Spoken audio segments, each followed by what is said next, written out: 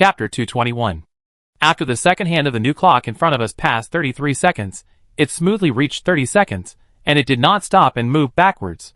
The players just stared at the clock quietly for 12 more seconds. When it reached 45 seconds from 30 seconds, the second hand stopped and began to move backwards. When the second hand began to move backwards, everyone raised their eyes tacitly and silently, looked at each other, and then lowered their heads silently, deciding to observe for a few more rounds. After the second hand returned to the 30-second mark this time, it started to move forward again, and stopped at the 45-second position, and then began to move backwards. Everyone observed together for 3 more rounds, and basically determined that the time that this new clock can run is 15 seconds. Jiang broke the silence and asked curiously, "So what does this mean? If 2 completely identical timekeeping items are put together, they will become a new one, and the time they can run will be longer?" Shirley tried to summarize. Yu Mingchen was curious about another question. If we touch this square wall clock, will it disappear after being touched for 15 seconds this time? Bai Qingchuan's focus is, according to this idea, can we make another wall clock like this one, put the 2 wall clocks that run for 15 seconds together, and see if a new wall clock will appear? Maybe the new wall clock can run at a different time. It's just that it's very troublesome to find 2 identical wall clocks like this. If you want to find another identical wall clock, you probably have to continue to expand the range of search. So the new difficulty is how to find 2 identical clocks? Zhang Xian looked around and speculated in a deep voice. Wu Shan couldn't help but speak. 2 identical clocks can produce this effect, so what about 2 different clocks put together? Although I think putting different clocks together may not happen, maybe putting different clocks together can also have the same effect? Teacher Meng, can you try it? Li Wan also joined in the fun. You can also look for other different styles of clocks to see if you can get 2 identical ones. Rongqi saw that almost all the players except him and Wei Han had spoken, and immediately asked Teacher Xiaoding to say, "I just flipped through the skill library and found a skill that is very similar to Xiao Wei's connecting several skill spaces, but my skill can only bind the skill spaces of 2 people." After discussing privately with Brother Hua, we decided to use that skill to bind our 2 skill spaces.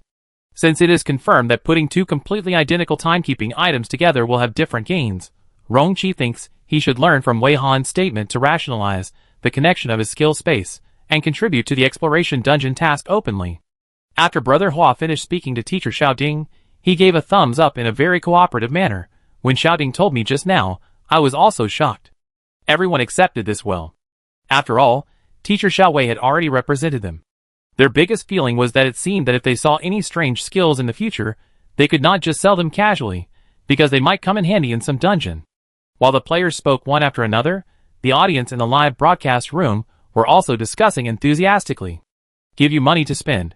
Put 2 completely identical clocks together, and they will become a new clock, and the time on the new clock will increase. Why is there a strange sense of déjà vu? Crow, I laughed. Should I say that Teacher Xiao Wei and Teacher Xiaoding are really a pair? Their skills are so similar. Why do I feel that they are inexplicably good to eat? Ha ha ha. My goose, have you noticed Meng Luo's expression before? I always feel that she seems to have a way to help, but her partner has been secretly stopping her. She seems to have not said a word until now. Now it is no longer the copy simulation cabin where you can't talk casually, you can talk now. What I want to say is all in the lyrics. I suddenly realized that some strange skills exist for a reason, maybe they can be used in some dungeons. It seems that even skills, like Little Fool, can't be released in the future. Vulgar people, it's so difficult, really difficult. If it weren't for the 2 skills of Teacher Xiao Wei and Teacher Xiaoding, would we have to rely purely on speed to successfully combine 2 identical clocks within 3 seconds? All are ants. I think with the speed of Teacher Ming, it should be possible to do it under extreme conditions. But doing so is definitely not as easy and leisurely as using skills. Happy weather, I am looking forward to it. Is this the right direction to pass this dungeon? Don't chat up random people. Am I the only one who is still struggling with the 3rd group of players in this simulation cabin? Maybe the beautiful lady named Wei Han is in that team? Depressive teenager, I am looking forward to it. Keep working hard. You must successfully complete the task of this dungeon and return to Blue Star. Are you dreaming? Is anyone still paying attention to the progress of Beidou Xingyue? Beidou Xingyue's live broadcast is still interrupted. It's a bit strange. For such a large group, this shouldn't happen, right? Make good use of exaggeration. Teacher Wei's live broadcast is so exciting that I really don't have the mood to care about Beidou Xingyue's spreading hands. There are still a small number of viewers. who are concerned about Beidou Xingyue's live broadcast. Of course, it's not because Beidou Xingyue's live broadcast is so attractive, but everyone doesn't understand. Beidou Xingyue is such a large group. How can it have been so long since the live broadcast was interrupted in the dungeon? The biggest concern of the audience is whether Beidou Xingyue will do something secretly. On the Comment Live forum, the audience, who cares about this issue, also posted a post, and made a concentrated analysis in the post. The vast majority of the audience has the same idea as the netizens who use exaggeration. They are already busy following Teacher Wei's live broadcast, so how can they have the mood to pay attention to other live broadcasts? When Beidou Xingyue's live broadcast was suddenly interrupted before, it was on the Xinghua hot search for a while, but it was soon suppressed by the topic of Teacher Wei's live broadcast. Now looking at the entire network, except for a small number of Beidou Xingyue's diehard fans on the Northwest Wind forum, who are discussing Beidou Xingyue's live broadcast, other platforms are discussing Teacher Wei's live broadcast. The only difference is that the topics discussed on different platforms are not quite the same. There is no way. Teacher Wei's live broadcast this time is shocking, constantly creating various surprises for the audience, and the influence is further expanded, even attracting the audience of the other three alliances. Some people have already asserted that this live broadcast will make Teacher Wei's live broadcast room directly become a god. Teacher Wei will become a well-deserved new top streamer, and the two people from Beidou Xingyue are destined to become history. The screen returns to Teacher Wei's live broadcast room. After everyone's discussion just now, it's time to practice again. The first thing is to let Teacher Xiao Ding and Brother Hua put different clocks together to see what happens. Wei Han and Rongqi actually knew the result of this experiment a long time ago, and now they are doing it again, just to show it to everyone. In order not to miss any situation, Rongqi also added multiple situations in this attempt. The first time was to put a pocket watch and a wristwatch together. The result was that after 3 seconds, the pocket watch and the wristwatch disappeared, and nothing new appeared. The second time was to put 2 pocket watches of different shapes together, and the result was the same as the first attempt. The third time was to put 2 round wall clocks of the same shape, but showing different times together. The result was still that when 3 seconds were up, both wall clocks disappeared at the same time, and no new clock was formed. The fourth time was to put a pocket watch with the same time and a magnetic fluid square wall clock together, and the result was also unchanged. After so many experiments, it is basically confirmed that the clocks that want to extend the time must be exactly the same. After this point is confirmed, the next step is to confirm whether this square wall clock that can run for 15 seconds will really disappear after 15 seconds after being touched by the players. Teacher Ming is ready, and has used the visual skill in advance, and then Teacher Xiaowei gently touches the square wall clock. At the same time, Brother Hua presses the timer he took out from the skill space to record the time. In the field of vision of the Eye of Truth, Wei Han could clearly see that after the code on the square wall clock was touched by the Vest Xiaowei teacher, 15 strange symbols immediately lit up. Then these 15 symbols dimmed and disappeared one after another. After the last symbol dimmed and disappeared, the square wall clock also disappeared instantly, just like the 3-second clock before, except that the time limit was 3 seconds before, and now it has become 15 seconds. The time that can be run on the clock corresponds to how long it will take for the clock to disappear after being touched. In this way, the first 2 problems are solved. The third question is whether we can put 2 15-second clocks together to see if we can continue to increase the time the clocks can run. Now, because the first 15-second clock has disappeared because of the experiment, to do this experiment, we have to find 4 identical clocks, put 2 by 2 together, and we can create 2 15-second clocks. With the experience of square clocks, everyone has a certain direction in choosing clocks. We should choose clocks that are easier to find same, and the search range needs to be further expanded. Players need to be divided into groups and act separately. Considering that the 2 teams are players from different parallel time and space, and the networks between them are not interoperable, when grouping, they will be evenly distributed according to parallel time and space. Each group needs to have 2 players from parallel time and space, not only players from a single time and space. After discussion, the 2 groups of players were finally divided into 4 groups, among which Wei Weiwei needed to assist Teacher Wei in shooting, and did not participate in the grouping.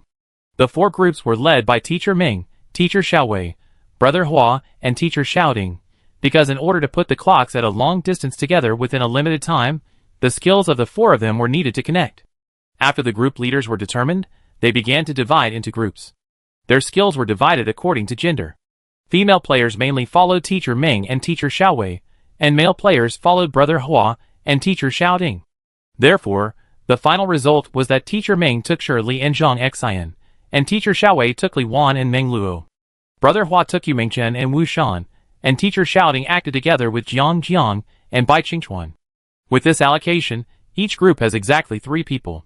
Teacher Wei used the flying skill to take Wei Wei into the air, and presented the 4 groups moving in different directions from the aerial perspective. Wei Han's exploration of the dungeon was carried out in an orderly manner. In the dungeon at the address, Yumian S Zone number 02, among the players of Beidi Xingyue, except Zhao Min himself, all the others stared at the screen not far away with horror. Before, Zhao Min ordered Ben Hua to pull up the photography assistant, and Ben Hua did it, but he directly tore off the photography assistant's arm in the first action. The players also found that the photography assistant seemed to be a person, but they didn't know when the photography assistants inside seemed to have turned into that kind of inexplicable mucus. Zhao Min insisted that Ben Hua continue to pull up the photography assistant, but Ben Hua reached out to the photography assistant for the second time, but he didn't succeed in pulling the photography assistant up this time, because after the photography assistant was pulled, his body was as fragile as paper, and he was torn apart with a little force. When Ben Hua felt that the hand was not right, and wanted to let go, it was too late. He looked down and found that the sticky liquid was oozing out of the gap of the photography assistant's clothes. Under Zhao Min's order, Ben Hua gritted his teeth and lifted up the photography assistant's clothes. He saw that the skin under his clothes was just like the wound of his torn arm. There were some cracks on his skin. These wounds and cracks did not bleed, but kept oozing out the candy-colored sticky liquid, which showed that the photography assistant's body was no longer in a normal state. In fact, from the cross-section of the photography assistant's arm wound, it can be guessed that during the time when the photography assistant was motionless, for some reason, perhaps this was the secret of the dungeon, his insides had quietly changed and gradually turned into the sticky liquid everywhere in the dungeon. The photography assistant vomited the sticky liquid before, not because he ate the sticky liquid when they were not paying attention, but because his internal organs turned into the liquid. But these were not the main reasons for the players' horrified expressions. The players were horrified that under Zhao Min's repeated orders, Ben Hua had to continue to pull the photography assistant up. During this process, the upper and lower parts of the photographer's body had been separated. There was no bloody scene in the cross-section of his body. Only those dreamy candy-colored sticky liquids flowed out, confirming the player's previous guess that the inside of the photographer's body had really melted. Ben Hua was forced to hold up the upper part of the photographer's body, and his scalp was numb as he stared at the photographer's confused eyes. This was the most terrifying part. Even though the photographer had become like this, Ben Hua found that the photographer was still conscious, breathing, and alive. Facing Ben Hua's frightened eyes, he asked in a vague voice full of doubts, "It's swollen." "I'm much better now, Mr. Ben Hua. How are your eyes?" Chapter 222. The photographer's voice was not loud, and his words were unclear, but all the players around heard it very clearly. It seemed that the photographer's voice did not come from his mouth, but was spread to the surroundings by some unknown means. Players with slightly more sensitive hearing even felt that the voice came from the candy-colored mucus around. But this little anomaly was not worth the players' entanglement. The biggest question was why the photographer was still alive, and talking when he was already like this? Why did he suddenly seem so calm? It would be fine if he didn't feel anything about the miserable state of his body. Judging from his unclear speech just now, he was broken into 2 pieces, but he said that he felt much better now. Wasn't it really his last breath? Why did the photographer stay where he was and become like this? How long can he last after becoming like this? When the photographer was gone, who would Zhao Min choose by random selection? If he ran away now, would it be possible to survive until the mission time was up? Everyone except Zhao Min was thinking about these similar questions. After the photography assistant spoke in such a strange state, Zhao Min seemed to be more interested. He did not issue new instructions to Ben Hua, but took the initiative to take a long step, turned in a direction, and walked towards Ben Hua and the photography water. He did not forget to say to the others, "I go over and take a look. You continue to circle here." When the others heard his words, they all breathed a sigh of relief in their hearts, feeling fortunate that their death was extended, as if they were grateful to live one more second. Ben Hua did not stop, holding the upper part of the photographer's body with both hands, and turned in a small circle on the spot. After seeing the consequences of the photographer standing still and unable to move, no one dared to underestimate the importance of movement. Facing the photographer's words just now, Ben Hua did not receive Zhao Min's instructions, and did not dare to reply casually. Hearing the sound of Zhao Min's footsteps, the muscles on Ben Hua's back were tense. When Zhao Min walked to Ben Hua's side, Ben Hua did not even dare to breathe hard. Zhao Min first carefully observed the photographer, and then pulled a small handful of the photographer's hair with his black gloved hands. This small handful of hair was pulled off with a scalp, but the situation was the same as the waist cross-section. Even if a small piece of scalp fell off, there was actually no bloody scene, no blood gushing out, and no unbearable human tissue.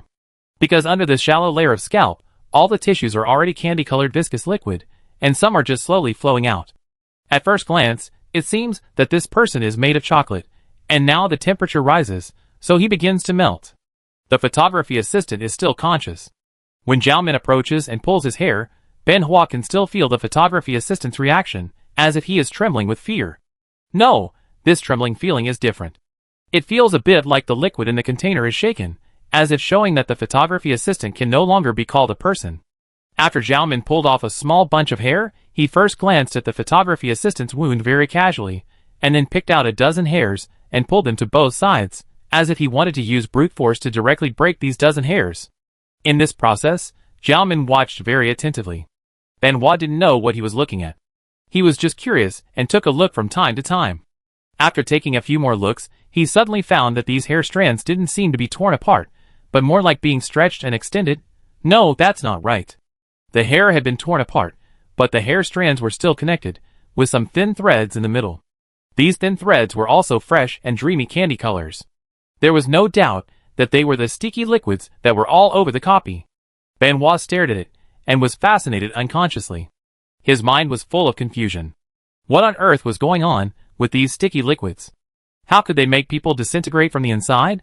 Will the final stage of this disintegration and melting process make people completely melt into these sticky liquids?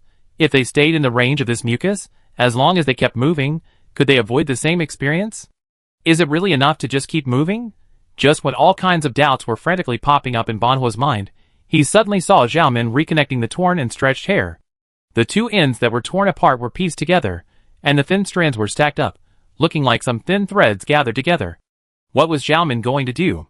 Ben Hua just had this new question in mind, and just blinked his eyes, and suddenly found that the candy-colored strands disappeared, and the hair that was pieced together seemed to be perfectly connected, with no trace of being torn apart. Ben Hua was still thinking about what happened in the blink of an eye, and Zhao Min made a new move. He repeated the previous action, and tore off the hair that was perfectly connected by unknown means again. The amazing thing is that the dozen or so hairs that were torn off this time did not show the phenomenon of broken lotus roots and silk threads.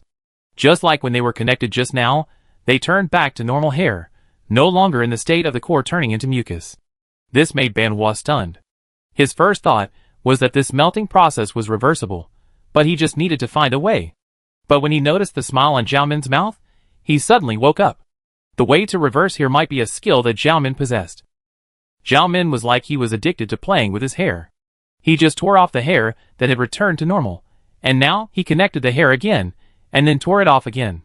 This process was repeated 3 times. Ben Hua didn't know what Zhao Min wanted to verify through this repetitive process.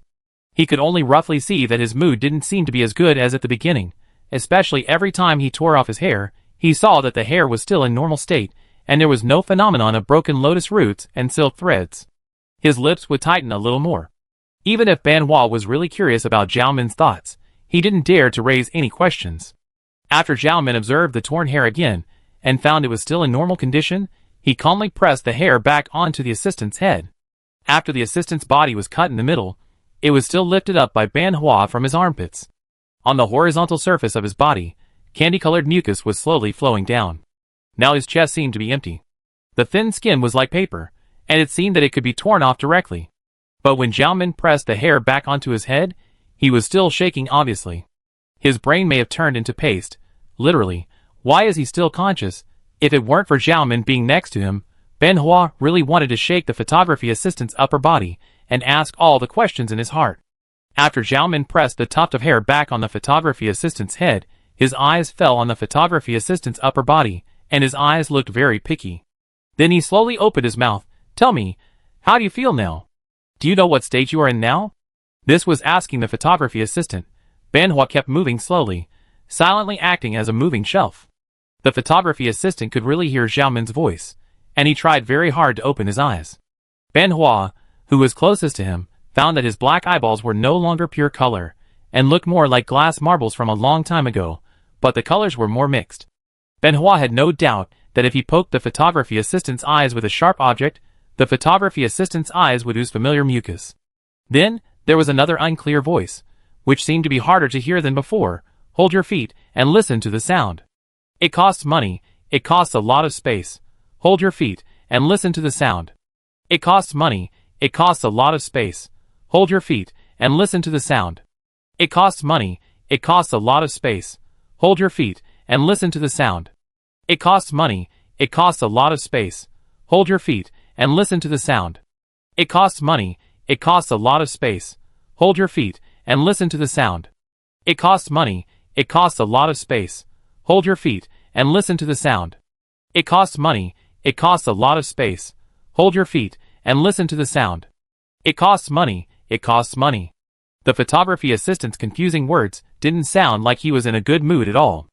After listening to him, Zhao Min asked the photography assistant other questions, and asked Benoit to translate the photography assistant's vague replies. Zhao Min, do you know that you have been melted from the inside of your body into the mucus around you? You don't feel any pain at all? Benoit translated. He said, I don't know, I did feel very uncomfortable at first. My stomach hurt as if I was dying, but after a while, it was much better, no pain at all, as if I was taking a hot spring bath. Is that so? Am I melted? It's also good. This feeling is like returning to my mother's belly. Melt if you want to. It's good. It's really good. Zhao Min, why do you say that you can see far and walk far without a body? What do you see? What do freedom and breath mean? Benoit continued to translate.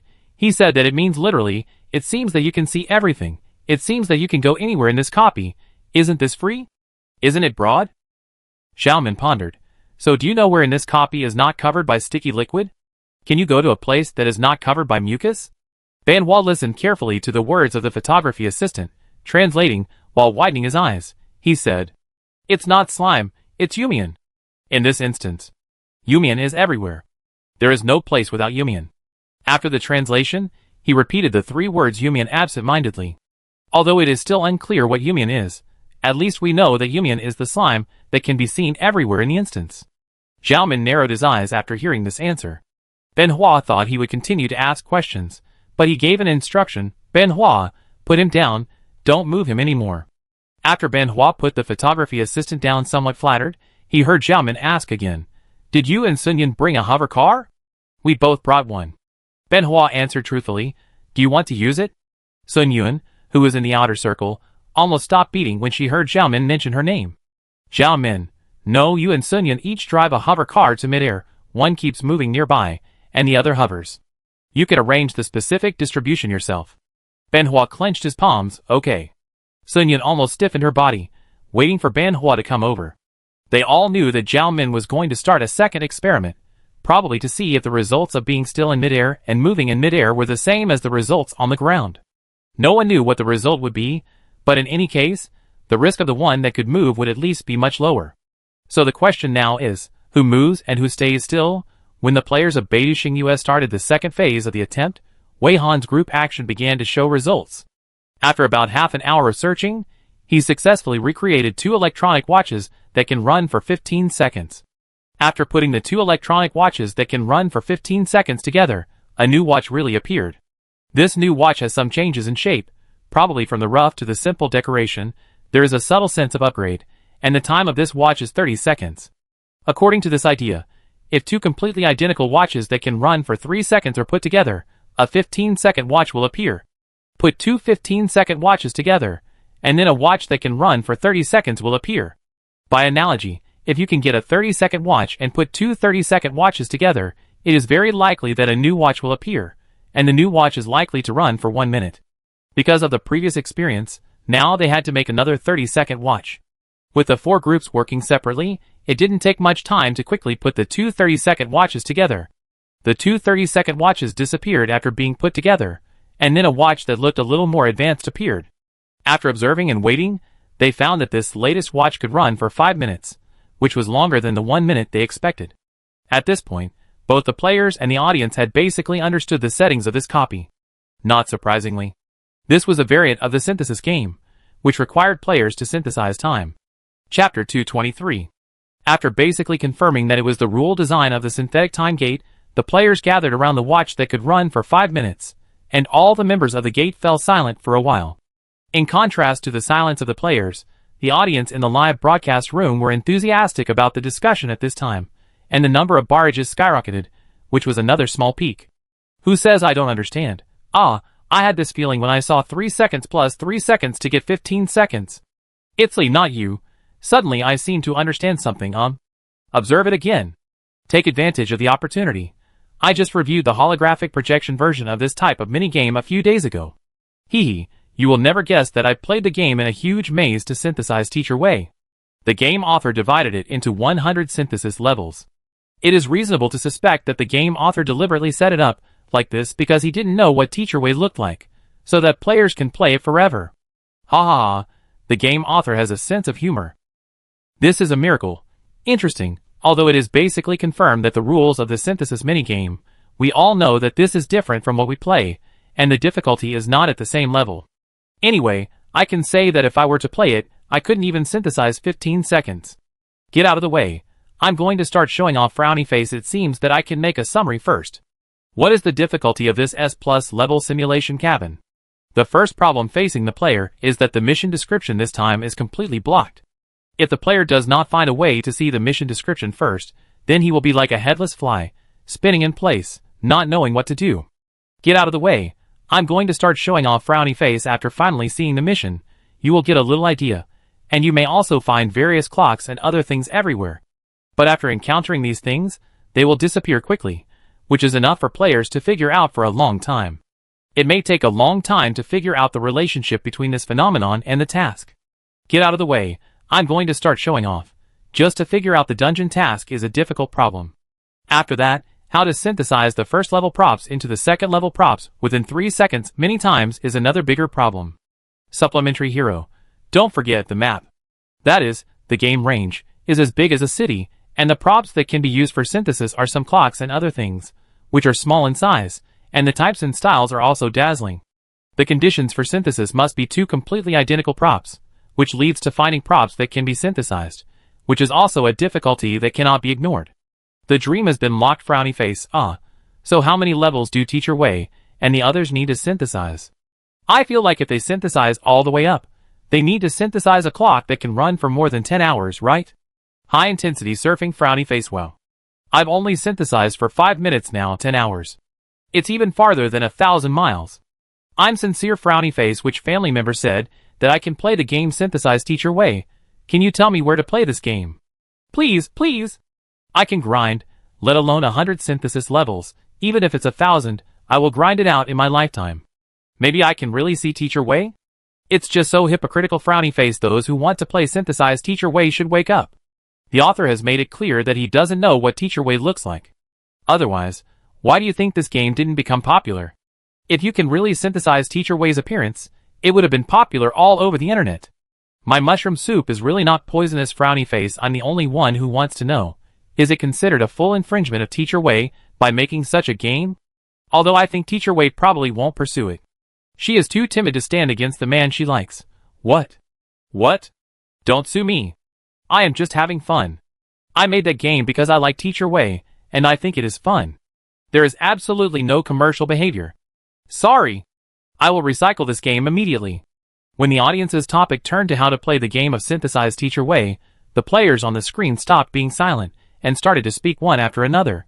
The players' speeches were relatively more thoughtful than the audience's discussion, and they thought of the problems that the audience had not considered. Everyone was not shocked by the result. They just thought that although the rules were so simple, they were actually very difficult to implement. Are we really going to use these clock props to connect the dots one by one? God, this place is so big, and it's so hard to find the same clock. Who are you trying to kill? It's too scary. Shirley couldn't help but cover her face and wail. If we just need to find things all the way through the synthesis, it will at least be annoying. We don't know what form the high-level props will take.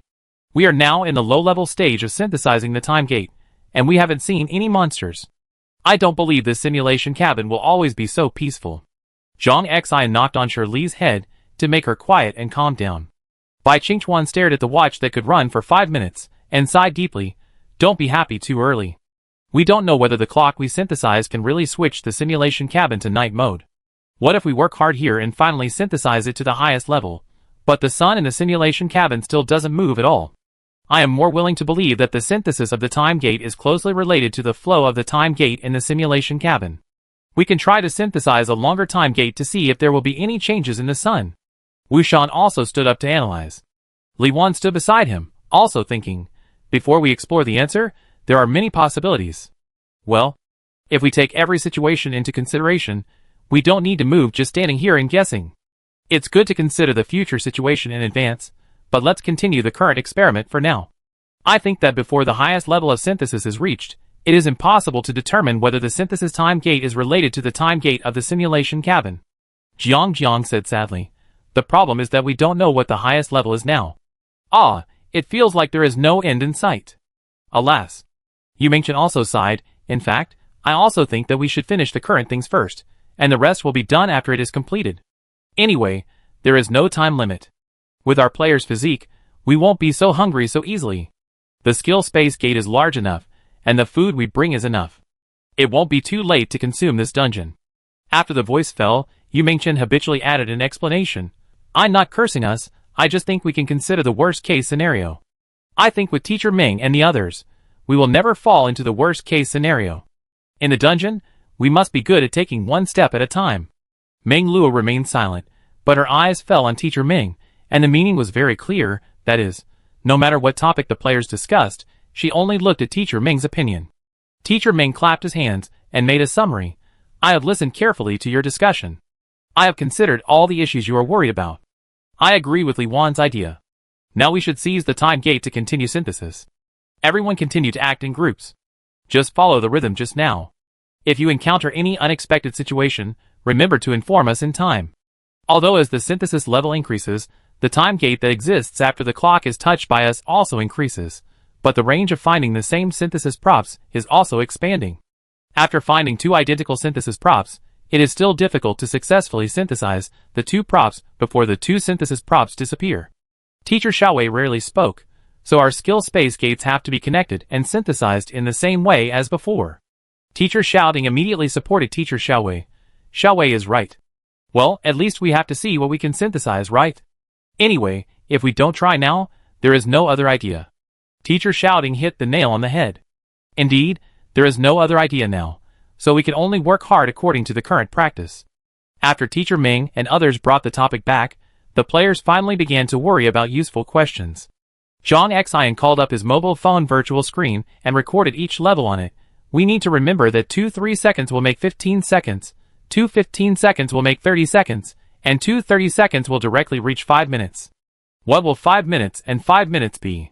I guess it may be 10 minutes. Bai Qingchuan seemed to be interested in guessing this, and immediately answered, I think it might be half an hour. So we have to start from 3 seconds now, and then synthesize 5 minutes. Shirley was weak. Brother Hua glanced around and suddenly reminded, we can observe later whether there will be time gate length clocks other than the basic level of 3 seconds in the dungeon, as the highest level of our synthesis increases. This is indeed something to pay attention to. After being reminded by Brother Hua, Shirley remembered her painful experience of playing the synthesis game. Every time a new level is synthesized, there are props of the same level everywhere, but at the moment of synthesizing the new level, all the props of the same level disappear. Zhang Xian corrected seriously. In this simulation cabin, it seems that the situation you mentioned will not occur. So far, we seem to have not seen a timekeeping item with a higher level than what we synthesized, but it is not ruled out that it will appear later. After a brief discussion, the groups of players who had just gathered together began to act separately. In order to find the same clock, each group of players went farther and farther. Fortunately, there were 4 players who could directly achieve the effect of instant door transfer of items through the skill space door.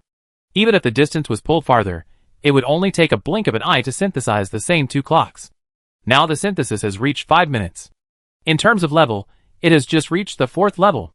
During the search, players can already see a small number of timekeeping items that can run for 15 seconds, but it is still difficult to find the target. In the end, they started to synthesize from the 3-second watch. Teacher Ming stayed where he was, standing next to the 5-minute watch, waiting for the news from the players, and then immediately started the synthesis, taking the 5-minute watch out of the skill space door and stacking it on the 5-minute watch in front of her. After stacking, the changes that occurred were the same as before. The 5-minute watch disappeared, and was replaced by a metal watch that looked more advanced. It was completely different from the previous watches that looked like they were made of inferior plastic. It could almost be said to be a fine decoration. After the new watch was synthesized, the 3 people on Teacher Ming's side were silent, and stared at the time gates on the watch. As the synthesized time gates increased, the time gates they needed to observe also increased synchronously.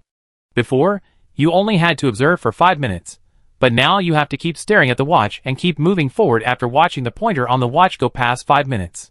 The final result was 15 minutes, which was a little longer than the time gate Zhang Xian guessed before, and half as short as the half-hour guessed by Bai Qingchuan. After synthesizing the 15-minute watch, others saw some clocks that originally ran for 3 seconds, but changed to half a minute while searching. It seems that after synthesizing a new level, the number ratio of other low levels will indeed be adjusted, so that you don't have to start from scratch every time you want to synthesize the highest level. After Zhang Xian saw that 15 minutes had been synthesized, he marked a level 5 after 15 minutes. The group continued to expand the scope of synthesis according to this momentum. 2 15-minute watches were synthesized into a 30-minute watch, and the item level was 6. After synthesizing 2 30-minute watches, it was not synthesized into 5 hours, but 1 hour.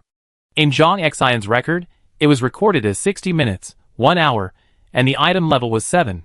The higher the synthesis level, the longer the time gate required. After synthesizing a 1-hour watch, it becomes extremely difficult to synthesize another 1-hour watch in the middle gate. Players searched for and couldn't find the same synthesis props as the watch they needed. Everyone began to doubt whether the props they chose at the beginning were wrong. Maybe they should choose a different style of clock. When players were scattered in various corners of this simulation cabin city to find synthesis props, some small monsters were quietly generated in batches in some hidden corners of the city. As soon as their bodies solidified, they ran around everywhere and began to wantonly destroy various timekeeping items scattered everywhere. Chapter 224. After the players were divided into groups and started to act, most of the time, Teacher Wei used the flying skill, carried Wei Weiwei on his back, and let Wei Weiwei carry the camera to take aerial photos from the air like a god's perspective, capturing the action trajectories of the 4 groups of players in the picture. Only when it was necessary, Teacher Wei would adjust the distance and let Wei Weiwei focus the camera on a certain group of players to present details to the audience and record the conversations of the players, so that the audience could obtain the necessary information. For this reason, with the assistance of visual skills, Wei Han immediately discovered the small black dots that suddenly appeared and moved quickly under the camera. Under normal circumstances, these small black dots are completely invisible to the naked eye at this height distance without the blessing of skills. After Wei Han noticed it, he immediately asked Teacher Wei's clone Vest to use the skill of long-range observation for further observation. After the visual magnification was quickly adjusted, Wei Han saw various types of small monsters pouring out of some buildings. There were a lot of them, and they moved very fast. After a large group of small monsters poured out, they dispersed in all directions and disappeared in the blink of an eye. For people without visual assistance skills, they probably couldn't even see the afterimages of these small monsters moving. They could only feel a short and fierce breeze blowing. Not to mention whether they could see these small monsters, they might even need some time to realize their existence. But Wei Han had many visual skills, and she had enough mental power to stack these skills. She could completely adjust the speed of her visual picture through her skills, and adjust the picture she saw to the most suitable speed. Therefore, even when Teacher Wei's vest is in the sky, with a slight adjustment, he can see the situation at certain positions on the ground very intuitively, and it is not a problem to lock on a group of small monsters. The action goals of these small monsters are very clear. They look like they are moving quickly, but in fact, they are quickly destroying all the synthetic props. In the visual picture that was slowed down many times, Wei Han randomly selected a few small monsters for tracking and observation. It was soon discovered that these small monsters would either step heavily on those clocks, or use some weapons or tools to quickly smash all kinds of timekeeping items into pieces, or pick up things and throw them hard on the ground, and kick them a few times if they are not broken. What is more noteworthy is that the props of the synthesis time at all levels did not disappear after the time limit was reached after being touched by the small monsters. For example, a time prop that can travel for 3 seconds may be relatively strong. The small monster hammered back and forth for more than 3 seconds before breaking it. This prop disappeared 3 seconds after it was broken. If it is a time prop that can last for 15 seconds, it will not start to accumulate disappearance time before being broken by the little monsters, but will start to count down 15 seconds after being broken. These little monsters seem to be lone rangers, and no one has yet found out which little monsters act together. No, after observing for a while, Wei Han even felt that these little monsters were very wary of their own kind, and sometimes even hostile. Because these little monsters suddenly appeared in groups, they raged everywhere like a gust of wind sweeping away fallen leaves, destroying the props that can synthesize time indiscriminately, and a large number of time props disappeared. In just 1 or 2 minutes of Wei Han's observation, their destructive range has expanded several times, leaving no trace of armor wherever they go, not even a complete time prop, not even a 3-second time prop. If these little monsters continue to move freely like this, it is only a matter of time before all the time props are destroyed, and the time here will be very short. After realizing this, Wei Han immediately asked Teacher Meng to use Absolute Zero on the entire city to see if this skill can stop the little monsters from moving. But the result was the same as in the S-level simulation cabin. Absolute Zero could not have an effect on these virtual beings. Wei Han had expected this result, and was not surprised. She just pushed the skill range further to see if it was possible to cover this simulation cabin. This simulation cabin is larger than the S-level simulation cabin, and the system has been upgraded and optimized, and the weakening effect of certain skills has also been strengthened. Wei Han could clearly feel that the speed and range of Absolute Zero's spread here had weakened, but because of using this skill, she seemed to have discovered a third group of players. Why did this third group of players seem a little strange? The third group of players were very far away from them, and the effect of the skill was severely weakened. Wei Han had no way to go deeper for the time being, so she had to put the third group of players aside for the time being and focus on the things in front of her. Absolute Zero could not cause damage to these little monsters, so Wei Han immediately changed her plan. She switched the skill, Eye of Truth, to Teacher Wei, the main body, and used this skill to directly see through the true face of the little monsters. On the other side, the person who controlled Teacher Wei's vest used the skill to transmit the sound, and informed several players in the initial world of the existence of these small monsters. Several players would simultaneously inform the 5-person team in Wei Han's original world of this news, and then Teacher Wei would guide the players to change the route to find these small monsters. The two things were almost carried out simultaneously. When the 4 groups of players received the relevant information of the small monsters and followed Teacher Wei's guidance to change the route, Teacher Wei had already seen the true face of these small monsters. First of all, these small monsters are virtual existences simulated by the simulation cabin. Eye of Truth can see that these small monsters are essentially composed of some strange codes that humans cannot understand. But Eye of Truth also saw that above the heads of these small monsters, it seemed that there was a small number similar to the level, and there were different small icons next to the small number. Looking more carefully, it was found that these small icons seemed to be various types of timekeeping items. Currently, the number above the heads of all the monsters is 1, and there is a progress bar next to the small number. In addition, when these monsters are frantically destroying time props, the progress bar above the monsters' heads will also appear to be slowly advancing. It seems that the purpose of these monsters frantically destroying time props is to advance the progress bar. What will happen when the progress bar is full? Is the progress bar a health bar? Or does it have other representative meanings? After further observation, Wei Han found that the speed of the progress bar seems to be related to the level of the time prop destroyed by the monster. If the monster destroys only a 3-second time prop, the progress bar will probably only advance a little bit, which is a very inconspicuous change. But if the little monster destroys a time prop that can travel for 5 minutes, the progress bar will obviously move forward a little. Teacher Wei will observe here for the time being. Wei Han will ask Teacher Wei to lower the height a little and ask Wei to focus the live broadcast camera on Teacher Ming, so that the details can be displayed and the conversations between the players can be recorded.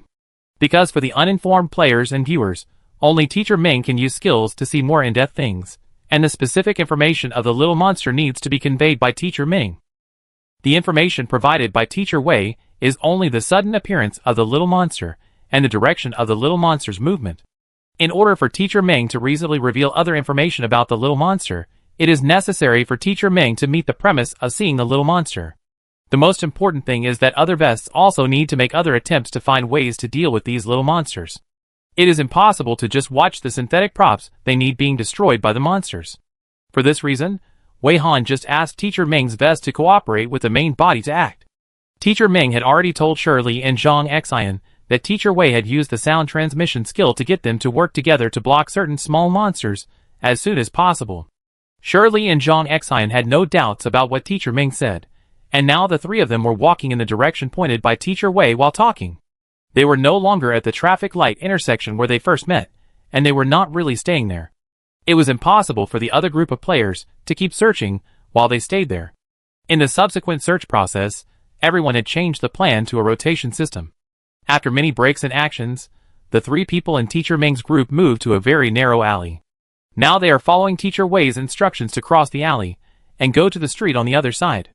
According to Teacher Ming, the group of little monsters closer to them are in the Riverside Park on the other side of the street. Some little monsters appeared to destroy our synthesis props. Shirley walked quickly while muttering angrily, "No wonder others have been looking for so long and found that the target is getting harder and harder to find." Zhang Xian covered her face with shame.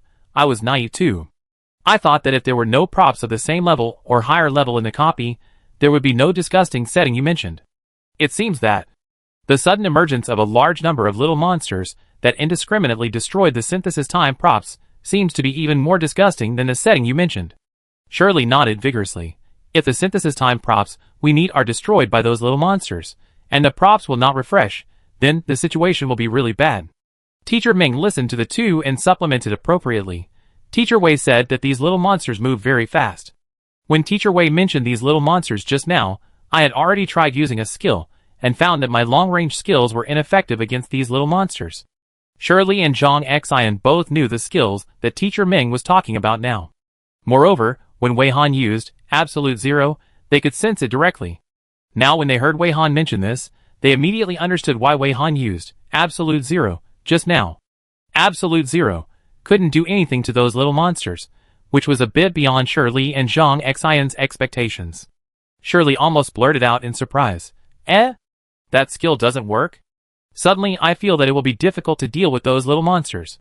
Zhang Xian patted Shirley's shoulder vigorously. "Go and have a look first. Don't be discouraged before you see the monsters." Teacher Ming reminded them, "If you have any visual auxiliary skills, you can use them in advance. It may be better to have skills that can achieve slow motion effects." Teacher Wei said that those little monsters are too fast, and the normal naked eye can't even see the afterimage. If there is no corresponding skill blessing, it is very likely that even if we pass by these little monsters, we will not notice them. After walking a few more steps, Teacher Ming suddenly stopped and turned back to remind them, "We are almost there. Try to use some skills to hide your breath, and don't talk if you can in the next period of time, so as not to alert the snakes. These things are so fast, if they run away, you may not be able to catch up." Shirley and Zhang Xian both nodded honestly, slowed down a little, and searched in their respective skill libraries, barely finding props to hide their breath. They also used the visual assistance skills by the way. Although they were not as powerful as Wei Han's visual assistance skills, they should at least be able to capture the afterimages of the monsters. After making these preparations, Teacher Ming reminded them to try not to talk anymore, and the three of them immediately stopped making any sound and hurried on their way quickly and quietly. The other three groups of players outside the camera were also following Teacher Wei's instructions, and rushing towards a group of little monsters closer to them. As soon as the audience in the live broadcast room saw a group of players zoomed in, and gave a close-up shot of the corresponding group of players, they knew that some key information was about to be revealed. This time, the conversation between the three people on Teacher Ming's side revealed to the audience that many small monsters appeared in the dungeon and other information. "What's your name, brother?" From what they said, it was already difficult to find props that can be synthesized, but now there are some monsters in the dungeon that specialize in destroying synthesized props. "Live in your heart." It turns out that under the calmness of the aerial photography just now, there are such undercurrents. So Teacher Wei's visual skills are too amazing. I was staring at the screen just now, but I didn't notice any small monsters at all. Smiling cat. Even Teacher Wei said that these small monsters are fast. It seems that these things may be really difficult to deal with. And Teacher Ming also said that one of her skills is useless. I really care about it. What skill is it? Everyone is walking away frowny face. It feels like the difficulty has increased. Maybe after an hour of synthesis, it will enter another stage. In the Shura field frowny face, this is too tricky. Synthesis itself is already very difficult. How can the difficulty continue to increase on this basis? This is the storm coming frowny face. I am so nervous. I feel that everything just now is just an appetizer. Now the game officially begins. Strawberry donut frowny face. Let Teacher Ming see those little monsters. Teacher Ming's visual skill should be super useful in this scenario. There are many things in the dungeon that are difficult to understand. Teacher Ming can basically understand everything with a glance with his skills. I am face to face with you, but you can't see at frowny face you are all talking about the dungeon, and I am the only one who pays special attention to Teacher Wei's shooting status.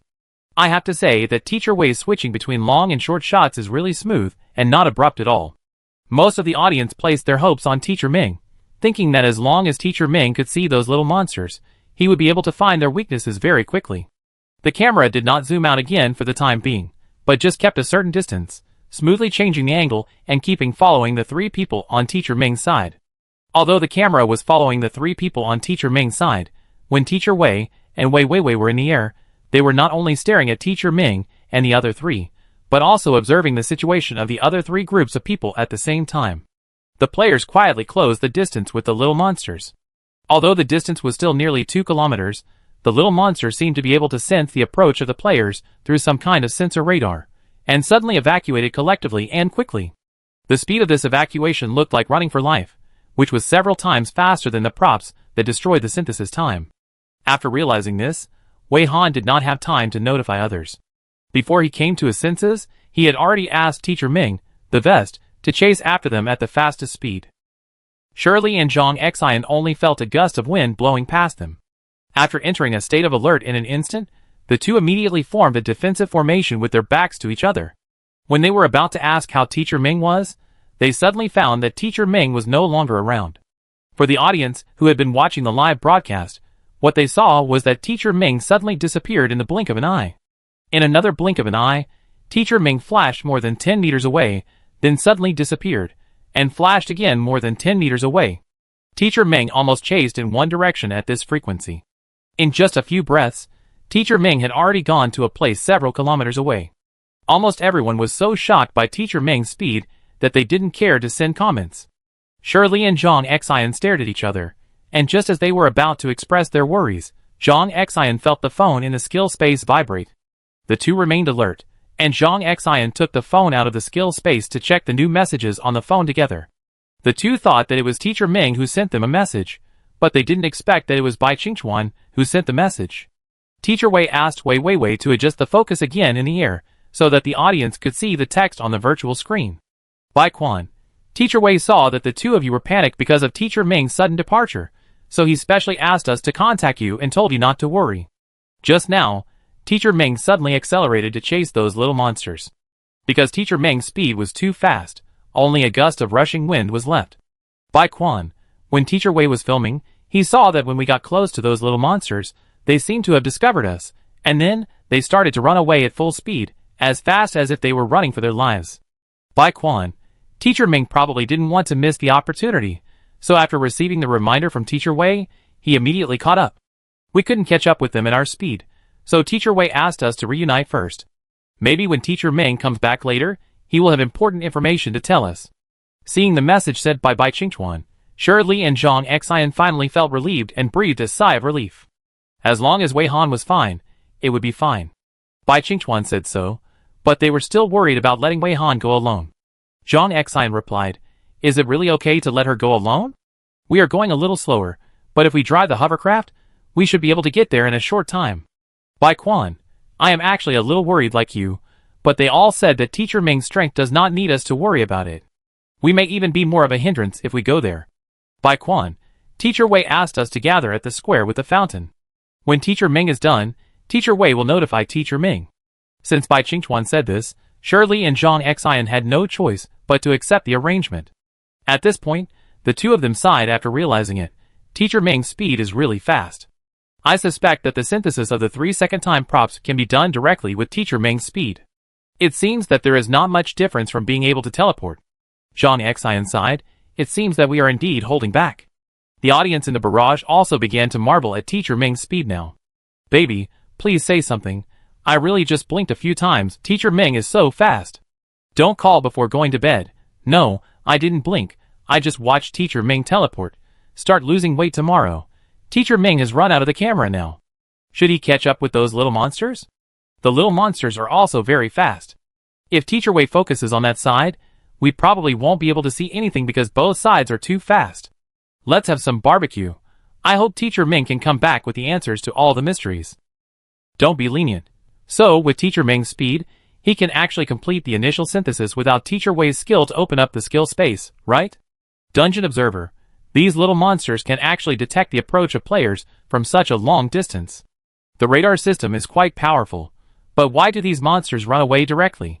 Don't they struggle at all? Running away so simply looks very suspicious. It is said that beta people will not cheat beta people. I also think that the quick and neat escape attitude of these monsters is very strange. I hope there is no trap. Is it really okay for Mr. Ming to chase them alone? The movement speed of the small monsters is indeed much faster than that of ordinary players, but it is still far from being faster than Wei Han. Amid the audience's concerns, Teacher Wei was very considerate and asked Wei Weiwei to turn the camera to Teacher Ming while flying towards Teacher Ming. Through the current distant picture, it can be vaguely seen that Teacher Ming is caught up with some of the little monsters, and seems to be thinking about how to deal with these little monsters. The little monsters found that they were caught up, and began to speed up desperately, but unfortunately their speed limit was here, and no matter how hard they tried, their speed would not increase much. Wei Han was very comfortable in chasing the ground, and he also had the mind to sort out his experimental plans. First of all, the most direct thing is to see what kind of attack can knock down these little monsters. Wei Han used the freezing skill on the surrounding little monsters within the skill attack range, and found that the freezing skill did not work on these little monsters, and did not freeze these little monsters. So it is a bit difficult to stop these little monsters through skills. Since the skills don't work, just turn to pure physical means, put on the rope directly, tie up the little monsters directly, and see if you can tie them up. During the whole process of making these attempts, Wei Han would keep the eye of truth on to observe any changes. After deciding to use ropes to try to tie up these little monsters, Wei Han found a pile of ropes in the skill space. After tying the ropes into a retractable loop, he used absolute zero to fix the loop. The rest was for Wei Han to grab one end of the rope, throw out the end of the rope tied with the loop, and play the game of catching the little monsters with the loop. This was considered a difficult game of catching the loop, because both sides were moving quickly to change positions, but Wei Han moved quickly while closing his eyes and catching one by one. After catching, he tightened the rope and tied up a little monster. Because the speed was too fast, the audience couldn't see the process clearly, and they didn't even know what Teacher Ming was doing. They could only see the little monsters stop suddenly one after another, and then they could see the appearance of these little monsters.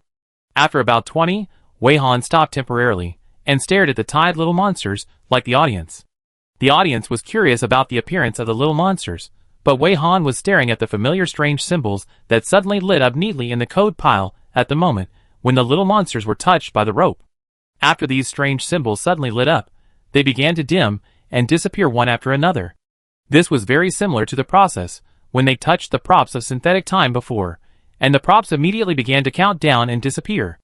The only difference was that there were so many strange symbols lit up in the code pile of the little monsters that Wei Han couldn't count them at once, and the speed of these lit symbols dimming was still 1 per second. After being tied up, these little monsters gave up struggling completely. They all looked ashen, lying down and waiting to die, which was in stark contrast to their previous desperate escape. So, the biggest question now is, when all the lit symbols dim and disappear, will these little monsters automatically die at the appointed time like those props that synthesize time? Chapter 225. In the live broadcast room, the audience suddenly found that Teacher Ming was staring at the little monsters motionlessly, as if he was thinking seriously. This made the audience inexplicably nervous. While waiting for Teacher Ming to finish thinking, they commented on the appearance of each little monster in the barrage. This is not friendship. These monsters are really small. Almost like cats and small dogs. No wonder Teacher Wei said that these little things are little monsters, but because they are monsters, their shapes are strange. Even if they are small, they don't feel cute at all. The legendary Big Devil. It must be determined by their appearance. The skin color of these little monsters is ugly, not furry, and their eyes are too small.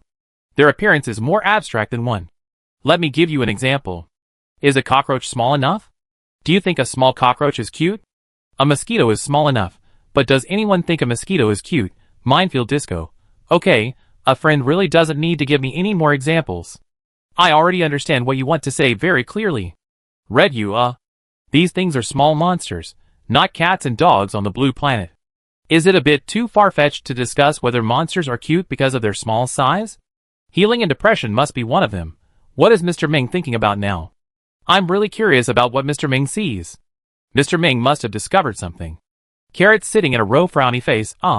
When the recording is released, I must slow down the video to see how Teacher Ming trapped these little monsters just now. Or be happy as a salted fish frowny face. I have to say, these little monsters are lying really flat now, even more than me. Why can they surrender at the speed of light? They looked so precious when they were running for their lives just now. Is it because they realized the difference in strength between them and Teacher Ming so quickly? What is your saucy frowny face? These little monsters should all be created by simulation in the simulation cabin. Are they also part of the program? What are their special features? Teacher Ming seems to have mentioned that one of her long-range skills is useless against these little monsters. So will the player's other attacks have any effect on them? The world needs little fools frowny face. With my touching IQ, I'd better not make any blind guesses to avoid embarrassing myself, and wait for Teacher Ming to reveal the answer directly. As some viewers speculated, Teacher Ming is indeed observing the tied-up little monsters while thinking about other problems. Just now I thought whether this little monster would disappear immediately after all the lit symbols dimmed and disappeared. Given the number of these symbols, and the speed at which they dimmed and disappeared, this speculation cannot be verified for a while. I don't know if it is a coincidence. During the observation, Mr. Ming estimated the time required for all these symbols to disappear, which should be about an hour. Is the 1 hour here related to the number 1 above the little monster's head? The symbol dimmed and disappeared, and the progress bar next to the small number did not move. It seems that it is not the health bar, so the health bar can be ruled out first. After the little monsters were touched by the rope, they immediately gave up struggling. Is it because once they were touched by the player, their lives had already begun to count down? They could only wait to die, so they just gave up. More importantly, after these little monsters were touched by the player, they showed the same changes as the time props. Does this mean that these little monsters are essentially also a kind of time prop? If in this case, she used physical attack methods to attack these little monsters, what would happen? After listing the general questions in her mind and making comparisons, Teacher Ming found that the experiment she could immediately conduct was to use physical attack methods to attack these little monsters who were giving up. After listing the priorities in this way, Teacher Ming was not polite and directly pulled all the little monsters in front of her with force. Unexpectedly, just this action led to a new discovery. When she pulled the little monsters over, the symbols that were originally dimming and disappearing one by one suddenly became dimming and disappearing together. Until the dragging stopped, the movement of the monsters stopped, and the speed of symbols disappearing one by one returned to the original speed. The monsters were more shocked than Teacher Ming. The monsters who were still collectively playing badly suddenly looked at Teacher Ming with fear in their eyes. Then, they suddenly started to struggle in unison, showing the initial panic of running for their lives. Didn't these monsters know that the further actions of the players would accelerate the speed of the symbols darkening and disappearing? Teacher Ming felt that he needed to do a few more experiments to confirm it. These monsters were desperately running away, and then gave up struggling, which was really confusing. The audience watching the live broadcast couldn't understand it either. Now they suddenly start to struggle again, so why did they play so badly just now? It can't be that these little monsters were in a daze just now, and suddenly came to their senses now. But the little monsters moving so fast shouldn't react so slowly, right?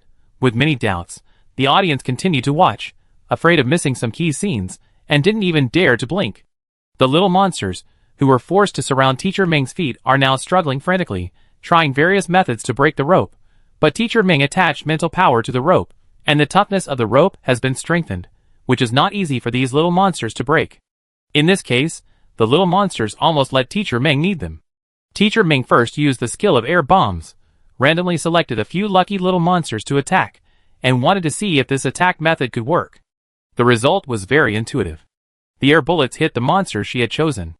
After the monsters were hit by the air bullets, they seemed to be unharmed on the surface, but under the vision of the Eye of Truth, the speed at which the symbols in the code piles of these monsters dimmed and disappeared could be said to be super accelerated. Perhaps because the air bullets had high damage, the moment the selected monsters were concentrated, the symbols in their code piles almost all dimmed in an instant, leaving only a few. At the same time, the faces of these monsters were also gray, as if they had fainted and vomited their souls. When the other monsters saw the miserable state of these monsters, they struggled more violently, and made some squeaking sounds, which sounded like they were cursing in a rage. However, Teacher Ming's attention was now focused on the monsters that she had just hit with the air bullets, and she didn't take the curses of the other monsters seriously at all. The audience in the live broadcast room also followed Teacher Ming's gaze, and looked at the monsters that gave up struggling again. The air bombs fired by Teacher Ming were invisible, So the audience didn't know that Teacher Ming had just used her skills to try to attack the monsters she was watching. The audience only thought that there was something wrong with the monsters, which attracted Teacher Ming's attention. Isn't this my old mean? I can't tell. Teacher Ming must have discovered the difference between the monsters through her skills. Otherwise, Teacher Ming wouldn't stare at the monsters for no reason. Bobo milk tea. What's wrong with these little monsters? Why are they playing badly again? Aren't the other little monsters still struggling? Are these monsters like this, intermittently pumping up their energy and intermittently playing badly? Spicy cake. I wonder what other players are doing. Will you Ming-Chen learn about Teacher Ming's situation through the live broadcast? Then Sitter. It seems that Teacher Ming will find something more important on these little monsters. Teacher Ming looks so serious. Force melon is not ripe enough. It's a bit noisy. These little monsters can make sounds. These little monsters must be scolding Teacher Ming? They are really brave. Specializing in dungeon agricultural development. Hey, why do those little monsters seem to be in trouble? As the audience discussed, they suddenly found that the little monsters that Teacher Ming was staring at in the picture gradually faded. To the audience, these monsters suddenly faded and became transparent for no apparent reason, as if they were about to disappear. But from the perspective of Mr. Ming, after all the symbols that lit up in the codes of the monsters dimmed and disappeared, the figures of the monsters began to become transparent, and then they disappeared directly. This verified the biggest question in advance. No wonder the monsters would avoid the players, as if they were running for their lives. In addition, there are other discoveries, such as physical attacks will have an effect on these monsters, and attacking the monsters will also accelerate the disappearance of the monster symbols. In other words, the lit symbols are equivalent to the blood bar of the monsters, and the number of symbols is the amount of blood of the monsters. It can be assumed that one symbol is one drop of blood. When the monsters are touched by the players and the symbols light up, the monsters will enter a slow and continuous blood loss mode, and the blood loss rate is about 1 drop of blood per second. But when the monsters continue to be attacked by the players, the blood loss rate of the monsters will also increase. If the damage caused by the player's attack is not very big, the blood loss may be less. But if the air bomb like Teacher Ming, although it is only the most basic air bomb, has high damage, it will directly clear the blood bar of the small monster with one hit. It seems that a way to deal with these small monsters has been found. As long as the players speed up, catch up with all the small monsters, and touch the small monsters in various ways, they can then attack the small monsters until their blood volume is gone, or they can just wait for the small monsters to die naturally, and they can continue to find time props to synthesize time. But Teacher Ming always felt that something was wrong regarding the various things about these small monsters. She hasn't figured it out completely, and she shouldn't jump to conclusions. Teacher Ming watched the small monsters disappear indifferently, then looked at the remaining dozen small monsters, thought about it, and decided to join the main force first. So, Teacher Ming started the fast-moving mode again, and the dozen little monsters that she was holding like dogs. Because she was too fast, they were thrown up like a dozen monster-shaped balloons from a distance. Oh, and they still made sharp screams. This behavior seemed to cause great harm to the little monsters. When Teacher Ming arrived at the fountain square in just a dozen seconds, there was only a rope in her hand, and the little monsters at the other end of the rope had disappeared completely, leaving only circles. Wei Han, Teacher Ming. Chapter 226.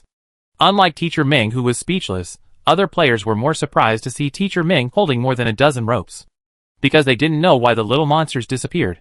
For them, more little monsters disappeared inexplicably, which made them even more confused. Their shocked eyes wandered between the two ends of the rope, looking at the end held by Teacher Ming, and then looking at the end that was originally tied to the monster. When Teacher Ming thought they didn't know the situation and wanted to explain, Yu Mingchen coughed lightly that, "Teacher Ming, before you came here, we watched the live broadcast to understand the situation on your side, so we roughly know what happened. Don't worry about us misunderstanding." Without waiting for Teacher Ming to reply, he raised his hand again and said, "I represent myself. My surprise just now was not directed at you. I just didn't expect these little monsters to disappear, and I don't quite understand why these little monsters disappeared." The others also nodded. In the 5-member team in the parallel universe, Shirley took the initiative to explain. Although we can't watch the live broadcast, Yu Mingchen and others explained to us what happened while watching. Zhang Xian was more direct. "Teacher Ming, have you found a way to deal with those little monsters?" Bai Qingchuan picked his ears. "The cry of these little monsters is really annoying. My ears are still buzzing now." Wu Shan and Li Wan nodded like chickens pecking at rice beside him, looking very agreeable. The rest of the people just looked at Teacher Ming eagerly, and didn't speak. Teacher Ming silently retracted the rope into the skill space, otherwise the sense of walking in the air would be too funny, and she would feel a little uncomfortable. In fact, in the live broadcast room barrage at this time, there were viewers who were teasing that Teacher Ming seemed to be walking in the air. Other viewers teased that when Teacher Ming moved just now, the speed was too fast, and they could not see it with their naked eyes, but the screams of the little monsters inexplicably sounded like voice control positioning. Wherever they screamed, it meant that Teacher Ming had already arrived. When these little monsters disappeared one after another, and the screams disappeared, they could not judge the location of Teacher Ming, and they were a little uncomfortable. At the same time, the audience was more curious about the reason why the little monsters disappeared. Like the players in the dungeon, they were all looking forward to Teacher Ming revealing the answer. Teacher Ming did not mean to keep people in suspense, or keep them in suspense. She did not speak all the time just because she wanted to wait for the players to finish speaking. Seeing that the rest of the people had no intention of speaking, she directly replied in unison. Teacher Ming, well, I do know why these little monsters disappeared. Although you just watched the live broadcast, I didn't mention anything in the live broadcast, so I still need to explain it from the beginning. The explanation from the beginning here starts with the nature of the little monsters, and the small icons, small numbers, and progress bars above the little monsters' heads that have no meaning for the time being, and then goes on to talk about the similarities and differences between these little monsters and time props. The final conclusion is that there is indeed a way to deal with the little monsters, and it is very simple, but because of the similarities between the little monsters and the time props, it is very doubtful that this thing has other functions, so it needs to be observed again. Players and viewers finally solved all the previous doubts, such as the little monsters started to run away from a distance after noticing the approach of the players, and the little monsters disappeared faster the more damage they received. So it's no wonder that when the dozen little monsters were thrown into the air like balloons, they screamed and disappeared quickly. It seems that Mr. Ming's action caused great harm to the little monsters, but whether it caused physical harm or psychological harm, that's a matter of opinion. Everyone finally understood why Mr. Ming was so speechless when facing the air at the other end of the rope. After Mr. Ming mentioned the similarities between the little monsters and the time props, the players all had the same guess. After Teacher Ming finished speaking, Shirley was the first to eagerly propose a guess. Those little monsters are like time props. When we players touch them, they will start to count down and disappear. I wonder if those little monsters are also a form of existence of synthetic time props. Brother Hua stroked his beard. In the information above the heads of these little monsters, are the small icons of various time tools the corresponding clock styles and types? Bai Qingchuan hesitated and said, is it possible that the progress bar represents the upgrade progress? Teacher Ming replied with certainty. The possibility of your guess is very high. Without giving others time to react, Teacher Ming immediately gave the next arrangement, so I need to observe further.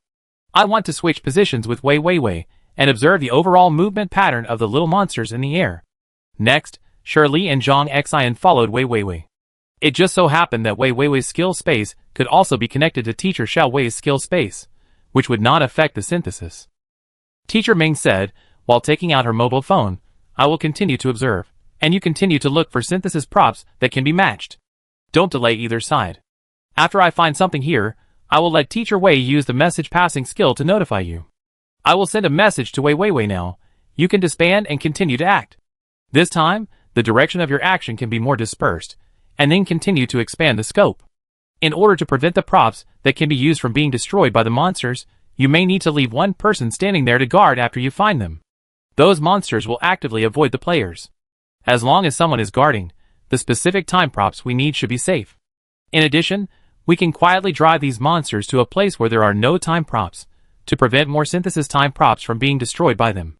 Watching Teacher Ming talking and sending messages to Wei Weiwei at the same time, the players all nodded vigorously, secretly sighing that Teacher Ming was really too reliable. Only Rongqi laughed in her heart. Wei Han could really send messages to her own clone seriously. This acting attitude and her work attitude were exactly the same, serious and dedicated. After listening to Teacher Ming's advice, several groups of players immediately took action and redistributed tasks according to the plan. The players acted very quickly. In less than 10 seconds, only Teacher Ming's group was left in the fountain square. At this time, because Teacher Wei lowered the altitude, the camera moved closer to Teacher Ming's group. Until Wei Weiwei successfully landed on the ground, she directly carried the camera towards Teacher Ming, allowing the audience to immerse themselves in the shift of the two. Then, Teacher Ming became a filming staff, and the group in the camera became Wei Weiwei with Shirley and Zhang Xian. Then, Wei Wei also took action, and Teacher Ming flew into the air on Teacher Wei's back. Of course, for the audience in the live broadcast room, most of them thought that Teacher Wei and Teacher Ming were now riding on a hovercraft. However, at this point, for many fans, even if they were suddenly told that Teacher Wei had advanced flying skills, the fans would not be too surprised. That's Teacher Wei. Is there anything that Teacher Wei can't do? In the eyes of many fans, Teacher Wei is already a representative of omnipotence. The picture changed to an aerial angle again, which can very intuitively see the movement of each group of players. The audience is also good at finding fun for themselves, and even betting on which group of players is the fastest. The audience cannot see the fast-moving monsters through the live broadcast screen, and can only see the movement trajectory of the players. After some sorting, Teacher Ming now has a clearer direction. She will next observe what will happen when the progress bar above the monster's head is full, and whether the small icon next to the small number above the monster's head has any meaning. If the monster is a form of existence of the synthesis time prop, then when these monsters are running around without any rules, they may be synthesized accidentally, right? In order to improve efficiency, Wei Han assigned this task to the 4 eyes of Teacher Wei and Teacher Ming, each of whom observed their own. Therefore, if someone could see the eyes of Teacher Wei and Teacher Ming at this time, they would find that their 2 eyes could look in different directions. Because they are essentially the same person, the skill effects on the eyes can also be covered, and the 4 eyes will have various visual skills to assist. Teacher Ming quickly found a few small monsters, whose progress bars were almost full above their heads, and quietly waited for the small monsters to fill the progress bars by destroying the time props. While waiting, Teacher Ming suddenly discovered that the movement of these small monsters did not seem to be as chaotic as she thought. Perhaps it was not her illusion. Small monsters of the same type seemed to deliberately avoid each other. Teacher Ming secretly noted this point, and put the focus back on the small monsters, whose progress bars were just a little bit full.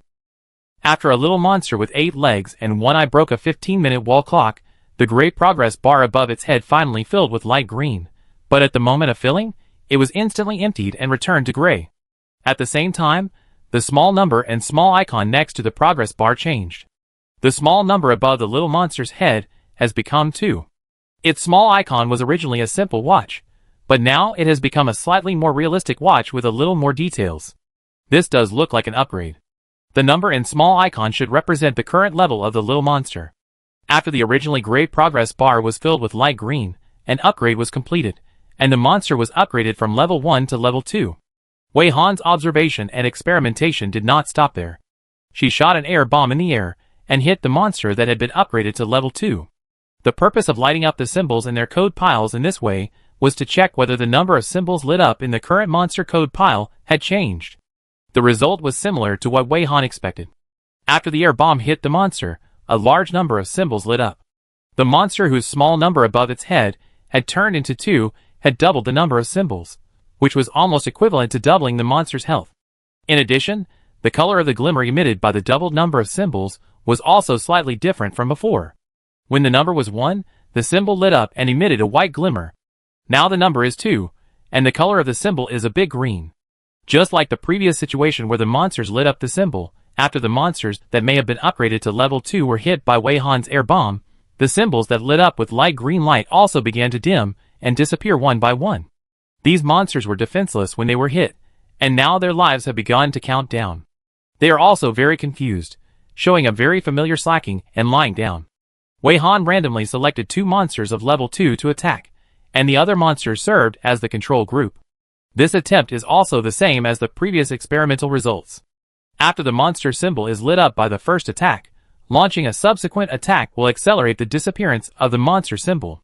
The level 2 monsters that were not attacked by her seemed to be shocked after discovering that the subsequent attacks would accelerate their blood loss. Their performance was almost the same as that of the level 1 monsters. They had already started to give up, but suddenly they ran away like chicken blood. Wei Han had no intention of attacking them. When she launched the attack, she had already timed it, wanting to find out how long the normal lifespan of these monsters would be after being lit up without the influence of other factors. Therefore, even if she saw the remaining monsters running away frantically, she did not launch any more attacks, but tracked and observed. The control experiment of these monsters alone was far from enough. Wei Han also needed to study what kind of attack could light up the monster symbol. At present, it can be confirmed that the player does not need to touch the monster in person, but the actual rope touching the monster is enough to light up the monster symbol, and the air bomb skill can also light up the monster symbol. Wei Han basically made supplements while doing experiments, trying to be more comprehensive and take all aspects into consideration. In this experiment of what kind of touch can light up the monster symbol, Wei Han tried to throw various objects at different monsters, such as embroidery needles, potato chips that were left over from eating at some point, a drop of frozen water, Rong Chi's hair, dead mosquitoes, a grain of rice, a water tank, and so on, all kinds of daily necessities, big and small, everything you can think of. Because she was very fast, it didn't take much time even after trying many items. Finally, after 10 minutes, it was determined that as long as the physical items brought by human players, whether intentional or accidental, touched those small monsters, they could directly light up the small monster symbols and turn on the small monster's slow blood loss mode. This was the touch of physical items. The next step was to use skills to attack. Her Absolute Zero couldn't light up the symbols of these small monsters, so why could air bombs have an effect? Based on the difference between the two skills, Wei Han suspected whether the skills generated physical objects or whether they used physical things as a medium. Based on this guess, Wei Han used fire skills to bomb several small flames at several small monsters that had just been upgraded to level 2. The small flames created by the skills appeared out of thin air, and there was no burning substance. It was just that the small flames could instantly ignite the target after contacting the attacked target. The result was the same as Wei Han thought. The small flames fell on the small monsters, but did not burn the small monsters, let alone light up the small monster symbols. She had lit a match before and thrown it at a little monster, which successfully lit up the little monster symbol. Normal flames could, but the flames created by skills could not. Similarly, she used ice skills to try to freeze the little monster, but the result was the same as Absolute Zero. It didn't work. After that, she used ice skills to create a small ice cube, crushed it into several pieces, and threw them at several little monsters. Very good, this time, after the little monsters were hit by the ice cubes, their respective symbols lit up. She used the fire skill to create a ball of fire surrounding some small monsters, but it didn't work. The small monsters seemed to be completely unaware of the existence of the fire, and the symbol didn't light up. In the next half an hour, Wei Han tried almost every skill she could think of, even including the useless skill of small flowers. It turned out that using the small flower skill, after growing flowers on her body, picking the flowers off and throwing them on the small monsters, the symbols of the small monsters could light up. This made Wei Han feel that this simulation cabin seemed to be targeting certain skills. What made Wei Han a little regretful was that she hadn't seen Jiang Zhang's mind control yet. Otherwise she would have to try mind control to see if she could control these small monsters and light up their symbols. Wei Han's experiment was too fast. Almost all the monsters that had just reached level 2 were lit up by Wei Han. At first, after these monsters were lit up and entered the blood loss mode, they all started the slacking mode, lying on the spot and doing nothing. But then a monster accidentally pressed down several time props while lying down, and suddenly a new white symbol was generated. The great progress bar turned light green, which changed these monsters. They began to destroy various props that synthesized time more frantically. When two monsters were eyeing the same higher level time props, the two monsters even started to fight for it. Wei Han observed several groups of fighting monsters. Some were level 1 fighting with level 1, some were level 1 fighting with level 2, and some were level 2 fighting with level 2. The amazing thing is that when these monsters attack each other, their symbols will darken and disappear faster. The monsters move very fast. If they don't have skills to assist, you can't really see the process of the fight. At the same time, because of the fast speed, the fighting time is also relatively short. In just over 10 seconds, each group of monsters will decide the winner, that is, whichever side's health bar reaches the bottom first will lose. Wei Han summarized the rules based on the results. In a duel between the same level, the side with more health has a greater chance of winning. In the absolute between different levels, even if the high-level monsters have lower health, they can absolutely crush the low-level monsters. This seems to be an absolute level suppression. The low-level monsters can only be bullied by the high-level monsters. After several groups of monsters decided the winner, Wei Han found that the progress of the winning monsters upgrade increased sharply. The entire progress bar was originally gray, but now the progress bar of each winning monster is at least 1/3 light green. So, does this mean that the monsters can get higher upgrade experience points by killing each other? Wei Han had just come to this conclusion uncertainly when she found that all the monsters were like crazy and suddenly started to attack each other. It seems that these monsters have determined a faster way to upgrade, and they only suddenly knew this after other monsters practiced it.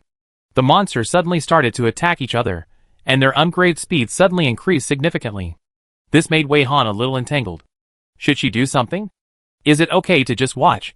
After this observation, although many speculations were confirmed and a lot of information was obtained, she still didn't understand what the other meaning of the monster's existence was. Maybe she will try to bring some monsters with the same level as the small icons together to see what happens. Probably thanks to the modification of the synthesis strategy, this time the 4 groups of players sent good news first. Since Wei Han's other 2 clones participated in the whole process, there was no need to wait for the notification of several groups of players. Teacher Ming and Teacher Wei could get the results directly in secret. With the efforts of the 4 groups of players, they finally found all the synthesis props and successfully synthesized 2 level 7, 1-hour, watches. But when they put the 2 watches that could run for 1 hour together for synthesis, the 2 watches disappeared, and no new watch appeared. Instead, a small monster appeared? Or in other words, a small monster was synthesized. Chapter 227. There were 2 groups that came together to check the synthesis results, namely Wei Weiwei, Shi Li and Zhang Xian, and Brother Hua, Yu Mingchen and Wu Shan, these 2 groups of players. 6 pairs of eyes stared at the little monster that had just been synthesized. After the little monster found that it was surrounded, the triangular eyes instantly shrank in size. After that, it was unknown whether the little monster felt that it was impossible to escape, so it gave up struggling and just stood there, or it tried to calm down and find a way to escape, pretending to surrender and standing there. Anyway, it was convenient for the players to observe it from all aspects. From a careful observation of the little monster's appearance, there was nothing special about this little monster. Like other little monsters, it looked very strange. It was like a cone with a cube-shaped head on it, and 2 springs on the bottom. The skin color was very gray, the saturation was very low, and the skin looked like leather. At first glance, you can tell that it is something that does not exist on the blue planet. The players except Wei Weiwei gathered in a circle, observing the appearance of the little monster quietly from a close distance with curiosity and doubt. Wei Weiwei, the clone of Wei Han, was now using the Eye of Truth to check the properties of the little monster. The little monster they synthesized also had a small icon, a small number, and a progress bar on its head, which was no different from the information on the head of the little monster seen at the current location. The small icon was a round clock with a simple stroke, and the time drawn on it was 8:30. Next to the small icon was a small number 1, and next to the icon and the number was a completely gray progress bar. Overall, this little monster synthesized by 2 level 7 time props is no different from wild little monsters from the outside to the inside. So the question now is, why did they use the props for synthesizing time to synthesize a little monster? And the little monster they synthesized is no different from other little monsters. Since this step will synthesize a little monster, what should they do next? Is this result caused by a mistake in the synthesis process? Or is this the only way to continue the synthesis? If the synthesis will synthesize a little monster, then aren't they creating enemies for themselves? Everyone had various speculations in their minds, but no one broke the silence. They were also struggling with what to do. Yu Mingchen secretly took out his mobile phone and considered whether to contact Teacher Ming and ask Teacher Ming to come down to take a look. Rong Qi, who played the role of Brother Hua, was already secretly using the sound transmission skill to ask Wei Weiwei beside him. Needless to say, he knew that Wei Weiwei must have used the Eye of Truth to check the situation inside the little monster. Rong Qi, Brother Hua, do you have any new discoveries? Is there any difference between this little monster synthesized by us using the time props and the little monsters automatically generated by the simulation cabin? Wei Weiwei was pretending to send a message to Teacher Ming on her mobile phone at this time. Rong Qi's voice came from her mind, and she replied, well, there is no difference between the little monsters automatically generated by the simulation cabin. But I have made many new discoveries in my observations in midair. Rong Qi, Brother Hua, what is Wei Weiwei doing in this vest? Wei Weiwei, pretending to send a message to Teacher Ming, asking Teacher Ming to come down to check the situation. Rong Qi, Brother Hua, you have worked hard. During the struggle of the 6 players, the little monster surrounded by them suddenly took action. Its spring-like legs pressed down and suddenly bounced up, trying to escape through the road in the air. But the reaction speed of all the players present was top-notch. Without Wei Han and Rong Qi's help, Zhang Xian quickly pulled out his hand, bringing up a gust of wind. In the blink of an eye, he firmly grasped one of the little monster's spring legs and dragged the little monster back to the ground. Wei Weiwei did not forget to observe the situation and changes of the little monster symbols when Zhang Xian made his move. When the little monster's legs were touched by Zhang Xian, those symbols instantly lit up with a white glow, and it seemed that the number was the same as those of the little monsters automatically generated by the simulation cabin, and there was no difference in this change. Including the symbol of the little monster in front of him, after it was lit up, the symbol began to dim and disappear like a countdown, which was the same as those of the little monsters automatically generated by the simulation cabin. But when this little monster found that its blood loss mechanism was triggered, the reaction it produced was somewhat different from that of the little monsters automatically generated by the simulation cabin. Although it also showed signs of being at a loss, it did not give up and lay down, but instead showed a stronger tendency to escape, became more anxious, and looked at the players with more fear than before. The difference here did not surprise Wei Han, and she had a guess in this regard. She suspected that there might be some rules or tips on the little monsters, and after the tips for the little monsters were triggered, it was like being unlocked, and all the little monsters would know the new tips at the first time.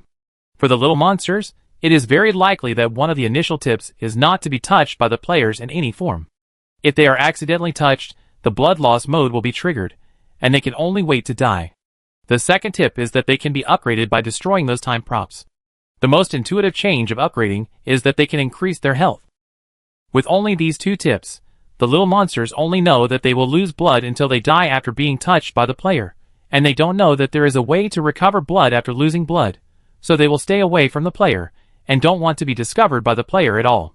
When they are accidentally discovered by the player and the blood loss mode is triggered, they don't know that they can recover blood, and they don't know that if they are attacked by the player, the blood loss rate will increase. They may think that they can only wait for death if they are touched, so what are they struggling for? Naturally, they just lie down and rot. But just now, when Wei Han conducted experiments on several little monsters as Teacher Ming, these little monsters suddenly got the third tip and realized that they might die faster if they rot, so they naturally started to run for their lives again. Even if they are all dead, they can still exist for another hour, and they can only exist for 10 seconds. In this short life, there is still a big difference. The upgraded monsters were in a bad state after the blood loss mode was triggered. It was not like they did not want to struggle, but more like they realized the gap in strength between them and the players, and realized that they could not escape the clutches of the players, so they gave up escaping again. But when a monster accidentally destroyed the time props while losing blood, a new prompt was unlocked. They suddenly knew how to recover blood. It turned out that they just needed to continue to destroy the time props. Doing so can not only recover blood, but also continue to upgrade and increase blood volume. After unlocking this tip, the little monsters regained hope and started to fight for the time props. During the fight, a fight broke out. After the fight was decided, a new tip was unlocked, that is, the mutual attack between the little monsters would also reduce the HP of both sides. More importantly, the improvement obtained by killing the same kind is several times that of the time props. So, it became the current situation of the little monsters killing each other. This series of related speculations may not be correct, but it can basically explain the various behaviors of the little monsters so far, and it can be regarded as providing a direction. Because the little monsters don't seem to be running around, in addition to avoiding the player's movement trajectory, there are other movement rules. She has not found a reasonable explanation for this yet. Wei Han also communicated with Rong Qi through the sound transmission skill about this idea and speculation, and wanted to hear his opinion. After listening, Rong Qi gave Wei Han the feedback. I think it is really necessary to try whether these little monsters can be synthesized. There is no doubt that the existence of the little monsters is definitely not just to prevent us from synthesizing. Otherwise, how could we combine to form a little monster? Following this direction, Rongqi also made a bold guess. I even suspect that you have observed that the little monsters have a potential movement pattern, that is, they are quietly avoiding the little monsters that look the same as themselves in the synthesis angle. Rongqi, Brother Hua, I guess this is probably because if they don't encounter each other, they will automatically combine into a new thing. As for what they combine, it is not clear yet, but for the current existence of the little monsters, it is definitely not a good thing. For us, that's not necessarily the case. Wei Han also had this idea. Every time he exchanged opinions with Rongqi, he could always find that the tacit understanding between them had taken a step forward. While the two of them were secretly meeting through the sound transmission skill, the other four were playing with this little monster. Yes, they were just playing. The way they played was like this.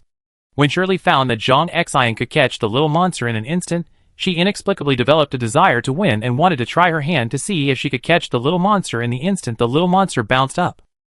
After Shirley mentioned this, Yu Mingchen, who was a guy who liked to watch the fun and was particularly fond of showing off his special skills, also raised his hand to indicate that he was behind Shirley, and he wanted to play too.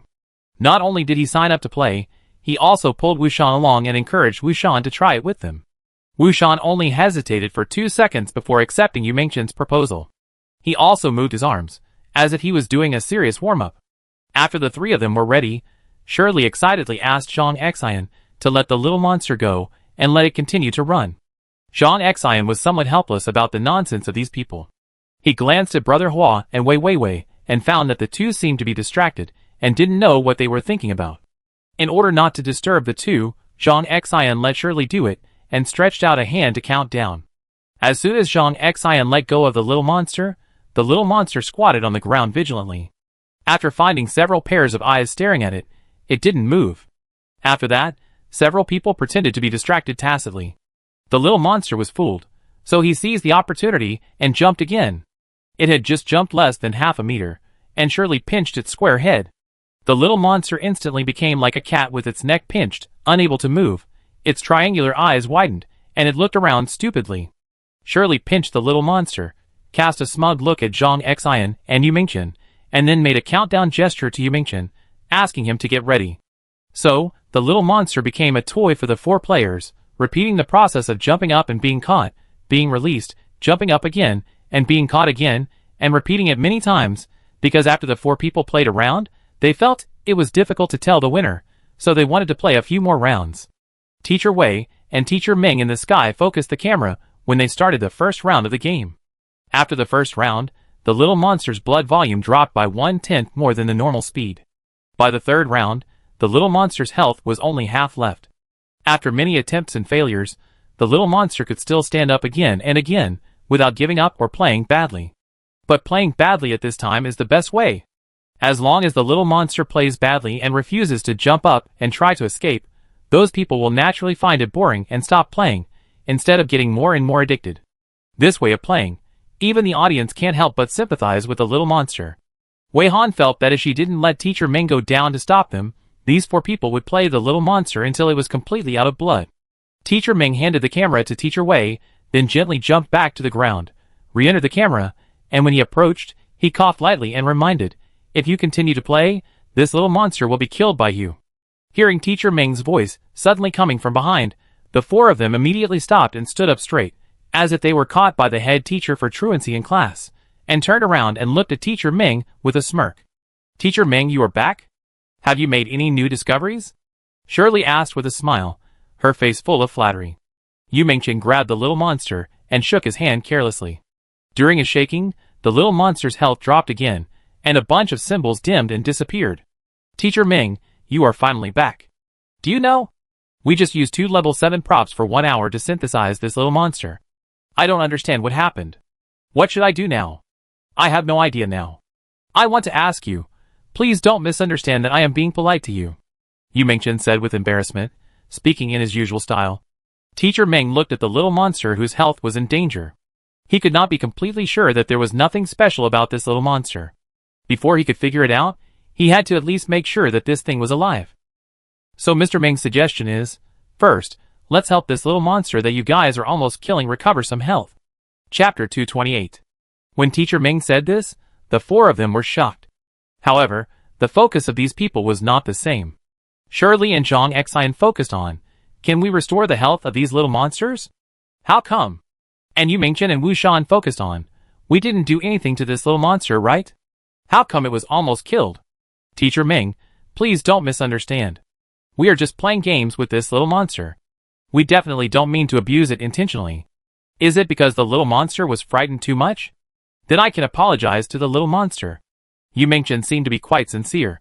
Wei Han, Teacher Ming. If this little monster could understand human language, it would definitely curse. The audience in the live broadcast room also sent out ha-ha-ha barrages. Originally, the audience could only see the little monster being played with by 4 players, and they didn't know what happened to the little monster's health. They didn't know that the players just teased the little monster like this, but in a sense, it was actually hurt. And it seems that the damage is not light. Don't come over. I think Teacher Ming can really try to cause psychological damage to the little monster to see if it will make the little monster lose blood. Maybe these little monsters are really so fragile that they will lose blood just by being scared. Can mangoes really be dipped in chili powder? In fact, there is no need to try. Just now, Teacher Ming tied up more than a dozen little monsters with ropes.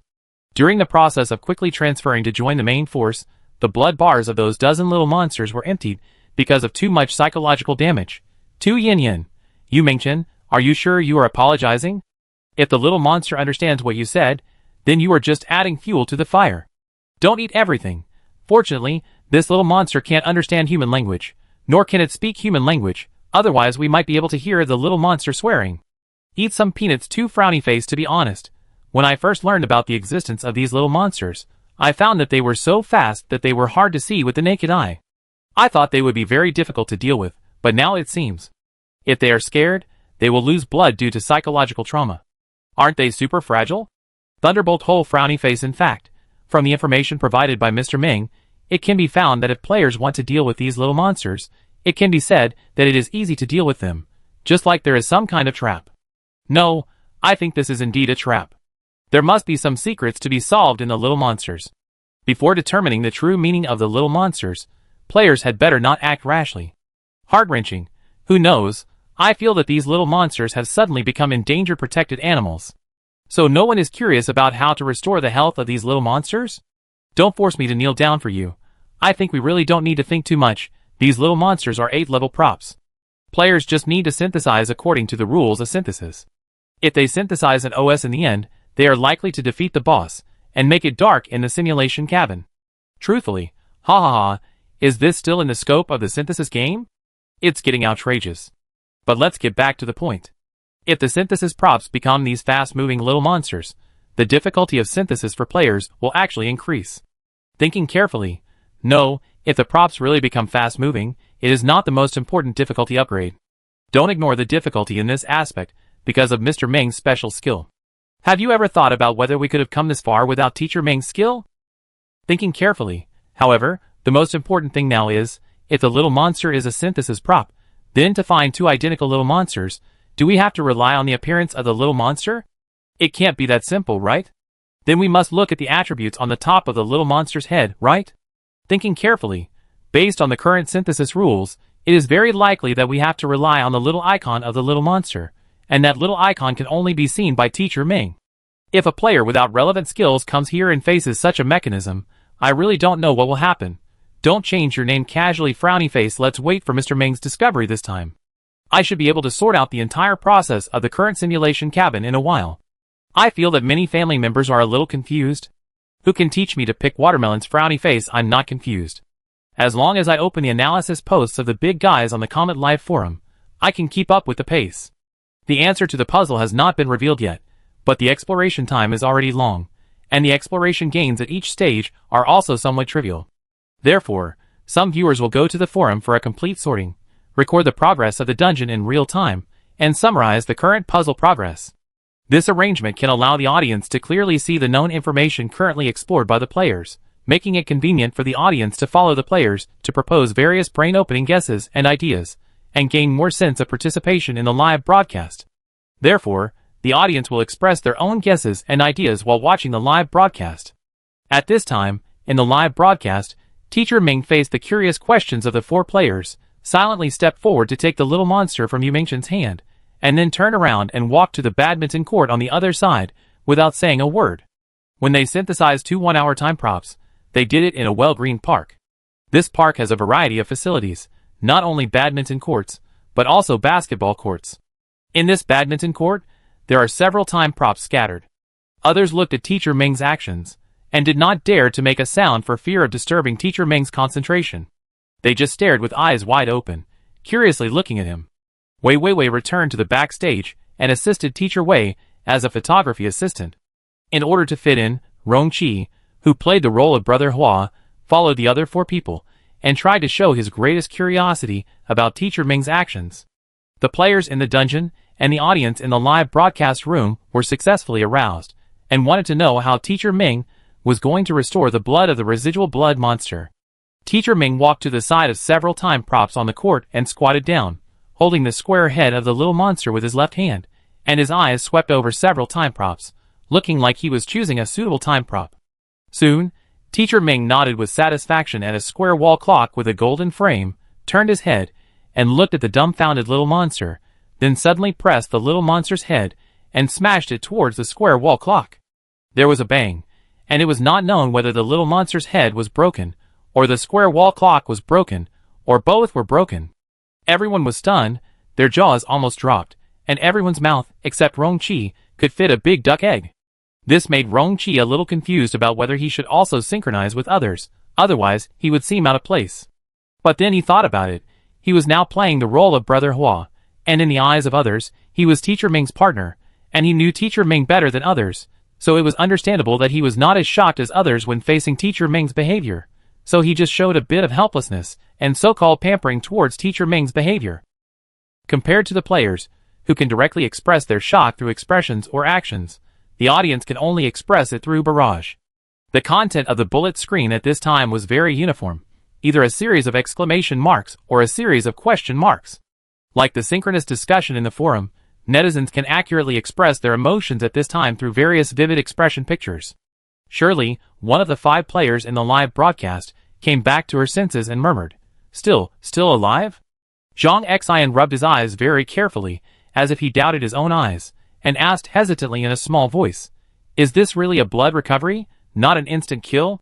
Yu Mingchen relied on his experience with Teacher Ming, and patted his chest uncertainly to guarantee, Teacher Ming is very reliable, and she must have her reasons for doing this.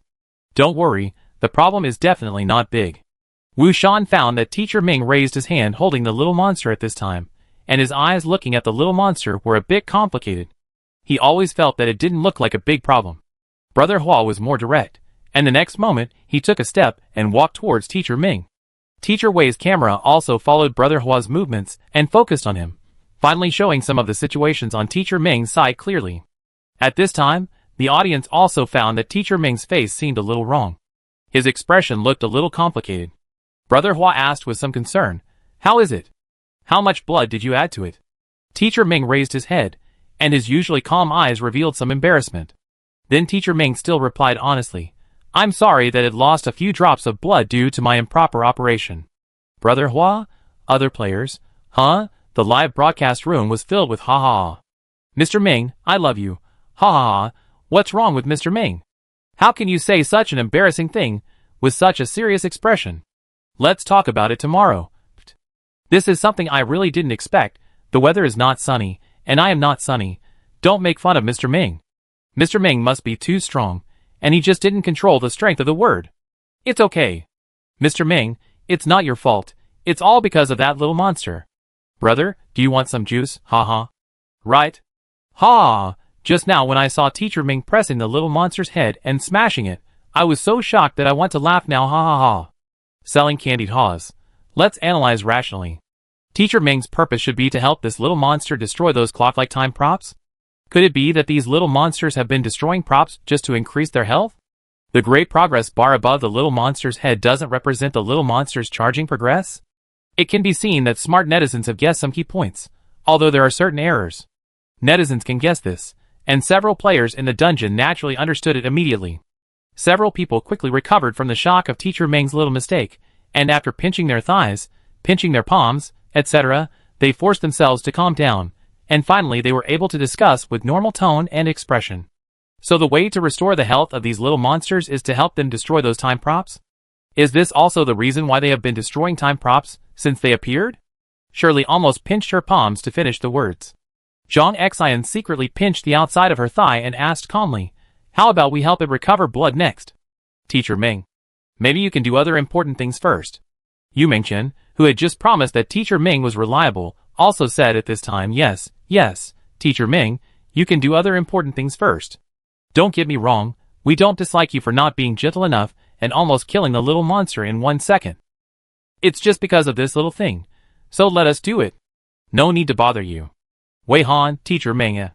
Originally, Wei Han didn't care about this, but they all said this, which inexplicably aroused her rebellious heart, so she replied seriously, It doesn't matter, after the mistake just now, I have reflected on it and thought of a better way.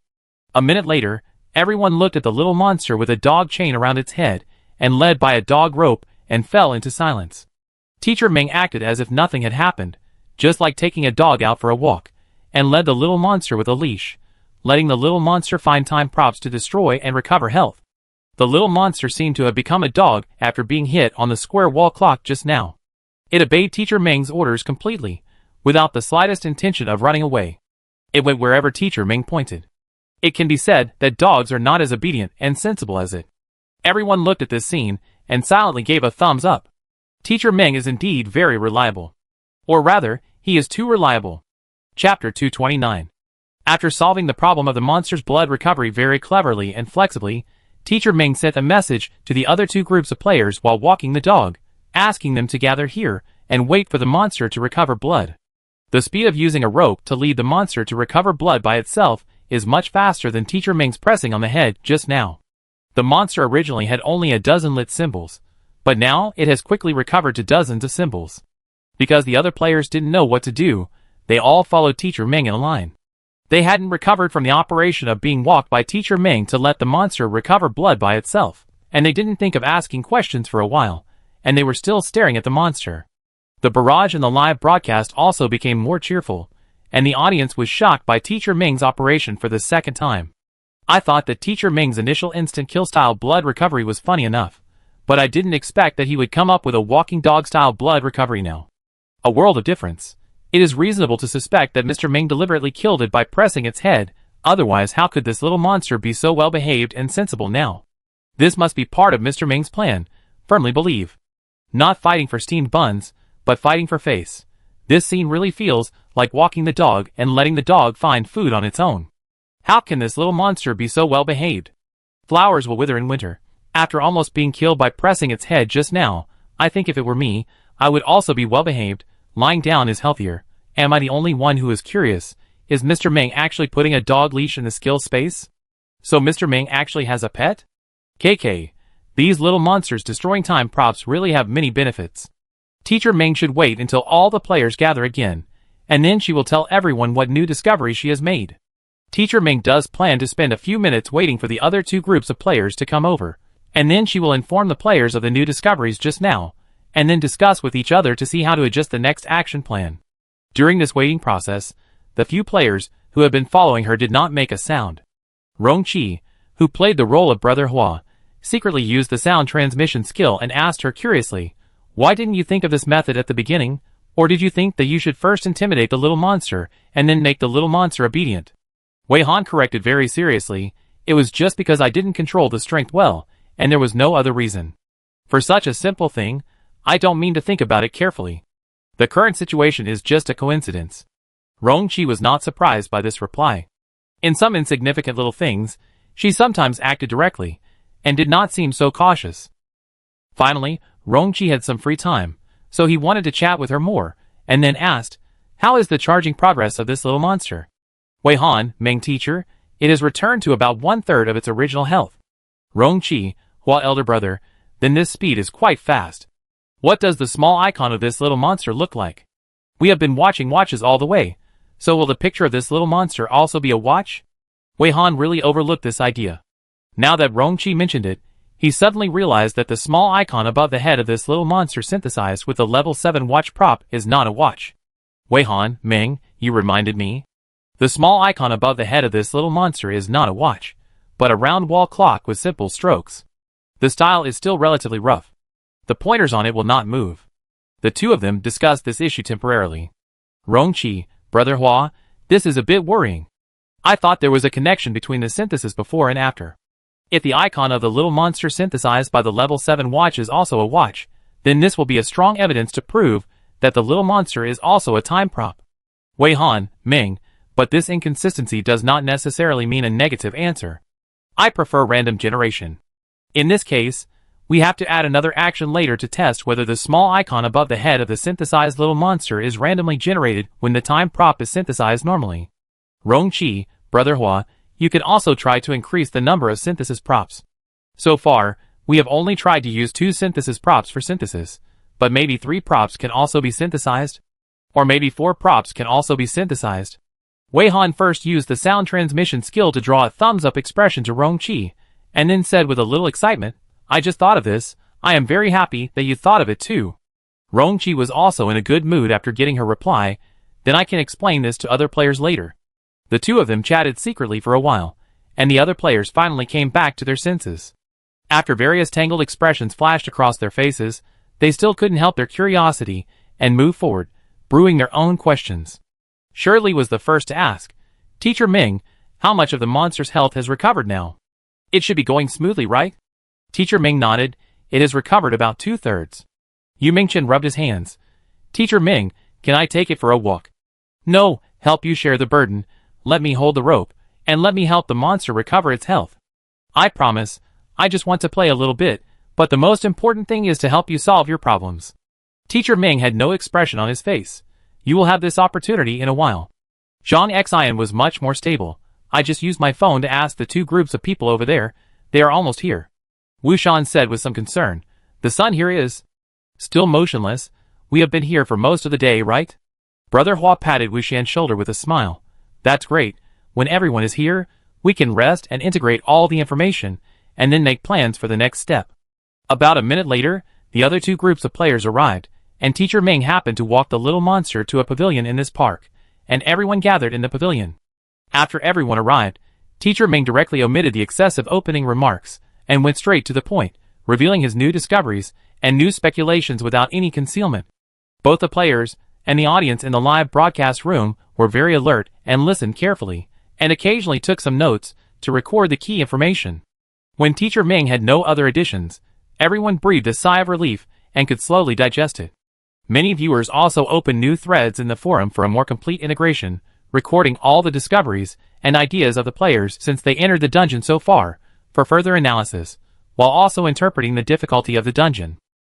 The players entered the dungeon represented by the S+ level simulation cabin this time, which is a high difficulty dungeon that has not been refreshed in their world. After arriving at the new simulation cabin, the players received a new dungeon task, but because the simulation cabin was upgraded, the task content received by the blue star icon was blocked, and without special skills, the task content could not be seen at all. The clearance portal through the previous dungeon was covered by the new task, and the players could not use the clearance portal of the previous dungeon to leave the new dungeon at any time. Fortunately, Mr. Ming has a targeted special visual skill, and can see the dungeon tasks maliciously blocked by the simulation cabin, so that he does not even know the dungeon address and dungeon tasks. Otherwise, it is very likely that they will wander aimlessly in the city simulated by the simulation cabin, like the 5-person team in the parallel world, and they can't find the direction of action at all. Then the two groups of players met unexpectedly, which caused some discussions unrelated to the dungeon tasks. Although it was also a very amazing picture, it was not related to the dungeon tasks, so the netizens who sorted it out skipped it. In short, after the two groups of players successfully met and exchanged information, they officially began to explore the mechanism of this simulation cabin. The initial exploration started with the disappearance of clock-like items after being touched by players.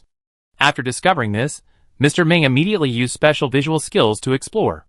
It was soon discovered that after these items were touched, the symbols corresponding to the length of existence would light up instantly in the code of the essential composition. The lighting of the symbols and the subsequent dimming and disappearance corresponded to the triggering of the disappearance button of the clock-like items and the countdown to disappearance. Based on this discovery, after a discussion, a group of players put forward various speculations and overcame difficulties to conduct experiments. Finally, they found that putting the same timer items together can synthesize a new timer item with increased duration, which began to feel like a synthesis game. Following this idea, relying on the skills provided by Teacher Xiaowei and Teacher Xiaoding that can connect the player's skill space, they divided the group and synthesized step by step. The audience watching the live broadcast also recorded each synthesis level very considerately. Level 1, 3 seconds. Level 2, 15 seconds. Level 3, 30 seconds. Level 4, 5 minutes. Level 5, 15 minutes. Level 6, 30 minutes. Level 7, 60 minutes, 1 hour. 2 Level 1 3-second props synthesize a Level 2 15-second prop.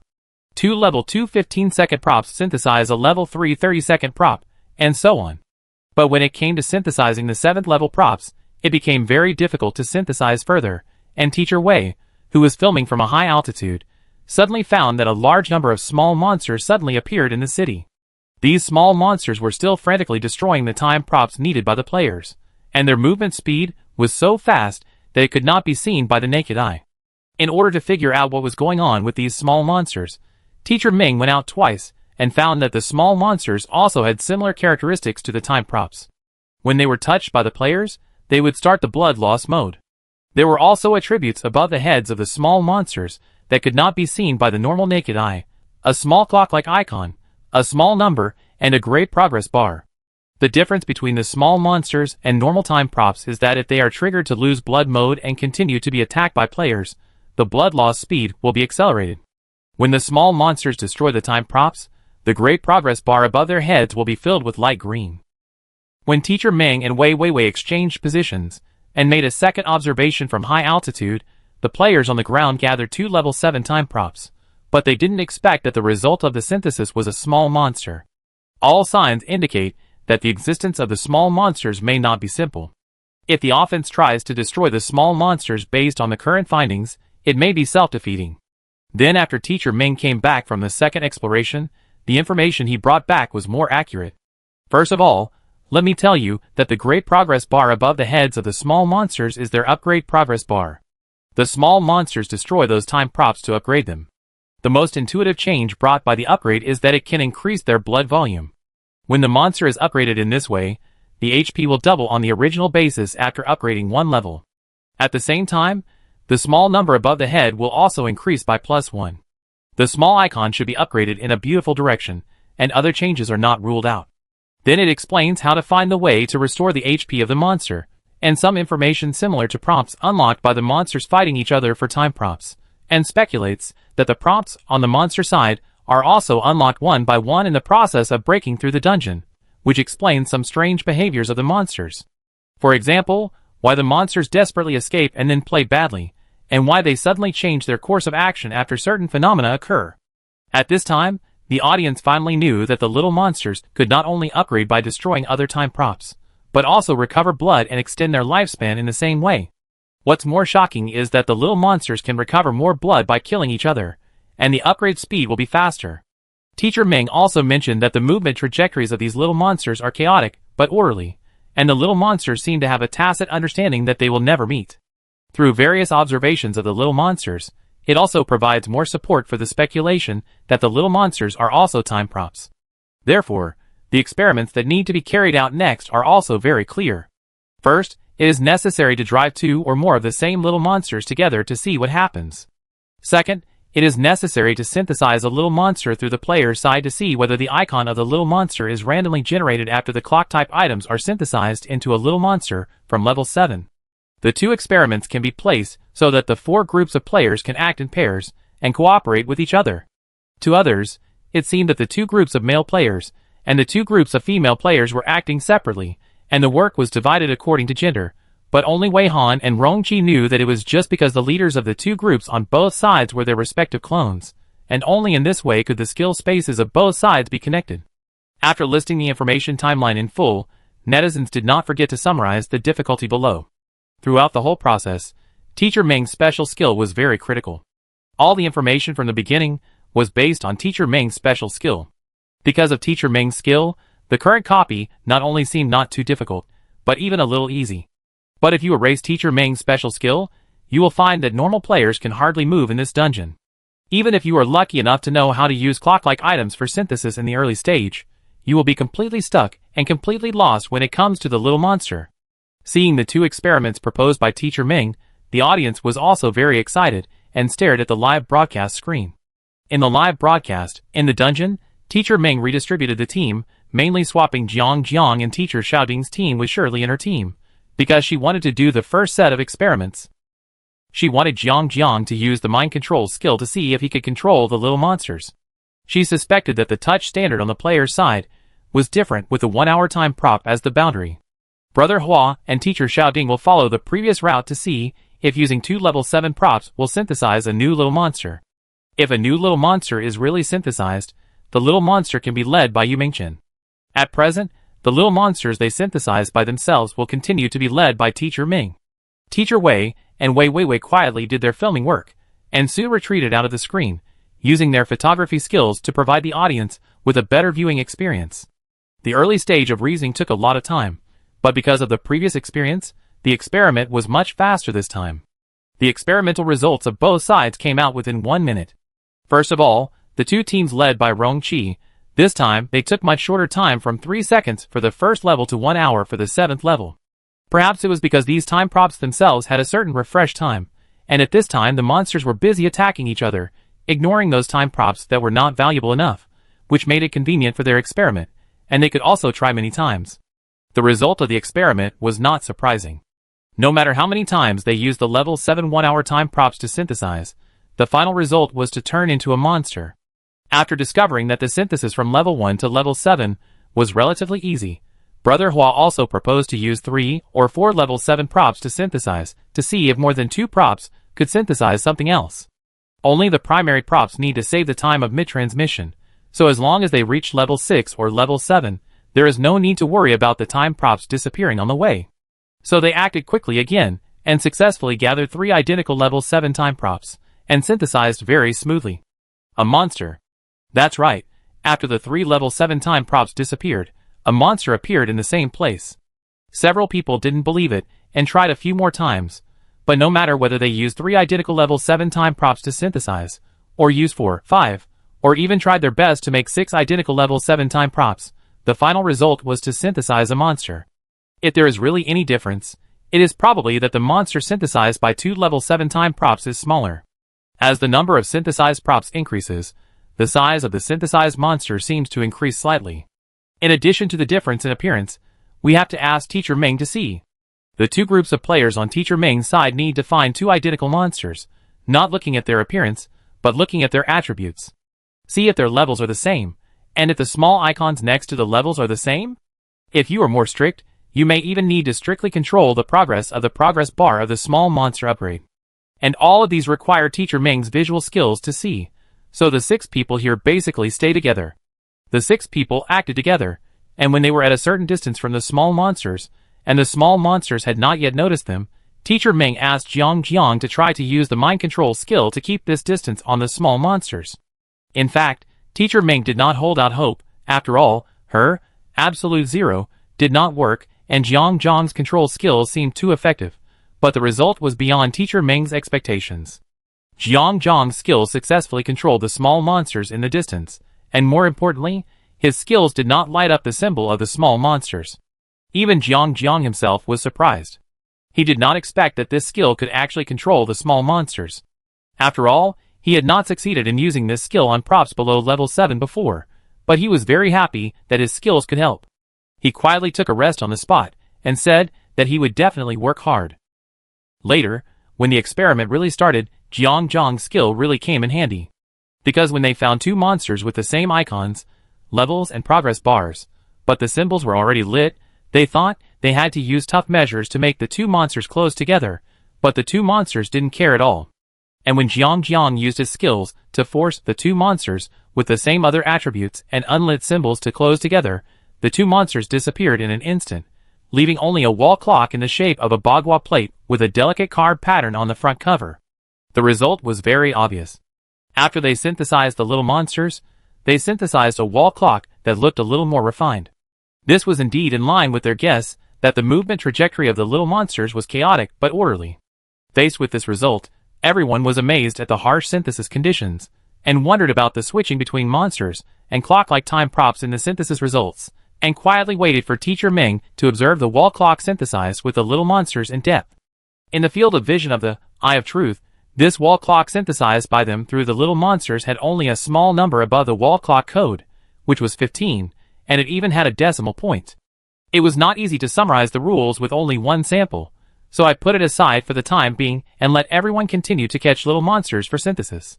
And it was not just synthesizing the first level little monsters, but also catching some higher level little monsters to try and see what kind of things the higher level little monsters would synthesize. Thanks to Jiang's mind control skills, this process was much easier. As long as Mr. Ming's visual skills are used, you can force the monsters together without being lit up and losing blood by clicking on the monsters. The results show that 3 level 1 monsters are still combined into a clock-type prop, but the small number above the clock-type prop code directly becomes 4. After 4 level 1 monsters are combined, the small number above the prop is 35. After 5 level 1 monsters are combined, the small number above the prop is 45. After 6 level 1 monsters are combined, the small number above the prop is 5.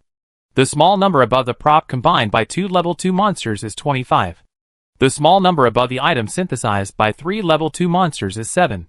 The small number above the item synthesized by 4 level 2 monsters is 85. The results of synthesizing different numbers of monsters of other levels are similar. If the small number above the synthesized item also represents the level of the item, then it can be seen that the result of synthesizing 3 monsters is the most cost-effective. On this basis, Teacher Ming also led the players to carry out the next stage of synthesis, that is, after synthesizing the monsters, the stationary clock-like items obtained were selected and synthesized. When this process was about to unfold, Brother Hua came with their experimental results, and the monsters they synthesized.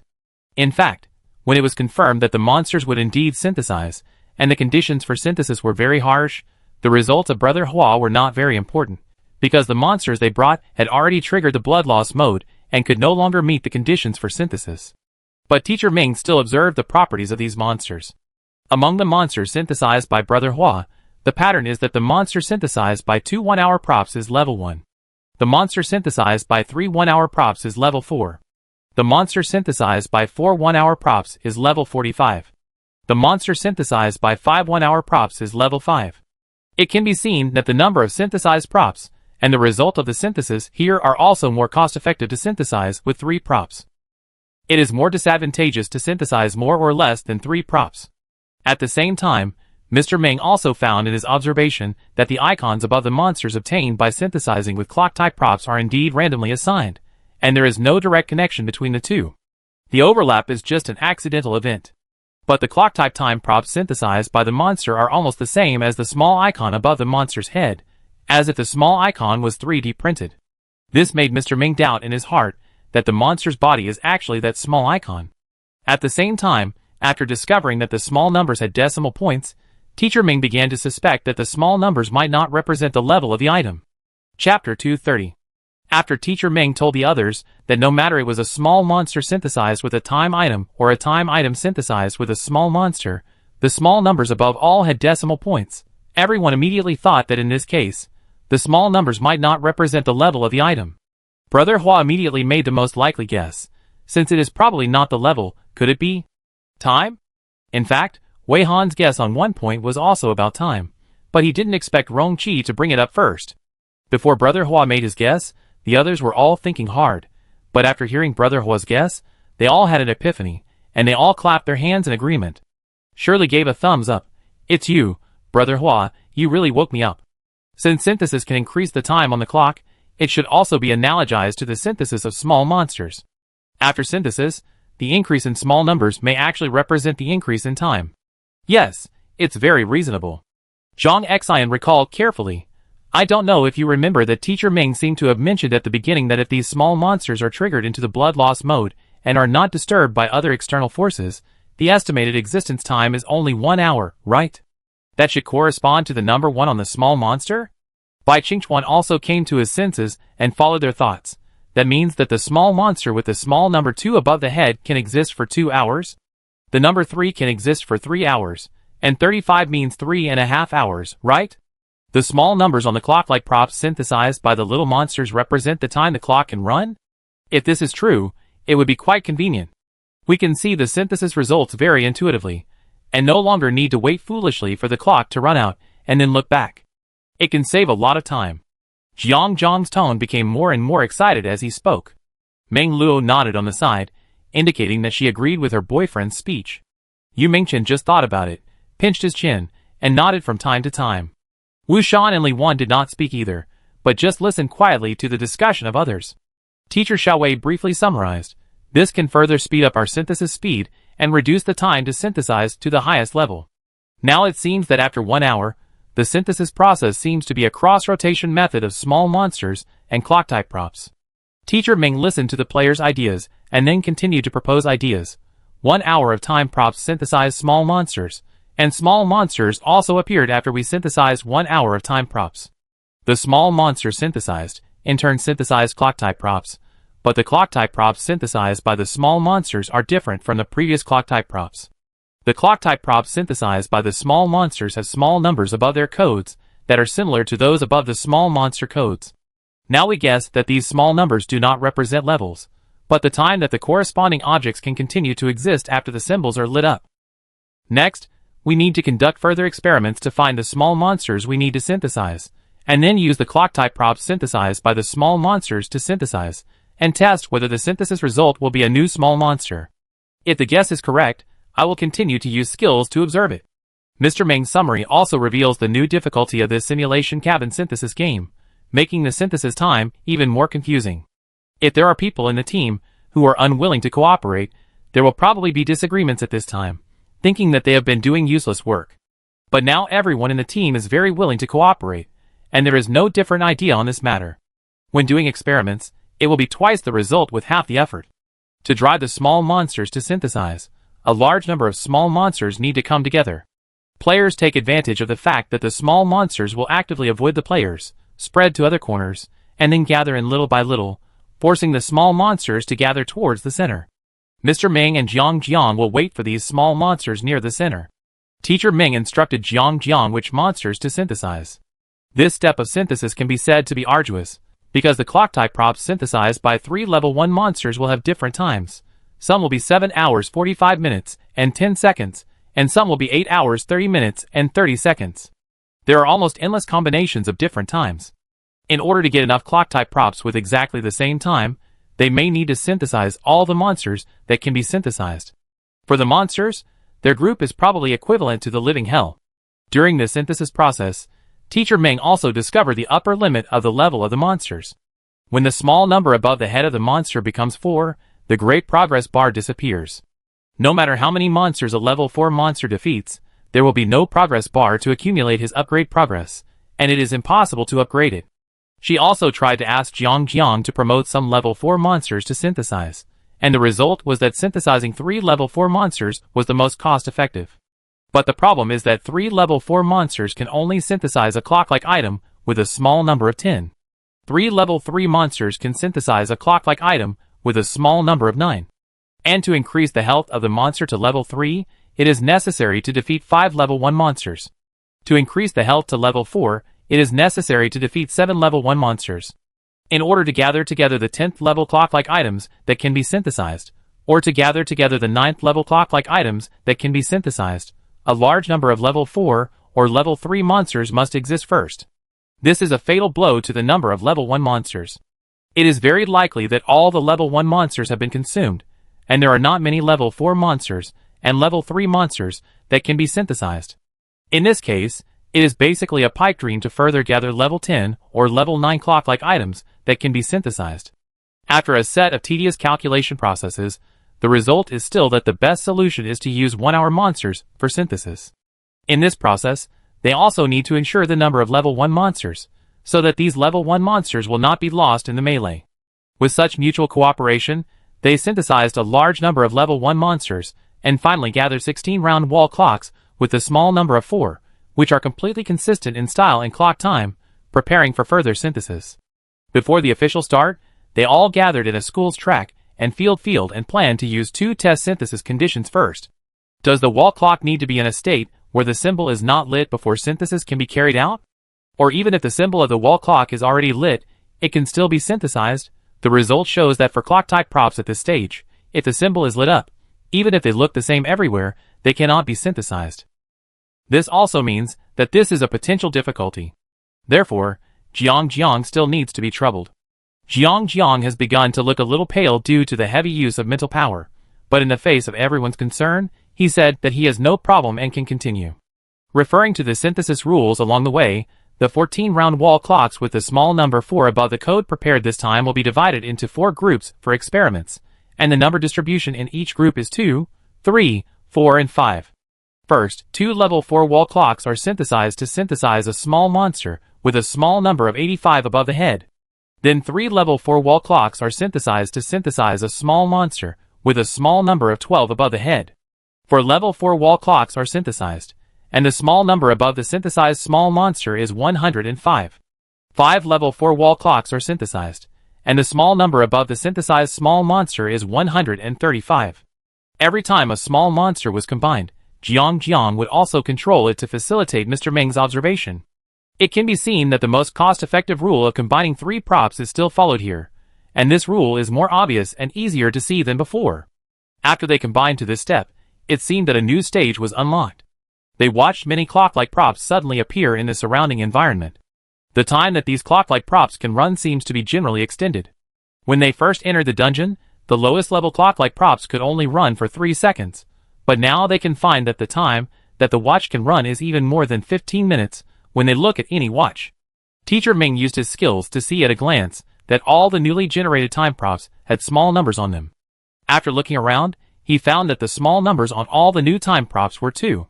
If combined with their previous guesses about the meaning of the small numbers, it means that these newly generated clock-like items can run for 2 hours. The new stage of props has been generated. Next, we will try to synthesize these new clock-like props to see if they can synthesize small monsters. Based on all the previous experience, this process is also very fast. After synthesizing 2 new level 2 time props, they did not synthesize small monsters, but synthesized a level 4 time prop. Then synthesized the 2 synthesized level 4 time props, and this time, they synthesized small monsters instead, and the small number above the small monster code is 85, which is the same as the previous result. However, the icon above the synthesized small monster is completely different from the level 4 time prop, and it is also randomly generated, which further increases the difficulty of the next step of synthesis. Following this line of thought, players began to combine more level 2 time props into level 4 time props, and then use 3 level 4 time props to combine into a small monster with a small number of 12. All the combined level 12 monsters will be controlled by Jiang using skills, so that they cannot escape, so as to facilitate their next step of combination. But relatively speaking, this is also a great burden for Jiang. Jiang's lip color is almost faded. Ming Luo is also very anxious watching from the side. It seems that she is anxious to speak, but she is always stopped by Jiang's eyes. At this stage, the idea is actually much clearer, and the basic rule of synthesis is to unlock in stages. The time props from 3 seconds to 1 hour are the first stage. After successfully synthesizing the time props for 1 hour, the second stage will be unlocked. The time props for 1 hour will only synthesize small monsters, and a large number of small monsters will appear in the game map. Small monsters are also a form of existence of time props. If you don't understand the true meaning of small monsters, and treat small monsters as normal monsters, and kill them all, then it is almost equivalent to cutting off your own retreat. In the rotation process of synthesizing time props from small monsters, and then synthesizing small monsters from time props, when a small monster of level 12 is synthesized, it enters the third stage, and a new time prop is generated in the simulation cabin. The new time props are only level 2, and need to be upgraded once for synthesis. The second synthesis will synthesize small monsters. The audience in the live broadcast room felt exhausted just by watching the player's synthesis process. Replaying the entire synthesis process, my brain cells are almost dead. What's more terrible is that we don't know what the synthesis end will be. If we find that the synthesis result has nothing to do with the task at the end, we will be really upset. The audience just thought so, but they didn't expect that some players would really vomit blood in the live broadcast. With the increase in the demand for the skill of mind control, no matter what is synthesized, Jiang's mind control is required. The huge workload finally exhausted Jiang's mental power. He couldn't hold on for a moment, and swayed forward. He barely knelt on one knee to provide support to avoid falling. The next moment, he coughed a few times, and vomited a few balls of blood. Seeing this, Meng Luo immediately stepped forward to hold Jiang, and asked about his condition with a concerned look, but her expression was slightly dissatisfied, and she was a little angry that he was forcing himself. My God, don't force yourself anymore. If you go on like this, you will be completely useless. Shirley hurriedly thought about finding some healing skills. Before Shirley found the healing skills, Teacher Xiaoding had already put one hand on Jiang's shoulder, and a light white warm light appeared on his hand, and started the treatment. Teacher Xiaoding's healing skills were very effective. Jiang's complexion was visibly much better. He immediately replied in a hoarse voice, I'm sorry to have worried everyone, and I'm also sorry for affecting the progress. Teacher Xiaoding's healing skills are very good. I'm much better now. Let's continue. He wanted to stand up and continue working, but Teacher Xiaoding held him down so hard that he couldn't move. This made him look at Teacher Xiaoding with a little more fear. He never thought that Teacher Xiaoding's power was so terrifying. I treat you here. Don't think about getting up to work until I'm sure you're really okay. Teacher Xiaoding's voice was gentle, but his tone was very firm, and could not be refused. But Jiang was embarrassed. Without my skill. If you trust me, you can lend me the skill temporarily, so that I can continue to synthesize with Teacher Ming. Brother Hua suggested on the side. Is this okay? Jiang was surprised. I will definitely not distrust you. Your character is very guaranteed. But if you are not proficient in this skill, there will be some danger. If you can't control something well, and cause something to go out of control, it will be very troublesome. My adaptability and learning ability are still good, second only to Teacher Ming. If it weren't for the fact that Teacher Ming still needs to use visual skills for observation, I would have wanted to recommend you to lend your skills to Teacher Ming. Rongqi began to brag. Seeing that Jiang still seemed to be in a dilemma, Brother Hua continued, let's do this. If I really can't control it well, I will stop immediately and return the skill to you. Don't worry, I am definitely not the kind of person who will force myself. Of course, I am definitely not saying this to be sarcastic. I respect your ideas very much. After hearing what Brother Hua said, Jiang finally said, okay, then I will lend you the skill. Please use it carefully, and adapt slowly. Don't be too anxious. Hearing Jiang say this, Rongqi secretly sent a message to Wei Han, while checking his player number for him. Rongqi, Brother Hua, Wei Han, I will show you this skill secretly in a while, so that you can use the exclusive props to simulate this skill. Wei Han was a little funny and a little surprised. I really didn't expect him to think about this. After Rongqi borrowed the props from Jiang, his proficiency was just as he said, very fast, and there was no loss of control that Jiang was worried about. Moreover, Brother Hua has sufficient mental power, and he is more adept at using this skill. When he cooperates with Teacher Ming, the synthesis speed is directly increased several times, so fast that the movements can't be seen clearly. For a while, the players are very suspicious about who is the monster. Other players and viewers watching the live broadcast were stunned, sighing that these two people are worthy of being partners. While receiving treatment, Jiang slapped his thigh hard. I should have lent my skills to Brother Hua a long time ago. Teacher Xiaoding, please stop slapping your thighs. The blood that was given to you is almost slapped away by you. The synthesis speed has been greatly improved, and the progress is naturally faster. After almost all the level 4 time props have been synthesized into level 12 monsters, it is necessary to select the individuals that can be synthesized from the many level 12 monsters. They still selected a few groups for comparison, or grouped in 2, 3, 4, and 5. As a result, when they put the first group of 2 monsters together, all the monsters disappeared at this moment. Chapter 231. This result exceeded everyone's expectations, including Wei Han and Rongqi's, and those little monsters disappeared in the blink of an eye, which was completely different from the previous disappearance, where their figures gradually faded and then became transparent. All the players looked around. They had been tossing and turning in the dungeon for a while, and now they were in the big square in the city center. The 12-level little monsters that they had synthesized were crowded in the square and lined up on the main road, but now there was no trace of a little monster. After everyone confirmed that the surrounding little monsters had disappeared, they immediately turned their attention back to the original location of the 2 little monsters used for synthesis.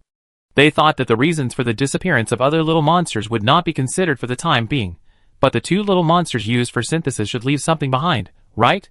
For example, the latest synthesized highest level props? But they saw nothing. The location where the 2 little monsters used for synthesis were just now was empty, nothing. Some people thought that maybe after the monsters were combined, new items did appear, but the players could not see the new items directly with their naked eyes. According to the nature of this copy, this possibility was also very high. So when someone thought of this, they looked at Teacher Ming very tacitly, wanting to see if Teacher Ming had any new discoveries. As a result, they found that Teacher Ming did not follow them to look at the original location of the 2 monsters. Instead, she looked at the players. From time to time, her eyes would pause on the player she was looking at, and at the same time, she looked thoughtful, and it was unknown what she was thinking about. This made the players a little confused. Is there anything abnormal about them? What did Teacher Ming see? Seeing Teacher Ming looking over one by one, his expression and eyes were very serious and focused. The players did not dare to disturb him now. They waited patiently for Teacher Ming to look over everyone. Shirley was the first to ask, Teacher Ming, did you see anything on us just now? Shirley had asked the question that everyone wanted to ask the most, so after Shirley asked, no one made a sound. Even the audience in the live broadcast room were waiting for Teacher Ming's answer. The audience watched the live broadcast all the way. Facing the new situation in the current copy, they could only speculate that this was a new stage, the fourth stage. But what to do in this stage probably still requires Teacher Ming's visual skills to guide. Facing Shirley's question, Teacher Ming did not answer immediately, but was thinking about how to describe it. She did see something that normal players could not see. The players saw Teacher Ming in deep thought and did not urge her. After a while, Teacher Ming's voice sounded, well, I did see something. And I suspect that if the synthesis time gate is related to the dungeon task, then now is the final stage of the synthesis time gate. After those little monsters disappeared instantly, the same time gate props may appear above most of our heads, but there are different numbers above these time gates. I just counted them, and they are roughly arranged from 1 to 8, with a break, and then Brother Hua and Teacher Wei are 13 and 14. There are several people who have no props or numbers on their heads. The total number of numbers I can see is 10. While speaking, Teacher Ming raised his hand to the top of his head as a gesture. Everyone looked at Teacher Ming's action, and subconsciously raised their heads to look up.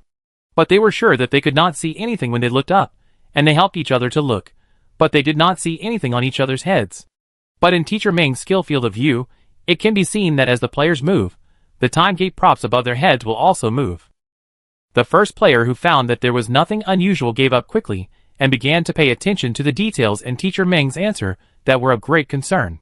Zhang Xian asked curiously, Teacher Ming, if I remember correctly, you just mentioned that it was most people, not everyone. Since you mentioned that the total number of numbers you can see is 10, it means that there are 4. There is nothing moving above the heads of the 4 players? Zhang Xian's question made Brother Hua's fingers move subconsciously. When Wei Han mentioned that there were only 10 numbers in total, he already had a hunch. Almost at the same time when Zhang Xian raised his doubts, he was also using his skills to send a voice to Wei Han, who was playing Teacher Ming, to confirm. Rong Qi, Brother Hua, the 4 players with no props and numbers above their heads. Are they our clones? Wei Han was actually planning to answer Zhang Xian's question while telling Rong Qi, but he didn't expect that he had already asked first. Wei Han, Teacher Ming, well, you guessed right. You probably discovered a long time ago that these simulation cabins can easily identify real players, just like the number of people limited by the simulation cabins, which is actually always accurate.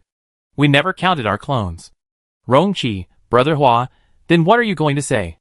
There is no way to explain why only those 4 people don't have the time gate props and numbers above their heads?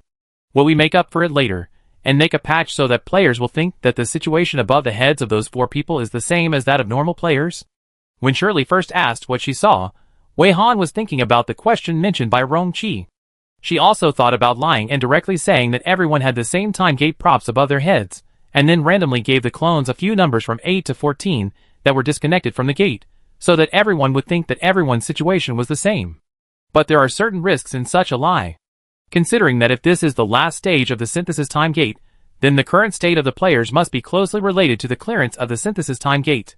If you lie about the information in the early stage, it will lead to the consequence of one lie needs 100 lies to cover it up. Wei Han just thought about it for a while, and felt that it was not possible, so she directly rejected this approach. Instead of lying about the information, she felt that it would be more reasonable to blame the unclear copy rules for this situation. Therefore, after secretly communicating with Rong Qi using skills, facing Zhang Xian's inquiry, Wei Han replied seriously, well, yes, this is the result I saw. But I'm not sure if it's really 4 people. After all, I can't see whether there is a time gate prop above my head, because these props will move with the player's actions. I can't see it if I look up. In order to make his speech sound more reasonable, Wei Han also noticed that he couldn't see the small detail above his head. The players listened very quietly, and never doubted what Teacher Ming said. After all, for the players, Teacher Ming has been very reliable all the way. They can get to where they are now, all thanks to the reliable information provided by Teacher Ming. Teacher Ming has no reason to provide false information. Teacher Ming saw that everyone gave her a high degree of trust, and then explained, the players who don't have the time gate props and numbers above their heads are Teacher Xiao Ding, Wei Weiwei, and Teacher Xiao Wei. Why there are no time gate props and time gates above the heads of the 3 of them, I don't know for the time being. Next, I plan to lend my skills to Brother Hua and ask him to help see if there is anything abnormal above my head. Her tone was very serious and sincere, not at all false. Even Rong Qi, who knew the inside story, was almost fooled by her. However, after hearing her words, Rong Qi also admitted that this statement was better. There was no need to make up one lie after another to cover up the previous lie. He could just blame the unclear game rules in the simulation cabin. Anyway, they had only a vague understanding of the game rules in the simulation cabin all the way here, and they didn't know what would happen before entering the next stage. It is very normal that there are some unsolved mysteries in the dungeon occasionally. It is good enough for players to pass the dungeon mission, and they are not obliged to solve every puzzle in the dungeon. Even the statement of lending the visual skill to Brother Hua was a lie.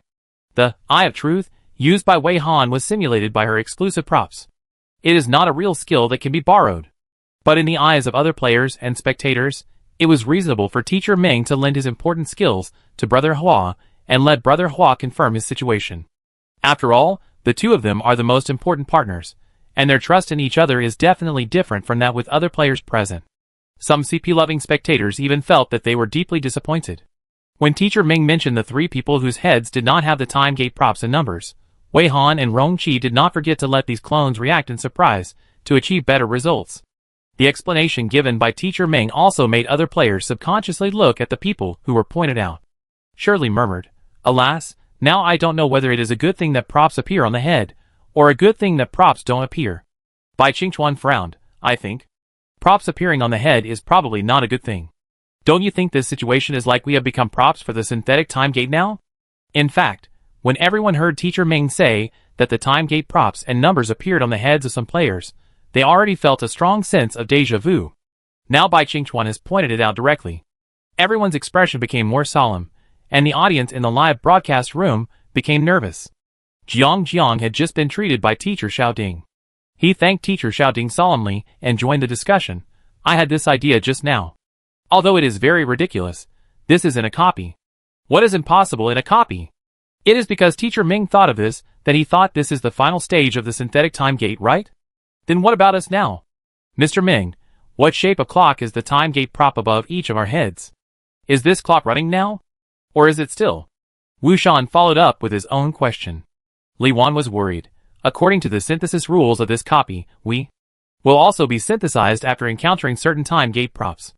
Then what will happen after we are synthesized?" Yu Mingchen scratched his hair in confusion. In this case, it is completely unclear whether we have taken the right or wrong path to this step. Should we avoid being synthesized, or should we take the initiative to synthesize? This is too tangled." He was so tangled that he didn't bother to make any additional explanations.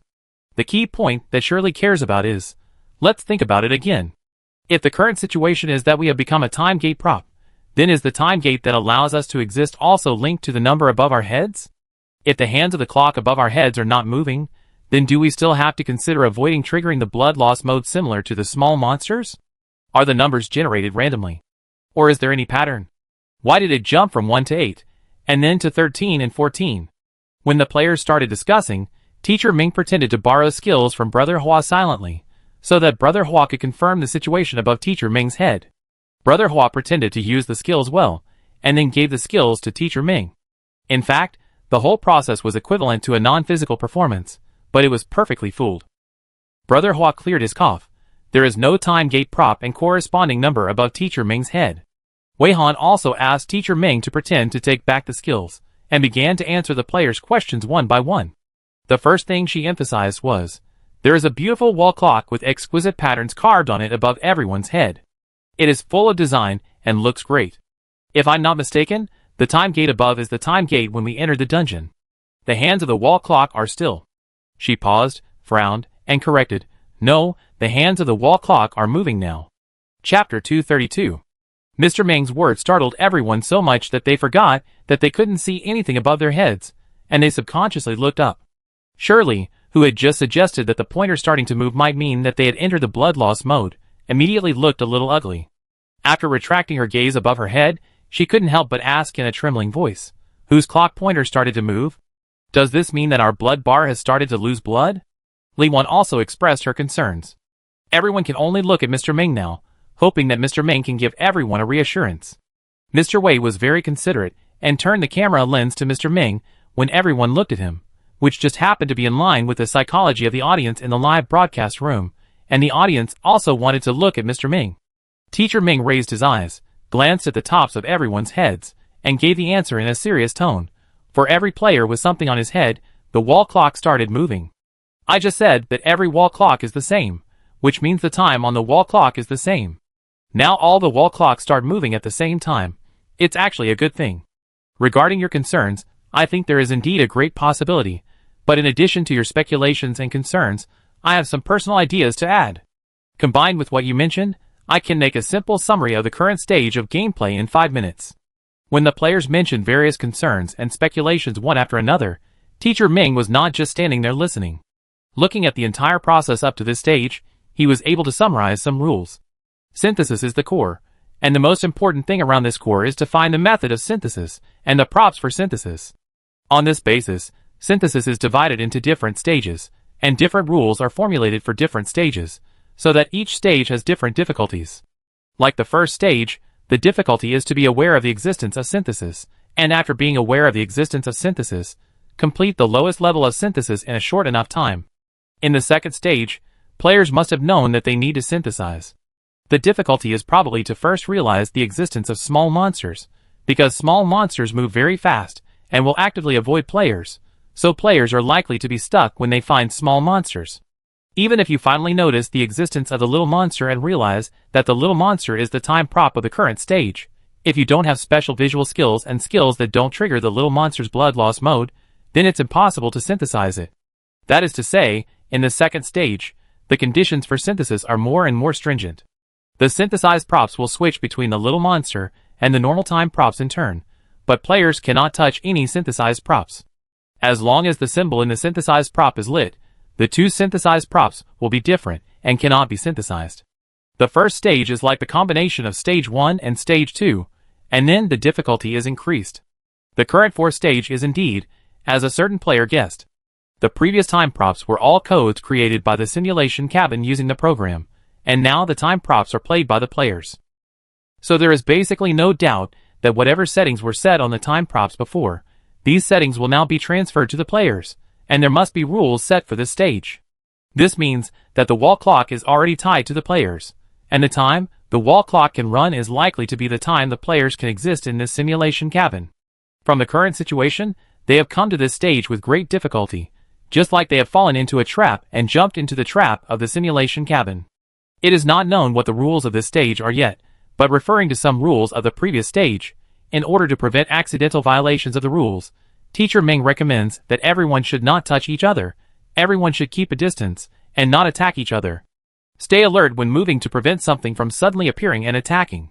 Regarding the arrangement of numbers, Teacher Ming also has a more reliable guess. Why did they go from 1 to 8, interrupted by 4 numbers, and suddenly jump to 13 and 14? Do you remember that there are still the first batch of players in this simulation cabin? According to the settings of the simulation cabin, the number of the first batch of players is likely to be 4 or 5. Teacher Ming suddenly mentioned the first batch of players, which almost surprised everyone. When Teacher Ming mentioned this, a few players immediately thought of a possibility. Shirley raised her hand weakly, and after Teacher Ming looked over, she hesitated and asked, "Do you think the 4 numbers 9, 10, 11, and 12 from 8 to 13 can be seen above the heads of the first batch of players?" Shirley's question also reminded others, and Bai Qingchuan immediately clapped his hands. It seems that this is indeed possible. If we calculate it this way, it is from 1 to 14. What is the meaning of this order? Can we get any information by sorting these numbers? The biggest problem now is that we don't know what to do and how to do it. Wu Shan added distressfully. Don't interrupt me in a hurry, I haven't finished yet. Teacher Ming sighed helplessly. Hearing Teacher Ming's helpless tone, the people who had just spoken lowered their heads a little embarrassedly. Teacher Ming continued, from our experience, synthesis is the core. At this stage, we can only try to find a way to synthesize. Based on the numbers of the time props on your heads, it can be understood that the difference between all synthesized props is the number. My guess is that if a player with a time prop numbered 1 meets a player with a time prop numbered 1, then it is very likely that a time prop numbered 2 will be synthesized, but I have no idea where the synthesized time prop will be. After the synthesis, what will happen to the players is also unknown. After 2 players with level 1 time props synthesize a level 2 time prop, it will be synthesized with the existing level 2 time props, and a level 3 time prop will be synthesized. This level 3 time prop will also be synthesized with the existing level 3 time props. And so on, until the end, 2 level 14 time props are synthesized, which is probably the last step of synthesis. Maybe it will also be the end of this simulation cabin synthesis game. This is just my speculation, and I can't guarantee whether these speculations are correct. We can't experiment. What will happen if the clocks above your heads have passed the time they should have passed? The risk is too great. Ms. Ming's tone became more serious as she spoke. According to my speculation, we need to take the initiative to find the first batch of players. This requires the cooperation of players with large-scale detection skills. The question now is, it depends on your wishes. If you think that the risk of doing so is too great and full of uncertainty, and you want to explore other methods, then I respect your ideas. We can say goodbye here. I will find other ways to verify my speculation, and I won't force you. Ms. Ming said that he fully respects the wishes of all players. But saying this has caused dissatisfaction among the players, whether it is the 5-person team of the parallel time and space or the wild player. Ms. Ming, how can you say that? You are our great benefactor. No matter what, we can't possibly go against you at such a critical moment, right? Shirley was the most unhappy, and almost let the cat out of the bag. Yu Mingchen also pulled a long face. Teacher Ming, I am at least your partner in the portal maze. Don't you know what kind of person I am? No matter what, I can't escape at this time, right? Ming Luo and I are also very willing to accept your advice. We have come this far thanks to you. Even if you made a mistake in judgment this time, who are we qualified to blame you? Jiang also agreed seriously. Ming Luo didn't say anything, but nodded very vigorously. When Teacher Ming heard what these people said, she glanced at everyone, and everyone nodded to her, indicating that they were very willing to cooperate with her. For this reason, Wei Han had to let his several clones keep up with the players' actions to avoid appearing out of place. Everyone was so decisive, and Teacher Ming was also very straightforward, and immediately said, well, since everyone agrees, we won't waste time anymore. May I ask if anyone has the skill of large-scale detection? Can you detect the approximate location of the first batch of players? We must find that batch of players as soon as possible. Hearing Teacher Ming's request, the individuals in the parallel world were a little different. In their impression, Teacher Ming's special skill, Absolute Zero, seemed to have such an effect, right? Why did she still need to find others to cooperate? Before the 5 people figured it out, they heard Teacher Xiaowei take the initiative to stand up. One of my skills should be able to carry out large-scale detection.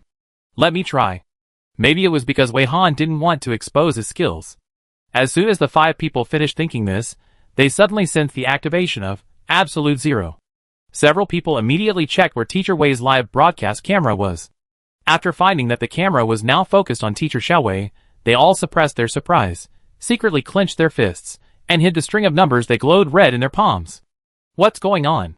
Why did they sense Absolute Zero from Teacher Xiaowei? This shouldn't be the case, even if there are countless parallel worlds. Absolute Zero and Swallowing Fusion are unique. There is absolutely no possibility that other people have these 2 skills. For a moment, the 5 people were in a state of confusion, and they almost didn't care about the current situation in the dungeon. When Teacher Xiaowei performed her skills, the players only felt a very light breeze, without any discomfort, but instead felt an inexplicable sense of healing. This time, there was no time to waste, so Wei Han directly reduced the skill's coverage and attack power to 0, to avoid causing damage, causing unnecessary blood loss to the target, and causing time synchronization. In this case, even if there was a specific weakening of her skills in the simulation cabin, she still detected the position of the first batch of players when the skills were first released. While they were busy unlocking one synthesis stage after another, the first batch of players did move all the time.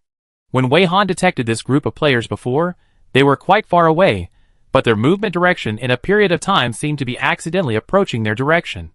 After locking the position of that group of players, Teacher Xiaowei took out her mobile phone from the skill space and directly enlarged the virtual screen to the maximum, so that the players could see clearly at a glance without getting close. She drew a relatively simple map. The center of the map was their location. A little further to the lower left of the center represented the location of the group of players. She drew another line, with a distance of 30 kilometers marked on it. This distance was easily accessible for players at their stage. Fortunately, it was not as far as they had imagined, and they did not find the first group of players as they had imagined. The number on the time item above Li Wan's head is 1. Now the clock above her head has run for more than 20 minutes. If the speculation on this point is correct, then it means that Li Wan only has more than 20 minutes left. As Teacher Ming said, no matter whether the relevant speculation is right or not, they have to race against time now.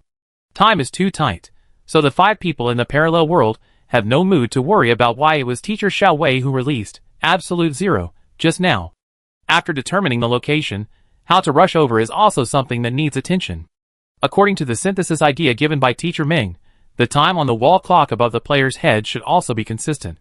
Teacher Ming suggested that players take the transportation in their own skill space, do not share the ride, and do not touch the items of players other than themselves. Fortunately, players who have reached this stage are already experienced, and putting a scooter in the skill space has long been a standard in the dungeon equipment. So basically every player can take out their own means of transportation, and under the command of Teacher Ming, they start to sprint at full speed like a competition. Teacher Ming and Brother Hua both had good equipment, so they were ahead. Teacher Ming did not forget to remind Brother Hua to use the skill of mind control, and control them all before the first batch of players noticed that they started to run away. This first batch of players should not be human players, but monster players. Teacher Ming added at the end. Brother Hua had expected it, so it was not unexpected. After he agreed, he concentrated on calculating the distance. As long as he entered the skill range, he would take action. In the previous synthesis process, Brother Hua's proficiency in the skill of mind control has been greatly improved. It is also very easy to quietly start mind control before the target notices. The first batch of players were quietly controlled by Brother Hua in such a confused situation, and were forced to stay where they were, waiting for them to get closer. 10 minutes later, everyone arrived at the target location, located in the front yard of a villa in the villa area. As soon as they entered the gate of the villa, they looked up and saw 5 dinosaurs? Chapter 233. The players were a little suspicious of their eyes at first, blinking and blinking, afraid that they would be judged as self-harm, so they didn't dare to rub their eyes. They stared at it stupidly for several seconds before they really came to their senses.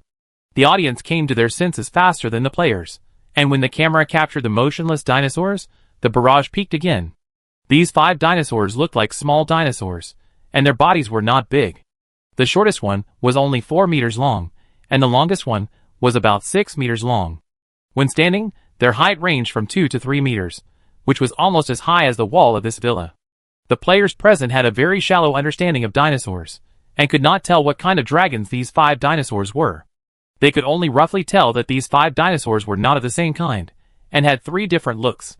What was outrageous was that although these dinosaurs did not look like they were wearing clothes, they all looked like they had some decorations on their bodies. 2 of them had obviously longer forelimbs, slender bodies, and tails that were consistent with their bodies, which were thinner. Their skin was dark purple, and dark gray stripes could be clearly seen on their backs. Both dinosaurs had something like ropes or vines wrapped around their tails, which should be their personal decorations. One had short forelimbs, thick and strong hind limbs, a very long neck, almost the same length as its tail, and a row of very short dorsal spines on its back. Perhaps this kind of dinosaur liked its long neck very much. The long-necked dinosaur in front of them had a dazzling array of decorations hanging on its neck.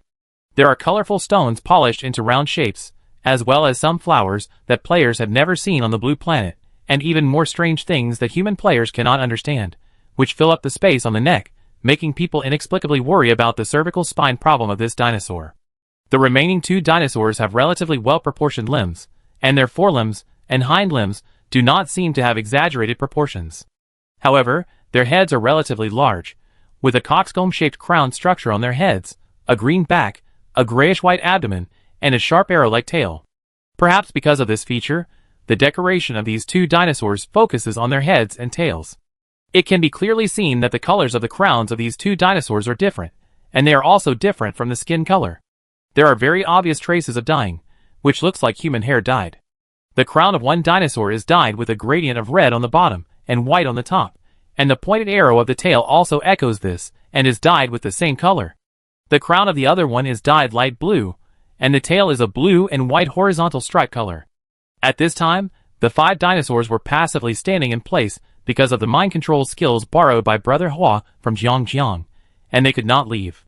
After the players appeared, the sight of the 5 dinosaurs was focused on the players at the same time. When the players were seeing that these 5 dinosaurs really had their own characteristics, the dinosaurs looked at the human players with a look of shock and doubt and disdain. The players could not name these dinosaurs at all, but the scholars who studied dinosaurs in the live broadcast room also sent out doubtful comments, which caused heated discussions. I am ordinary. I have studied dinosaurs a little bit, and there is no dinosaur recorded in the current literature that I can't name. But I have never seen the dinosaurs that Mr. Ming and his friends encountered in this dungeon in any current information. Embrace spring. Is there a possibility that this is just a monster that looks like a dinosaur? Don't want to wake up. Is this the third group of players in this simulation cabin? Is it possible that the simulation cabin simulated a false existence? If this is not a dream, Mr. Ming's skills can easily distinguish between true and false. With Mr. Ming's certification, it is unlikely to be wrong. Send you a summer full of stars. I didn't expect the third batch of players to not be human, but according to the information provided by Auntie before, if the information is true, then the players will be various monsters, so it's not surprising. For Aunt, we humans are actually monsters, right? Well, how should I put it? Teacher Wei's live broadcast this time is like uncovering a corner of the truth. I have read some analysis posts by big guys, and it is very shocking. Let's go grab the air together. Frowny Face is it because they have already used skills to control these dinosaurs in advance. They are motionless throughout the whole process. Talk less and work more. Frowny Face. These dinosaur monsters are dressed quite uniquely. This is not for adults to watch. Frowny Face, are you watching now? Time is tight, right? I wonder if Teacher Ming has seen anything from these dinosaurs, and whether he has seen the missing numbers as expected. Please raise your head. Frowny Face, please. Don't have any accidents. We have come to this point. If the numbers on their heads are equal to the length of time they can exist, then the remaining time really can't afford any accidents to waste time. Sit down. Don't move. Frowny Face, quickly verify it. I really want to know if Teacher Ming's guess is right. This name is meaningless. Frowny Face. If Mr. Ming's speculation is correct, then the numbers represented by these 5 dinosaurs are 1, 9, 10, 11, and 12. Now we are waiting for Mr. Ming's observation results. My dream is shattered. Frowny Face. Although these 5 dinosaurs are unable to move now, have you noticed that their eyes seem to be quite dramatic, and they are not stupid eyes with no IQ at all? Maybe it's my illusion. I always feel that these dinosaurs look down on Mr. Ming and his friends. Every day is crazy literature. Frowny Face. Can it really be synthesized? Without knowing the consequences of the synthesis, is it too risky? What if the synthesis will cause something that players cannot predict? There is not a single truth in my mouth. Frowny Face. But if I don't continue to try to synthesize now, the result is just waiting to die. According to the rules of this simulation cabin mechanism, it is very clear that only synthesis can enter the next step. If you want to move forward, you have to take risks. The players have not started to act yet, and the audience has disagreements and arguments due to various discussions. Now the players need to wait for the instructions of Teacher Ming. After Teacher Ming came here, he immediately began to observe these 5 dinosaurs with unique personalities. The number above the long-necked dinosaur is 1, the 2 with long tails are 9 and 11, and the 2 dinosaurs with crowns on their heads and dyed crowns are 10 and 12. These numbers basically match Wei Han's guess, and she expected that there will be a player with the number 1 in the third batch of players. In addition to the things made by the simulation cabin above her head, Wei Han also carefully used her skills to observe each dinosaur, trying to find familiar planet icons. At first, Wei Han looked at the claws of these dinosaurs. In order to see clearly, she had to move her position, otherwise she couldn't see clearly. But there was no icon on the dinosaur's claws. She looked at other places and found the planet icon on the tip of the dinosaur's tail, and their planet icon was also Blue Star, the planet she was on, and the planet icon she could see every day when she spread her hands. With Wei Han's memory and observation, she could confirm it directly after seeing the familiar icon on the dinosaur's tail without any comparison. She was not mistaken. The tips of the tails of these 5 dinosaurs were all printed with the same icon of Blue Star, which meant that the original world where the 5 monsters in front of her were located was likely a parallel world of Blue Star where they were living now. In a sense, they should all be considered players on the blue planet. It's just that in the world where the dinosaurs lived, the dinosaurs did not become extinct, and human civilization did not exist, if it weren't for the fact that it was too late, and she was worried that the current unnecessary attempts would affect the synthesis. Wei Han really wanted to click on the player system icon on the dinosaur's tail to see if she could find more information through her poor translation skills. Just like the investigation she conducted on some dungeon monsters during the dungeon tour. Now she dared not act rashly, and could only wait and see if it was possible to have friendly exchanges with these dinosaurs after completing the dungeon mission. Now Wei Han first looked at the dinosaur with the number 1 on its head, and then looked at Li Wan on their team. Amid everyone's confusion, she quickly explained, "Just as I guessed, the 5 dinosaurs we are seeing now also have the same wall clock and different numbers on their heads. The dinosaur with all kinds of ornaments hanging on its neck is number 1. Teacher Ming also pointed out the dinosaurs corresponding to 9, 10, 11 and 12 one by one, so that everyone had a rough impression. After hearing Mr. Ming's explanation, the players collectively expressed their willingness to let Mr. Ming do whatever he wants, and just give them instructions. Everyone expressed their willingness to cooperate, and Mr. Ming did not say too much. He quickly said to Brother Hua beside him, "The distance between the two identical props may not be close enough, so the synthesis is not triggered. Li Wan, can you walk towards the dinosaur with the most things hanging on its neck? Just walk to it. Don't worry, that dinosaur can't hurt you. Brother Hua has controlled them all. Brother Hua, when Li Wan walks over, you will control the dinosaur's head to lower. How low should it be lowered? Adjust slowly while listening to my instructions." The two people mentioned by Teacher Ming were very cooperative. After Teacher Ming gave the arrangement, they immediately took action. Li Wan walked straight to the dinosaur mentioned by Teacher Ming without any fear or hesitation. Although the dinosaur was generally controlled by Brother Hua with his skills, it was still able to move its eyes slightly. As Li Wan walked over, the dinosaur with a fancy neck also overcame the hardship and shifted its sights to Li Wan, staring at her intently. But Li Wan didn't care about it at all. After standing still, she made a gesture to let Teacher Ming know that she was ready. Seeing this, Brother Hua immediately used his mind control skills to make the corresponding dinosaur lower its head. He seemed very surprised by this, and there was a little more fear in his eyes. It seemed that they didn't realize what made them unable to move until now. Teacher Ming looked at the location of the props of both sides and whispered to Brother Hua to adjust the position. Lower it a little, so that the dinosaur's head is slightly offset. There is still a little distance. Don't let the heads of one person and one dinosaur collide with each other. In Teacher Ming's vision, the wall clock above Li Wan's head was not moving, only the wall clock on the dinosaur's head was moving, and now it was slightly offset, and the distance was more than 10 centimeters. In order to make Brother Hua understand her meaning more accurately, she actually secretly used the sound transmission skill to draw a simple schematic diagram. The effect of this is really good. Rongqi quickly understood what she meant, and then fine-tuned the dinosaur's head. It's done. Teacher Ming stared at the direction of the man and the dinosaur, and suddenly let out a long breath. It's combined. Now the wall clock on your head, Li Wan, has become the number 2, and there is nothing on the head of the dinosaur. Is that all? Li Wan was surprised. I don't feel anything. What's next? Teacher Ming replied, the number on Wu Shan's head is 2, and next you will cooperate with me to combine. You need to face each other, lower your head slightly, and try not to touch each other. Li Wan walked towards Wu Shan very cooperatively. While waiting for Li Wan to move again, Teacher Ming reminded Brother Hua not to forget to restore the action of the dinosaur just now, otherwise the neck of the dinosaur will really be useless. Li Wan and Wu Shan were already facing each other. Teacher Ming asked them to lower their heads slightly. When they saw that the two identical wall clocks above their heads touched each other, one of them disappeared immediately, and the number on the other one became 3. Teacher Ming continued to report the results. Li Wan, the prop on your head has disappeared. Wu Shan's prop number is now 3. The player whose prop number was 3 was Jiang Jiang. Wu Shan, you and Jiang Jiang, see who goes to which side. Wu Shan understood that Jiang Jiang had just replenished his mental strength and needed to recuperate, so he took the initiative to walk towards Jiang Jiang. The two of them also successfully synthesized a new prop with the number 4. In the following time, the group moved in this direction, and finally changed the prop number on Brother Hua's head to 14. The next step was the last step of synthesis, which required Brother Hua to walk out of the camera and approach Teacher Wei. The process went unexpectedly smoothly, without any accidents in the middle. It was so smooth that people suspected there was a trap. When Brother Hua and Teacher Wei touched the two level 14 wall clocks together, everyone seemed to hear a ding. Before they could come back to their senses, Teacher Ming's voice came. Both props disappeared.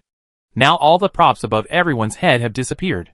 At this time, Teacher Wei silently stretched out her hand, and she seemed to be holding something in her hand. After opening her palm, what came into view was a palm-sized, very delicate pocket watch. The players all came over curiously.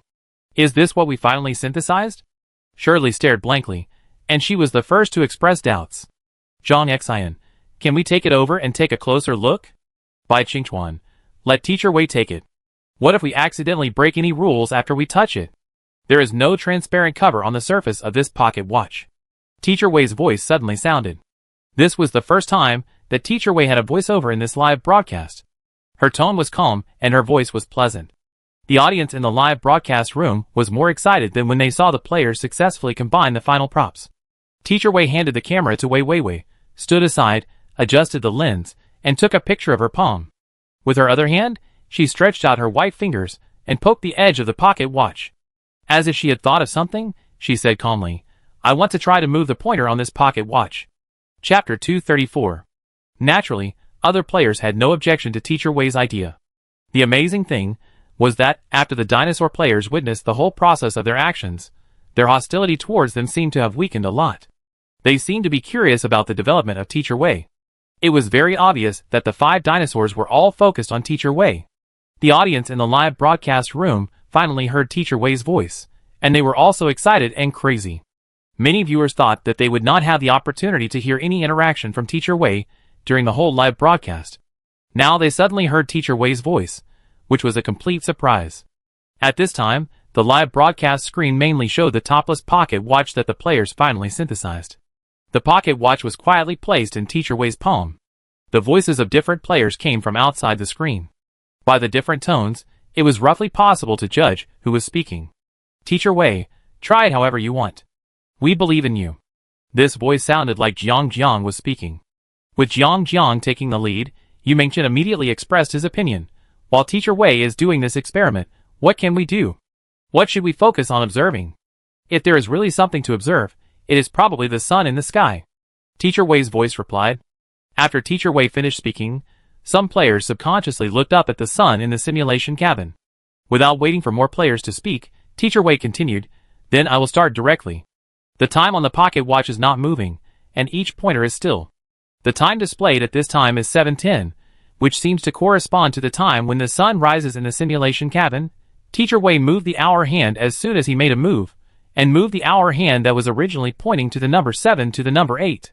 The players who were staring at the sun saw that the sun moved in the blink of an eye and moved to the top of the sky, which made the players couldn't help but make a sound. It moved? It moved up, right? Really? I didn't see it wrong, did I? I remember that the position of the sun was relatively low. The change now is not very obvious, but it should still be visible at a glance.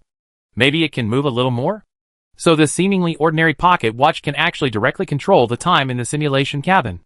This is really a bit. How should I put it? It seems to be inexplicably reasonable. Teacher Wei didn't need to look up to see the change in the position of the sun. After all, she had 3 pairs of eyes to see it. So amid the chattering of the players, she just silently moved the pointer up 2 more numbers, and now the hour hand pointed to the number 10. This time, the position change of the sun was completely visible to the naked eye, and it was exactly at the height of 10 o'clock in the morning. In addition to watching the sun change its position in the blink of an eye, they also looked down to check their shadows. The details of the environment simulation in this simulation cabin were quite good. With the change of time, the length of their shadows also changed. This time, Teacher Wei directly moved the hour hand to 12 noon, and the sun ran directly to the position of noon. During the whole process of Teacher Wei moving the pointer on the pocket watch, each pointer of the pocket watch still did not move actively. It was completely that the simulation cabin seemed to jump to the designated time when Teacher Wei turned it. Looking at Teacher Wei's many experiments, without Teacher Wei's explanation, everyone has realized that this ordinary pocket watch is indeed the final synthesis prop. It can directly jump the time in the simulation cabin. If you want any time, you can directly adjust it to the corresponding time point. It is very convenient and quick to use. For this thing, they have synthesized it all the way, and the process in the middle is complicated and difficult. According to their task panel and the content of the warm reminder, the environmental conditions they need to achieve now are after dark, so it must be after the sun sets. In order to prevent the number of times this prop can be dialed, I will directly dial it to 12 o'clock in the evening next time. Everyone get ready. Teacher Wei's voice sounded again, pulling the players' thoughts back. The meaning of this sentence is almost equivalent to a preview, and the next time it will directly switch to the night mode of the simulation cabin. The players replied in unison, "Okay." The moment the words fell, there was a very light click. Before they could even blink, they were completely surrounded by endless darkness. Some people were originally wearing sunglasses and looking up at the sun in the sky, but they didn't know how the sun disappeared. They could only see that the surroundings had fallen into complete darkness, and they couldn't see anything. The audience in the live broadcast room also found that the screen suddenly went black. If they hadn't heard the voice of the players the next moment, they would have suspected that the live broadcast was suddenly interrupted for some reason. "Is everyone still around?" Shirley's voice suddenly sounded. "Is everything okay?" Zhang Xian's voice replied, except that we can't see anything, there is no other problem. It feels like the simulation cabin has been closed, but our system icon is not moving. This is Zhang's voice. Bai Qingchuan asked, warm reminder, doesn't it say that after dark, the fragments of the simulation cabin switch will glow? Did you see anything glowing? In such a dark environment, if something glows, it must be very conspicuous, right? Yu Mingchen took over, or is the glowing thing blocked? The light source in the simulation cabin has disappeared, but everything around should not change, right? We just entered the yard of a villa, surrounded by walls, and the field of vision is not very wide. Does anyone have skills like night vision? Or do we need to use the glowing skills to illuminate the surroundings? Everyone said embarrassedly that they really didn't have skills that could achieve night vision effects. Listening to Yu Mingchen's speculation, Teacher Xiaowei also joined the discussion. There is another possibility that this kind of glowing fragments cannot be seen by normal players with the naked eye. According to the synthesis rules of this simulation cabin, this possibility is still very high. Let's listen to the instructions of Teacher Wei or Teacher Ming. Wu Shan's voice came. Teacher Ming? Teacher Wei? Brother Hua? How are you? Li Wan began to call out the names of several people, because they didn't make a sound, which made people worry inexplicably. Brother Hua quickly replied, I'm fine. Teacher Ming seems to have started using her visual skills to observe the surroundings. Teacher Ming responded in a low voice. In the quiet environment, the voice was small but very clear. Hearing that Teacher Ming had started to observe, the players kept silent, fearing that it would affect Teacher Ming's concentration. Wei Han deliberately let the vest Teacher Xiaowei speak, because after the simulation cabin entered the night mode, the switch fragments that would emit light in this dark environment did need the eye of truth to be seen. When the darkness first fell, Wei Han first used the night vision skill to confirm the surroundings, wanting to know whether the scene simulated in the simulation cabin would change with the disappearance of the light source. Before the sun went down, they were in the yard of a villa in the villa area. After the sun went down, would this still be the front yard of the villa? The result of the observation was that after the sun went down, the environment simulated by the simulation cabin did not change at all, just like the city simply fell into a deep sleep after the night fell. After confirming this, Wei Han added the perspective effect skill to verify the possibility mentioned by Yu Mingchen. Finally, it was confirmed that even with night vision and perspective, looking outside, nothing that glowed could be seen. Wei Han finally used the eye of truth, and finally saw the switch fragments that were emitting light hidden in the dim code pile. Although they were called fragments, in Wei Han's opinion, these fragments also looked like small props in the synthesis game. Wei Han observed them carefully, and found that they had different shapes, sizes, and emitted different colors of light. There were dots, some long and short lines, and some faces. In a very rare case, there were some three-dimensional fragments. These fragments can move freely in the code pile, and when the identical fragments touch each other, they will automatically synthesize. It seems that even at this step, the core of synthesis is still not far away, but the synthesis stage of this step seems to be a little less, and it will probably follow the rule from point to line, then from line to surface, and then from surface to solid. When Wei Han tried to touch the fragment closest to her, she was not surprised to find that she could not touch these things directly. Wei Han thought for a while, and simulated the skill, black fishing rod, to see if she could use the fishing rod to move the fragments and operate the synthesis in this way. After Teacher Ming gave that gentle response, he never spoke again, which made other players a little uneasy. After all, they were in an environment where they could not see their hands in front of their faces. The extreme darkness made people more likely to have negative emotions. After a while, Shirley couldn't help but ask weakly, Teacher Ming, how is it now? It's really dark around. Can we get some luminous skills? Zhang Xian asked. Mr. Ming is now using the fishing rod skill, and the actual fishing rod skill has appeared in his hand. Hearing the two people's questions, he replied, Sorry, because I made some discoveries, I was too immersed in it, and forgot to tell you about the progress. I have just confirmed that the glowing fragments cannot be seen directly by the naked eye, and still require my special skills. Even if I can see them with my special skills, I can't touch them directly, so I am now looking at what skills I can use to touch those fragments. The way to turn the fragments into switches should also require synthesis. Ming said as he operated and gave the players some suggestions. If possible, I hope you don't create any light, which may affect me. She just didn't want to be seen by the players using the skills that only Tan Ming had.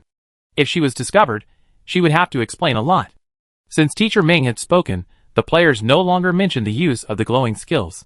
Knowing that Teacher Ming was already advancing the progress, everyone felt relieved, but also deeply ashamed that they could not help. Originally, Wei Han thought that he could let Rongqi use the mind control skill to try to control the fragments, but Rongqi didn't have the Eye of Truth, and he didn't have time to secretly show her the mind control skill, so he had to give up. Anyway, whether it was mind control or fishing for fragments with a fishing rod, it should be the same for her. The fishing rod hooked the glowing fragments very smoothly, and it could also drag the fragments. Wei Han followed this idea to fish for fragments, and then synthesized the fragments of different dimensions. Multiple small points were synthesized into lines, lines were synthesized into faces, faces were synthesized into cubes, and cubes were synthesized again to form real fragments, like some gravel. Fragments. Scattered in various places, some are very far away, but the range of the fishing rod skill is also very far. Wei Han can remotely control the fragments to synthesize without moving at all. After confirming with Teacher Ming for the second time, the players became extremely quiet, and even their breathing seemed to slow down in the darkness, just waiting quietly. For the audience, they are now completely watching a black screen. The players are silent, and they can't see Mr. Ming's operation. This viewing experience is obviously very poor. But no audience felt bored or left the live broadcast room. Instead, because the simulation cabin copy was about to end, it attracted more viewers. Everyone was anxiously waiting for the result, wondering whether the players would succeed in the end. Some of the audience were also calculating the time, and the barrage was still non-stop, either guessing the current progress or cheering the audience, and some were very worried. Half an hour later, a little light suddenly appeared on the screen. This light was light green and very eye-friendly.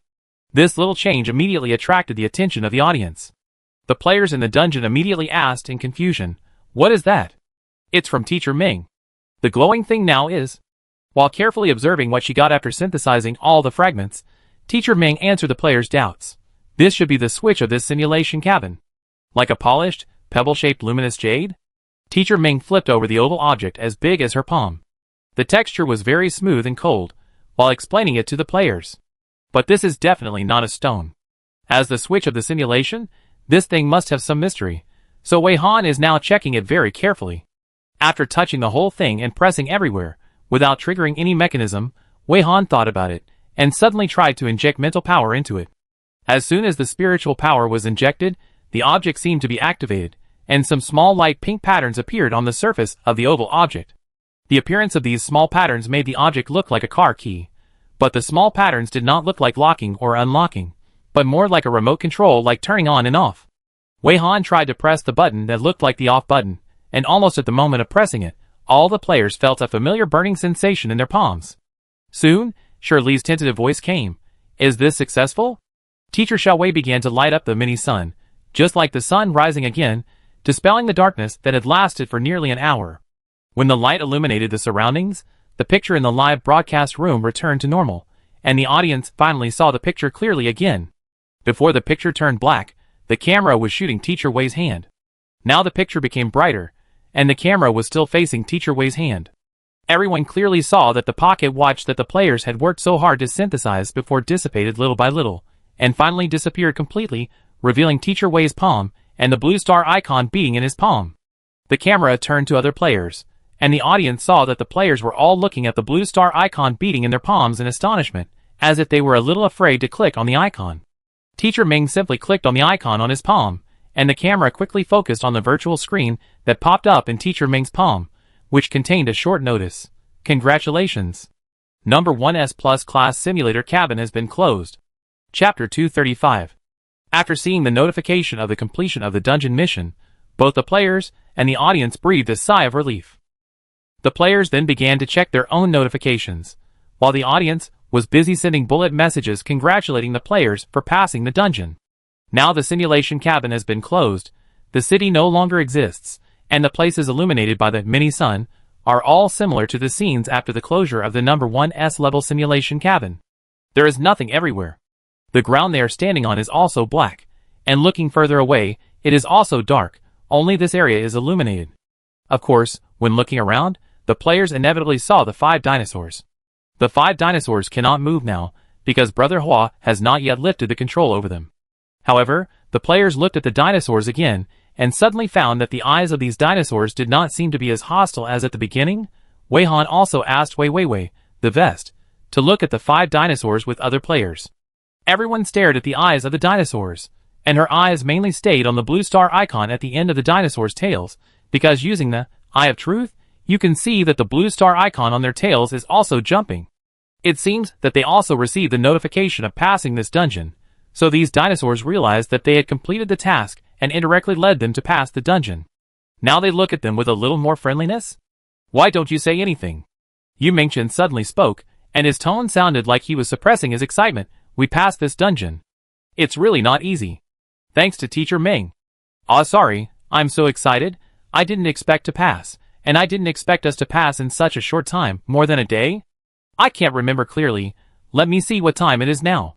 As he said, he was getting more and more excited. He suddenly opened the conversation with a few words, and everyone else smiled. The 5-member team in the parallel universe was happy, but when they thought about completing the mission and having to say goodbye to Wei Han, they felt more reluctant. But they couldn't let others see it, so they deliberately concealed their true emotions when they spoke.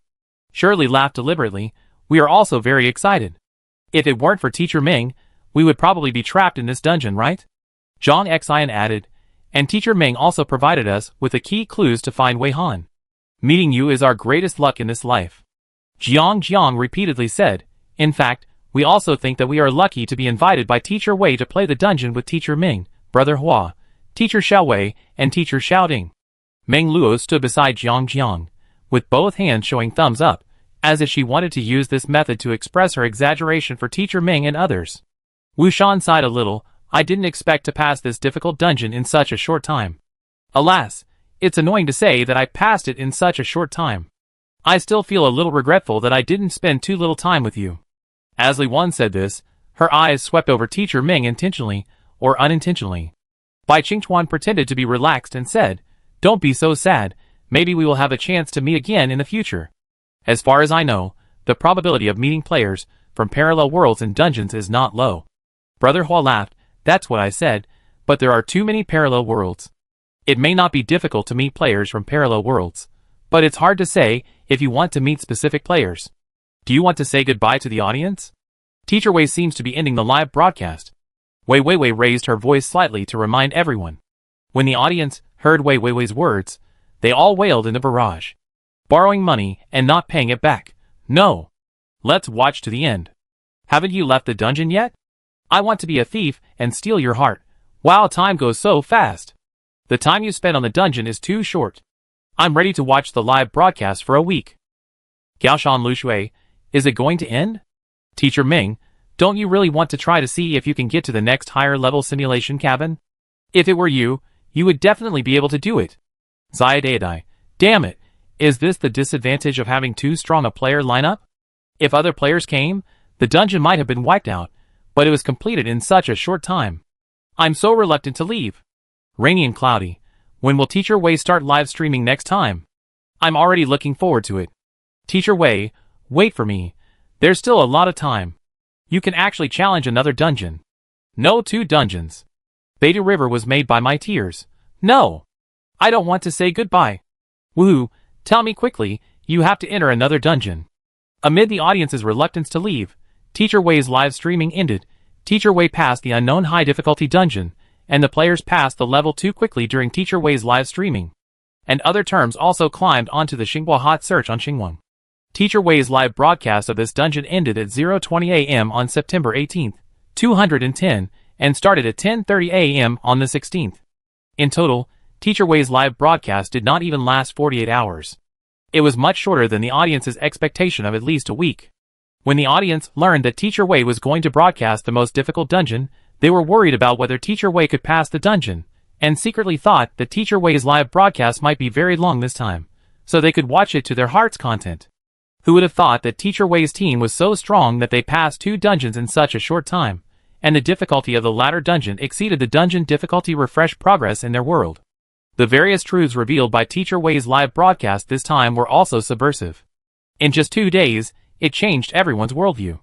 No matter how much the audience wailed in the live broadcast room, the players immediately began to say goodbye to the audience in front of the camera after hearing Wei Weiwei's reminder.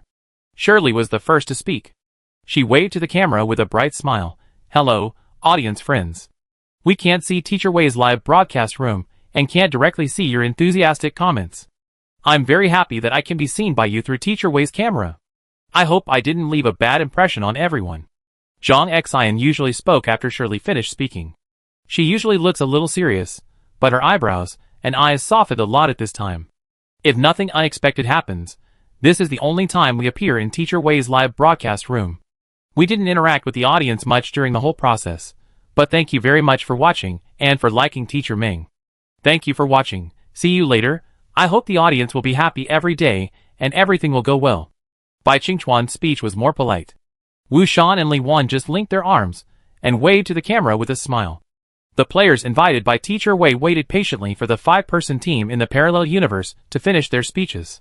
Yu Mingchen stood up and said embarrassedly, I didn't expect that these 2 dungeons could be passed so quickly under the leadership of Teacher Ming. Even though I had worked with Teacher Ming briefly in the maze, I was still surprised. Usually in the team, I lead the team members to go through the dungeons. This time, I also experienced the joy of being led by a super boss, ha ha ha. After I go back, I can brag to my teammates for the rest of my life. Then it was Jiang and Meng Luo. Meng Luo usually doesn't speak, Jiang speaks for her. Luo and I are really honored to be invited by Teacher Wei to participate in this live broadcast. My skills can play a role in this dungeon, I am really very happy, but unfortunately I am not strong enough. Seeing Brother Hua's control of skills, I also deeply realized that I still need to work hard to improve. Luo and I are also very grateful to Teacher Wei for inviting me.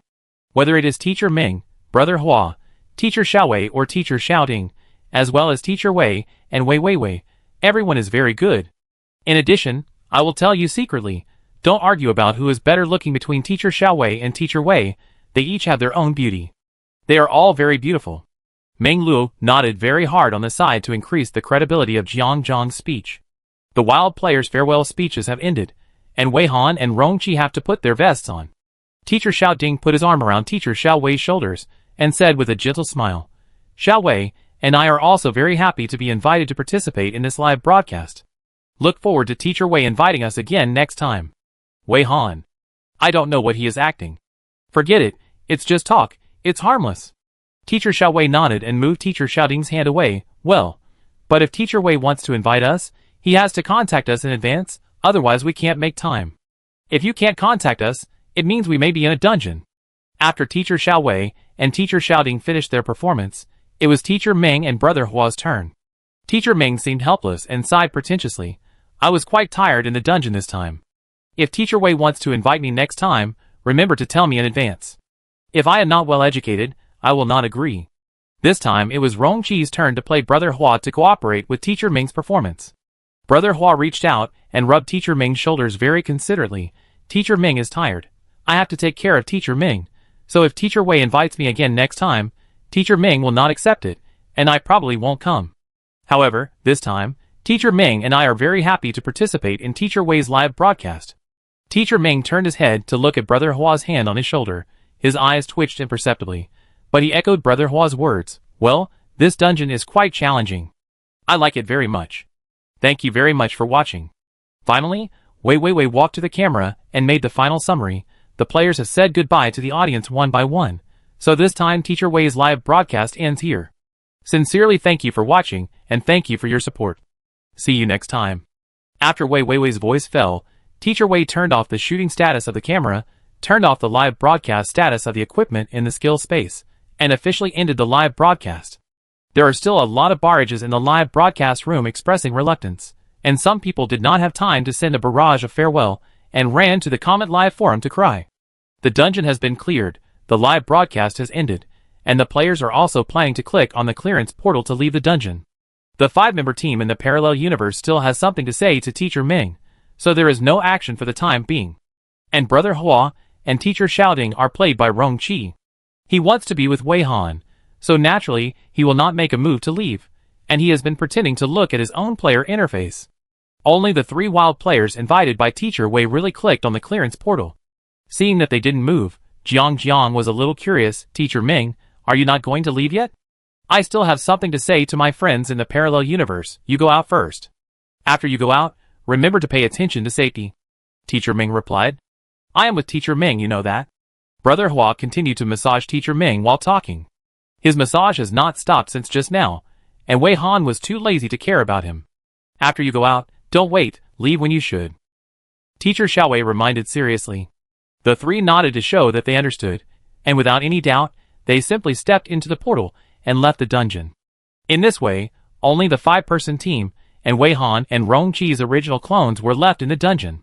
But the 5 people in the parallel universe didn't know the inside story, and they were a little anxious when they saw that there were so many people who hadn't left except Teacher Ming.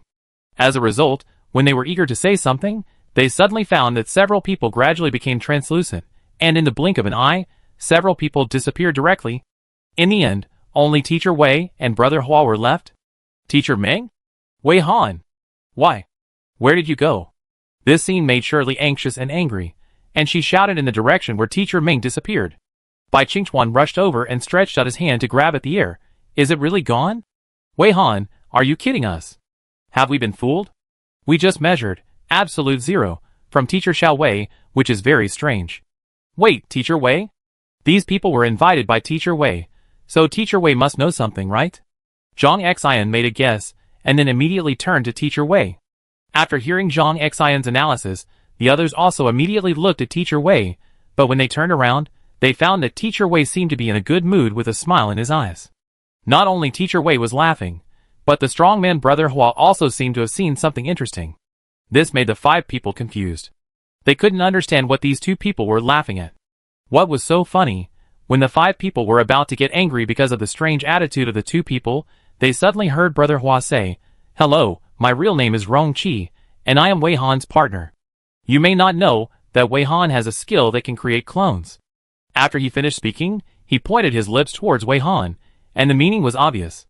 With his words, the 5 people still had something to understand. They scratched their heads in embarrassment and laughed and cried. No wonder that Teacher Xiaowei can also use absolute zero. Shirley covered her face, and the corners of her mouth could not help but curl up. So Teacher Ming, Teacher Xiaowei, and Wei Wei are all Wei Han's clones? Wei Han, you have too many avatars, right? Bai Qingchuan looked Wei Han up and down, and you pinched different faces for the clones. Wu Shan disagreed and said, "Qingchuan, what are you talking about? Multiple disguises are very necessary." Li Wan nodded and said, "That's right, how cautious, how cunning, worthy of being the daughter of Brother Wei and sister-in-law Wei." Wei Han, eh? Anyway, I will now formally introduce myself. Hello, I am Wei Han. Wei Han interrupted the nonsense of these people. She did not remove the disguise skill, but restored her original voice, which sounded different from Teacher Wei's voice. Ah, this is Wei Han's real voice. It sounds so good. Shirley looked intoxicated. Wei Han, can you tell us about your experience? Please explain it briefly. Zhang Xian asked politely. We want to know how you are doing in the world over there. Yeah. Wei Han had originally planned to do this. In fact, Wei Han's experience before the dungeon came was nothing unusual. According to the welfare home that took her in, she was picked up by a kind-hearted person on the roadside and sent to the police station for genetic screening, but her biological parents could not be found, so she was sent to the welfare home. Less than 3 months after the welfare home took her in, she was adopted by a middle-aged couple who were unable to have children. The couple's family conditions were average, but her adoptive parents treated her very well. They would try their best to satisfy her whatever she wanted. When Wei Han was 10 years old, her beauty had already begun to take shape. In order to prevent her from being bullied, her adoptive mother not only taught her how to defend herself, but also taught her how to hide her appearance to look more low-key, so as not to cause trouble because of her eye-catching appearance. When Wei Han was 17 years old. At that time, his adoptive parents fell ill one after another. Most of the family savings were spent to barely keep them alive. A lot of money was needed for their recovery, and they could no longer work intensively. From then on, Wei Han tried his best to find various part-time jobs to reduce the burden on his adoptive parents, and to have enough money to support his hobbies and ideals. After all, photography is not a simple way to burn money. Before Wei Han graduated from college, his adoptive parents' bodies could no longer support him. They died one after another 3 months before the dungeon came. 3 months later, the dungeon suddenly came into the world. Before Wei Han could completely get over the sadness of his adoptive parents' death, he was caught off guard and entered the initial dungeon. From entering this initial dungeon, Wei Han's experience began to become unusual. Chapter 236. When the dungeon descended on the world, white vortices randomly appeared in any corner, randomly dragging some lucky humans into the random initial dungeon. But the vortex portal that Wei Han encountered unexpectedly was black. At that time, Her adoptive parents had just passed away for a few months, and she was really unable to let go. She used busyness to numb herself, attending classes, working, practicing photography, eating and sleeping, and her full schedule squeezed the whole day into not a second to think about random things. When the dungeon descended, she slept all day because of the busyness of the previous day, until she was so hungry that her stomach hurt, and she went out to find food in a daze. As a result, when she opened the door and walked out of the house, before she came to her senses, she walked directly into the black vortex portal that was blocking her door. As for where she went, and what she encountered after passing through this black vortex portal, Wei Han once again showed the resistance that Rong-Chi was very familiar with, covering her forehead as if she was about to vomit. This made Shirley and others very worried. What happened? Did that copy make people uncomfortable? Shirley asked worriedly, seeing Wei Han's face pale and anxious as if she was a little flustered. If it's a bad memory, don't force yourself to recall it. Zhang Xian also frowned. Bai Qingchuan, Wu Shan and Li Wan just stared at her worriedly, as if they were too worried and didn't dare to say anything. Wei Han pursed his lips and didn't respond to the concern of the 5 people. After hesitating for a while, Rong-Chi decided to help Wei Han explain. Wei Han doesn't like to recall the situation of her initial copy, because it makes her very uncomfortable and makes her feel very disgusted. Then don't think about it anymore. Don't force yourself like this. We are not asking you to make you feel uncomfortable. Shirley immediately persuaded very firmly. That's right.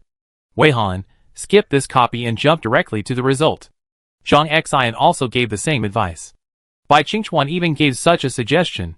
If necessary, I can borrow someone's skills that can work on memory to help you block the annoying memory. Wu Shan and Li Wan were more distressed, and they just took out some snacks and toys to coax Wei Han like a child. Facing the concern of several people around him, Wei Han reluctantly raised his head, squeezed out a faint smile, and replied in a weak voice, Actually, it's much better now than at the beginning. Objectively speaking, it's not that exaggerated. It's just that I hadn't experienced any copies at the time, and I had never seen any bloody scenes. Suddenly facing that kind of scene, the shock was too great. In short, don't force yourself. Rong-Chi told her seriously, and stretched out his big, generous hand, and said to her gently, But if you want to try to overcome it, you can hold my hand, which may make you feel a little more at ease and provide you with some psychological comfort.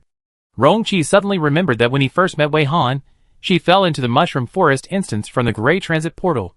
She seemed to have never expected to come to such a place. She was stupid and confused. Later, when she came back to her senses, her emotions seemed stable. Except for avoiding talking about where she came from, everything seemed normal. After seeing the transfer portal in the 3D puzzle copy, he knew that Wei Han fell from her initial copy to the mushroom forest copy. He also knew that Wei Han was so resistant to her own initial copy, and was unwilling to mention it. At that time, Wei Han's answer was to let her overcome it. Realizing her embarrassment, he never took the initiative to mention it again. Until now, Wei Han's life experience has been revealed because of Shirley and others from the parallel world. She took the initiative to mention many things about her.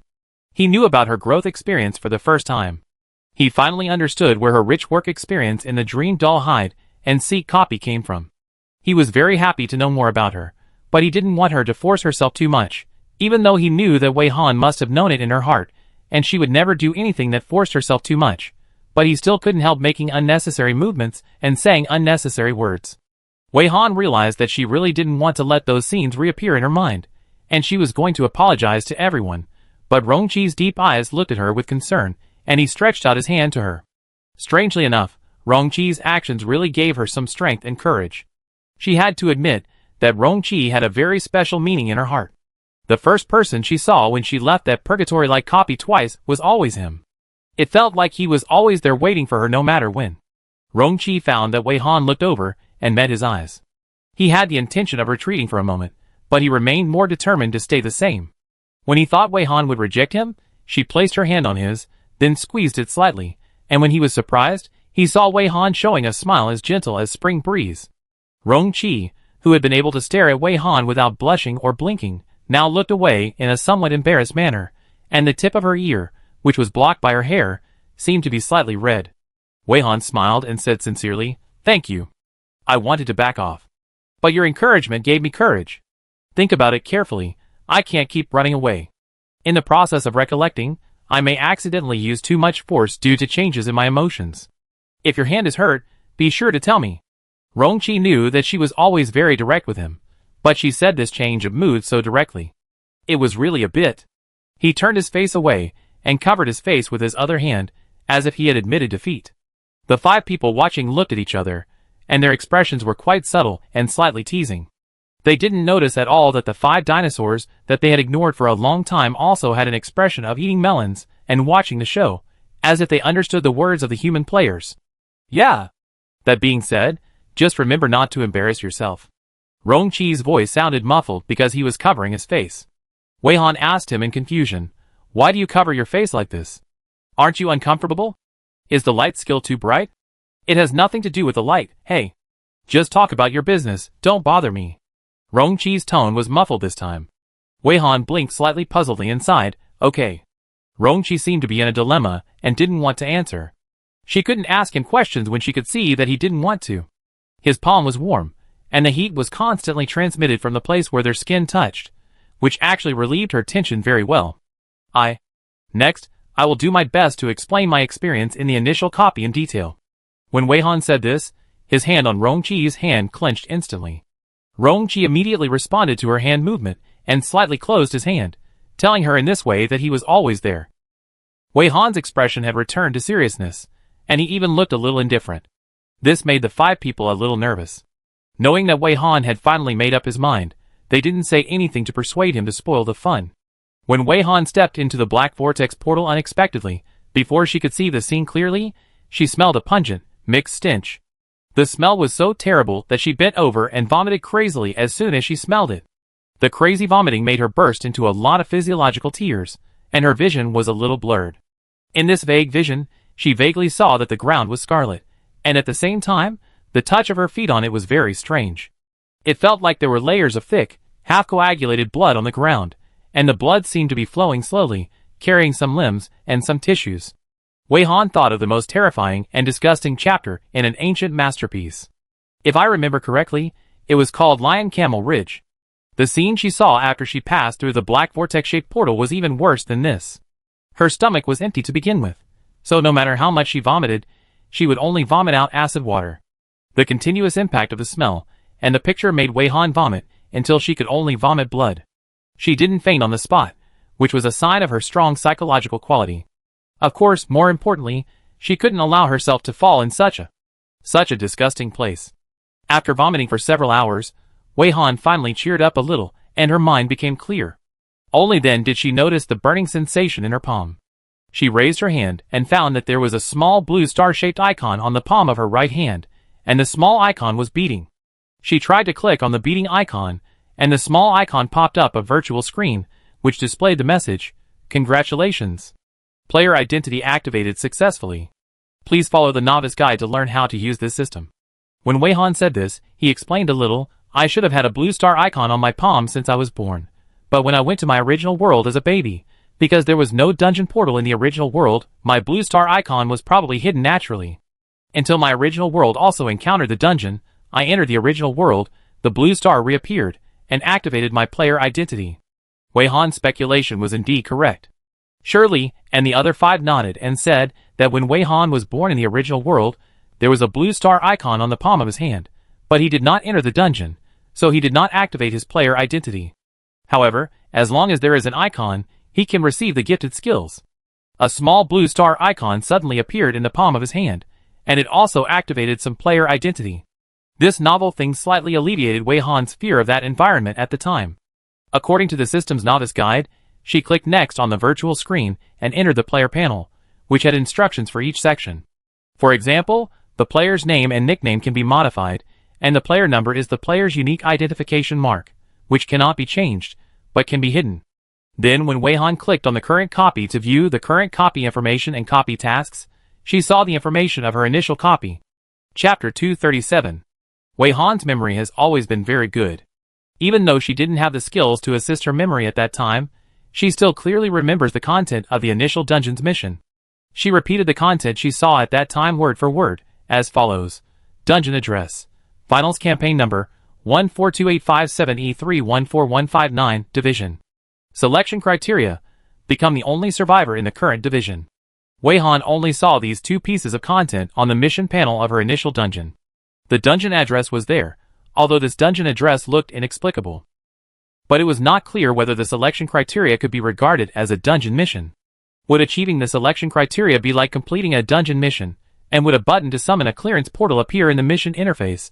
After hearing this, Rongqi finally understood why Wei Han was somewhat helpless with her initial dungeon, and even accidentally encountered a transit portal, which was how she escaped from that dungeon. Even now, such a task content is still very confusing. Wei Han, who was still a newbie at the time, was even more confused and at a loss. She had no idea what to do. After reading the content on the task panel, Wei Han pinched her nose, and continued to click down according to the novice guide, and gradually understood the blue star icon that suddenly appeared on the palm of her hand. Because the environment was too bad, her understanding process was also very sloppy. Now looking back, the most impressive thing was that she saw two skills in the skill library. She thought these two skills were activated by the system. Later, when she returned to the real world, she realized that there was no such thing as activation system skills.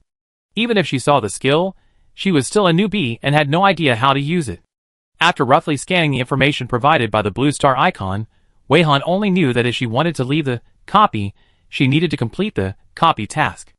After completing the copy task, a pass portal button would appear on the interface of the task panel.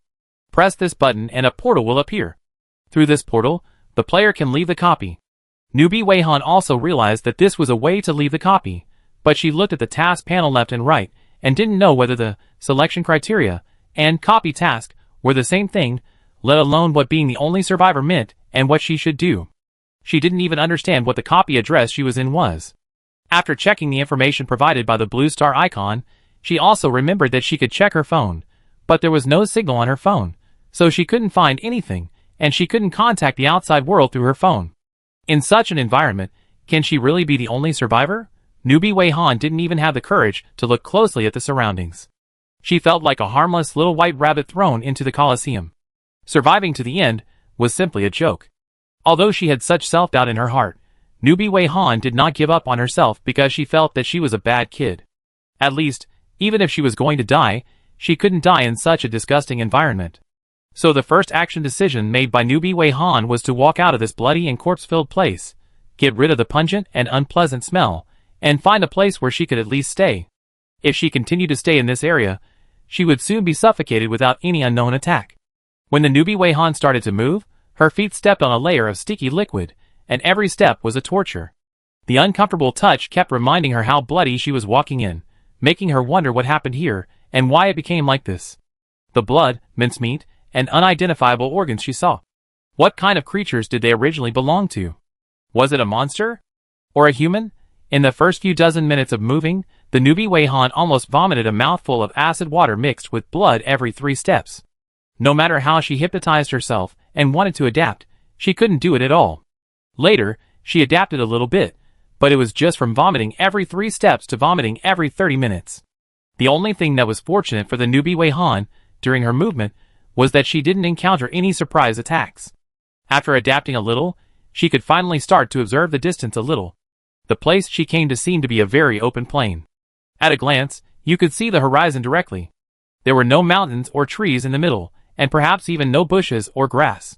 The only traces of life that once existed were the broken parts covering the ground, which formed a thick layer of scarlet mucus on the ground. At a glance, the bloody red color was almost endless, and despair struck the heart of the Newbie Wei Han. Is this a battlefield based on planets? The Newbie Wei Han had the intention of retreating and began to lose direction.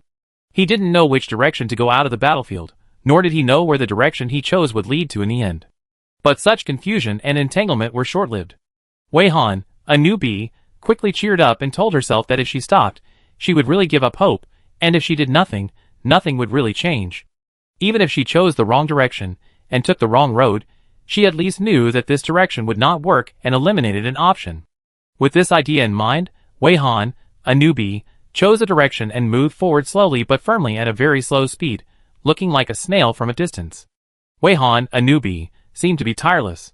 She kept walking and walking in an environment with an unchanged bloody and terrifying level, until she went from a sober state to a trance, but she still could not desensitize herself to the environment she was in. After walking for more than 15 hours, Wei Han, a newbie, realized that she did not faint from hunger, and even felt that her physical strength was slowly replenished. She came to this hellish place in an extremely hungry state, and vomited a lot in the middle of the way. In addition, she walked for a long time, and did not drink a drop of water during the whole process. In this case, she should not be able to maintain such a good state. Novice Wei Han didn't know what was going on. There were so many things she didn't understand, so she didn't dwell on it and chose to keep going. The further she went, the more she realized that she didn't seem to be out of energy, and her hunger disappeared without her noticing. This strange change prevented Novice Wei Han from doing anything strange because of hunger, and it also allowed her to keep her sanity and keep going. Just walking like this, Novice Wei Han walked day and night for a full half-month. After walking for half a month, the newbie Wei Han finally came to a place that was not covered by a thick layer of blood. She saw the true color of the ground in this place. It looked like a light silver sandy land, which was relatively soft. Although she walked out of the area covered by blood, it did not mean that the surrounding environment was no longer bloody and terrifying. On the light silver land, at a glance, there were still limbs all over the ground, but they were just a little more complete than the bloodland just now. Not all of them were fragments of shapes that could not be seen. So when the newbie Wei Han continued to walk forward, she saw some broken hands, broken feet, and some other parts at a glance, which could be clearly seen as human body parts. But there were more body parts of some creatures that could not be seen. Some looked like tentacles, some looked like the claws of some monsters, and some were strange tails that had never been seen before. As the newbie Wei Han moved forward, she saw more strange things, such as the upper part looked like a human arm, but the lower part was a strange claw similar to a frog's foot. There was also a complete leg, but the foot was connected to a brown vine as thick as a wrist. The upper body of the corpse had many tumors on the head, and even the facial features had turned into tumors. Looking all the way, it seemed like a battle between humans and monsters had taken place here, or that some evil researcher was conducting an experiment to sew humans and monsters together. But these two guesses didn't seem quite right, and the newbie Wei Han couldn't tell where the disobedience was. She still didn't dare to look closely at the remains, and only took a quick glance the whole time. Although it took half a month to finally get out of the coverage of the thick blood, the knowledge that this hell has boundaries gave the newbie Wei Han hope that as long as she continued to walk out, she should be able to find a place that did not look like a post-war scene. Perhaps the place where she was originally located was the center of a war, and she kept walking out to stay away from all the blood, fighting, and danger. After finding a quiet place, the first thing she had to do was to have a good sleep and rest. After 2 more days of walking, the number of body parts and corpses around her decreased significantly, and she also found living things. Perhaps it would be more appropriate to describe it as a monster. When she first saw those monsters, the shock that the newbie Wei Han received was no less than when she first came to this copy. These monsters all looked very creepy, because each monster looked like a human being fused with several monster genes and then cultivated. She saw a worm-like body connected to a structure similar to a human head, but the ones used to move were not feet, but slippery tentacles. I also saw a human-like body with too many twisted and deformed limbs, but no head. There were also several pairs of slippery wings dripping with mucus, flying with a tumor that looked like a human head. No matter what form the monster takes, it always has some human characteristics. These monsters will attack each other and eat each other. When the newbie Wei Han passed by, she attracted the attention of all the monsters. Just as she thought at the beginning, she felt like a little white rabbit caught in the encirclement of wild beasts. Being targeted by these messy, disgusting and terrifying monsters, the newbie Wei Han felt that her hope of survival was very slim. There was no other way except to buy a little more time with her own ability.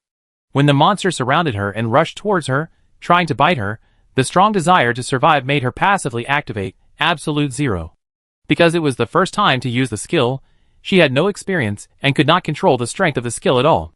All the monsters within the skill range were killed directly by the skill, which saved her life. The passive use of the skill surprised the newbie Wei Han and gave her greater hope. The newbie Wei Han added skill practice to her next journey, starting with learning to start the skill freely, and then controlling the strength of the skill, strengthening the range, and so on. As the newbie Wei Han moved forward, the number of broken limbs and corpses did not decrease, but the number of monsters increased, and the size and strength of the monsters were also increasing. All the monsters were fighting each other. It was a complete melee scene. Monsters were constantly being defeated, new monster corpses were constantly being created, and there were also monsters that wanted to attack the newbie Wei Han. But the newbie Wei Han had already learned to use skills to protect herself, and tried to attack those monsters at the right time. So, although the newbie Wei Han plunged into the monster melee scene, she was not as panicked as she was at the beginning. It was precisely because she was a little calmer that the newbie Wei Han noticed that some of the monsters had the same blue star icons as the ones on her palm. Chapter 238. At that time, the newbie Wei Han had no idea what these blue star icons meant. Seeing the same icons on the monsters, she did not have any suspicion or thoughts. Even if she saw more than one blue star icon on the same monster, the newbie Wei Han thought it was a common situation because of ignorance and did not care about it at all. At that time, she was more concerned about the various monsters around her. Because she crossed the area where the monsters were fighting, she was forced to get closer to the monsters and see the monsters more clearly. At the same time, she was constantly attacked by different monsters. These monsters seemed to have a commonality. What they ate would grow, and the speed at which new body parts grew was also very fast.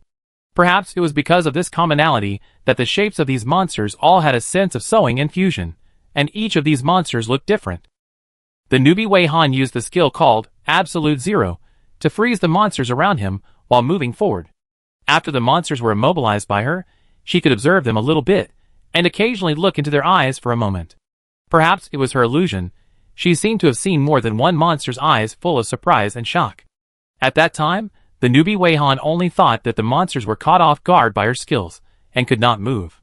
She did not expect that she, who looked so weak, could subdue them, and that was why they were so surprised. But as she moved forward, she found that some monsters had already shown incredible shock at the first sight of her before they were immobilized by her skills. Moreover, some monsters have eyes that look like human eyes. Whenever she sees such human-like eyes, Wei Han feels that those eyes are familiar. The more Wei Han advances, the more doubts she has in her heart. However, she has no way to guess these doubts. She can only keep moving forward while feeling depressed. She keeps walking like this. Gradually, the monsters around her become bigger and bigger, and their shapes become weirder. They seem to have improved their IQ, and become more and more difficult to deal with. I don't know if it's because Wei Han's skill is a group attack effect, which aroused the public outrage of the monsters, or because the monsters realized that Wei Han was a difficult opponent, and Wei Han suddenly became the target of the monsters' collective attack. In order to deal with her, the monsters did not hesitate to temporarily cease fighting, and cooperated with each other to stop her, using various tactics to attack her. Waves of monsters attacked her tirelessly, consuming Wei Han's mental strength. At that time, the newbie Wei Han didn't know the concept of mental power. Facing the situation that could be called a monster tide, the only thing that the newbie Wei Han could do was to use the only skill she could use again and again to defend and counterattack, and she didn't know how to detect her remaining mental power. She could only roughly guess that the monsters attacked in batches to consume her physical strength, but unfortunately, although she didn't know the reason, after coming here, her physical strength seemed to have been enhanced, as if she was more tireless than the monsters. The monsters started a tug-of-war with the newbie Wei Han, and countless monsters joined in, just to drag down the newbie Wei Han's mental power. Under such circumstances, it took nearly a day and a night before the newbie Wei Han began to feel fatigue from the depths of her soul, and a tingling sensation in her brain. In this state, the newbie Wei Han held on for a long time, but was caught off guard by a bird-shaped monster with 10 legs and pressed to the ground with its claws because of mental exhaustion.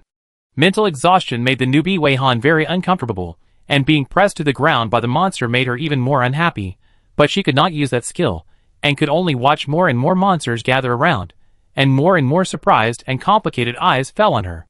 The newbie Wei Han was sure that she was not mistaken. These strange monsters did stare at her with eyes mixed with complex emotions. Some of them were just pure surprise, some were full of strong jealousy, and some were envy with curiosity. These eyes gave the newbie Wei Han a very strong feeling. The monsters seemed to know her. As soon as this idea came up, even the newbie Wei Han herself felt absurd and thought she must be crazy. Newbie Wei Han was pinned down and unable to move. After the monsters gathered around, they turned her over and over to observe her in great detail. Occasionally, there would be a few monsters that seemed to be very jealous of her, and would attack her more severely, such as wrapping her arms tighter and tighter with their tentacles, trying to break her arms, or using sharp claws to pierce her abdomen. Some monsters even wanted to bite off a piece of flesh from her body. But all these monsters' tricks failed. The monster that wrapped her arms with its tentacles and tried to break her arms by tightening them continuously until it tore its own tentacles off, could not leave a single red mark on her arms. The monster that wanted to pierce her abdomen with its claws broke its own claws instead, and only opened a few holes in the abdomen of Mingxi Weihan's clothes. Through these holes, you can see that there is no trace of being stabbed on Mingxi Weihan's belly. Obviously, the monster that wanted to bite her broke its jagged teeth and did not leave a tooth mark on her body. The monster seemed to be more surprised, but Mingxi Weihan was more shocked than the monsters. She had no idea when her body became like this, and how could she feel so invulnerable? After discovering her change, the monsters who were envious of her seemed to become more extreme, as if they had received new stimulation. There were a few monsters who seemed to suddenly think of something and hurriedly tried to pry open her clenched palms. Mingxi Weihan's strength was also greatly improved unconsciously. Several monsters tried one after another, and after finding that they could not pry open her hands, they switched to other monsters.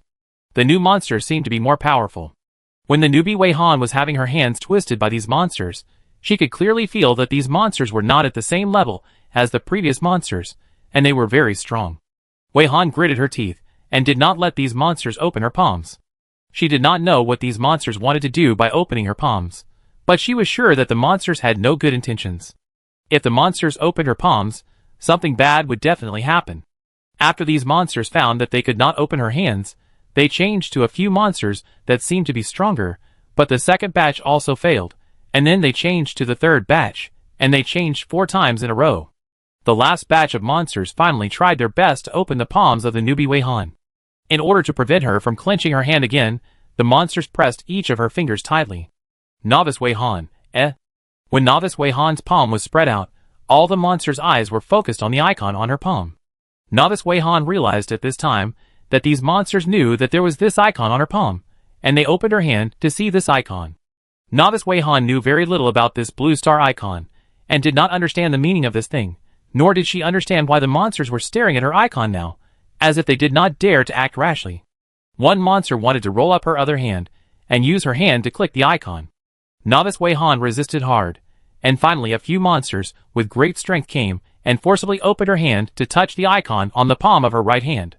After the virtual screen popped up, the monsters stared at every section on her virtual screen as if they could understand the text on the virtual screen, and clicked on each section to check it very thoroughly, even more carefully than when the newbie Weihan accepted the novice guidance. Newbie Weihan also observed these monsters in reverse, and made her own guesses. Unlike her first contact with the blue star icon, these monsters were already very familiar with the blue star icon, and they used the blue star icon with ease. When they checked the various contents in her blue star icon system, they seemed to be surprised by the contents on her panel from time to time. When they saw the 2 skills in her skill library, the monsters were shocked to the peak, and they showed a very obvious desire for the 2 skills. Some monsters shed greedy sticky saliva on the spot, and some monsters stared at the 2 skills, and there was a bit of sudden enlightenment, but they also wanted to get the skills. Seeing these 2 skills, the monsters that had temporarily stopped fighting began to stir, and the atmosphere between them began to become tense again.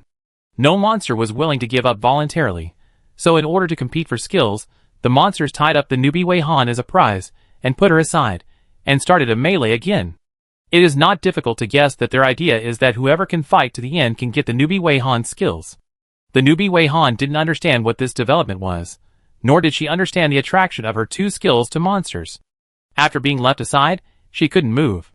She wanted to use the skills many times, but found that once the idea of using skills came up, her body fatigue would increase, and her head would also have bursts of pain that seemed to explode. It seems that what she should do most now is to have a good rest. After realizing that she should have a good rest, the newbie Weihan began to watch the battle with peace of mind and leisure. At this glance, she found that the fighting style between these more advanced monsters was different from the monster melee she had seen before. The melee between the monsters she had seen before was really just a melee, a group of irrational beasts biting each other, very primitive, very barbaric, pure flesh and blood fight. But now this monster, which seemed to have a relatively high IQ and ability, could use weapons, they had tactics, and they seemed to use skills.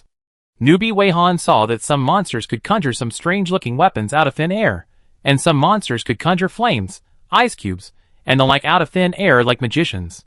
Moreover, every time these monsters defeated an opponent, they would click on the opponent's icon and perform some operations.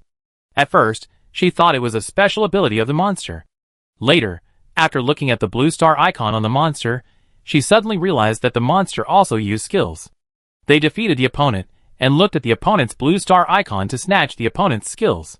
She was slow. Monsters must be able to use skills.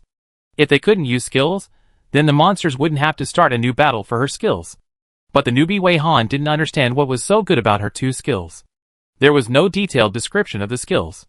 She could only use one skill, and she used it carelessly. The melee between the monsters lasted for a long time, until the newbie Wei Han was almost full of blood, and finally the two monsters finally decided the winner. The monster that won the final victory in this melee, after knocking down the opponent, first snatched the opponent's skills, and then swallowed the opponent in one gulp. Yes, although these high-level monsters have more advanced fighting methods than low-level monsters, they still devour each other.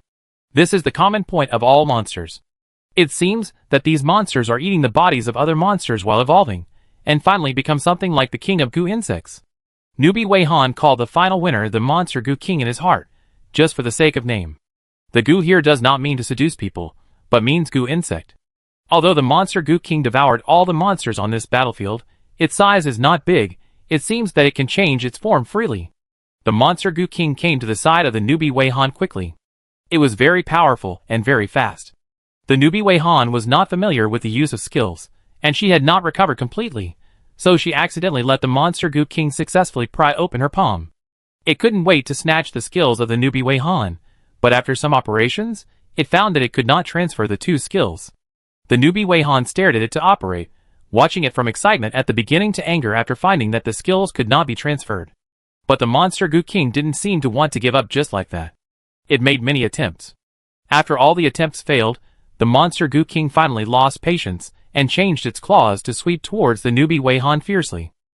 The newbie Wei Han couldn't dodge at all, because the monster goo king, which gathered a lot of monster abilities, was too strong and kept pressing her tightly.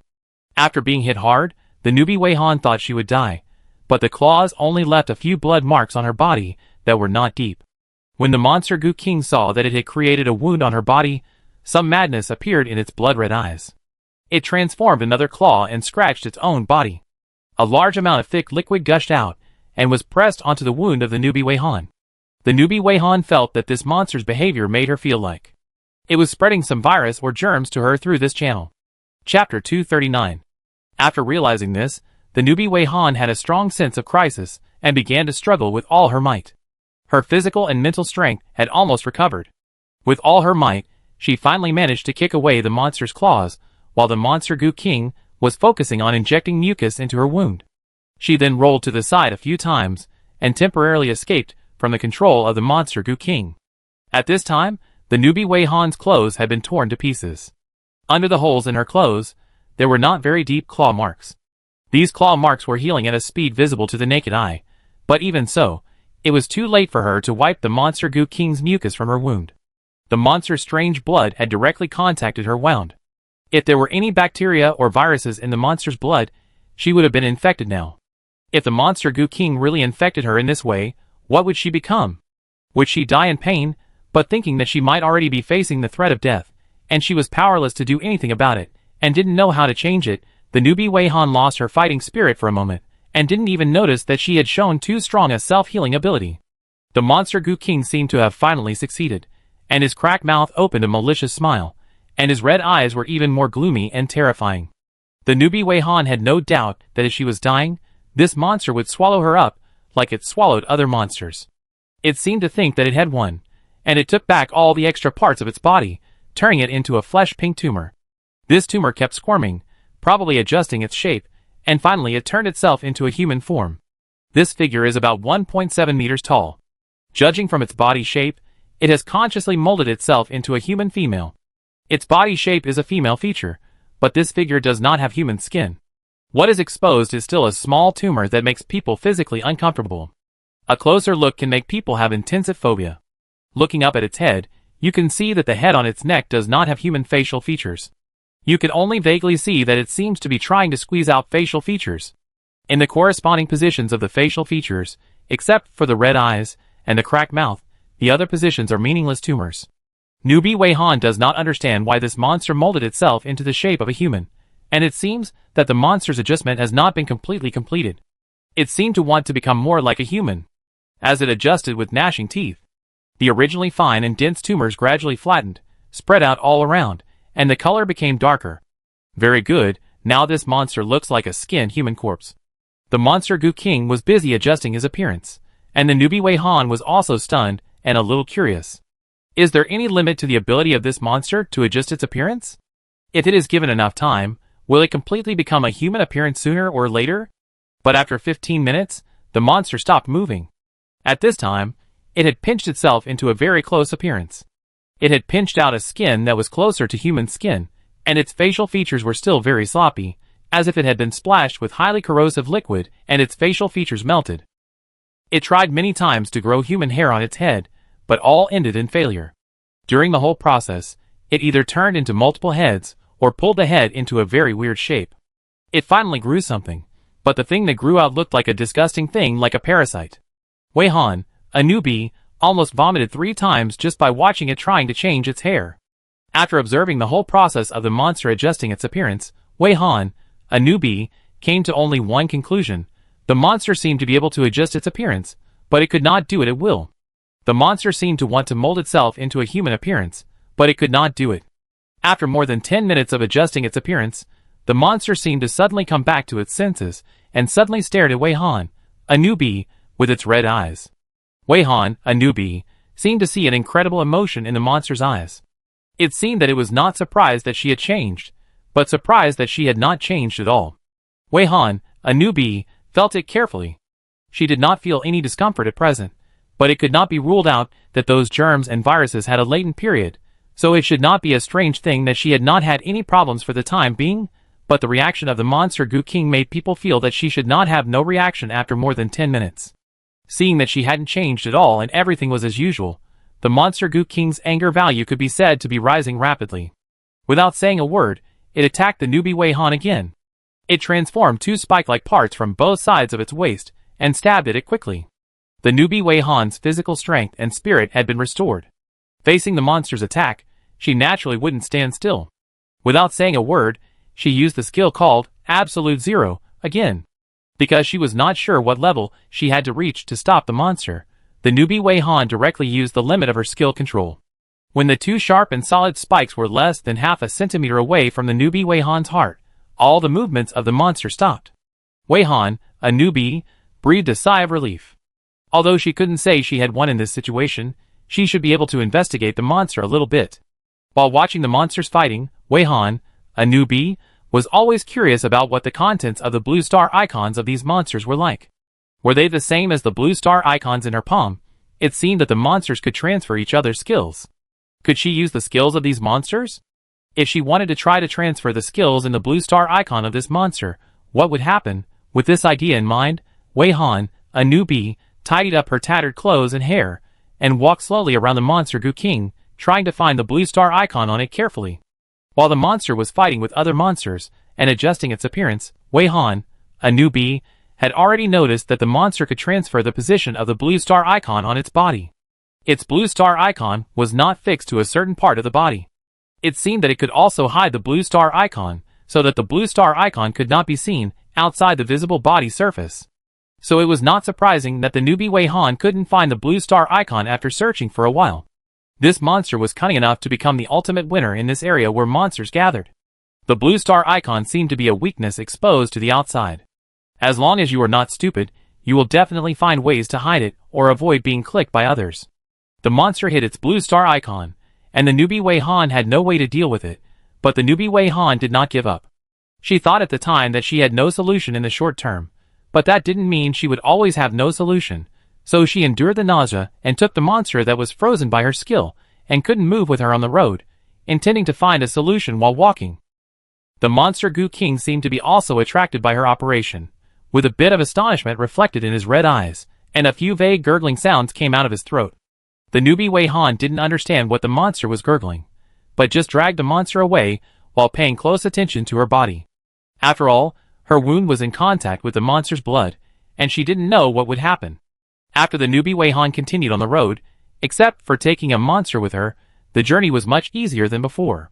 The monsters in this area had already died in the melee of killing each other, and the remaining monsters were also subdued by her. This area was not as disgusting as the one she had just arrived at. There were only traces of battles, and some monster bloodstains, but not many monster corpses. At a glance, there was no other living creature. It seemed that only she and the monster were left alive. Newbie Wei Han thought of the content on the task panel of her blue star icon. She became the only survivor in the current competition area. If she and the monster were the only two survivors, then she would be considered successful if she killed the monster. It would be great if there were really only her and the monster alive. With Newbie Wei Han's initial understanding of this place, she knew very well that this was impossible. If she continued to walk in one direction, she would definitely encounter new monsters again after walking out of a certain area. After more than half a month of dragging a monster, the Newbie Wei Han entered a new area with monsters. During the half month she dragged the monster along, the monster had no chance to change its posture. When she felt that the skill effect was almost the same, she would add skills. Anyway, she did not encounter any other monster attacks along the way, so the Newbie Wei Han could concentrate on dealing with it, and did not let the monster get any good from her. Sometimes, the Newbie Wei Han felt that the look in the monster's eyes, when looking at her, had changed from the unfounded jealousy at the beginning to shrinking in fear. The only good news was that after more than half a month, she did not change at all, because the monster smeared liquid on her wound, and everything was normal. I don't know whether the monster was afraid of her operation, or because she was not infected. Even when they came to a new monster gathering area, these monsters were still killing each other. As long as there was a chance to defeat each other, they would definitely click on the other party's blue star icon first, and then swallow the other party. This process did not change. In the past half month, Wei Han, a newbie, had a lot of time to think about some of her doubts. She probably thought about the reason why the monsters killed each other. Since the monsters also had that kind of icon on their bodies, they must have received the same task. The requirement of being the only survivor is a clear battle royale. Wei Han, a newbie, also thought about the copy address in the task panel, and had a lot of doubts about the words final election. What is the final and what is the election? She didn't understand what the number 1428573141159 zone meant. She only knew that the number 1428573141159 was the first half of her player number.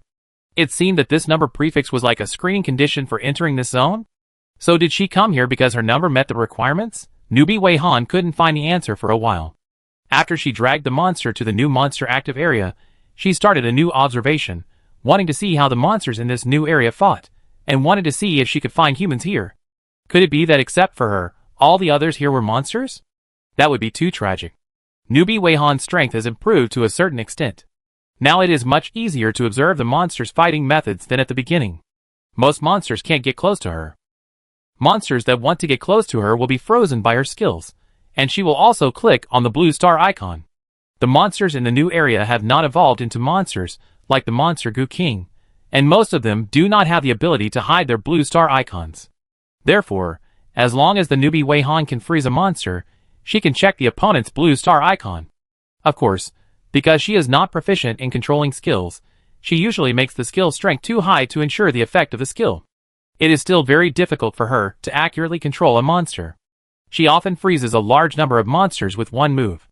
And those monsters outside her attack range will immediately attack the group of monsters that cannot move, causing very serious interference to her.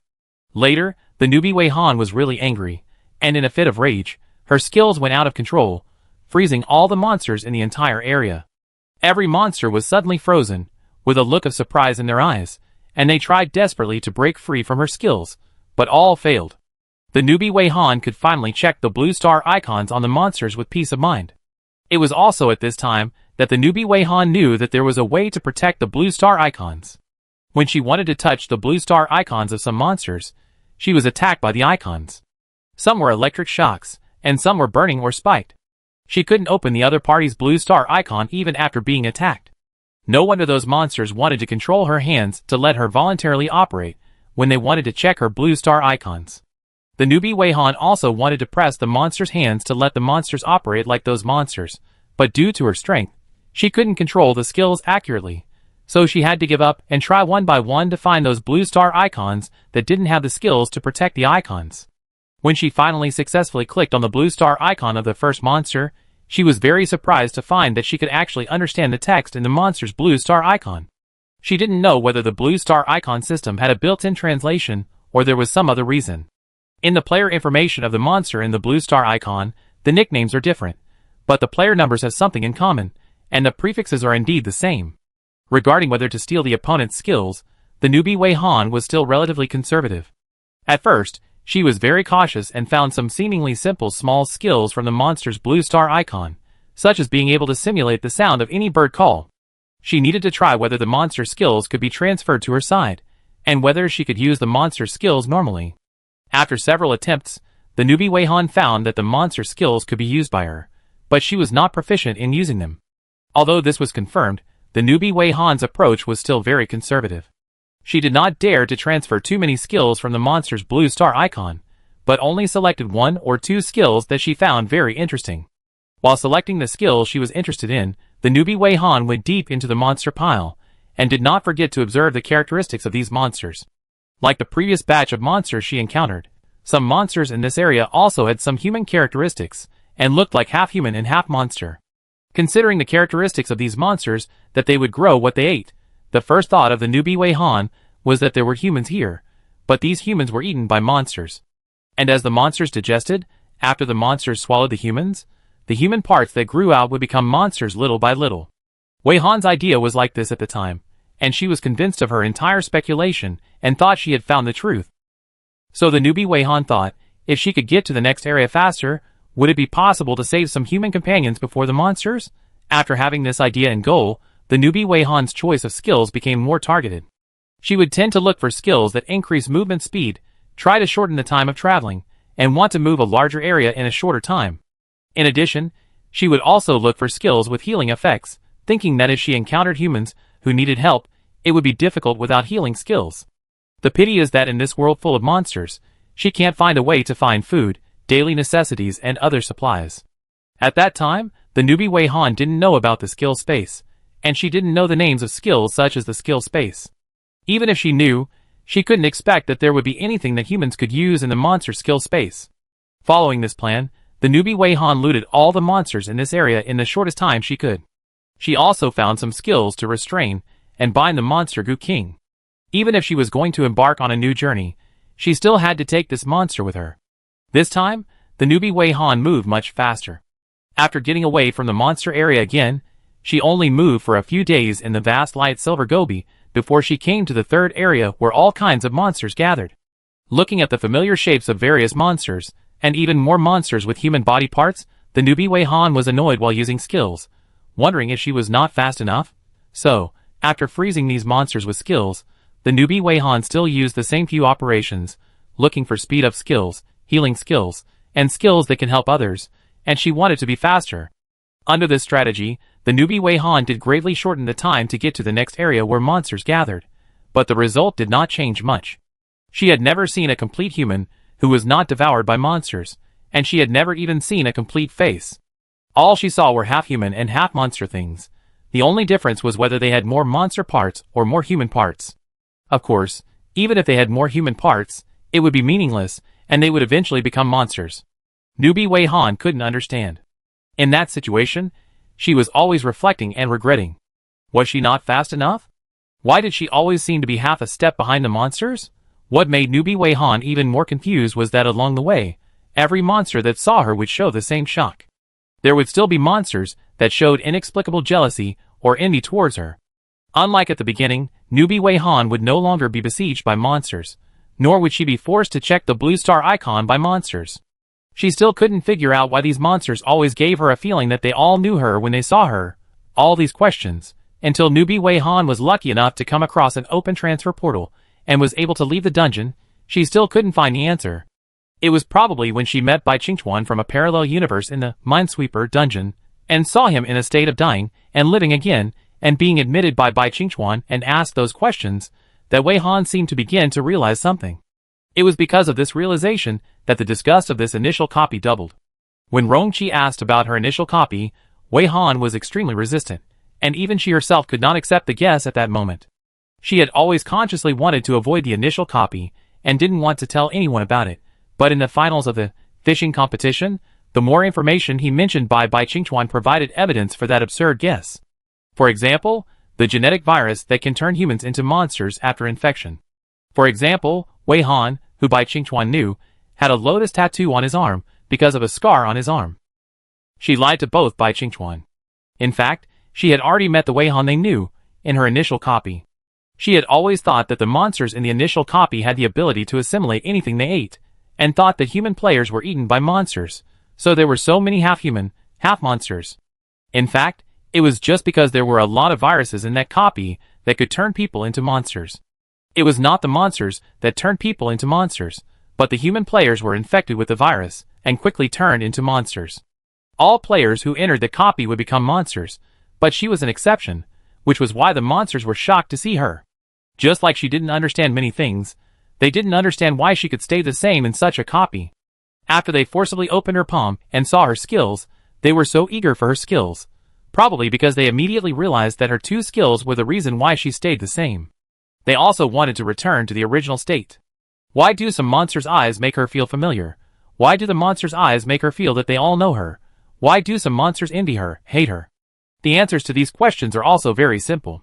Because all the players in that copy are me from the parallel world, and they are all Wei Han. Back in the number 1S Plus class simulation cabin that was closed on September 18, 210, Wei Han's tone sounded very indifferent, and he calmly told the secret that had been buried in his heart for a long time. Only Rongqi knew how hard Wei Han was holding his hand at this time. If you still remember Rongqi, you probably remember that I checked with EP221 during the Minesweeper dungeon. He was glad that I didn't become like him, so I checked with him to see if he meant the state of dying and living again, living and dying again. Wei Han's words brought Rongqi back to the later stage of the Minesweeper dungeon. He nodded. I remember that I asked you about your initial copy after he asked you. You asked at the wrong time. Wei Han pulled the corner of his mouth. At that time, I just remembered that I encountered such a monster in the initial copy.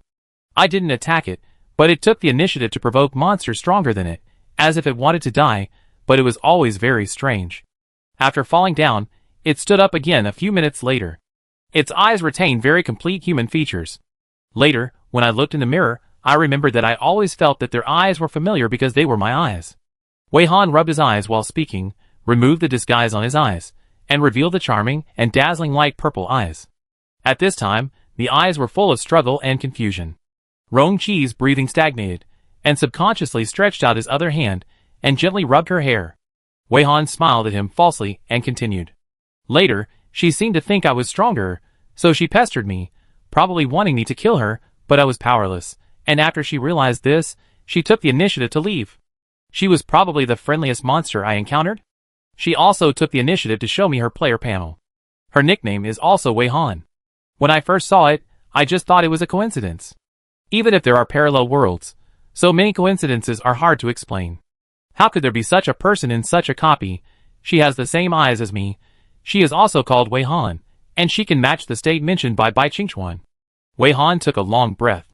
So after meeting EP221 in the Minesweeper copy, I began to guess in this direction. Later, I learned about the existence of parallel time and space, and I met another EP221. I asked him about the characteristics of the Wei Han he knew, and found that it was really a coincidence that I had encountered a monster with the same characteristics in the copy. On her arm, which still maintained human characteristics, the tattoo was exactly the same as the one EP221 showed me, and the position was also the same. On the blue star icon panel of the monster, the nickname was a single word Han. Everything was finally confirmed.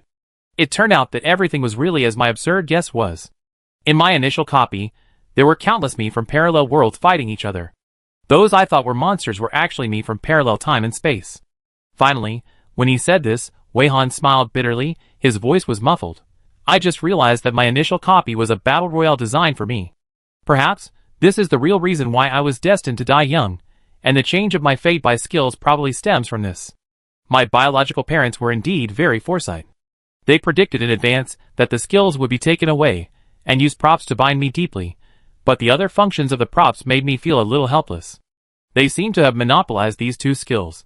When you explained my childhood, I was thinking, if there are more other Wei Han who can have such skills, I would feel that I have deprived other Wei Han of the chance to survive. Wei Han rarely tells others about these thoughts in her heart. She always looks very calm and indifferent. Hearing that Wei Han actually had such thoughts, Shirley corrected her very seriously. Don't think so. Wu Shan also nodded and explained. Don't think that these two skills are cabbage, and can be obtained casually. To put it bluntly, regardless of whether your parents use props, such skills, even if you look at countless parallel time and space, must be unique. To obtain those two skills, time, place, and people are indispensable. Once missed, it is very likely that these two skills will no longer exist in all worlds. If your parents hadn't obtained these two skills, there would only be the ending of all the Wei Han who were pulled into that copy being wiped out. Li Wan hurriedly added, the skills were given to you, and it was a little hope that was carved out in despair. Do you understand? Bai Qingchuan's idea is, the final campaign in your initial copy is very worrying. Combined with the important mission on your shoulders in the prophecy, I can think that the result of the so-called campaign in your initial copy is very important.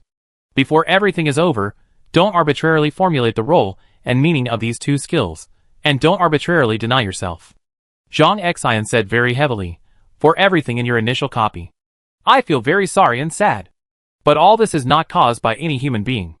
The blame should be on the existence behind the scenes, who created the copy portal. I'm really sorry.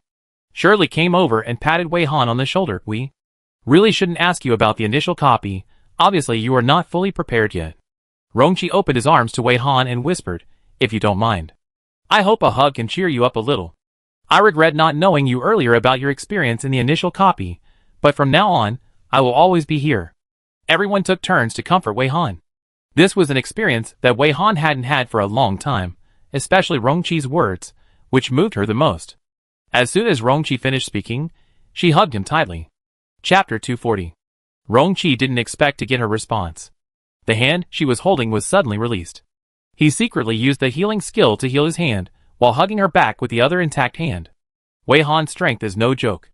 When she recalled the initial copy just now, her emotions fluctuated too much. It can't be seen from her expression, but Rongqi's hand holding her has been deformed by her. As a result, just as the right hand was healed, a series of clicking sounds came from his chest, and Rongqi's face changed. The 5 people who were watching the show and eager to hug Wei Han suddenly froze. Looking at Rongqi's face, they guessed something and immediately gave up the idea of hugging Wei Han to comfort her emotions. Wei Han seemed to hug too hard and accidentally broke Rongqi's bones. But Wei Han herself didn't realize this. She was in a bad mood now, still shrouded in the shadow of the initial copy, and her thoughts were very complicated. Rongqi didn't remind her of this idea, but just used his skills to heal her while patting her back. This made the 5 people watching have complicated expressions. Doesn't this guy feel any pain? He can really remain calm even if his bones are broken. Several people exchanged glances with each other, and they all saw similar meanings in each other's eyes. Obviously, these 2 people claimed to be just companions, but why do they seem to be fed dog food now? It seems that Wei Han wants to calm down in a quiet environment, and everyone tacitly did not make any sound, silently waiting for her to recover in Rongqi's arms. Rongqi did not ask any questions, including questions about skill transmission, and just accompanied silently throughout the whole process. And silently performed healing skills. After carefully reviewing Wei Han's initial copy, everyone can understand her mood that is close to collapse. When you realize that the real setting of that copy is to pull countless Wei Hans from parallel worlds into one space, let them kill each other, and only one can survive in the end. After knowing this truth, look back at the behavior of the monsters, and then look back to appreciate the monster's eyes. You will feel your scalp tingling, and think about it carefully. Suddenly you understand why those monsters look at Wei Han, who can still remain human, with all kinds of complicated eyes. Why are they jealous? Why are they envious? Why do they want to compete for those 2 skills? Why are there so many monsters who are determined to die? Why is Wei Han so resistant to this copy? The funny thing is that Wei Han once worked hard with the idea of saving people in the copy. But Wei Han's initial copy also led to many problems. For example, from Wei Han's description of the monster Wei Hans, it can be determined that for other Wei Hans, the copies of the numbered zone are not all initial copies. In other words, Wei Han, who was pulled into that copy in the initial copy, was actually a minority. There is another more important question. Wei Han left the copy through a transfer portal opened by someone unknown. According to the rules of the copy transfer portal, after transferring from the previous copy to the next copy, the tasks of the original copy will also be invalidated. So is Wei Han now out of the initial copy? How is her initial copy now? Have those Wei Hans decided the final victory? Back to the most critical question, what does the final election in copy address mean? If you become the only survivor in your region and meet the selection criteria, does the selection here mean selection for the finals? The more you think about it, the more confused you become. It seems that you are about to get closer to the truth, but there are still many mysteries. Rongqi thought more because he knew that Wei Han went to the world where Love Brain Wei Han was by entering the Black Vortex portal and then coming back. So Wei Han actually re-entered her initial copy that time? She refused to talk more about this topic at the time, and her state looked very chaotic and confused, as if she had no idea what was going on.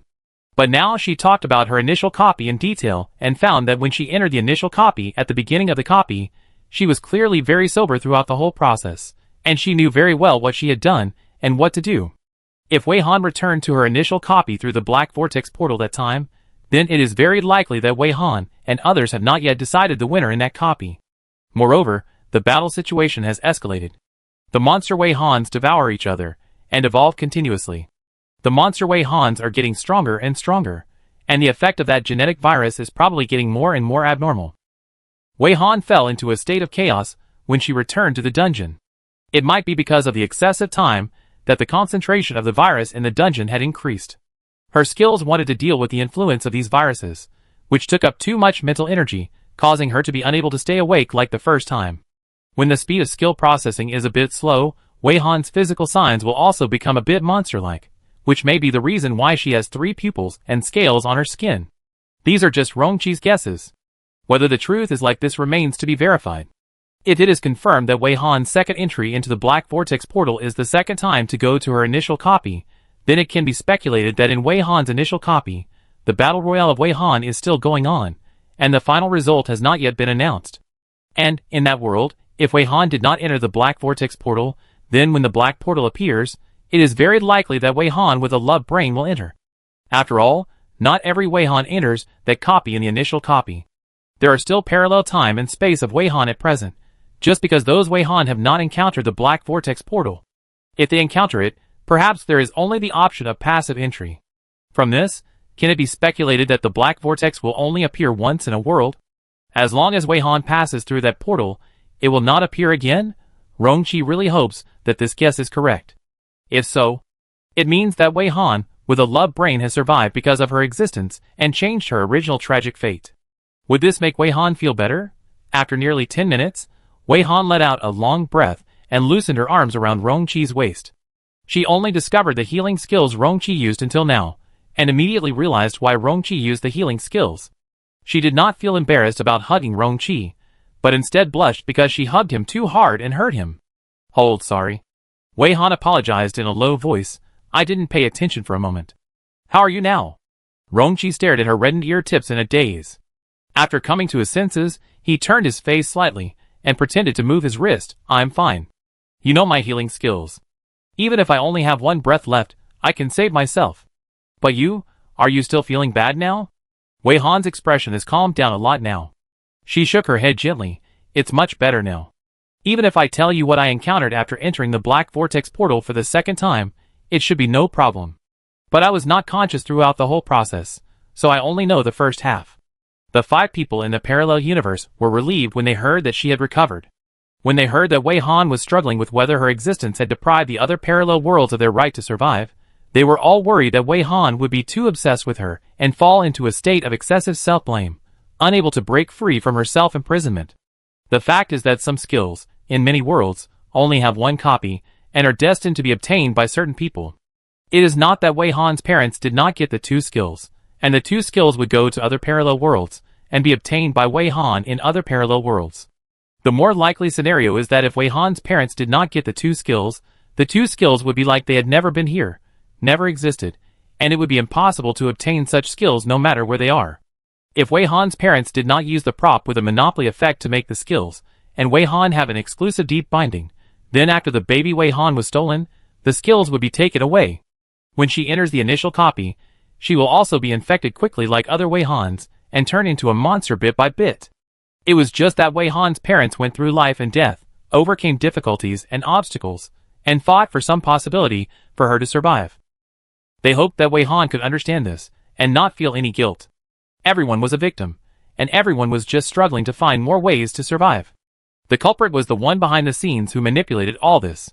When they heard Wei Han mention that she had entered the Black Vortex portal for the second time, the 5 people were also very surprised. Although several people were curious about her experience of entering the Black Vortex portal for the second time, Shirley took the lead and said, it's okay, Just take it easy. Don't force yourself. As long as you can figure it out, don't blame yourself too much. If you blame yourself like this, your parents will be very sad. You can survive because they fought hard. Li Wan said with great melancholy, I have a daughter, and I am also a parent. I can understand your parents' feelings very well. Yes. If the same situation happened to my daughter, I would even be willing to exchange my life for hers. You can be sad, but I hope you can think more about your parents, who tried their best to keep you alive. Wu Shan also gave his own thoughts from the perspective of an elder. He thought about it for a while, and seemed a little entangled, but still made a suggestion. Although the hope is slim, I think instead of blaming myself here, it is better to think about whether there is a way to restore some of the Wei Han in that copy to their original state. Bai Qingchuan snorted softly, and reminded helplessly, even if there is a way to restore some of the Wei Han to their original state, what does it matter? Unless they want to live in that copy for the rest of their lives, otherwise if they want to leave the copy, won't they still have to kill each other? Zhang Xian really followed this line of thought, and went deeper. Even if they are willing to live in peace in that dungeon for a lifetime, they must have enough supplies to survive, right? Wei Han mentioned that there is nothing in that dungeon, not even plants, right? Alas, you really started to think about the possibility of this approach? Shirley found that they began to discuss seriously, and was a little speechless. I think we should not be too optimistic. We only know a little about everything now. If you do what you said, let Wei Han and others return to their original state, and then Wei Han and others live in peace in that dungeon, it would be like being locked up in a prison and living in that dungeon for a lifetime. Then, what should we do about the finals? No one knows what the finals in the question is. If we don't elect a contestant who can participate in the finals, will there be more serious consequences? We don't know all of this. Shirley's tone was also unusually serious. So, if you want to figure out what to do, you still have to figure out where the dungeons and portals come from, and explore the truth of the dungeons. Wei Han listened to their discussion for a while, and was led to join the discussion. But when the 5 people heard her join the discussion, they woke up and stopped talking. Originally they were thinking of persuading Wei Han. How come they started a discussion? Others stopped talking, and Wei Han was not embarrassed. He looked at Wu Shan and thanked him seriously. Wu Shan, I will seriously consider your suggestion. Thank you for your suggestion. Her eyes have now turned back to amber, and there is no struggle and confusion in her eyes, but more determination. Wu Shan scratched his head. Don't thank me. Just don't blame me for giving you a bad idea. Wei Han's idea was that if skills could play such a decisive role, then maybe it was really possible to use certain skills to restore the Wei Hans in her initial copy to their original state, and return them to their initial world. She didn't know what the rules of the initial world were. She always felt that the initial world was special, and some rules of normal copies could not be applied to the initial copy. Although the 5-man team tried their best to persuade Wei Han not to force herself, Wei Han still explained the situation of her second entry into the Black Vortex portal. The second time she passed through the Black Vortex portal, the place she came to was indeed the familiar light silver gobi of the initial copy. At the same time, she received a task notification similar to the first time, with a new rule below, copy address, and selection criteria. Disabled reminder. Because you replaced other players to re-enter the competition area, you are prohibited from using all special props before the replaced player returns to the world of the corresponding entrance. Please be informed. The number of monsters has been greatly reduced, from a situation where there were many, but they were all relatively weak, to a situation where there were few, but all of them were very strong. She could not find any human characteristics on these monsters, and she could not see any familiar feeling from these monsters. But the only thing that remained unchanged was that these monsters recognized her when they saw her. Some monsters had seen her and remembered her. Perhaps because of this, she was still human after leaving for so long and came back again, which aroused the anger of all the monsters, so she was soon chased by many monsters. The monsters would chase her and throw skills or some parts of their bodies at her, and the air seemed to become turbid, as if it was seriously polluted. Wei Han didn't want to attack them, so she adopted a strategy of dodging throughout the process. As she dodged, her consciousness gradually became chaotic. She began to feel as if she had entered a very strange state, feeling light and floating, as if all the cells in her body were very active, growing and differentiating freely. When she entered this state, the monsters chasing her seemed to be afraid, and they scattered and never appeared again. So until Wei Han received the lifting of the ban restriction, she stayed alone in the same place, trapped in that chaotic state. After that, the ban restriction was lifted. She took advantage of the moment of pain when she received the notification, used the props to exit the copy to return to the initial world, and then successfully met up with Rong Chi. The strange shape that Rong Chi saw. Probably because she was in the copy at that time, she did have various monster characteristics, including the appearance of 3 pupils, scales on her hands, and Rong Chi's peripheral vision of a black shadow flashing by. Perhaps some of her monsterization was fading quickly. If she did not leave in time, or stayed too long, would she become a monster? Wei Han did not know the answer at present. She had not been able to calmly recall and analyze these 2 experiences. Now that she had overcome the psychological barriers and analyzed them, she also found that the copy connected to the Black Vortex portal had many things worth paying attention to. If she wanted to get closer to the truth, she must re-enter the initial copy. Chapter 241. Wei Han secretly made a decision in her heart. After listening to her explanation, the others also had their own ideas. The 5 of them were mainly worried about her, thinking that the risk of her entering the initial dungeon for the second time was greater than the first time. Rong Chi paid special attention to the disabled reminder she mentioned, which seemed to provide evidence for some of his speculations. Wei Han replaced Love Brain Wei Han to enter the initial dungeon for the second time. Does it mean that as long as Wei Han passed through that portal, Love Brain Wei Han would not have to face the Black Vortex portal? Rong Chi immediately discussed this topic with her, wanting to see what Wei Han thought about it. When Wei Han saw the second disabled reminder, she actually had some ideas, but she didn't dare to be too optimistic. Although I also hope that your idea is correct, we can't find evidence to prove it. We can't be sure whether the Black Vortex portal will not appear again as long as one Wei Han passes through it. It is also very likely that after the love-brained Wei Han returns to her original world, she will enter the Black Vortex portal unexpectedly. Wei Han's tone is not as calm as usual, and he sounds a little disappointed. Even if I find a third chance to enter the initial copy, I can't confirm whether the love-brained Wei Han has entered the copy. After all, without specific skills, as long as you enter that copy, you will become a monster and can no longer be distinguished. After becoming a monster, you may be killed by other monsters, and then you will find no trace of your existence. Listening to her slightly disappointed analysis, Rong Chi felt that he seemed to have done a bad thing with good intentions. He obviously proposed this idea to relieve her pain. Sorry, I didn't think it through, and you once again. Rong Chi apologized immediately, feeling very guilty. What's there to apologize for? You meant well. Wei Han smiled. Maybe your idea is right, and I'm just worrying too much. Seeing that he still looked so sorry, Wei Han felt helpless. She clapped her hands. Okay, I've cheered up. You don't have to be so heavy-hearted and serious. By the way, do you 5 want to continue listening to my experience in the other world? It's actually meaningless and a waste of time. If you don't want to listen. Wei Han had only said half a sentence when Shirley immediately raised her hand to interrupt. I want to listen. Go on. I'm ready to record. I review every day when I get back. Zhang Xian took out the recording equipment. After this separation, we don't know when we can find a way to go to your world, or when you can find a way to come back to us. So don't hide anything, and say everything you need to say at once. If we eventually find that there is no fixed way to cross parallel time and space, then what we don't say now will become a lifelong regret. Bai Qingchuan's speech was a bit literary, but it was indeed the truth. Wu Shan and Li Wan closed their eyes and nodded, deeply agreeing with Bai Qingchuan's words.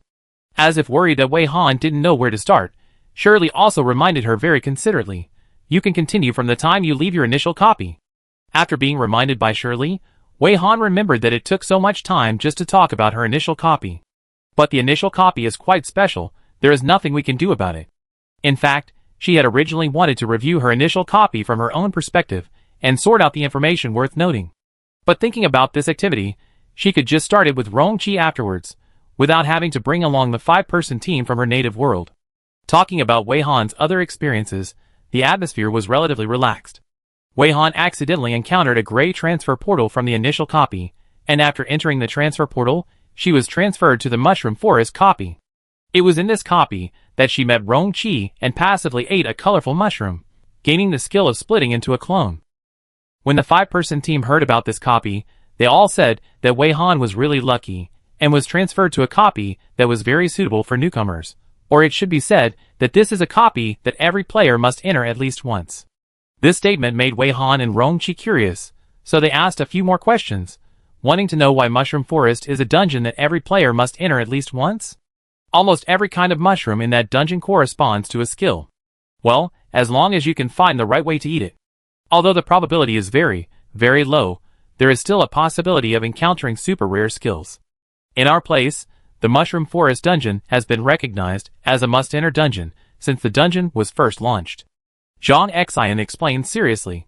Shirley helped to add, before the portal of the Mushroom Forest dungeon disappeared, even some players, who were first sucked into a difficult initial dungeon by the White Vortex portal, and then returned to reality, would go to the Mushroom Forest dungeon first after returning.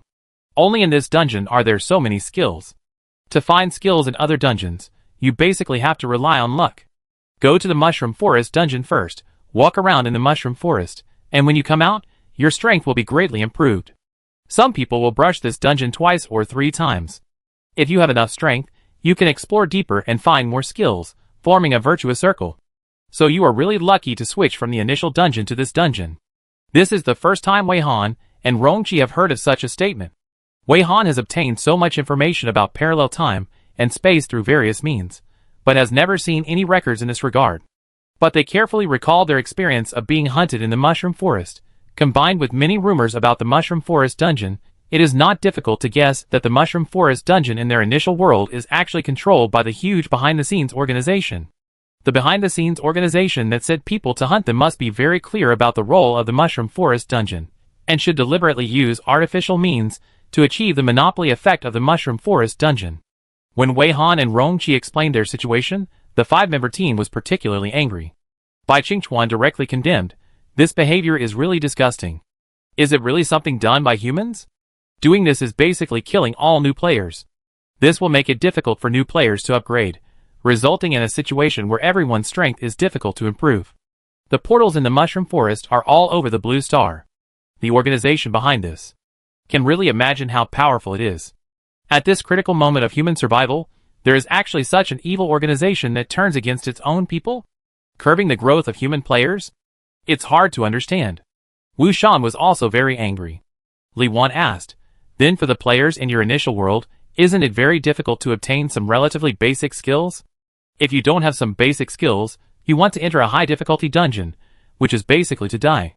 Rongqi helped answer this question. "That's true. However, there is a company here that has developed a prop blind box that can obtain skills, but it needs to be purchased at a high price. So through this Krypton Gold method, some players with financial ability can obtain some relatively basic skills. With these relatively basic skills, you can try your luck in other dungeons and find some other skills, and then you can slowly get up." Shirley said lightly, "This is also a kind of monopoly.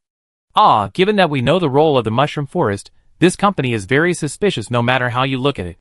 I don't believe that company doesn't know this, otherwise they would never make a blind box that can open skills." Wei Han, who had been silent all the time, suddenly spoke up, "We will deal with this matter. We will not let the organization behind the scenes continue to be arrogant. Then I will continue to talk about it." As the 5-member team mentioned, Wei Han transferred to the Mushroom Forest dungeon and met Rongqi. Then he and Rongqi went to the Mushroom Forest dungeon to find various skills, and practiced the proficiency of the skills at the same time. Later, Wei Han left the Mushroom Forest dungeon, and returned to the real world after a long absence. Facing a real world that has undergone earth-shaking changes, she reintegrated into society, and chose to become a live broadcast photographer to start her first live broadcast. The 5-member team listened with great interest from here on, and occasionally spoke a few words when they heard something worth noting. When Wei Han first met Shirley, Zhang Xian and Wu Shan during the live broadcast, the 3 of them asked a few questions. But this was not because they were curious about their parallel selves. For them, the existence of parallel worlds was no longer new. They had different destinies for their selves in different parallel worlds, and they had already prepared for various things. They were just curious about what kind of story Wei Han had with them in parallel worlds.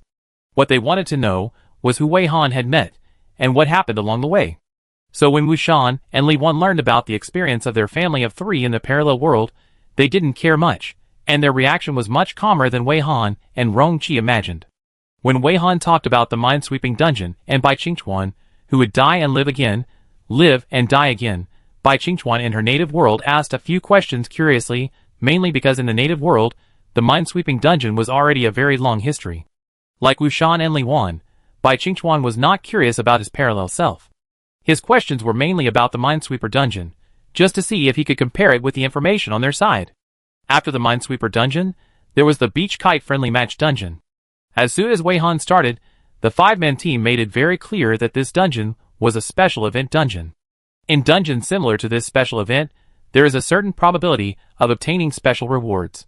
Special event dungeons usually appear for a limited time, which is hard to come by, and the difficulty will be relatively high.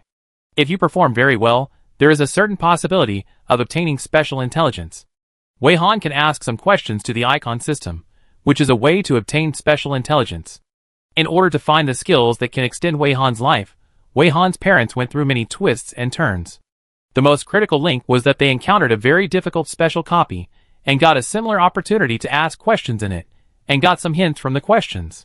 It is precisely because they all know the process of Wei Han's parents finding two skills that they can tell Wei Han so confidently that the acquisition of those two skills requires the right time, right place, and right people. After talking about the relevant information of the beach kite-friendly match, they came to the more relaxing three-dimensional puzzle copy. This copy has never appeared in Wei Han's native world. The five-member team was very curious and asked a lot of questions. At the same time, they are also very concerned about Wei Han's career development. From time to time, they will ask Wei Han if the copy live broadcast is going smoothly and whether there are many viewers. Wei Han's answers to these questions were rather reserved and modest. It was Rongqi's various supplements that made the five-member team clearly realize that Wei Han, as a follow-up photographer for the Dungeon live broadcast, was very famous and popular, even more popular than the players in the live broadcast room. The five-member team had an inexplicable pride and excitement about this, as if their own children were too promising. Rongqi said all the facts, and Wei Han couldn't correct him.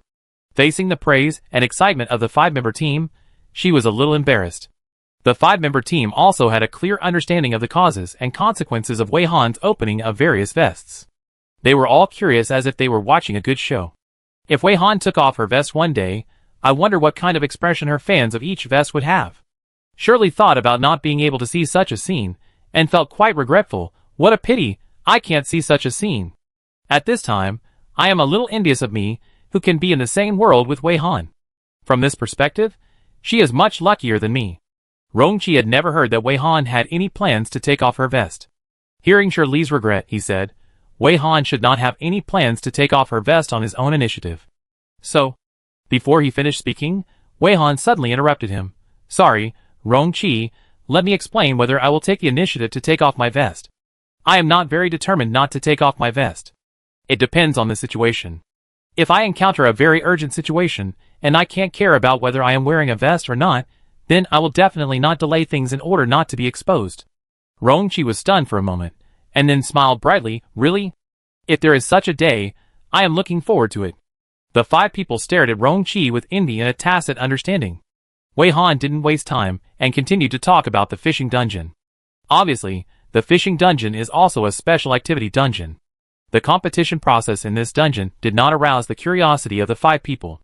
Instead, it was the physical differences that Wei Han showed in this dungeon that made them particularly concerned.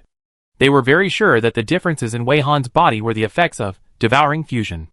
The special props that Wei Han obtained in this dungeon also shocked the five people, saying that the props were really too powerful. When it came to the final stage, when Wei Han faced a unique situation, they were not very surprised. They only said that it was either because Wei Han's strength was too strong, so the difficulty was raised separately, or Wei Han had some special characteristics. They were also particularly concerned about the fact that Wei Han had already been to other parallel universes through the dungeon finals, which was something they had not done yet. They were still looking for ways to go to other parallel universes. It was not enough to just find a way to go, they also had to know how to get back. Normal players could not do what Wei Han did, going to a parallel universe, and then returning to the original world through the Black Vortex portal dungeon as a transfer. Speaking of this, it matched what Wei Han had mentioned before about entering the Black Vortex portal dungeon for the second time, and the five-man team had a more comprehensive understanding of this. In order, after returning from the fishing dungeon, they arrived at the Dream Hide-and-Seek dungeon. In this dungeon, the most concerning thing was that after coming out of the dungeon, they learned from the monster encyclopedia that they were facing a strange creature in the dungeon. And a certain component in Wei Han's blood seemed to be the nemesis of this creature. In addition, there was the memory picture that Wei Han was not familiar with. Perhaps your blood will have some unexpected effects, but you must not try it lightly. After all, you came from that copy, and your blood may also be very dangerous. After thinking carefully, Bai Qingchuan gave Wei Han a serious suggestion. The scene created by that thing, from your description, if I remember correctly, It is the place where you lived when you were a child. But after you were stolen, Uncle Wei and Aunt Wei didn't want to be reminded of the past, so they sold it. While talking, Wu Shan used his mobile phone to call up some photos. The photos showed the scene that Wei Han had synthesized when the macrophage extracted her memory, but the house in the photo looked relatively new, not dilapidated and abandoned, and was well maintained. Scrolling down the photo, there are other scenes, which are not much different from the strange scene she saw.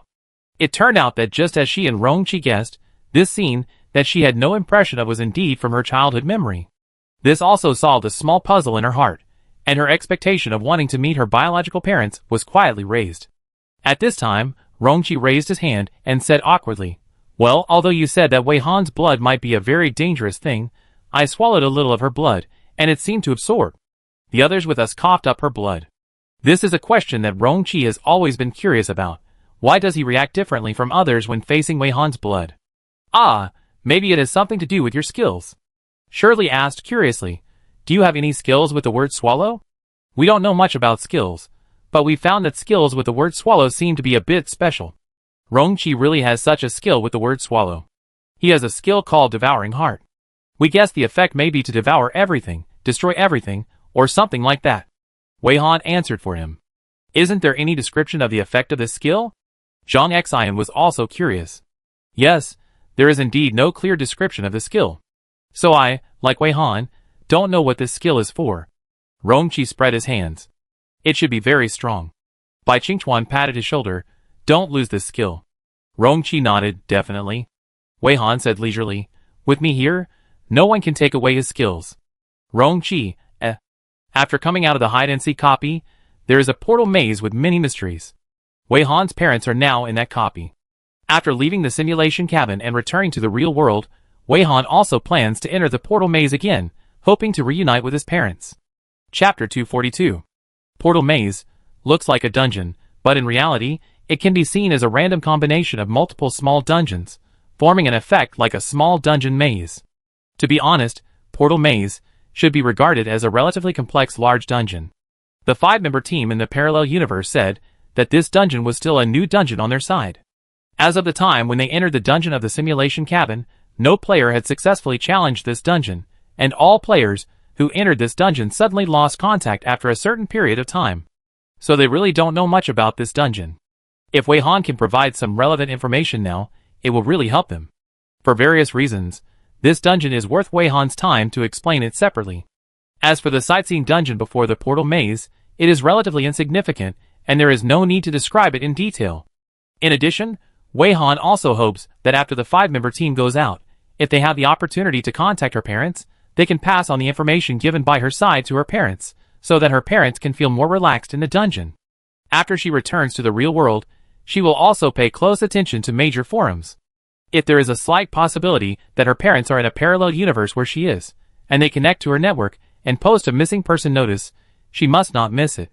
Based on Wei Han and Rong-chi's current understanding of the portal maze, they are unable to summarize the rules of the shortest route in the maze. They only know that in the portal maze, there is no right or wrong route.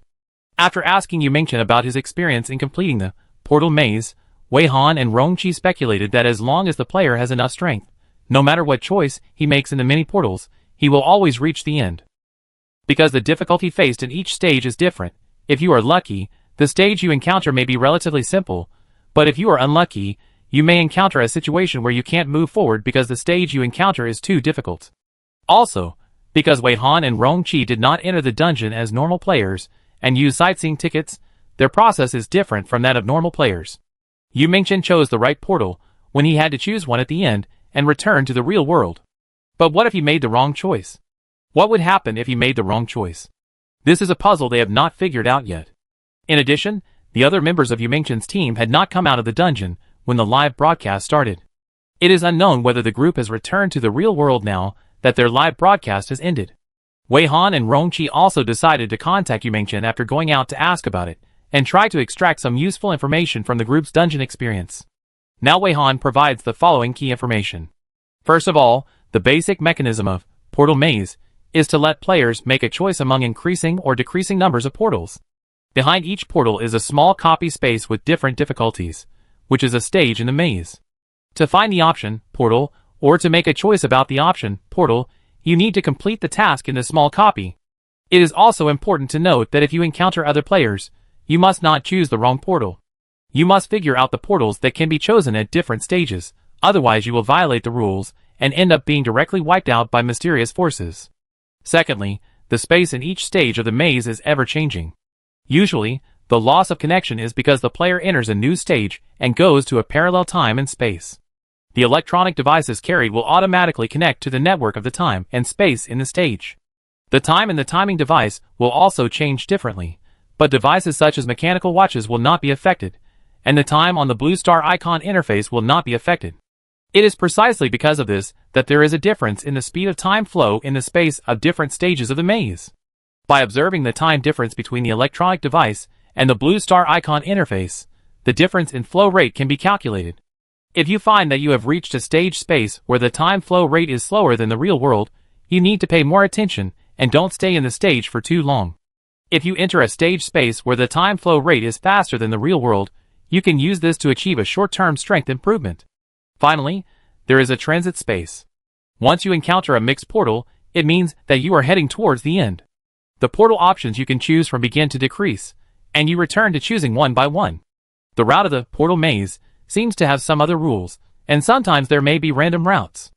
Wei Han and Rong Qi are not very clear about these, and they need to explore them again. That's about it. Do you have any questions? Wei Han has tried to tell the 5-member team everything he knows. The 5 people also listened very carefully, and everyone took notes, seriously. Wei Han and Rong Qi both spoke very detailed, and the information they provided was very comprehensive. The 5 people shook their heads in unison. Your explanation is very detailed. Even someone like me who doesn't like to use his brain can understand it. Shirley nodded her head. The difficulty of this dungeon is not low. If you make the wrong choice at the end, what will happen? It's really worrying. Zhang Xian closed the memo on her phone and sighed. The dungeon sightseeing ticket, this prop is really useful. Bai Qingchuan's focus turned out to be the sightseeing ticket. Wei Han even has a ticket to exit the dungeon, so the sightseeing ticket is not worth mentioning. Wu Shan remembered that Wei Han mentioned some of her special props. In this regard, Wei Han is quite like her parents. Those 2 people also have a lot of special props. Li Wan was also very emotional. When this was mentioned, Wei Han immediately called up her item interface and asked the 5 people, I wonder if I can give you some of my items as a gift. What gift? That's too polite. For us, finding you is the best gift. Shirley acted as if Wei Han was being polite to them, and was a little unhappy with Wei Han's politeness. You are the key to making the dungeon portal disappear. We don't know what role you will play yet, so we should give you some items. Zhang Xian took the initiative and asked for Wei Han's player number. With Zhang Xian taking the lead, the other 4 immediately followed suit and asked Wei Han for his player number, leaving no room for Wei Han to perform. Wei Han, Just as Wei Han was dealing with the 5-man team and sending props and skills, Rong Qi suddenly slapped his head. Oops. I forgot something very important. His words immediately broke the stalemate between Wei Han and the 5-man team, and the 6 looked at him in confusion. Rong Qi pointed at the 5 dinosaurs that were still being controlled by the mind control skill and were motionless, and covered his face in embarrassment. I forgot to remove the skills from these monsters, and I also forgot to return the skills to Jiang. After Rong Qi reminded them, they suddenly realized that they seemed to have completely ignored the 5 dinosaurs. Several people looked in the direction Rong Qi pointed and met the eyes of several dinosaurs.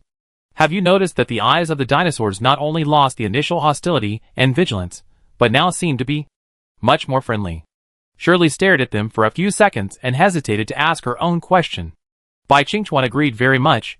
It's as if they suddenly became familiar with us. Why do they seem to be listening to our long conversation with great interest? Is this my illusion?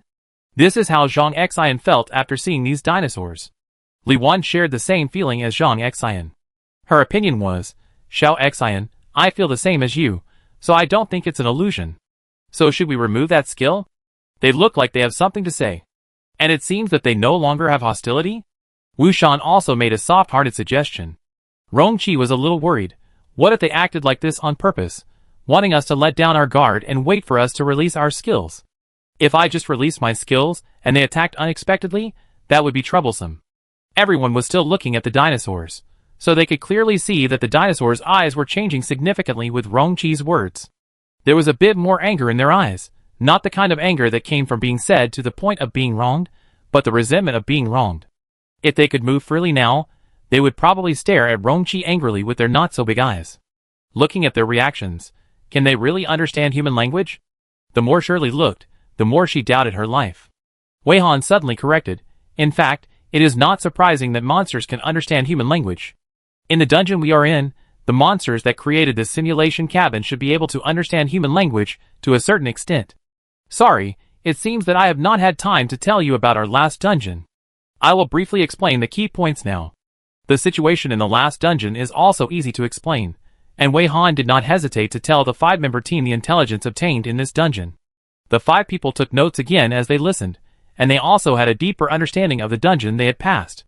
Of course, they also had a new thinking about the existence of dungeons and various portals. So this means that our behavior of entering the dungeon is equivalent to the monsters going to the blue planet through the red portal. For some monsters in the dungeon, we are also monsters? Monsters are also players? Bai Qingchuan quickly grasped the key point. In fact, there seems to be a similar view after so many years of portals. But there has been no strong evidence to prove it, so it has not caused any discussion or attention. Wu Shan recalled seriously. This is also very important information. Wei Han also mentioned that some players in parallel time and space will move to the dungeon, right? Is this like some monsters coming to Blue Star through the red portal, occupying the territory of Blue Star, and refusing to leave? Li Wan made a new analogy. This bidirectionality is really disturbing. Zhang Xian frowned. It is increasingly difficult to understand the meaning of the existence of dungeons and portals. Now there are too many entanglements, and no answer can be found. I will continue to try to see if I can send you props. Wei Han took the initiative to bring the topic back. As soon as they returned to this topic, the 5 people became excited, and they all wanted to give their best props to Wei Han. Whether Wei Han could use it or not, they had to express their feelings. Wei Han could not resist the enthusiasm of the 5 people, and accidentally let them trick him into giving his player number. But unfortunately, this copy may not have any special properties, so there is isolation between the players in the parallel universe, and they cannot give each other skills. After finding that they could not give Wei Han props, they all showed their skills, wanting Wei Han to try to see if he could simulate them after seeing their skills. Wei Han did not refuse this proposal. After all, if she wanted to simulate skills, she only needed to take a look. If it was a prop, then one less was given, and the process of obtaining props was very difficult. For a 5-man team, the effort required is different. They really have some skills that Wei Han has never seen before. One skill is to turn rain into petals, and another skill is to make rain out of thin air. These 2 skills can be combined to create artificial petal rain. After seeing these 2 skills, Wei Han immediately tried to see if he could simulate these 2 skills. Tick, tick, after Wei Han activated the skills, rain really began to fall out of thin air in the simulation cabin, but only a few drops of rain fell to the ground, and then all that fell were petals. Soon the petals covered the dark ground, which was very spectacular. The people and dinosaurs present were all very amazed to see this scene. Several people looked up at this beautiful scene, and were sincerely happy that Wei Han successfully simulated these 2 skills. This shows that Wei Han's special exclusive prop is not restricted by the isolation of being in different time and space. As long as she can see the skills in the skill library of the player panel, she can simulate them. Rongqi was actually using his cell phone to contact Jiang Jiang, asking him to send him the player ID, and he would immediately return the skill. In addition, he also wanted to ask Jiang Jiang if he would mind letting Teacher Ming take a look at his skill. Jiang Jiang and his friends had been away from the dungeon for a while, and he and his girlfriend had returned home, had eaten, and were preparing to rest.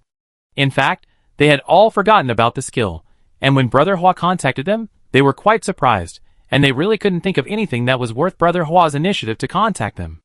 As for Brother Hua's suggestion to let Teacher Ming take a look at the skill, the 2 naturally agreed readily.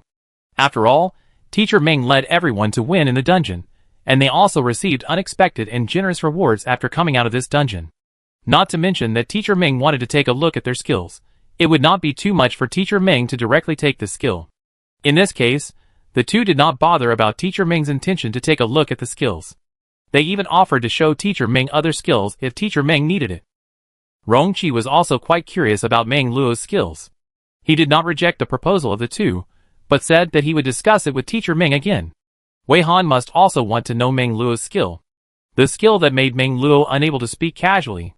Rongqi had just reached an agreement with Jiang Jiang, and was waiting for Jiang Jiang to send the number, when he saw petals raining in the sky. Wei Han looked at the skills of the 5-person team while trying the skills, and seemed to be very happy. Seeing this, he temporarily swallowed what he wanted to say and decided to wait until she was done before telling her about Jiang Jiang's affairs. To release the control of the 5 dinosaurs, he also needs to wait until he returns the skills to Jiang Jiang. The 5-member team in the parallel universe are all veteran players, and they have many skills. Wei Han can't try them one by one, so he can only select some skills that he is very interested in for on-site testing. There is a skill that can generate seeds of a strange plant, which also makes Wei Han very curious. This skill can be combined with the skill of promoting the growth of plants. Wei Han has never seen this skill in her original world. These 2 skills are Li Wan's skills. Seeing that Wei Han is curious about these 2 skills, Li Wan explained, some seeds generated by this skill can grow skills, but most of them generate some very strange plants. To avoid species invasion to the ecology of Blue Star, this skill must be used with caution. Wei Han nodded and temporarily gave up the idea of trying these 2 skills in the simulation cabin. There were too many skills for the 5 people, and it took Wei Han a lot of time to check them. But everyone was very cooperative with Wei Han's speed, and no one showed impatience on their faces. People like Rongqi could still enjoy watching Wei Han while enjoying it, as if just being able to watch her was already very happy. This seemed to make the 5 dinosaurs look at him with a little more teasing. Finally, after watching all the skills of the 5 people, Wei Han realized that Rongqi was staring at him with a smile, and the 5 dinosaurs were staring at Rongqi. I have asked Jiang Jiang for you, and he said you can look at that skill at will. I said, even if you secretly look at that skill, there is no problem. Rongqi spoke up immediately after receiving Wei Han's gaze. When Rongqi borrowed Jiang Jiang's skills, he thought of finding an opportunity to let Wei Han secretly take a look at the skills, but he didn't expect Wei Han to refuse righteously, thinking that this was not a good idea. Well, then I take a look at the skills, and then let me control these dinosaurs, and you return the skills to Jiang Jiang. She could accept Rongqi's approach. Rongqi had already directly brought up the panel and opened his palm towards her. Wei Han walked over a few steps, took a few serious glances, and then simulated the skills to take over the control of the 5 dinosaurs. Rongqi was busy returning the skills to Jiang Jiang. He stood aside, inputting Jiang Jiang's player number while reporting his battle record. Jiang Jiang said that Meng Luo can also show you her skills and see your opinion. If it's okay, we can arrange a meeting with them after we get out of here. I think you should be quite curious about Meng Luo's skill. Jiang Jiang's player number has been entered. Rongqi clicked send, and the skill was successfully returned. He closed the window and turned to Wei Han. If I'm not mistaken, Meng Luo's killer skill is probably a skill like a word spirit that can make her words come true. Wei Han looked up at the 5 dinosaurs. Well, we can indeed make an appointment to meet them again after we get out. Maybe it's not my illusion. I think these 5 dinosaurs may have something to say to us. I'm going to try to release my control over them. You all should be prepared for defense. Wei Han made a very straightforward decision. Since she met these dinosaurs, she has been a little curious about them. Now that the business is over, she can see what's special about these dinosaurs. When the players heard her words, they immediately became alert and dispersed, ready to face the attack. The 5 dinosaurs' eyes changed again. When Wei Han released the control of their skills, they did not attack the players at first, but rolled their eyes. Then, the leading dinosaur opened and closed its mouth. It was the dinosaur with ornaments hanging all over its neck.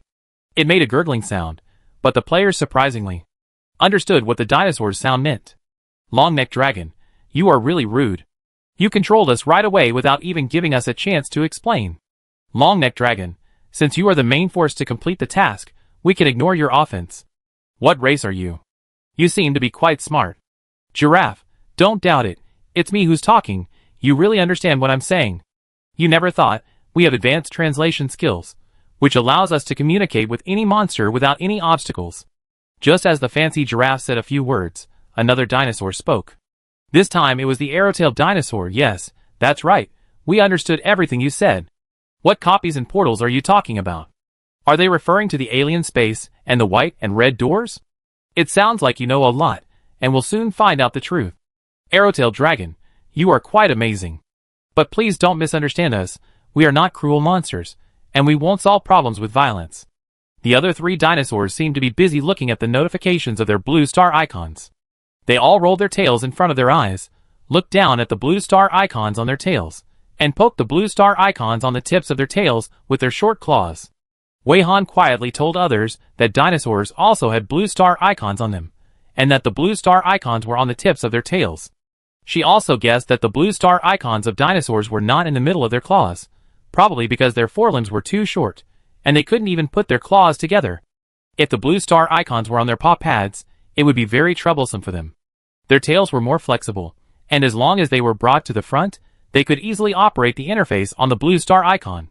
The hearing of dinosaurs was quite sensitive, and they heard all the whispers that Wei Han told everyone. The long-necked dragon was surprised and said, "Little monster, you can actually see our planet icon? Your skills are also quite good. If you are really the key special existence to end all this, then we don't mind letting you check our skills. Long-necked dragon, we have just listened to your story carefully, and know that you have some special props. Just take a look at the skills on other people's panels. You can use the corresponding skills, right?" This made Wei Han stunned, and the other 6 people also stared in surprise. I didn't expect that this dinosaur team would be so friendly, and took the initiative to let Wei Han check their skills. Wei Han quickly came back to his senses, and looked into the eyes of the dinosaurs. "If you don't mind. I am very grateful for your support."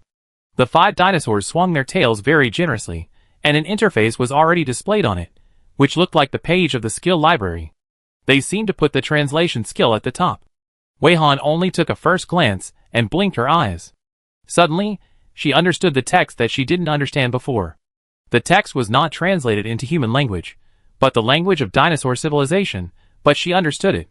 For Wei Han, the most valuable skill of the 5 dinosaurs was the translation skill, and the other skills were not too amazing.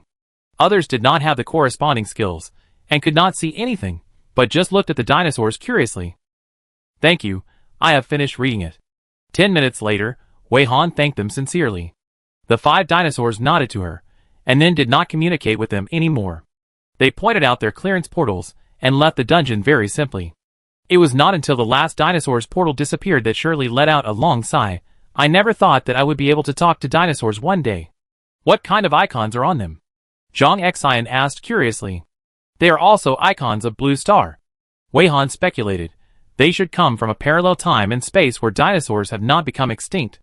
In that time and space, the current civilization of Blue Star is not human civilization, but dinosaur civilization. This speculation made everyone silent for a moment, and Bai Qingchuan's sigh broke the silence. "It sounds a bit strange, and we have no way to explore it. We can only make a little guess based on the history we know. I have said everything I should say." Zhang Xian glanced at the time. "We should also say goodbye. Wei Han, take care. Rongqi, thank you for always accompanying her." She patted Wei Han on the shoulder, shook hands with Rongqi again, and prepared to call up the portal, just waiting for others to say goodbye to Wei Han. Shirley's eyes were filled with reluctance. "Can I hug you? I really hope that we can meet again one day." Wei Han took the initiative to open his arms to her, and said seriously, "Don't worry, I will hug you gently, and won't break your bones. No matter how long it takes, I will definitely find a way to cross the parallel time and space. Just live well." Shirley couldn't be sad anymore after what she said to her. "We will tell your parents about your situation. I hope you can reunite with them smoothly in the portal maze." Wu Shan just nodded to her. Li Wan smiled and said, "Brother Wei and Sister Wei will definitely be very happy. Lily, there is no need to be so sad. At worst, we can enter the portal maze, and there is always hope of seeing Wei Han." Bai Qingchuan asked a little aggrieved, "Can't you really call me brother?" Wei Han scratched his hair. "It feels very strange. I may need to adapt to it, and I should be able to call you next time." "Okay, then I will start looking forward to meeting you next time." Bai Qingchuan put away his aggrieved expression, and changed to a serious tone. "Wei Han, come on. Rongqi, you boy. Thank you for always being with her." Rongqi scratched his head embarrassedly, and inexplicably had a subtle feeling of being recognized by Wei Han's family. The 5 people were reluctant to say goodbye, but after clicking the portal to pass the level, they all left very decisively, and they were afraid that the more they hesitated, the more reluctant they would be. Soon, only Wei Han and Rongqi were left. Wei Han retracted his gaze towards the portal to pass the level of the 5 people, turned around, and said to Rongqi, "Let's go out too." Rongqi carefully observed her expression, and found that she looked calm, but there was a firmness in her eyes that could not be ignored. He was relieved and replied, "Yes." "Go out at the same time?"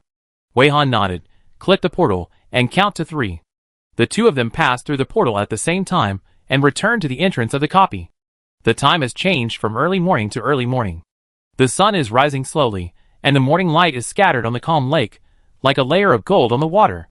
The moment Wei Han walked out of the portal, the lake surface was instantly frozen, so the two did not fall into the water directly.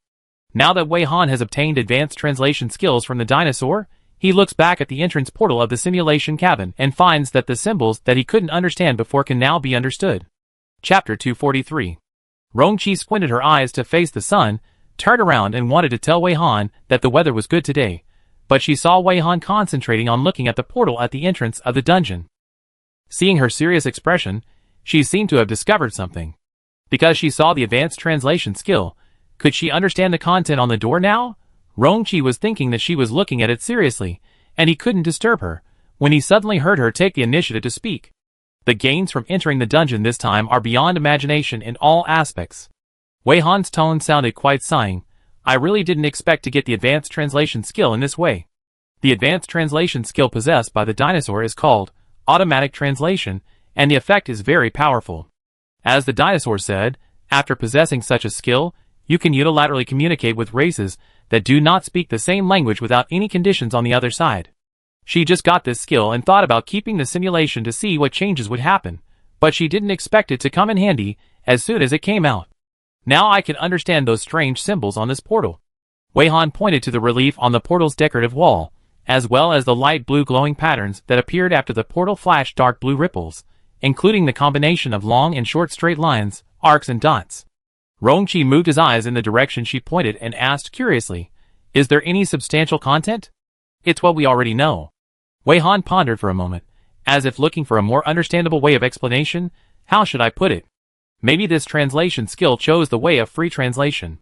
When I see these various symbols on the portal now, it feels like a seal symbol, and the words on the symbol that are similar to the rule's description are like mysterious power, playing an important role. This is probably equivalent to Ant taking advantage of their strengths, and adding additional rules to the portal.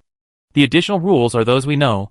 The number of creatures allowed to pass will not exceed 5, and if the limit is reached, the portal will be temporarily locked, etc. The condition for unlocking is that the number of enemies in the simulation cabin is 0. Whether the enemies are all dead in the simulation cabin, or they leave the simulation cabin after completing the mission, as long as there are no enemy monsters in the simulation cabin, this temporary lock state will be lifted. Now this portal is in the unlocked state. Oh, it will also know which simulation cabin the current portal is connected to. It shows here that it is the number 1 S-level simulation cabin. Wei Han pointed to the center of the portal. The center of the portal is the center point, where the colored circular water pattern is formed, representing the difficulty. The dark blue circular water pattern will form here out of thin air, and then expand a little bit and spread outward. Rongqi could only see that when the water pattern expanded to a certain extent and a new circle of water pattern was not formed in the center, a light blue rune seemed to flash by at the center of gravity. He couldn't see the picture directly, but through Wei Han's description, he could roughly imagine it. The information given by this portal is quite comprehensive. Rongqi smiled. The dense runes on the decorative wall are the introduction of the simulation cabin, which is no different from the instructions given by Auntie. Wei Han also pointed to the decorative wall of the portal. Rongqi also followed Wei Han's finger and looked at the decorative wall of the portal. Even though he didn't understand anything at all, that is quite in line with the rule that the portal will foreshadow the general type of the dungeon in advance. It depends on whether we can understand it. Wei Han hummed, then stared at the portal in silence for a long time, and then asked Rongqi to take out the hover car and use the stealth skill to make the hover car invisible. They then set the route and let the hover car drive automatically back to Beta District 9. The reason why the hover car was invisible and automatic was not because Wei Han and Rongqi were tired after just coming out of the dungeon, but mainly because they had things to do first. Before checking the dungeon rewards this time, they must first report safety to Shirley and others in the current world, letting them know that they have successfully come out of the dungeon and are on their way. This time, they passed 2 dungeons in a row, and the latter dungeon was a dungeon with a difficulty level higher than the current highest level, which was equivalent to a cross-level challenge, and the challenge was successful, so the reward for the latter dungeon was particularly generous. No wonder Jiang and Meng Luo were so excited when they were contacted by Brother Hua. The experience points of the 2 dungeons added up, allowing Wei Han and Rongqi's player levels to directly jump from the original A level to S level. The two had experienced the joy of S level in the Beach Kite dungeon, and now they finally reached S level. Even Wei Han was so happy that it was rare to see it written on his face. Rong-chi was even more excited. They were sitting face to face. He was so excited that he held Wei Han's hands, stared into her eyes, and said excitedly, "After reaching S level, my attack skills are unlocked. I finally don't have to swing those weapons." Wei Han was also very excited, and didn't care about the small details of the two people holding hands. He was sincerely happy for Rong-chi. "Congratulations. This is really great. You will never be restricted again. By the way, there are also many skill upgrade points this time." Rong-chi also noticed this, and was about to tell Wei Han. "Yes, I saw it too. I didn't expect that I could receive so many skill upgrade points. Which skill should I upgrade? I don't know if these skill upgrade points can be transferred to you." As he spoke, he withdrew his hand and brought up the reward interface again, trying to find a way to give away skill upgrade points. "Upgrade your devouring heart. Don't transfer the upgrade points to me, I don't need them." Wei Han knew he was serious, and refused very straightforwardly. "But I think you seem to need to upgrade your skills now. I just need to level up, and my attack skills won't be locked. You must want to find a way to enter the copy of the Black Vortex portal again, right?" Even if Wei Han never mentioned it, Rong-chi could guess that she definitely had this plan. And Wei Han was not surprised that Rong-chi could guess her plan. She had not concealed her plan from Rong-chi, and now that Rong-chi mentioned it, she also told him her thoughts. "I do have this idea. The current plan is to take a day off today. Tomorrow morning or afternoon, enter the portal maze, again as a normal player. If there is nothing to gain in the portal maze, then follow the original idea and look for a way to find the Black Vortex portal. If there are some new discoveries, consider modifying the plan. Do you have any suggestions?" Wei Han found that Rong-chi frowned slightly, as if he had a different opinion. Rong-chi asked seriously, "Can I go with you?" So he was struggling with this question? "If you don't want to come, I won't force you. Didn't you say that from now on, you will always be here?" Wei Han asked back in confusion. What he meant by this was that he would always act with her by default. When Rong-chi said this, his thoughts were quite simple, but now that he heard Wei Han really took it to heart, he began to feel embarrassed. "Well, I said it. But I don't know if I can enter your initial copy with you." He was also worried about Wei Han's initial copy. "So I want to upgrade that summoning skill." While Wei Han was talking, he planned how to allocate her skill upgrade points. After hearing what she said, Rong-chi came over curiously, and didn't even look at the rewards he hadn't finished looking at. Seeing Wei Han adding upgrade points to the summoning skill without blinking, he asked curiously, "What do you want to upgrade the summoning skill for?" Wei Han didn't even raise his head, and said in a very serious tone, "Aren't you worried that you can't go with me to my initial dungeon?" Rong-chi nodded blankly, and heard Wei Han say very firmly, "I will summon you to the dungeon within the dungeon." She actually had such an idea. Rong-chi took a breath, and before he could come back to his senses and think carefully, he heard her explanation. Wei Han explained his thoughts, fearing that Rong-chi would not understand. There is no limit to the summoning of the summoning skill, whether it is a living thing or a dead thing, a monster or some other creature, and human players are also a kind of creature. The only limit is the summoning conditions. The more detailed the summoning conditions, the higher the mental power required. If it is a summoning of a designated target, the mental power required of the user of the summoning skill will be higher.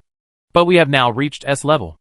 S level not only improves the physical quality of the player, but also significantly improves the mental power. You should be able to feel it yourself. So I think this idea is worth a try. Anyway, if the summoning fails, it's nothing more than a waste of mental power on my side. It won't have any impact on you." She promised very solemnly, "If it will have a bad impact on you, even if there is only a little risk, then I will never let you take the risk." "Okay. Then we can try it during the portal maze." She has already considered it so comprehensively, and the only thing he can do is to cooperate with her. She still speaks so directly.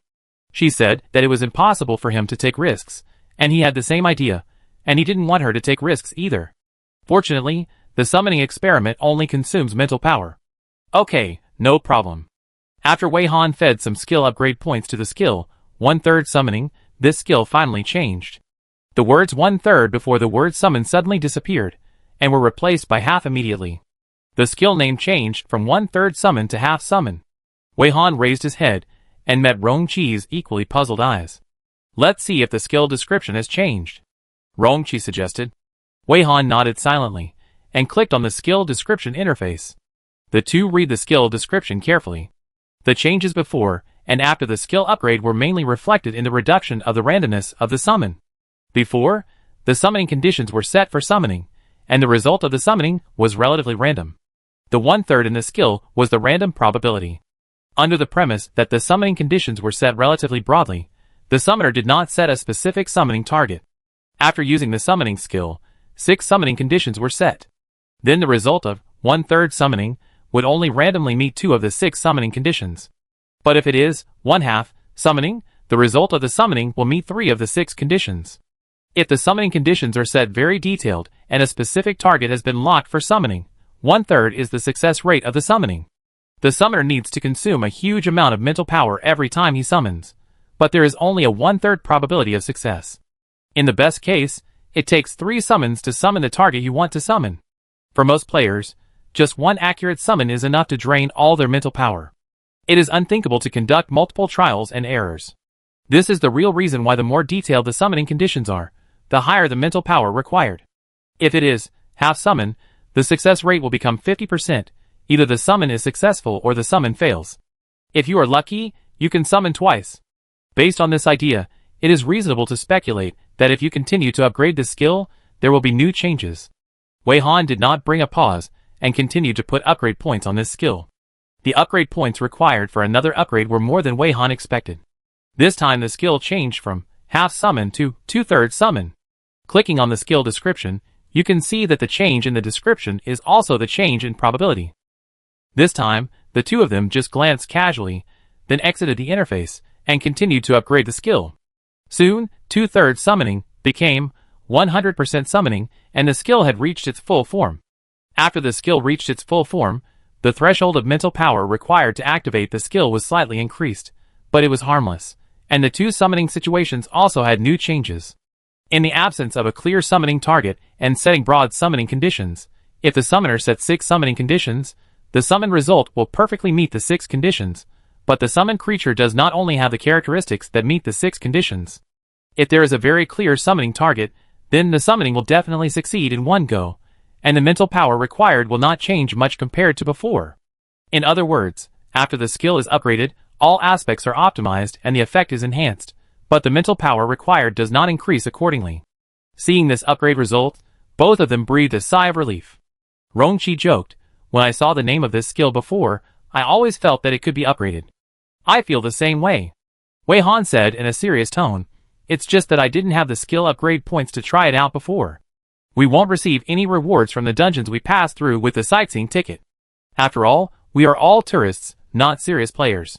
There is no mandatory task to complete." Rongqi saw that Wei Han had completed the skill upgrade, so he turned his attention back to his reward interface. He listened to Wei Han's advice, and gave all his skill upgrade points to the skill, Devouring Heart. Wei Han allocated the remaining skill upgrade points to Swallowing Fusion and Absolute Zero. In this way, the skill upgrade points for both of them were allocated. Looking down, there are props and opportunities to extract skills. In addition to regular props, there are also special reward props at the end. Strange, I also received a special reward this time. Rongqi pointed to his reward interface. "Wei Han, look, I have 3 dungeon sightseeing tickets here. Maybe it's because everyone challenged a difficult dungeon this time?" Wei Han was not too surprised by this, "but I have 10 sightseeing tickets here. The tickets for the transit portal were also given, and the tickets for exiting the dungeon. Why are there so many tickets for watching the game?" "How many?" Rongqi looked over, and saw the numbers on the virtual screen clearly, and his eyes widened in shock. "Is this blue star icon system really correct? I didn't see it wrong, did I? This is 100,000? There are so many zeros after the number 1. Rongqi was still counting the number of zeros when he finished speaking. Wei Han was also surprised. There are indeed 100,000 tickets. Did this blue star icon system deliberately issue so many tickets? It seems there is an explanation, Rongqi reminded. Wei Han clicked on the description of the tickets for this game, and found that the tickets issued this time were designated tickets. Final spectator tickets? Rongqi read out the key words in the description. Will the finals here be the finals mentioned in my initial copy? Wei Han was puzzled. Forget it. Just leave it for now. Well, I have a small number of other tickets here, but no tickets for watching the game. This ticket should only be given to you. Rongqi quickly looked through the remaining rewards on his side, and quickly came to a conclusion. Anyway, There are so many. If you want, I can give you some. Wei Han felt that the blue star icon system gave so many of these tickets, and the original intention was probably to let her give them to others. It's better to wait until you figure out what the purpose of this ticket is before considering whether to give it away. Rongqi laughed. Wei Han agreed with this. She scrolled down, and there were no other rewards. In general, although there were no special souvenirs, the rewards were very comprehensive, taking into account the player level, skill upgrades, and very comprehensive tickets.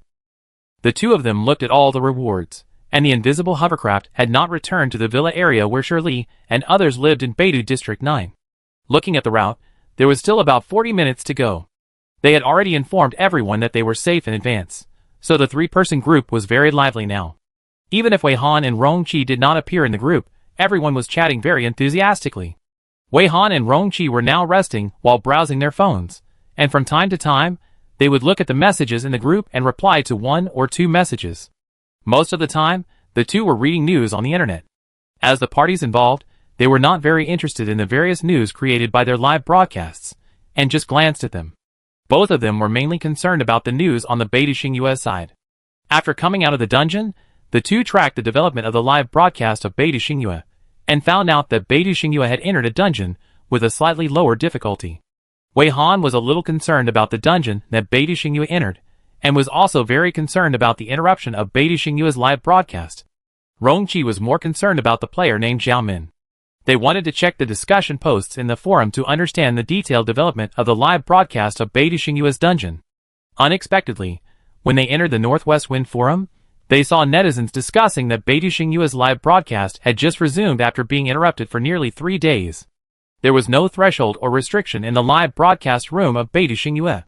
As soon as Wei Han and Rongqi saw the news, they logged into the account they prepared in advance and entered Beidou Xingyue's live broadcast room. Because Rongqi mentioned that he felt that Zhao Min was a suspicious person, Wei Han planned to use the Eye of Truth throughout the whole process when watching Beidou Xingyue's live broadcast, but he found something wrong at the first glance. Chapter 244. In the official live broadcast room of Beidou Xingyue, a close-up picture was presented at this time. The camera mainly focused on the three people standing in the front, facing the camera, standing in staggered positions, and walking forward. These three people were Zhao Min, whom Wei Han met for the first time, and the two people standing staggered with Zhao Min were the legendary Ben Hua and Sun Yun, and the background scenes were blurred. The fourth player was also in the blurred scene, and her figure and face were not clear, but Wei Han and Rongqi had done their homework in advance, and knew that the fourth player, who appeared in front of the camera, was Yang Yuedong's former friend.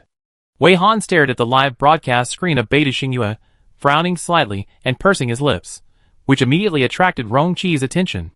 What's wrong? Did you find something wrong so quickly? Rongqi didn't have the corresponding skills, and couldn't see anything. For him, there was nothing special about the live broadcast room of Beidou Xingyue. At most, he just looked at the player named Zhao Min a few more times. Wei Han nodded solemnly, adjusted the virtual screen of his phone, and then pointed at Zhao Min on the screen.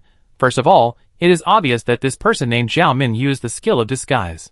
In fact, Ben Hua and Sun Yun also used the skill of disguise, but the purpose of these two people using the skill of disguise can be roughly guessed, because there is a big difference between their real appearance and the disguised appearance. But the reason why Zhao Min used the skill of disguise is worth pondering. Zhao Min's original appearance was also good. In terms of appearance, it was comparable to his appearance after disguise, but his original appearance did not give people the feeling of a nobleman like now. Instead, he felt a bit sinister, like a darker and gloomy person. Wei Han searched her limited vocabulary to describe the style of Zhao Min's real appearance. Rongqi really couldn't imagine it, but listening to Wei Han's description of the other party's real appearance and temperament, he always had an inexplicable sense of familiarity, so he suggested that Wei Han simply use the skill to print out Zhao Min's real appearance. After hearing Rongqi's reminder, Wei Han woke up as if from a dream. I almost forgot that I could use the skill to draw his appearance directly. Wei Han has a variety of skills, and there are several skills that can achieve the human body printing effect. She took out the copy paper and the required pen from the skill space, then kept the Eye of Truth, stared at Zhao Min's real appearance, and used the copy skill. After the skill was activated, her hand automatically drew, and completed a lifelike sketch portrait at a very fast speed. Rongqi's expression went through many changes during the whole process of Wei Han completing the portrait. When he first saw the outline, he just looked a little strange, and began to stare at the drawing paper more attentively. As his facial features appeared, his brows began to tighten, and he bit his lips subconsciously several times, as if he recalled something angry. In the end, he looked at the completed portrait coldly and snorted. From Rong-Chi's reaction, it can be directly seen that he not only knew this person, but also had some conflicts with this person. Wei Han paid attention to Rong-Chi's expression changes throughout the process. After completing the portrait, he put the things back into the skill space and asked directly, "Do you know this person?" Rong-Chi did not beat around the bush with her, and said bluntly, "Although I don't know why he suddenly appeared in front of the camera with his identity hidden. He is the one I mentioned to you, Xiao Ying, who may be the mastermind behind the scenes, the real boss of Beidixing Yue. Those who chased us in the Mushroom Forest dungeon may have been sent by him. I remember it. Although it was a long time ago, it was when we were discussing how to become stronger, strong enough to overthrow that powerful organization with just a few people. You said that Beidixing Yue has a person in power behind the scenes. His name is Xiao Ying, and he is the son of Beidixing Yue's major shareholder." Wei Han pushed the portrait aside, and turned his attention back to Beidixing Yue's live broadcast. That was basically all the information Rong-Chi gave at the time. He didn't elaborate on other things, just to give everyone a general understanding of the biggest enemy for the time being. At that time, everyone realized that Rong-Chi didn't want to talk too much or too deeply, so they didn't ask him, thinking that Rong-Chi would always say it when the time came. As a result, it has been like this until now. Looking at Rong-Chi's thoughtful look, he was probably also thinking about how to organize his words. Wei Han hadn't finished speaking yet, and she took advantage of Rong-Chi's silence to continue. "These three people have disguised themselves. This is just the first discovery. I have other discoveries to tell you." "Well, you go first, and I think about how to tell you about Xiao Ying." Rong-Chi nodded, came back to his senses, and looked at the live broadcast screen like Wei Han.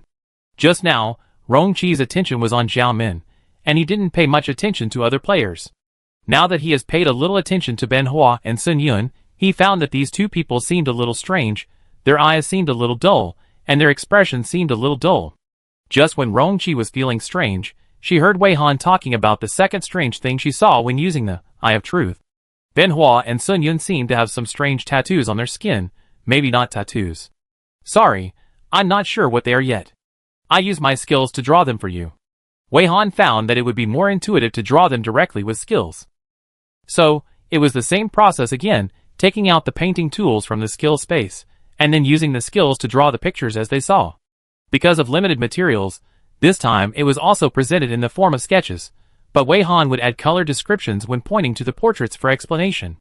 In the two portraits of Ben Hua and Sun Yun, what can be seen at a glance is that they have large and small radial tattoos on their skin, with a dark circle in the middle, and some wavy irregular curves spreading out around the dark circle as the center. The number of such patterns on their faces is not dense, and the distribution is relatively random. Only referring to the patterns on these two people, Wei Han cannot summarize the rules for the time being. The color of that pattern is dark blue in the middle, and the irregular wavy curves that radiate out are highly saturated yellow.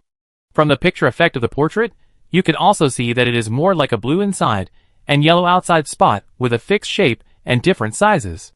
Spots of this shape can be seen on their exposed skin, and it can be inferred that they have similar patterns all over their bodies. This thing can only be seen through the Eye of Truth, and what the naked eye sees is their very normal appearance. So this change in their bodies is not because they really have some strange spots. There must be reasons behind it that we don't know yet. It doesn't look like the effect of the skill. Wei Han started to speculate, and overturned the speculations one by one. Rong-Chi's eyes moved back and forth between the portrait drawn by Wei Han with the skill, and the screen of the live broadcast room. "I really can't see any abnormality. Except that they seem to have become a little dull, and their eyes have no spirit. I don't know if they know the changes in themselves." He also put forward his findings, pointing to the small black dot on the screen that fell behind, and they seem to be moving all the time, without stopping. "The one who fell behind is Xiang Ryu, right? Why does it feel like she is deliberately keeping a distance from the three people in front? She looks like the most normal one. Can you see if there are those strange things on her body? Is there nothing on Xiao Ying's body?" Wei Han thought for a moment, and chose a more conservative answer. "Xiao Ying. There is nothing on the skin that can be seen at present. If you want to see if there are other parts of him covered by clothes, you have to cooperate with the perspective skill, but the perspective skill cannot be effective on video images. As for Xiang Ryu, because the camera didn't focus on her, many of my visual skills couldn't work on the video, so I couldn't see clearly. But I guess she didn't have those patterns on her body. As for the people Rong-Chi mentioned, who kept moving, Wei Han speculated that this was a reminder requirement of the dungeon. Through the comments from the audience, we can also guess a little. After Beidou Xingyue's live broadcast was restarted, its popularity was far less than before, but Beidou Xingyue's foundation was there, and there were still hundreds of thousands of viewers, and most of the viewers who came back now were Zhao Min's fans. Wei Han and Rongqi watched and analyzed for a long time, and only now did they study the bullet comments in the Beidou Xingyue live broadcast room. Yijian Mei, the broadcast has resumed. It's so good to see that you are all fine. Shut up if you can't speak. After the broadcast resumed, are the anchors and players still so silent? No one came out to explain what happened before and after the interruption. Lu Fufeng, alas, I am satisfied just by seeing Zhao Min's face, and I don't care about the cause and effect. You are so good at naming. Although Zhao Min is indeed pretty, how should I put it? After seeing Wei Han, who was being searched for by the 5 people in the parallel universe in Teacher Wei's live broadcast room, Zhao Min is a little boring when I come back to see him. Don't want to fall in love, want to play the lute to a cow. Although what you said may be suspected of pulling down, I madly agree. I really dare not think. Does such a beautiful woman really exist? Picking up rags in the dungeon, the players are still walking non-stop. So the key to passing this dungeon is really to keep walking? I don't know whether to say it's easy or difficult. Colorful night. Let me have a conspiracy theory. Seeing that Ban Hua and Xuanyun are both unusually silent, I think something shameful must have happened after the live broadcast was interrupted. Expert in nonsense. I can also think about it carefully. Is the picture we are seeing now really a live broadcast? Are the players in the picture real? Ban Hua and Xuanyun are not just suddenly silent. They even look like their souls have been sucked out. Half said, what's going on with Beidou Xingyue this time? From the beginning, there is a feeling of being rotten and unable to recover. It can't be that they gave up completely after finding that they can't compare with Teacher Wei's live broadcast? This is not the Ban Hua and Xuanyun I know. Lying as soon as I open my eyes. To be honest, I am really a little disappointed. I don't know what they are thinking. It's okay not to interact with the audience, but they don't seem to want to do anything, and they don't seem to have any plans to explore the dungeon. Wando Luhan, this dungeon called Yumian needs 7 days to leave, right? Now they have only stayed in it for half of the time. Do they plan to just keep moving for the next few days? No other plans? Excuse me, this is really boring. Zhang Xingxing, hey, some people don't even pretend? The live broadcast of Teacher Wei has ended. You just won this time. Why are you running here to be arrogant and set the pace? Welcome to the line. Even if Hua Ge and his live broadcast is boring this time. So what? That's in the dungeon. The excitement of the dungeon live broadcast is closely related to the setting of the dungeon. They just had bad luck this time and entered a dungeon with no explosive points. What are you so proud of? Wait for Hua Ge's next live broadcast, and he will definitely return to the peak easily. Don't look in the mirror. Haha, that Teacher Wei was only popular for a while. If she can stay popular for a week and not be forgotten, then we can say she is the new top star. Choose a name. Some people quit if they don't want to watch it. No one is begging you to watch this live broadcast. If you are so unhappy watching it, why bother yourself? Beidou Xingyue's live broadcast finally caused dissatisfaction among most passers-by because it was too boring, but these dissatisfied remarks were quickly counterattacked by Beidou Xingyue's loyal supporters. The originally harmonious barrage atmosphere suddenly became smoky, and it became difficult to extract any useful information. Wei Han and Rongqi looked at each other and turned off the barrage in sync, and the screen became much quieter instantly. They watched the live broadcast and discussed back and forth, and before they knew it, more than half an hour had passed. The invisible hovercraft had returned to the vicinity of the villa area where Shirley and others lived, and it would land soon. Wei Han looked out the window in the direction of the villa and saw several familiar figures again. The 3 of them ran to the yard to wait. She and Rongqi did not tell them in advance that the hovercraft would be invisible, and now the 3 of them were looking around, looking a little anxious. Let's put Beidou Xingyue's live broadcast aside for the time being. The hovercraft will land soon. Let's go down first, and it might be better to talk to Shirley and others about Zhao Ying's matter. Wei Han put away the virtual screen of his mobile phone and turned to Rongqi. Rongqi also stood up and stretched. Okay, I listen to you. After stretching his muscles, he put away the portraits on the small desktop and put them into the skill space. The hover car had landed. After the hover car landed completely, Wei Han lifted the invisibility skill. A hover car suddenly appeared in the yard of the villa, which scared the 3 people who had been looking up at the sky. When Wei Han and Rongqi came out of the hover car, the three people finally knew what was going on and hurried over. Teacher Wei. Ding Lu, you are finally back. Shirley ran over. I didn't expect you to make the hover car invisible. I kept looking up at the sky. Zhang Xian nodded to the two of them. We have prepared the food. Let Sijio heat it up, and you can eat it directly. Sijio was the monster with eyes all over their bodies that they got from the Minesweeper dungeon. Now even Zhang Xian was used to commanding this monster. The parasitic grapes that Wei Han got were consumed in her dungeon again and again. Sijio and the Turtle Immortal Pillar were still fine, and the relationship with Shirley and the other three was getting better and better. Wu Shan forced a smile at them. Ms. Wei, Mr. Rong, you two have worked hard this time. When Wei Han and Rongqi left the dungeon, they had just said goodbye to Shirley, Zhang Xian and Wu Shan in the parallel universe. Now they returned to the original world and saw the three of them again. Although they could clearly tell that the two sides were not the same group of people, they still had a very strange feeling. I don't know if it's because too many things happened in the dungeon, or because the three of them always had a feeling of wanting to say something but stopping. It's only been a few days, but they suddenly felt that they seemed a little strange and unfamiliar with each other. Wei Han used her skills to transmit the sound to Rongqi to put away the hovercraft, and she responded to the words of the three. I'm sorry to have worried you. Rongqi and I are indeed a little hungry. Can we sit down and discuss the various issues about the dungeon after we have eaten? You must have a lot of questions to ask us. She asked politely. Of course. It should be like this. Come in. Shirley immediately invited Wei Han to come in very enthusiastically. Wu Shan also said, you and Mr. Ding can also take a shower and have a good sleep after eating. We do have some questions to ask, but there is no rush. Zhang Xian agreed very much. Yes, you have worked so hard this time. After Rongqi put away the hovercraft, Wei Han didn't bother to be polite with the three of them and went straight into the house. There was a very rich meal on the dining table in the restaurant. It was obvious that the three of them and the two monsters had prepared it carefully. Wei Han and Rongqi were really hungry. After sitting at the table, they kept eating and didn't care about talking at all. It was not until they were full that the five of them finally sat around on the sofa and started some small talk. At the beginning, the three of them didn't know how to start because they had too many questions to ask, which led to the five of them falling into silence.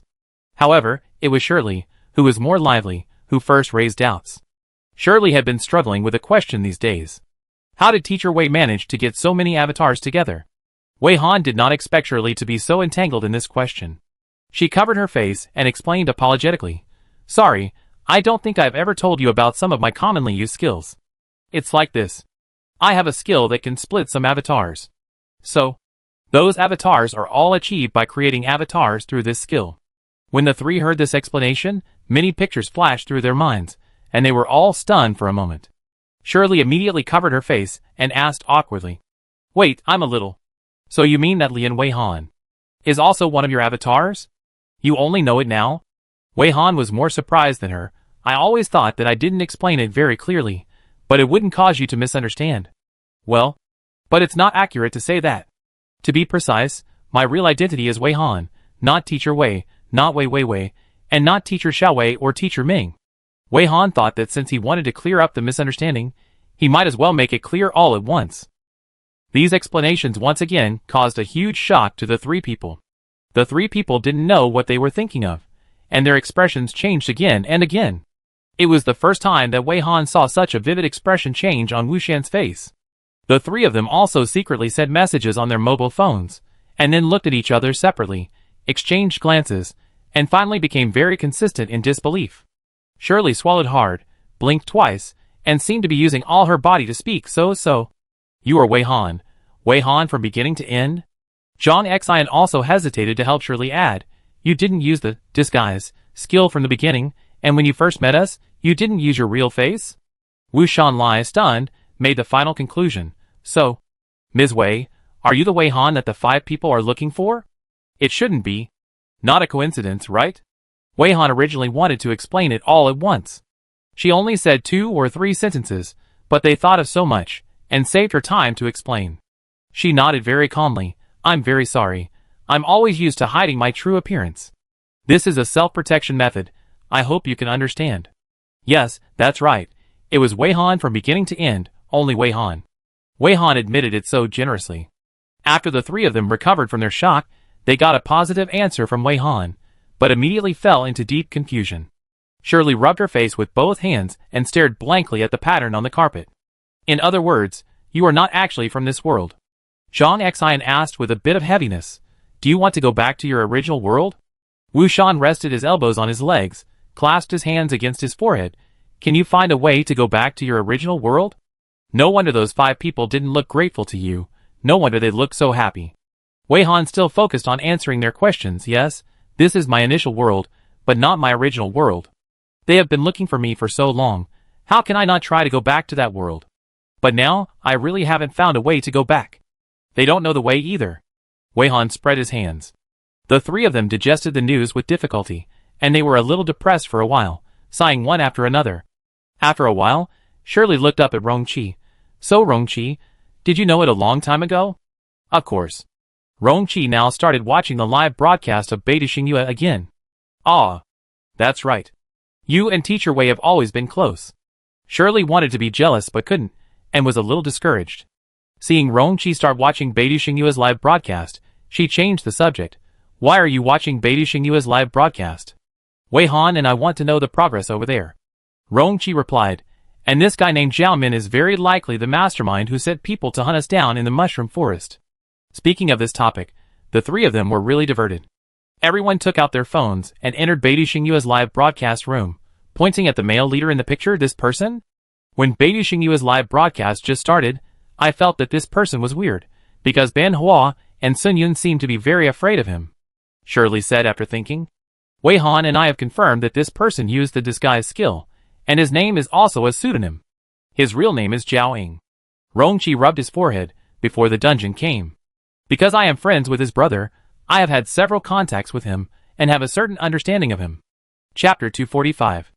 Rongqi talked about some of his past, and the timeline went back to before the dungeon came to the world, back to Rongqi's high school and short college period.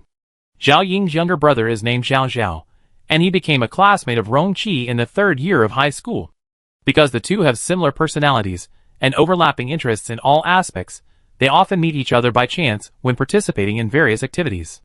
After a while, they became familiar with each other and became friends who could talk about anything. Usually, they either made appointments to study and do homework together, or to play ball together, watch ball games, etc. However, Zhao Zhao would ask Rongqi for leave from time to time because his brother was in poor health. Something happened, and he was sent to the hospital for rescue. He had to go to see his brother after school and take care of his brother. When Rongqi first heard Zhao Zhao say that he wanted to take care of his brother Zhao Ying, he felt incredible and confirmed several times that Zhao Zhao wanted to visit and take care of Zhao Ying, not just visit. After becoming friends with Zhao Zhao, Rongqi learned that Zhao Zhao was low-key and friendly in school. He looked no different from other students, but in fact his family was very rich. He was the 2nd son of the major shareholder of Beta Xingyue Group. With the financial resources of Zhao Zhao's family, when someone in the family was sick, they didn't hire professionals to accompany them, but other family members had to sacrifice their free time to take care of them. Moreover, Zhao Zhao was still a senior high school student with a heavy workload. No matter how you counted it, the task of taking care of the patient should not fall on Zhao Zhao. Rongqi's shocked questioning almost showed his true thoughts on his face. When Zhao Zhao saw it, he deliberately explained it. The meaning is probably that Zhao Ying was abused by the nanny, and can't trust anyone except his family. Among his family, Zhao Ying said that he trusts his younger brother the most, so basically since Zhao Zhao could remember, as long as his brother was uncomfortable, he would stay by his brother's side, and couldn't go out to play.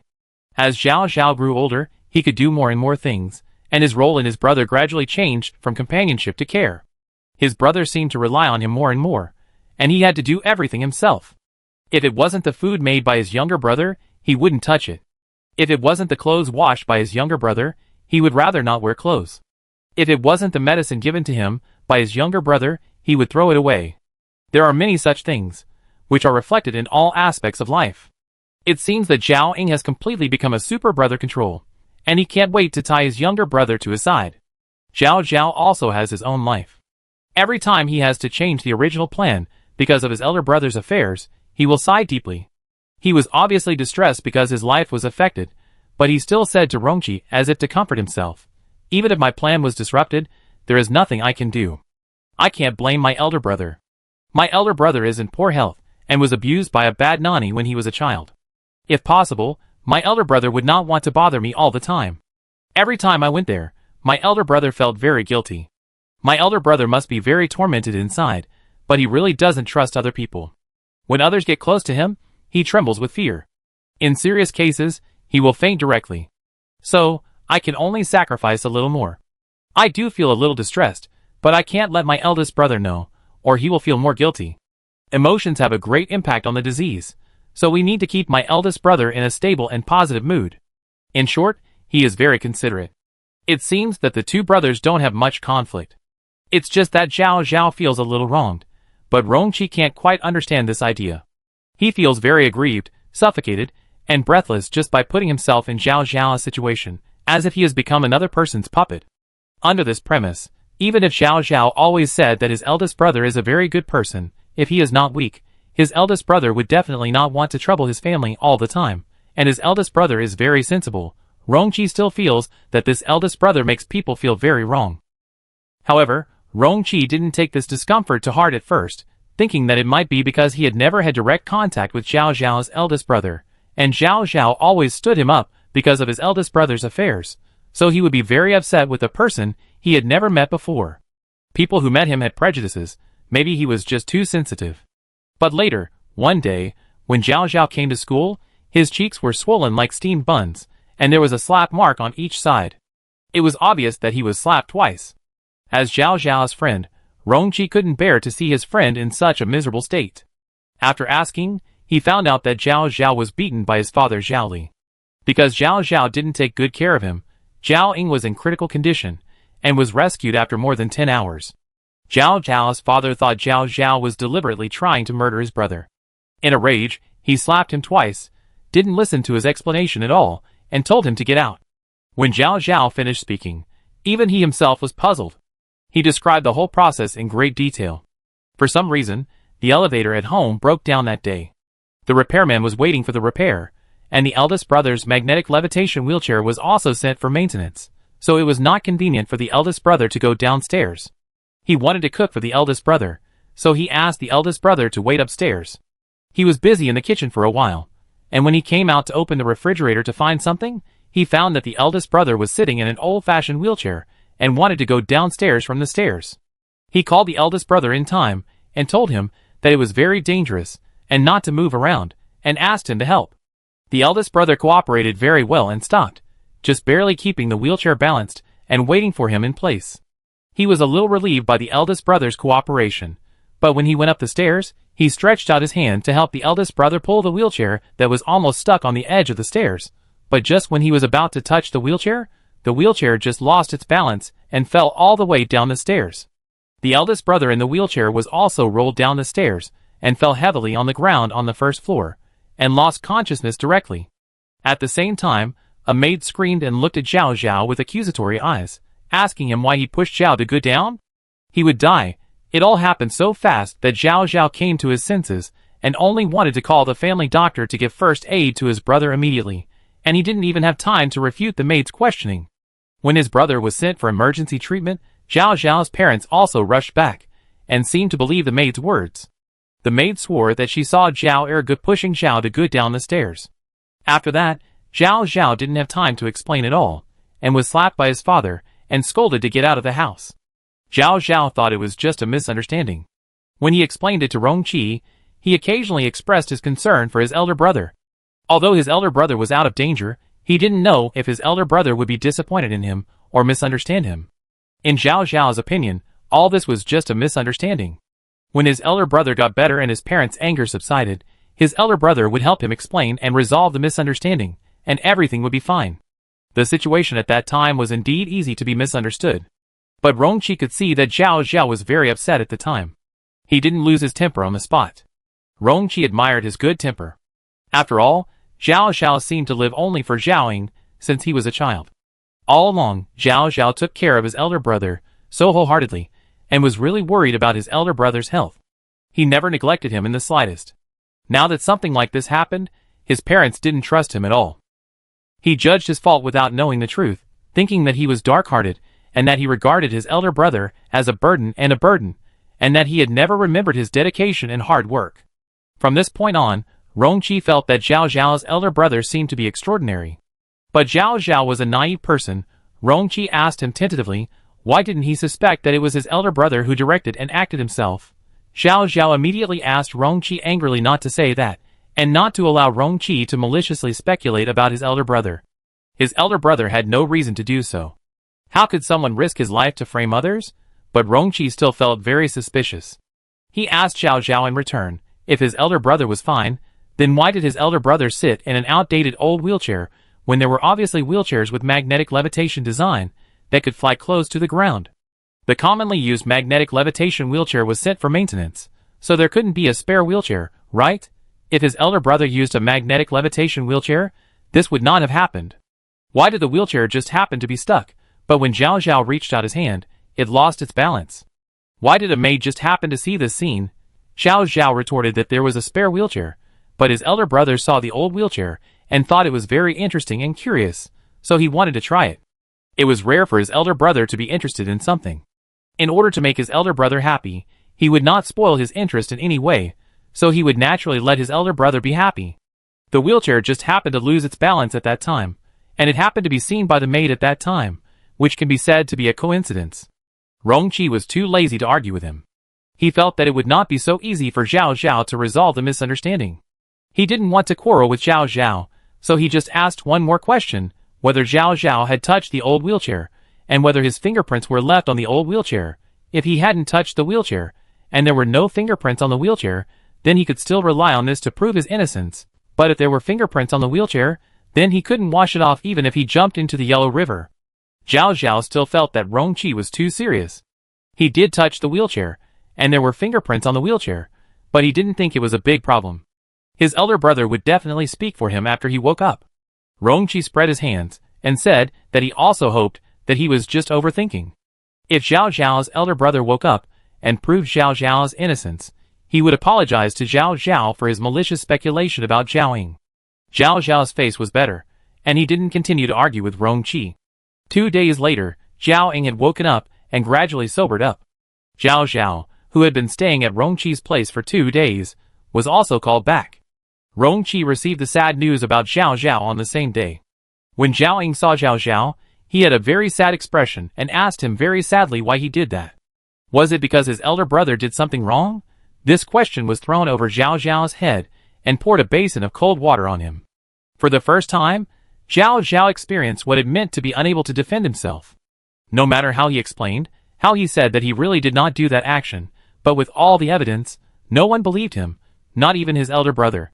And Zhao Zhao was regarded as quibbling because he wanted to explain. This time, his father directly put him in solitary confinement and asked him to reflect on himself. What made Rongqi feel very ridiculous was that even in this situation, Zhao Zhao was still asked to take care of Zhao Ying meticulously, and given that he had a criminal record, there would be bodyguards monitoring Zhao Zhao to prevent Zhao Zhao from having a revengeful mentality, which would be disadvantageous to Zhao Ying. Zhao Zhao even has requirements for the time he can use his cell phone. He cannot go to school until the confinement is over. Rongqi feels that this development is another incredible thing. Although his premonition has become a reality, proving that Zhao Zhao is wrong and he is right, he really can't be happy when he sees Zhao Zhao's situation. He would rather hope that he is wrong, and Zhao Ying treats his brother sincerely, and everything is just a misunderstanding. When Zhao Zhao contacted him through the cell phone, he did not evade this topic, and apologized to Rongqi very frankly, saying that he was wrong. But Zhao Zhao still didn't believe that his elder brother wanted to frame him subjectively. He was more willing to believe that his elder brother also misunderstood him. After all, things happened too quickly at the time, and his elder brother might not have seen it clearly, and didn't know what was going on. Zhao Zhao was so stubborn that Rongqi couldn't say anything. He just stood on the standpoint of a friend, and advised him not to trust his elder brother too much. It was also during this period that Zhao Zhao was chatting with Rongqi on his mobile phone, which aroused Zhao Ying's curiosity, and was asked by Zhao Ying who he was chatting with. Zhao Zhao told the truth, and said that he was chatting with his good friend. Zhao Ying took the initiative to ask Zhao Zhao to invite his friends to his home to play. Rongqi came to Zhao's house at Zhao Zhao's invitation, and met Zhao Ying for the first time. Rongqi was very impressed with this person. Zhao Ying, who was still very sick at that time, was very different from the one in front of the live broadcast camera now. Zhao Ying, who had just been rescued from the brink of death, had a very poor physical foundation and had little meat on his body. At first glance, he was almost a skeleton. The smallest size of clothes were very loose on him. At that time, Zhao Ying didn't have the appearance he has now, because he was too thin, his cheeks were sunken, and his eye sockets were deep, as if he had never eaten a full meal, and he looked very scary. When Rongqi saw Zhao Ying for the first time, he noticed the inexplicable coldness hidden in Zhao Ying's eyes. He tried very hard to show a friendly and gentle appearance, so that he looked like a generous and honest big brother. But Rongqi just felt that this person was very pretentious, and there was no sincerity in his eyes and expressions. He obviously hated him very much and had no good feelings for him, but he pretended to welcome him very much. Rongqi didn't care about it. Anyway, he had long felt that this big brother had a lot of problems, and he really couldn't like this big brother. Seeing his hypocritical face, he just felt disgusted. Unlike Zhao Ying, Rongqi would not disguise his true thoughts, so he was very cold to Zhao Ying's fake enthusiasm, which made him seem to be giving Zhao Ying a cold face when they were together. Zhao was confused by the situation, and never thought there was anything wrong with his brother. Seeing Rongqi not giving his elder brother face, he often pulled Rongqi to whisper to him, asking Rongqi not to anger his elder brother like this, and that his elder brother was kind-hearted. After being persuaded by Zhao several times, Rongqi couldn't stand it anymore and left early, too lazy to watch Zhao Ying's disgusting performance. Rongqi really didn't understand why Zhao was so blind that he couldn't see his elder brother's eyes full of false feelings. As a result, the next day, Zhao was punished by his parents for inviting friends to his home without authorization, which made his elder brother depressed and had repeated fevers. It was as if it was all Rongqi's fault for not understanding Zhao Ying, which made Zhao Ying weak. When Zhao got the phone and sent a message to Rongqi, he also accused Rongqi of everything. Rongqi was also confused because he had a quarrel with Zhao because of this matter, and then he started a cold war with Zhao for a long time. He felt that Zhao's mind was not clear, and his eyes were like decorations. The Zhao family had been fooled by Zhao Ying, and now he was going to be fooled too? Rongqi hated Zhao Ying the most because he relied on his illness to make the whole world give way to him, as if he could do whatever he wanted because of his poor health, as if he was nobler than others. He was not a member of the Zhao family, and did not owe the Zhao family anything. The Zhao family should not try to blackmail him morally, and they should not expect people to be servants of Zhao Ying like Zhao. The Cold War between Rongqi and Zhao lasted for a long time. When Zhao returned to school after his confinement, he and Rongqi were still like strangers in school. They didn't say hello to each other, and even if they saw each other from a distance, they would just take a detour. However, Rongqi would occasionally pay attention to Zhao's condition. Zhao didn't seem to be in a good mood, and his physical injuries might have increased a lot. Sometimes he even limped when walking. It can be guessed that he was punished for Zhao Ying's matter. Maybe it was the influence of his elder brother's various things. Zhao's grades also dropped a lot. Rongqi didn't quite understand the Zhao couple's thinking. Because the eldest son was physically weak, was it right for him to say or do anything? Because the second son was physically and mentally healthy, did he deserve to be ignored, misunderstood, and work like a slave for the eldest son? To put it bluntly, with Zhao Ying's condition, it was unknown when he would die. Didn't the couple think that the second son was the pillar? Even if Zhao Ying could live for a long time, with Zhao Ying's condition, would it be possible for him to take over the family business? In the end, Zhao still had to rely on him. At least, he had to treat his two sons fairly. Zhao was just like a silly and innocent person. He could have been a person with a high status in the family, but he was trampled underfoot. After about a year, the dungeon was about to come. At this time, both of them had been admitted to the same university, and were studying in different majors. Zhao took the initiative to talk to Rongqi again, wanting to reconcile with Rongqi and wanting to know what he should do. Because Zhao finally realized that his eldest brother was really not as gentle and harmless as he thought. Zhao Ying colluded with the doctor and asked the doctor to forge a diagnosis of kidney disease for him, indicating that he needed a kidney transplant, and the match was Zhao. Zhao happened to hear Zhao Ying talking on the phone with the doctor, and he felt cold all over and had a very complicated mood, but Zhao was not so stupid that he was hopeless. After knowing this, he did not panic and expose himself, and he could take care of his elder brother as if nothing had happened, without any flaws throughout the whole process. After taking good care of his elder brother, and being able to move freely, he shook off the bodyguards, who were monitoring him, and hurried to find Rongqi. Rongqi thought that Zhao Zhao might not know how he died until the day he was killed by his elder brother, but he didn't expect that he was not so hopeless. But to be honest, Rongqi didn't know what Zhao Zhao could do in this situation. The two of them probably couldn't beat the cunning Xiao Ying. The biggest possibility was that Rongqi was also targeted by Xiao Ying because of helping Zhao Zhao. Or maybe, Rongqi's cold face to Xiao Ying at the beginning was actually because Xiao Ying had already set his sights on him. Otherwise, Rongqi felt that he could not understand why his family had been in bad luck for nearly a year, with nothing going well, and all kinds of debts. It was also during this period that Rongqi became a migrant worker due to various changes in his family. In addition, there were some rumors in school that he was kept by some rich woman, which had a serious impact on his reputation. Rongqi and Zhao Zhao had not yet figured out how to deal with Xiao Ying, and the dungeon portal suddenly descended. Zhao Zhao also disappeared until now, because he was caught off guard and entered a white vortex portal. At first, Rongqi also entered some dungeons to find Zhao Zhao, but later found that the hope of finding him was very slim, and gradually gave up this heart. The most important thing was that when he entered some dungeons later, he would always encounter traps inexplicably. Fortunately, he was lucky and had full escape skills. No matter how dangerous the situation was, he could escape death, time and time again, just like an indestructible cockroach. After surviving a disaster, his strength would always improve after recovery. Then, the chaotic world gradually found a new order, and the Dungeon Live broadcasts began to rise. Beidou Xingyue Group transformed from an entertainment company to a company that cultivates players, from creating stars to creating well-known players. Rongqi also participated in activities such as player auditions at that time, and because of his overwhelming strength and super high appearance, he stood out among many players. Before the official signing, Beidou Xingyue did invest a lot of resources in him. Until he was noticed by Xiao Ying, he was brought to Xiao Ying, who had been reborn because of the arrival of the dungeon. At this time, Xiao Ying was already a completely different person from before.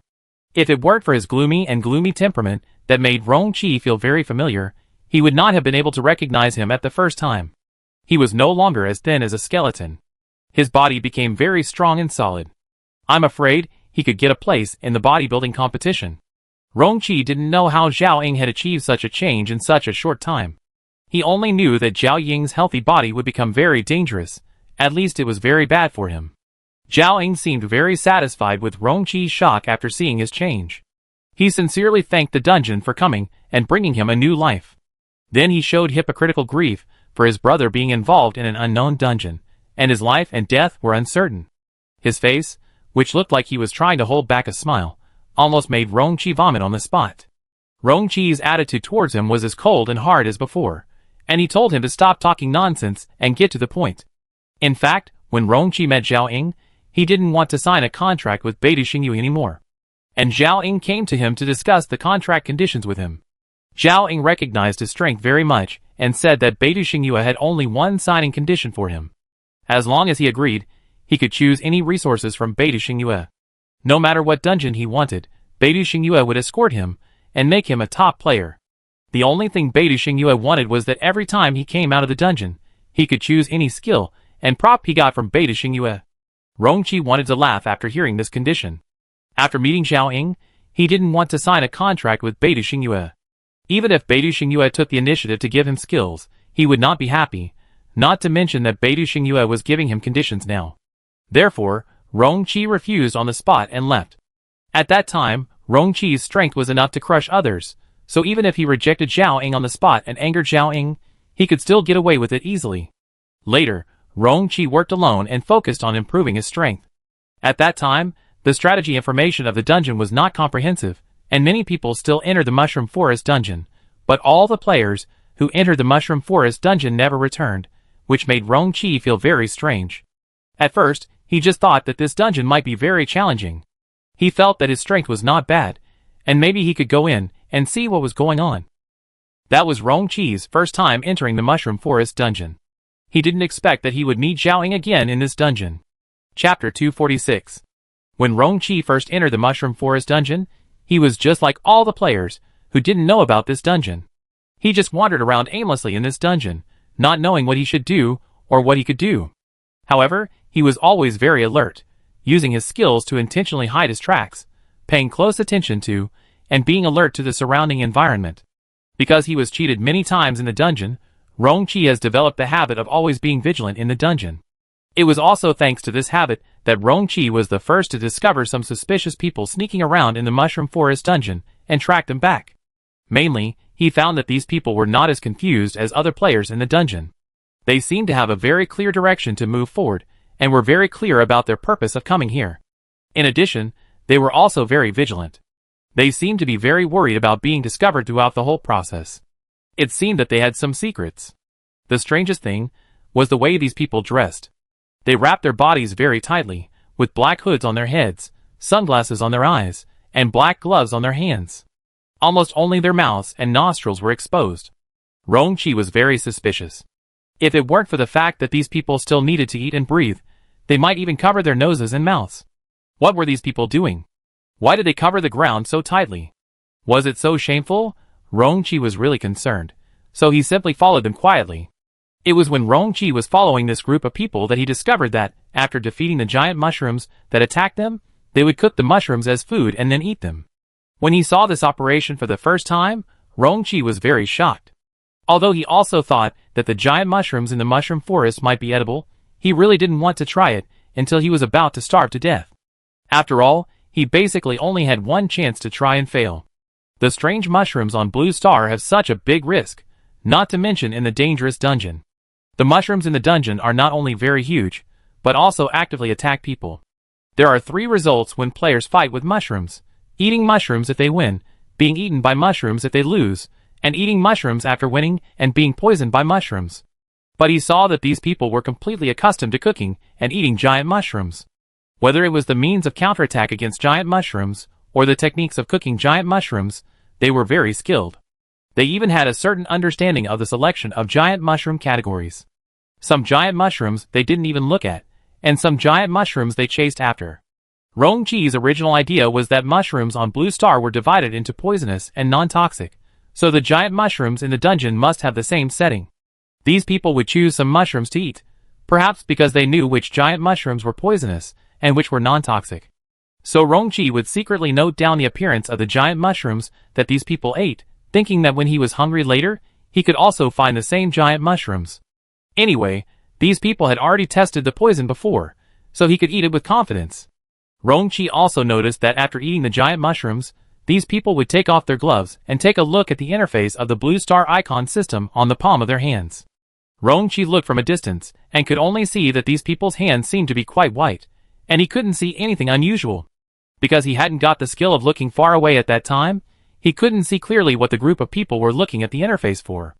He could only roughly estimate that they might want to check the progress of the task.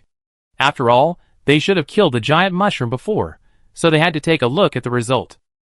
But this group of people quickly read the system interface, and then quickly put on their gloves. Then they did not move forward, but took out the outdoor camping equipment such as sleeping bags and tents on the spot, and took a nap for half an hour. After they woke up, the first thing they did was to check the Blue Star icon. Some people nodded with satisfaction after seeing it, and the corners of their mouths curled up, while others seemed to be in a bad mood after seeing it, and their lips were pursed. Then, they would use drones to take pictures of some giant mushrooms, like collecting samples, and then cut off some mushroom meat, put it in a special container, and take it away together. Rong-chi was a little confused. Some people were happy and some were sad. Was it because of the different progress of their tasks? Some players were satisfied because they saw that the task had been completed. Some players were in a bad mood because the progress of the task was still far away. It would be fine if they ate the giant mushrooms, but why did they take away some mushroom meat like taking away some samples? What he couldn't understand the most was that this group of people had just finished resting for a short time, encountered new giant mushrooms, and after a battle to deal with the giant mushrooms, they actually wanted to eat mushrooms again. Are these people hungry so quickly? Looking at the process of their battle with the giant mushrooms, their physical consumption in the battle is not so outrageous, right?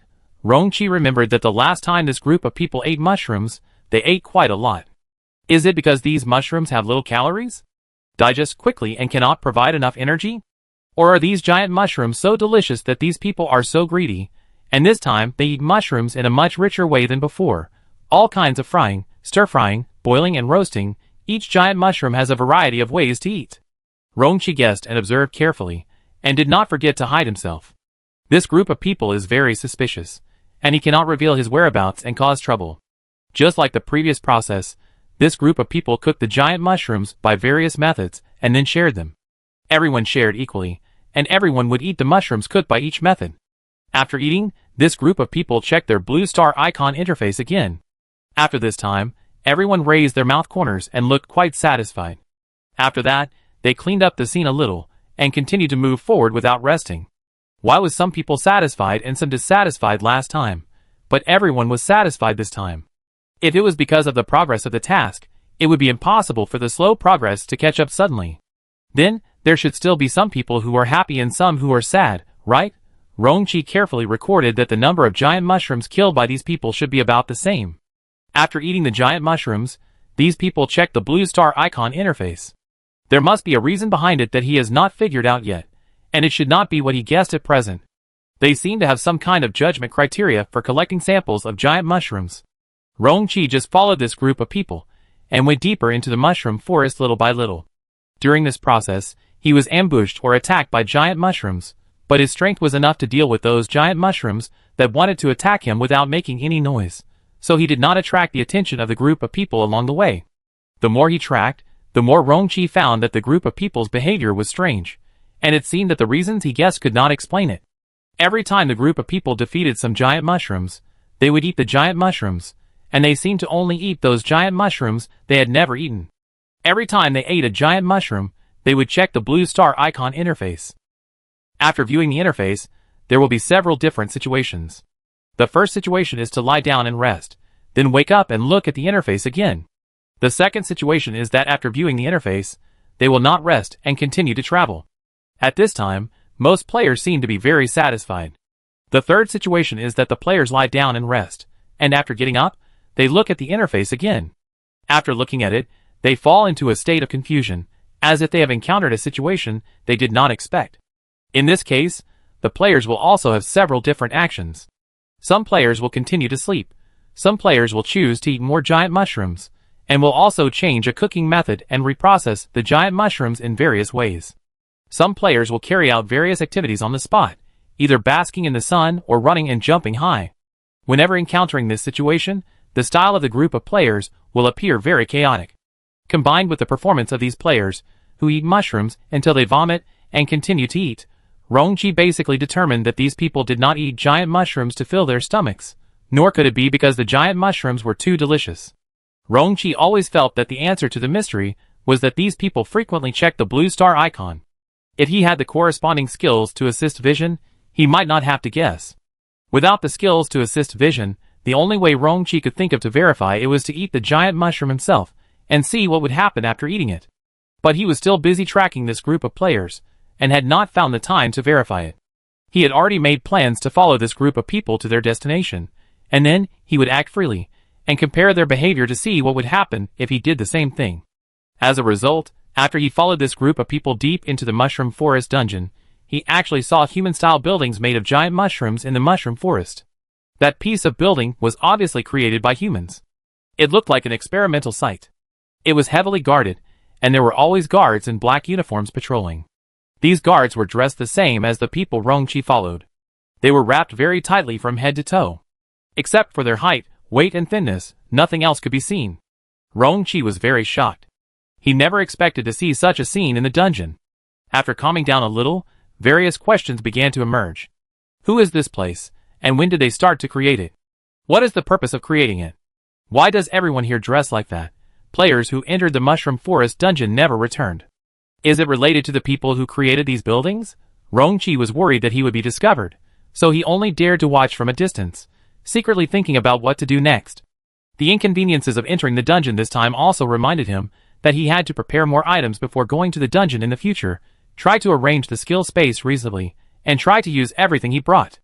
If he brought a telescope this time, he would be able to see clearly what the players were looking at each time when they checked the blue star icon even from a long distance. He could now observe this building more deeply. The target he was tracking had reached their destination, and he could not take the initiative to expose himself and break into this strange building, so he planned to leave directly. I wait until I find an opportunity later to see what these people are doing. Coincidentally, when Rongqi was about to leave, a group of men in black came out of the building and then took out a hover car from thin air. Rongqi stared at it for a while, and then suddenly realized that these people took the hover car out of the skill space, because their skill space was large enough to hold a car. Rongqi couldn't understand how these people got such a large skill space. It's too wasteful to use the skill space to hold the car, right? Those men in black got on the hover car one after another, and then the hover car flew quickly in one direction. At that time, Rongqi's speed was far from comparable to that of the hover car. While he was glad that he was not discovered, he secretly wrote down the direction of the hover car and thought about slowly following it. He didn't think about confronting those people head-on, but just wanted to see where the direction they were going would eventually lead to. The direction that the people who left in the hovercraft went was much more difficult than the direction that Rongqi came in. Rongqi could probably guess that the people in the hovercraft continued to move deeper into the mushroom forest. The building similar to the research institute was already in a place that ordinary players could not reach, but the mushroom forest was very vast, and there were more difficult areas to go deeper. After Rongqi chased for a distance, he felt hungry and tired. After carefully investigating the surroundings, he decided to try the giant mushroom. After trying it, Rongqi finally knew the real reason why those men in black ate the giant mushroom. He chose a giant mushroom that the men in black had eaten, and took a nap. Not long after he fell asleep, he was awakened by a notification on the palm icon. After checking the notification, he was very surprised that he had received a skill inexplicably, although it didn't seem to be a useful skill. After seeing the skill, Rongqi recalled the actions of the men in black, and suddenly it became clear. All doubts were solved at this moment. It turns out that eating giant mushrooms is not only to satisfy hunger, but the most important thing is to gain skills. I think different giant mushrooms should correspond to different skills. No wonder the men in black have to check the blue star icon every time they eat giant mushrooms. After seeing the icon, some people are happy and some are sad. It turns out that some people have received good skills, and some have received bad skills. After discovering this, Rongqi also started his own various experiments. If he can get skills in this way here, then he probably understands why the men in black just now have a skill space that can hold a car. With this discovery, Rongqi also began to eat giant mushrooms in a fancy way while moving forward. Sometimes he would be chased by giant mushrooms, but as he got more and more skills, his strength increased quickly, so he could get revenge soon. He was busy collecting skills, and forgot about tracking the people on the hovercraft. Before he knew it, a week had passed since he entered the mushroom forest. He also wanted to explore deeper into the mushroom forest, and was very enthusiastic about eating giant mushrooms to gain skills. One day, when Rongqi passed by a certain area, he smelled a strong smell of blood from a distance. When he approached carefully, he found players lying on the ground with blood on their bodies. He immediately wanted to rescue these players, but found that these players had died, and the blue star icons on their palms had begun to fade and gradually disappeared. Judging from the wounds on their bodies, these people were not killed by giant mushrooms, but more like they were injured by human weapons. Rongqi almost immediately thought of those men in black. All players will soon lose contact after entering this copy. Could it be that these men in black did it? People are already dead, and the only thing Rongqi can do for them is to bury them properly. With a heavy heart, Rongqi began to realize that things would be more complicated than he thought. He wanted to figure out what was going on, and didn't want more players to come in and die, so he used his mobile phone to post a post on the forum at that time, advising players not to offend and enter the Mushroom Forest copy. At that time, the Mushroom Forest copy was already well known, so after he posted the post, it also caused a small-scale discussion, and some people questioned him, but he really didn't have much time to explain. If there were still people coming in, he wanted to rescue them before the new players were killed. So Rongqi spent a few days wandering around the area where the probability of new players landing was relatively high. I don't know if the post he posted had a little effect, but no new players appeared in the area he patrolled. When he felt relieved and moved to other areas, he happened to meet a team of new players who were being chased by men in black. The situation was urgent, and Rongqi didn't care about hiding himself at the time, and immediately rescued people. But Rongqi didn't expect that these men in black were so powerful that almost every one of them was as powerful as him. He had a chance of winning in a one-on-one fight, but when several men in black attacked him together, he was a little overwhelmed. So the final result was that the person Rongqi rescued was killed by the newly arrived men in black before he walked far. Rongqi was besieged and could not protect himself, so he barely escaped with all his strength. From that day on, Rongqi's identity was exposed, and he began to be hunted by the men in black in the Mushroom Forest. He had been hiding in the Mushroom Forest dungeon, looking for skills to improve his strength while escaping.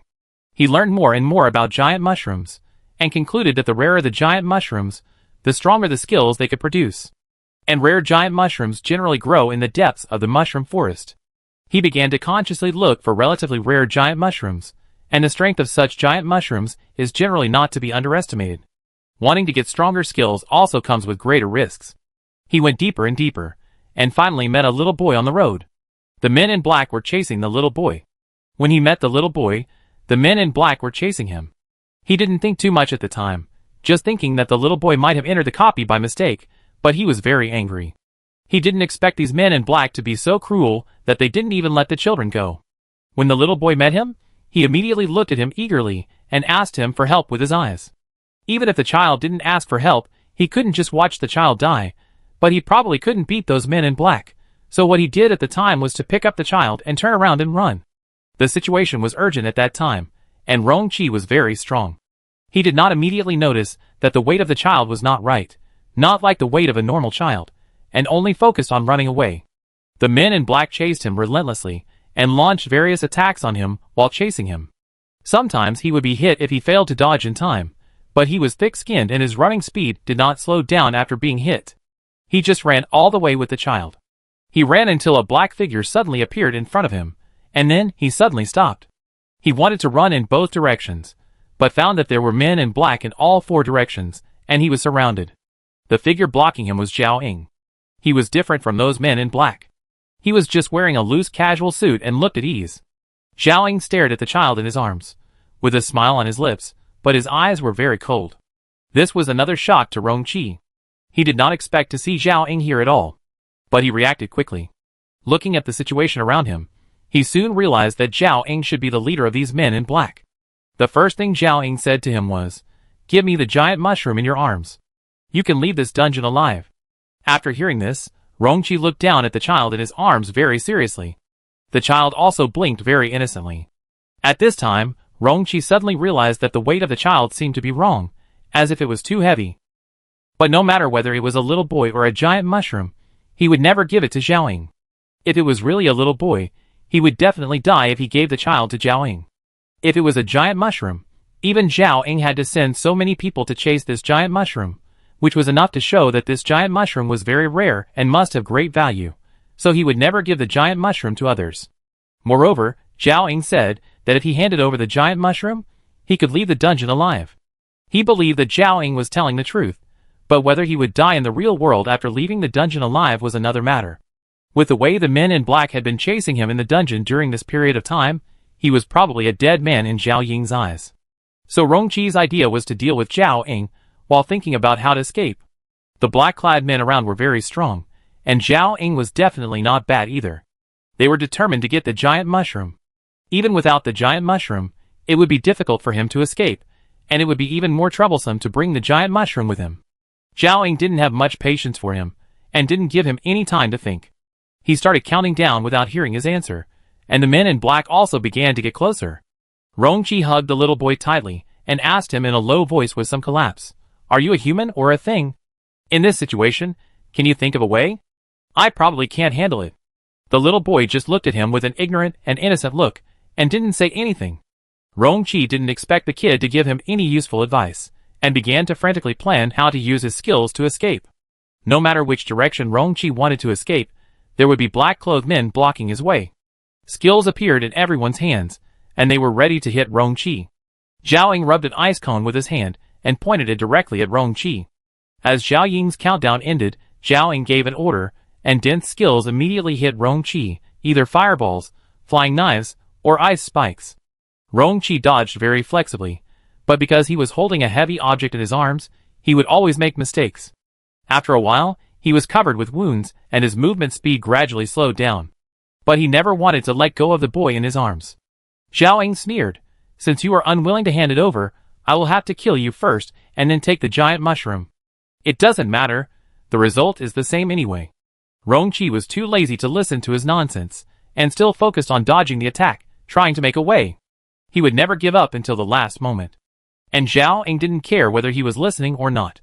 After the voice fell, he spread his palm upwards, and a ball of purple light formed above his palm and expanded little by little. Rong Chi didn't care about this ball of ominous purple light, But the little boy in his arms suddenly raised his head and looked over. Then, the little boy seemed to have made a decision and immediately punched Rongqi in the stomach. Rongqi was caught off guard and groaned, looking at the child in disbelief, but the child seemed to be more surprised than him. Then the child quickly came back to his senses.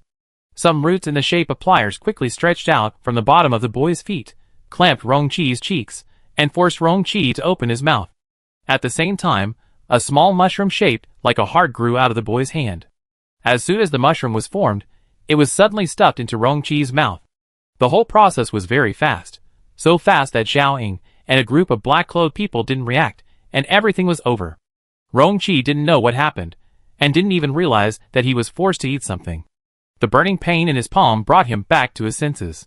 The child's action seemed to pause the battle.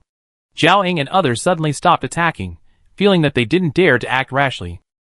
At the child's signal, Rongqi clicked on the notification of the palm icon.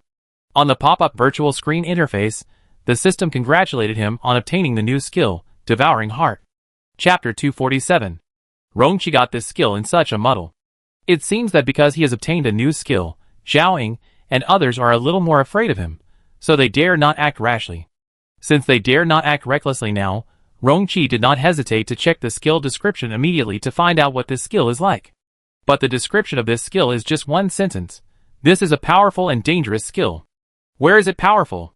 Why is it dangerous? What is the effect of using it? There is no explanation for these, and the skill description is like a piece of nonsense. He lowered his head and looked at the little boy again. Now he believed that this was a giant mushroom with some special ability. No wonder it has never spoken, and even made no sound. It is probably unrealistic to ask this giant mushroom what it means to do this, and whether it has any understanding of this skill. In any case, in this situation, he can only gamble that this skill can turn the situation around. Since the description given by the blue star icon system for this skill is powerful and dangerous, it can at least block this group of people a little bit. So, while Zhao Ying and the group of men in black wanted to continue observing, and were afraid to act, Rongqi secretly used his mental power to activate his skills, and release them regardless of anything. He was afraid that he was not proficient in the operation of the skills, and after a long time of struggling, he would not be able to release the skills or the skills would not be effective enough, then he would really die, so he wanted to try his best from the beginning. At first, the changes around him were not obvious, but there seemed to be some subtle rustling sounds coming from the ground, which sounded like the sound of the long dry land absorbing water after being watered. But because every player present was strong and had sharp senses, this subtle change also attracted their attention. Almost after a few blinks, Zhao Ying and a group of black-clothed men seemed to have noticed something, and they retreated quickly, instantly distanced themselves from Rongqi. At the same time, the pillar-like giant mushroom stems closest to Rongqi were drying up at a speed visible to the naked eye, losing their original vitality.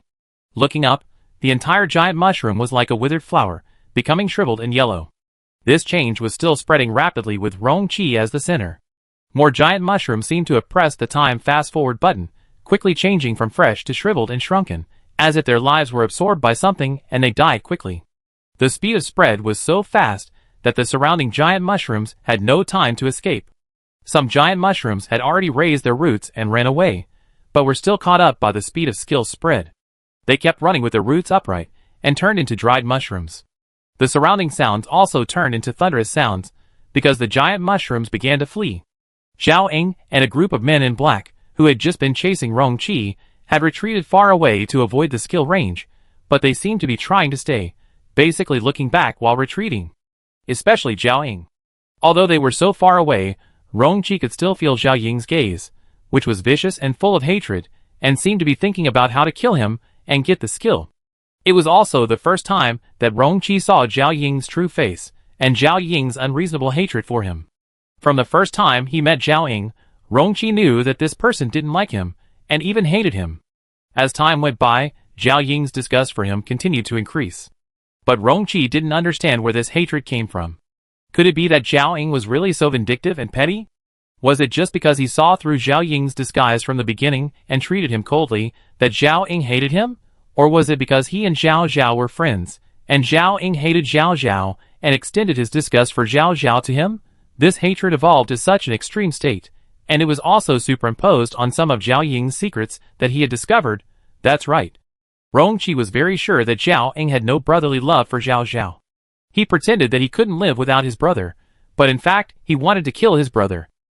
Rongqi had no doubt that if Zhao Zhao hadn't been lost in the initial copy, Zhao Zhao would have been hunted down by Zhao Ying like him. At this moment, Rongqi's mind was full of mixed thoughts. He only knew that Zhao Ying hadn't given up, and was still taking action. His skills must not stop. He couldn't just stay there and use his skills. He needed to use his skills to escape while they didn't dare to approach him. So, Rongqi released his skills while choosing a direction to move. The rare giant mushroom that had transformed into a little boy by some means actually began to show him the way after noticing his intention.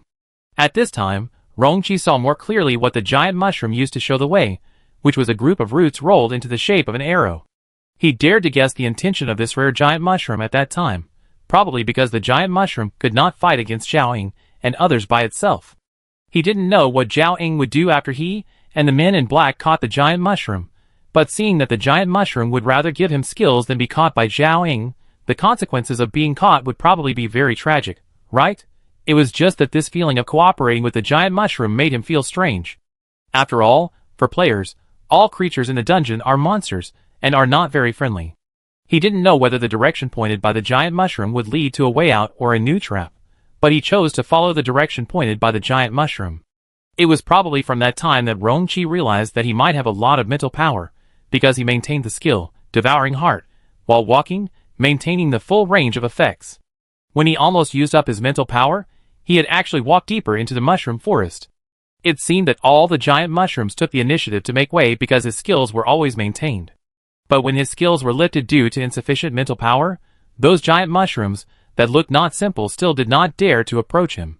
Every step he took, a large number of giant mushrooms took the initiative to move away from him and made way. The difference from before is that now, after he passes by, the giant mushrooms will quietly return to their original place and block the road they just vacated, as if no one has ever passed by here, which can be regarded as a good way to hide Rongqi's whereabouts. Rongqi doesn't think that he can still have such a deterrent power after he stops using skills. The only explanation is that the giant mushrooms are afraid of the rare giant mushroom he is carrying. He has exhausted his mental power, and can no longer use skills for the time being. Zhao Ying and the men in black will catch up with him at any time, so even if he is very tired, he still has to keep on going. While the rare giant mushroom is still willing to stay with him, he has to go deeper into the more dangerous mushroom forest. In this way, even if Zhao Ying and his men caught up, it would take more time to pass through these more powerful giant mushroom forests. At the same time, Rongqi did not forget to take advantage of the fact that other giant mushrooms were afraid of rare giant mushrooms, and tried to pull out some of the giant mushroom meat to see if it was possible to obtain more skills. After walking for half a day, Rongqi followed the direction indicated by the rare giant mushrooms. The deeper he went, the fewer giant mushrooms there were around. It seemed that each giant mushroom had its own territory. Within the territory of each giant mushroom, other mushrooms could not grow here. And each giant mushroom looked very difficult to mess with. Rongqi was afraid that he would be attacked for stepping into the territory of these giant mushrooms, but it seemed that the rare giant mushrooms he carried were quite respectable, and these giant mushrooms did not show any signs of attacking. After Rongqi passed through this relatively sparse giant mushroom forest, he came to a more open place. At a glance, the giant mushrooms in front were farther apart and larger. The giant mushroom he was holding finally signaled him to put it down. Rongqi should not be needed on the next journey. He cooperated very well, and put down the giant mushroom that looked like a little boy. The little boy disappeared without a trace as soon as he landed, leaving Rongqi completely unable to find him. Just after the rare giant mushroom disappeared, Rongqi began to feel that danger was approaching. Even though the giant mushroom had no face and no eyes, he could feel that he was being stared at instantly. Fortunately, Rongqi had already thought about how to deal with this situation. He immediately called up the task interface, clicked the button to leave the copy, and chose to leave the copy directly. This was Rongqi's plan a long time ago. If he stayed alone in the dangerous area of the mushroom forest, after sending the rare giant mushroom away, he would leave the copy directly. But leaving the dungeon does not mean that you are safe. The portal for passing the level will be open next to the portal selected by the player. If he guessed correctly, the entrance to the mushroom forest dungeon might be watched by someone. He might face another pursuit when he leaves the dungeon. But after a half-day rest, he has recovered a lot of his physical and mental strength, and he has not forgotten to find skills while fleeing. As long as he does not meet Zhao Ying again, he can probably still escape. The fact is just as Rongqi thought, but his luck is still good. He does not know why. Maybe Zhao Ying has not come out of the dungeon yet, or maybe he was not detected when he entered the dungeon, and Zhao Ying did not know where he would come out. In short, he did not meet Zhao Ying when he left. As long as he did not meet Zhao Ying, Rongqi could deal with it easily. But Rongqi also knew that returning to the real world did not mean complete safety. He could not stay in the real world for a long time. If he wanted to hide, he had to keep going to random dungeons and hide his identity. At this time, Rongqi also felt helpless. He seemed to have to thank the arrival of the dungeon, which made it difficult for Zhao Ying to chase him, and he could have more places to hide. At that time, Rongqi thought that he would use the skills he gained in the Mushroom Forest dungeon this time to enter more dungeons, and work hard to improve his strength. At least he could no longer let Zhao Ying chase him casually, and be so passive in the face of the chase. This plan went smoothly at first. He kept entering different dungeons, clearing levels from different dungeons, getting rewards, and upgrading to improve his strength. But he didn't expect that the growth rate of Zhao Ying's people seemed to be even more terrifying, nor did he expect Zhao Ying's power to be so powerful. He had no idea how he was found in the dungeon. Every time he was blocked, he relied on the skill, Devouring Heart, to escape death, even though he didn't know the specific effect of this skill. Anyway, it was useful. Until one day, he was attacked by the man named Qian Shiji, and his attack skills were locked. Not only could he not use Devouring Heart, but also some other attack skills could not be used. That time he was able to escape, it was purely luck, and he had a lot of escape skills that were not used as attack skills. Zhao Ying wanted his Devouring Heart very much, so before getting that skill, his men would not kill him, because if he died, the skill would disappear. Rongqi used this to escape. But even if he escaped by chance, with his attack skills locked, how he would go next, and how long he could live were all unknown. Rongqi was only slightly depressed for a moment, but soon he cheered up, thinking that since the previous attack skills were locked, he could just find new skills. Anyway, when the dungeon first came, everyone started from scratch. He still had a good foundation and more experience. If he wanted to climb up again, it should take a shorter time. With this idea in mind, Rongqi began to look for dungeons that he had never entered before, to see which ones he could enter. At that time, the Unknown Game Research Center had already given the rule that the dungeon could only be entered once, and the second entry would immediately be wiped out, so Rongqi needed to consider going to the dungeon that he had never entered before. Unfortunately, Rongqi had already been to some simple dungeons that were more suitable for newcomers, so he could only choose some dungeons that were more difficult at that time. Those relatively difficult dungeons were a piece of cake for Rongqi, whose attack skills were not locked, but it was more troublesome for Rongqi, whose attack skills were already locked. So at this stage, Rongqi had a hard time in the dungeons, almost always on the edge of death, but he managed to escape death every time. The result was that every time he passed the dungeon, he could only get relatively basic rewards, and the skills he drew were also very useless. Not to mention whether they were attack skills, it was good that they did not have negative effects. Zhao Ying was still chasing him relentlessly. After he had no attack skills, he hid more carefully, but he did not expect that he would be blocked by the man in black on his way back after coming out of the dungeon one time. That time, Rongqi desperately escaped, using various obstacles such as smoke bombs, and when he was desperate, he saw a portal to the Mushroom Forest. At that time, facing the black-clad men chasing him, Rongqi had no choice. His idea at that time was that he would rather die than let Zhao Ying get his skills. So he entered the portal of the Mushroom Forest for the second time with the intention of going to die. That was the second time Rong entered the Mushroom Forest dungeon. It was also this time that he met Wei Han, who came from the initial dungeon through the transfer portal. Unexpectedly, when he returned to the familiar Mushroom Forest, nothing happened. He was still alive, and did not feel that any mysterious force would wipe him out. He could even receive dungeon tasks as usual. The moment he received the dungeon mission, Rongqi thought he was dreaming, or that he was dead, and was experiencing a revolving lantern. When Rongqi quickly came to his senses, he began to realize that the dungeon could not be entered a second time, which was a complete lie. The Unknown Game Research Center, like Beidou Xingyue, was very suspicious. He did not stay where he was, but quickly moved.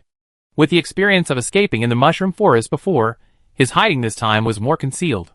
The few men in black who were chasing him in the real world either did not dare to chase him again, because they were worried that they could not enter the dungeon a second time, or they followed him in, but they might have been teleported to other locations.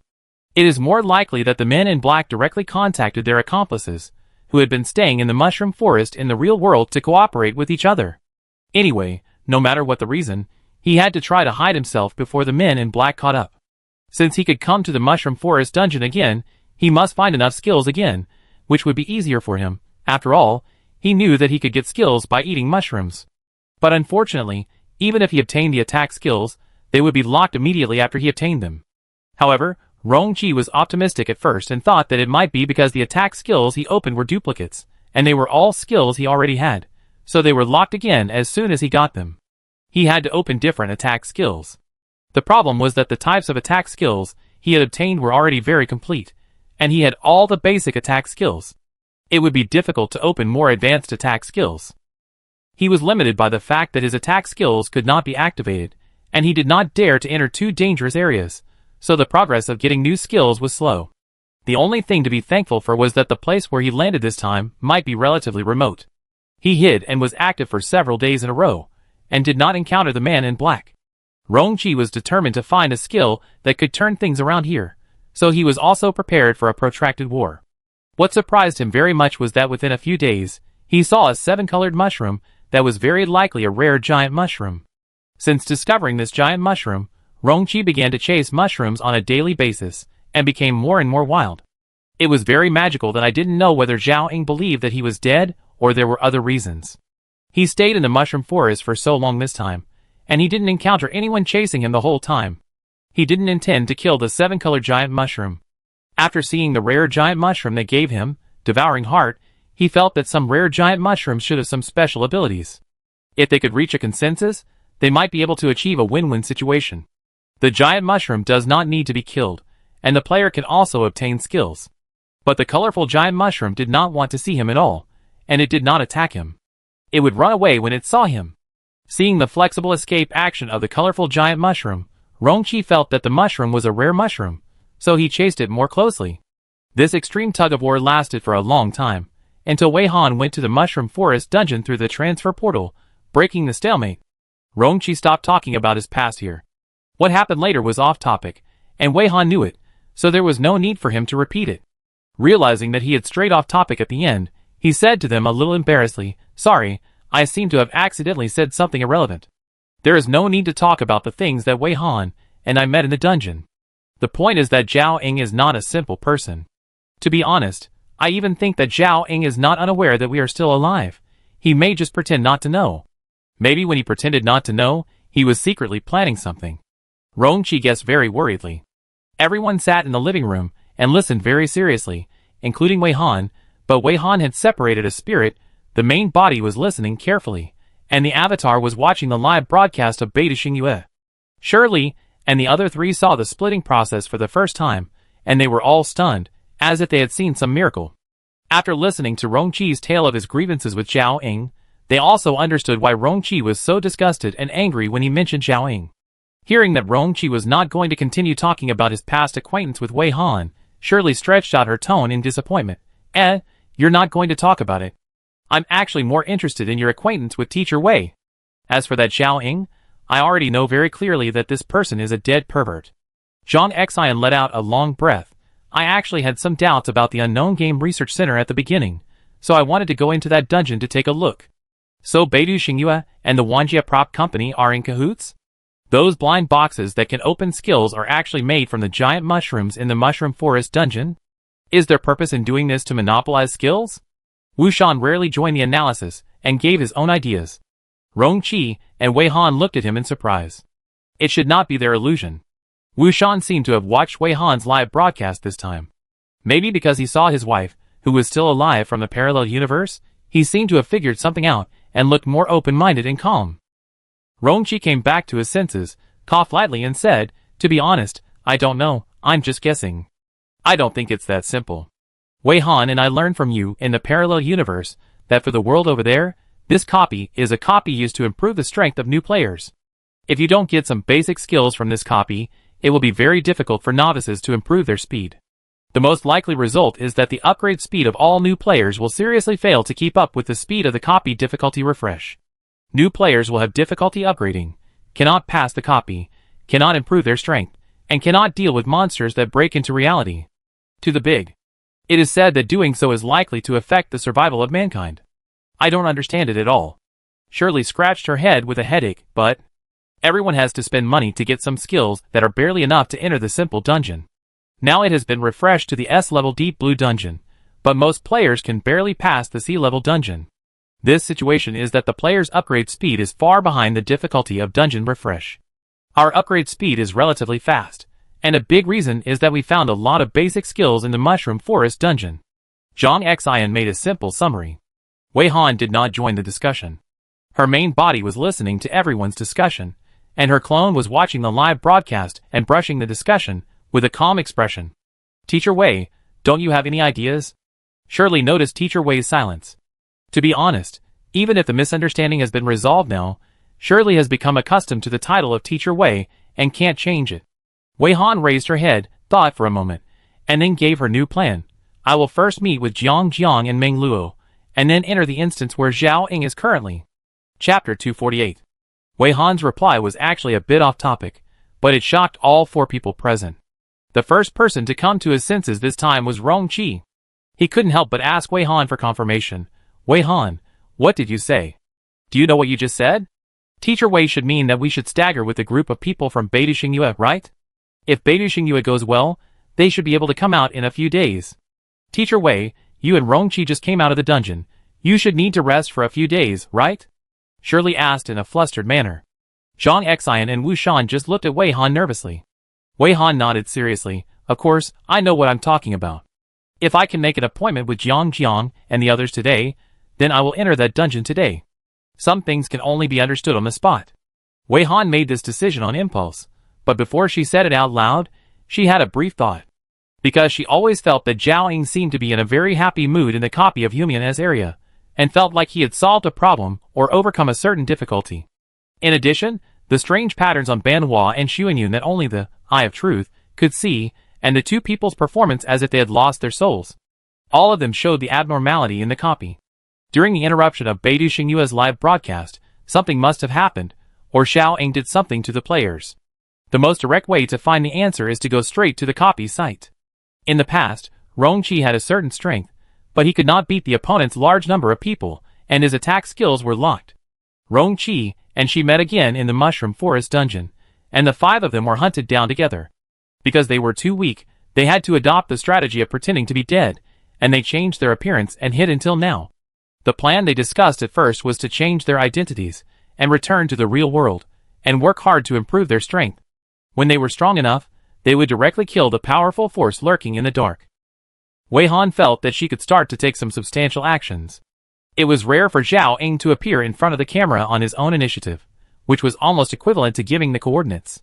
She had the strength to enter the dungeon, so why not go and take a look? If Zhao Ying hid behind the scenes again, I'm afraid it would be difficult to find him.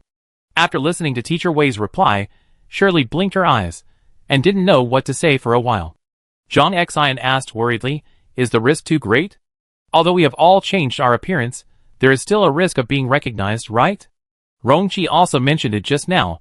It is possible that Zhao Ying already knew that we were faking our death, and was just pretending not to know. If we take the initiative to run over, there is a certain possibility that we will fall into a trap. Ms. Wei, are you really sure? According to what Mr. Rong said, the man named Zhao Ying is improving very quickly.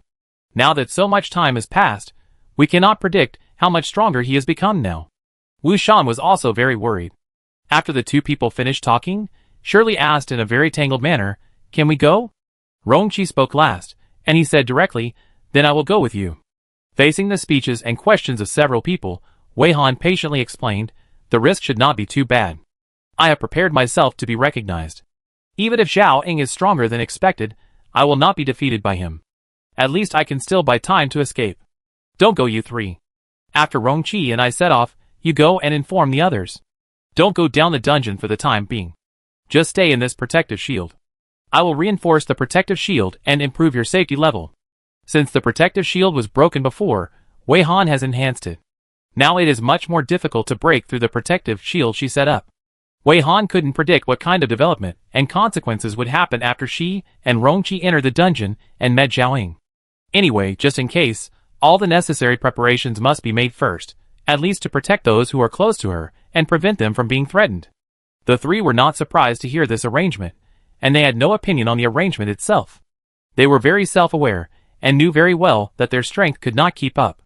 Forcing Teacher Wei to enter the same dungeon would only hinder Teacher Wei.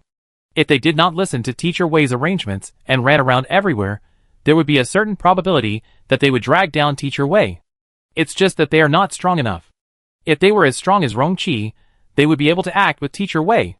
The only thing they could do now was to make sure that Teacher Wei had no worries, and could do his work in the dungeon. The three of them responded in unison, expressing their attitude. The living room was quiet for a while, and Shirley asked again, "Are you and Rongqi going to leave right away? Actually, you can take a break, right?" Zhang Xian glanced at the time. It took less than 2 hours for Teacher Wei and Rongqi to come back, including the time for dinner, and most of the time was spent listening to Rongqi talk about his experience with Zhao Ying. Even though they are both at a higher level and their physical fitness has greatly improved, they just came out of such a difficult dungeon, so they can rest for a while, right? No, Rongqi and I have actually both reached S level, and our physical fitness has made a qualitative leap. After eating, we will be back to full health. Wei Han replied directly, "Have you followed the development of Beidou Xingyue's live broadcast from its launch to its interruption? I want to listen." As soon as Wei Han finished speaking, the clone who had been looking at the phone suddenly stood up. She looked at Rongqi. Wei will go upstairs with Rongqi to see Bai Qingchuan's current situation. After both sides are done, Rongqi and I will decide the time of action based on Meng Lu's reply. Rongqi stood up very obediently, nodded slightly to Shirley and the others, and walked towards the stairs with Wei.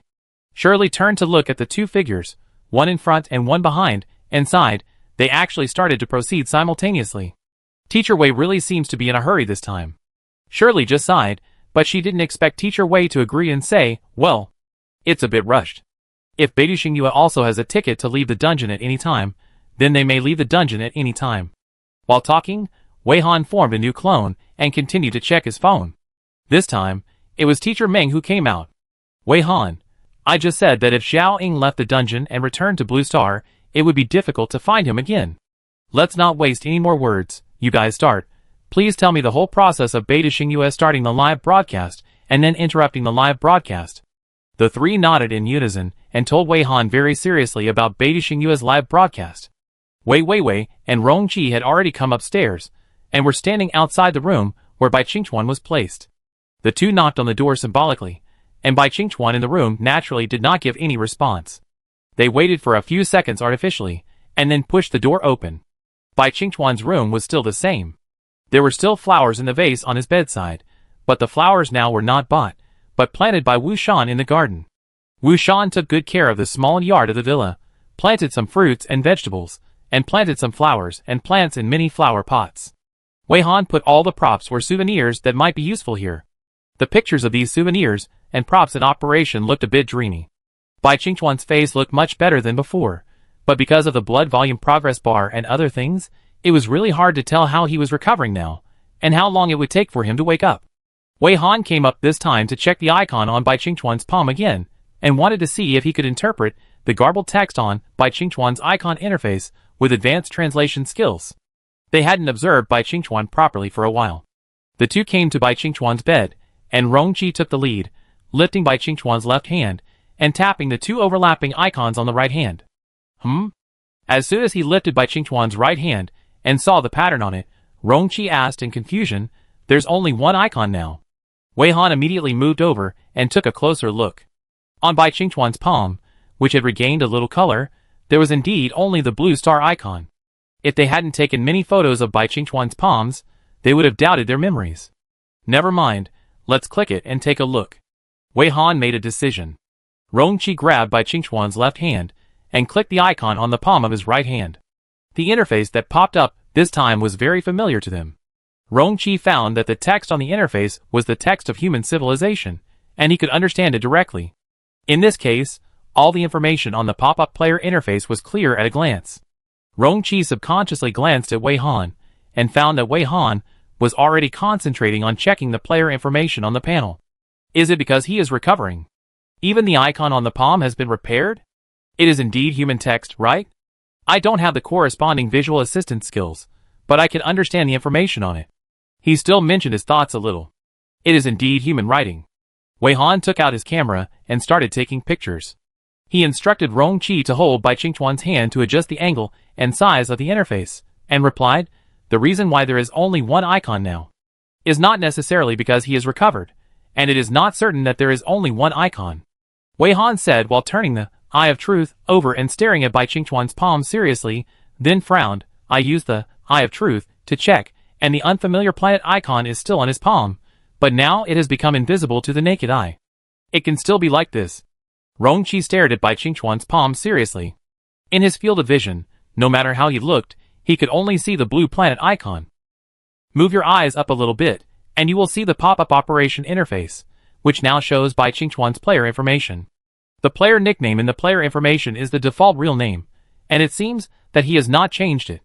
In the player interface, the most noticeable thing for the two is the time.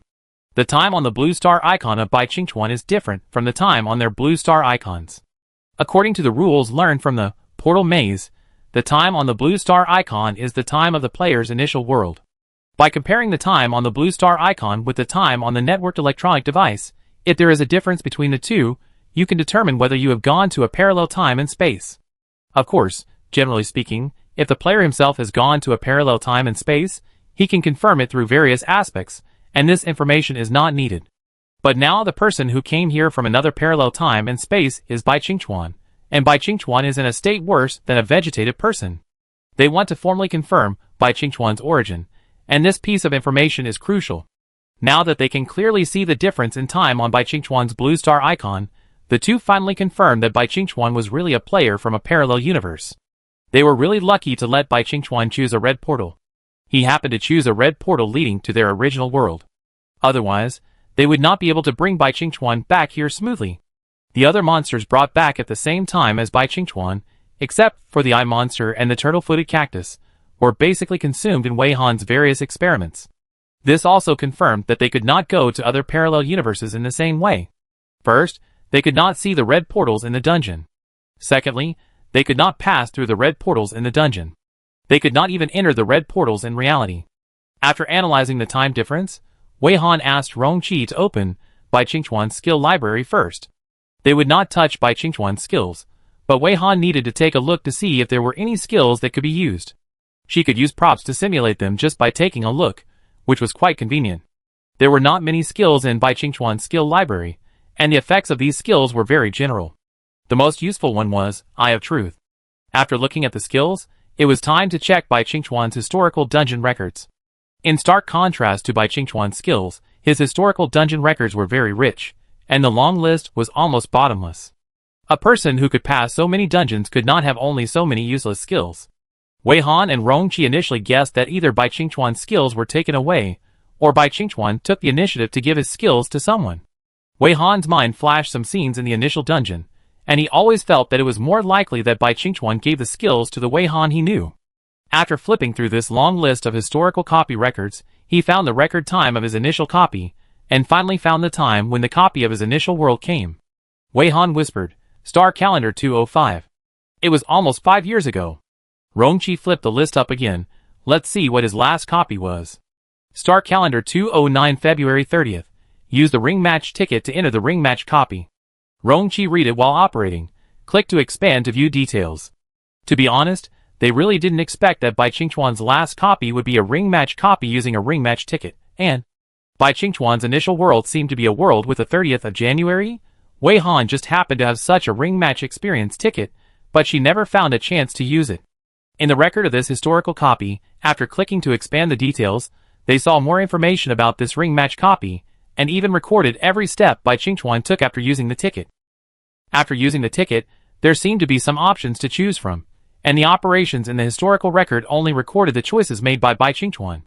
He chose one player, one-on-one duel, small escape, the opponent's race was Bailong's, and the copy address was one of the initial worlds of the two players in the ring. After these options were recorded, the copy address and copy task were selected. Copy address: Bilong Star S44 area. Task: become the only survivor in the red area in your field of vision with your companions. Warm reminder: don't be caught by them. Disabled reminder: before the results of the ring match are announced, all players are prohibited from using special props. After these basic copy task notifications, it jumped directly to the copy results. On March 7th, EP209, the player won the competition and passed this dungeon. In this historical dungeon record, Wei Han and Rongqi basically understood it, except for the options that were not shown at the beginning or end. But it was because they understood it that they felt very strange. So he and his companion passed this dungeon, didn't he? Rongqi felt very strange about this. His companion should be the Wei Han he knew, right? Since he passed the dungeon, why did it turn out like this? Wei Han guessed. Is it possible that after they completed the mission, they were captured by the race called Bailongs? Very likely. Rongqi nodded. When he first saw you and recognized you as the Wei Han he knew, he seemed to say something like luckily you escaped. I don't know if his memory can be restored if he wakes up. We can't infer more information just by relying on these. Wei Han took some more photos of Bai Qingchuan's historical copy interface. Just when she took the photos, the content on the interface changed. Rongqi immediately found that he couldn't understand the content on this interface, and the content on the interface turned into text he didn't recognize. He subconsciously looked down at the icon on Bai Qingchuan's palm and found that the blue star icon on Bai Qingchuan was gone, and it turned into the strange planet icon that was originally superimposed on the blue star icon. Wei Han had also noticed this change and whispered, "The icon has changed. It has become the icon of the unfamiliar planet." But the Eye of Truth can still see the blue planet icon. I can only see the icon of the unfamiliar planet. Rongqi replied, "Is the interface where I can understand the content still the interface of the dungeon history record?" "Yes." Wei Han did not move his eyes away from the interface. The dungeon record above is also different from before. This kind of text should be the text of the Bailong civilization. Because I have advanced translation skills, I can understand it now, but there are not many historical dungeon records here, which means that it has passed through very few dungeons, which cannot be compared with Bai Qingchuan. Many of these dungeons we have never seen before. Wei Han told Rongqi what he saw while taking photos. The two icons will appear alternately, and the player information in the two icons should also be two different individuals. Where should I press to return to the player information interface? Rongqi waited quietly for Wei Han to take the photo, holding Bai Qingchuan's hand, ready to press the button. They turned to look at Bai Qingchuan now, and found that his appearance had not changed much, still looking like a normal human. Wei Han instructed Rongqi to press the player information interface, and saw that the player's nickname and number on it had indeed changed. It was no longer Bai Qingchuan's information, but more like a certain Bailong's information. The nickname should be Nanese, and the number is different from Bai Qingchuan's number from the beginning. Let me see his skills. There are very few skills, and they are all useless skills.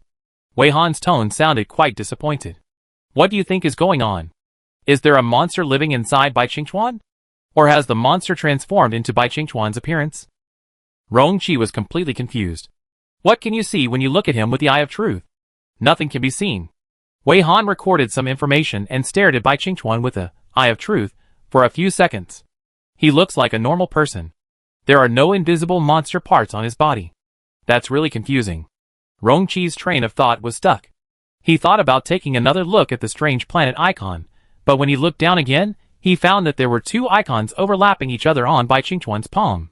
In this situation, if you click on the overlapping icons again, the interface that comes out will be some meaningless garbled codes. Wei Han used his translation skills, but couldn't tell what was on it, indicating that there was no meaningful information in these garbled codes, just pure garbled codes. After seeing this change, the two of them specifically observed the changes in the icons on Bai Qingchuan's palm.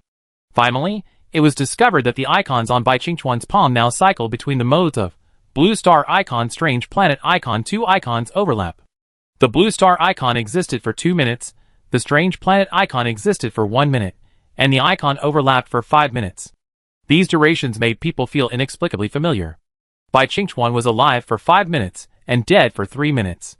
The sum of the time the two icons existed separately was the time Bai Qingchuan was dead, and the time the icons overlapped was the time he could live. There was no proof for this guess, so Wei Han and Rongqi only listed it as a guess for the time being. This time, they came to see Bai Qingchuan, and it seemed that Bai Qingchuan's condition had improved. They also obtained some information, but more questions arose, and they still couldn't find the answers for a while.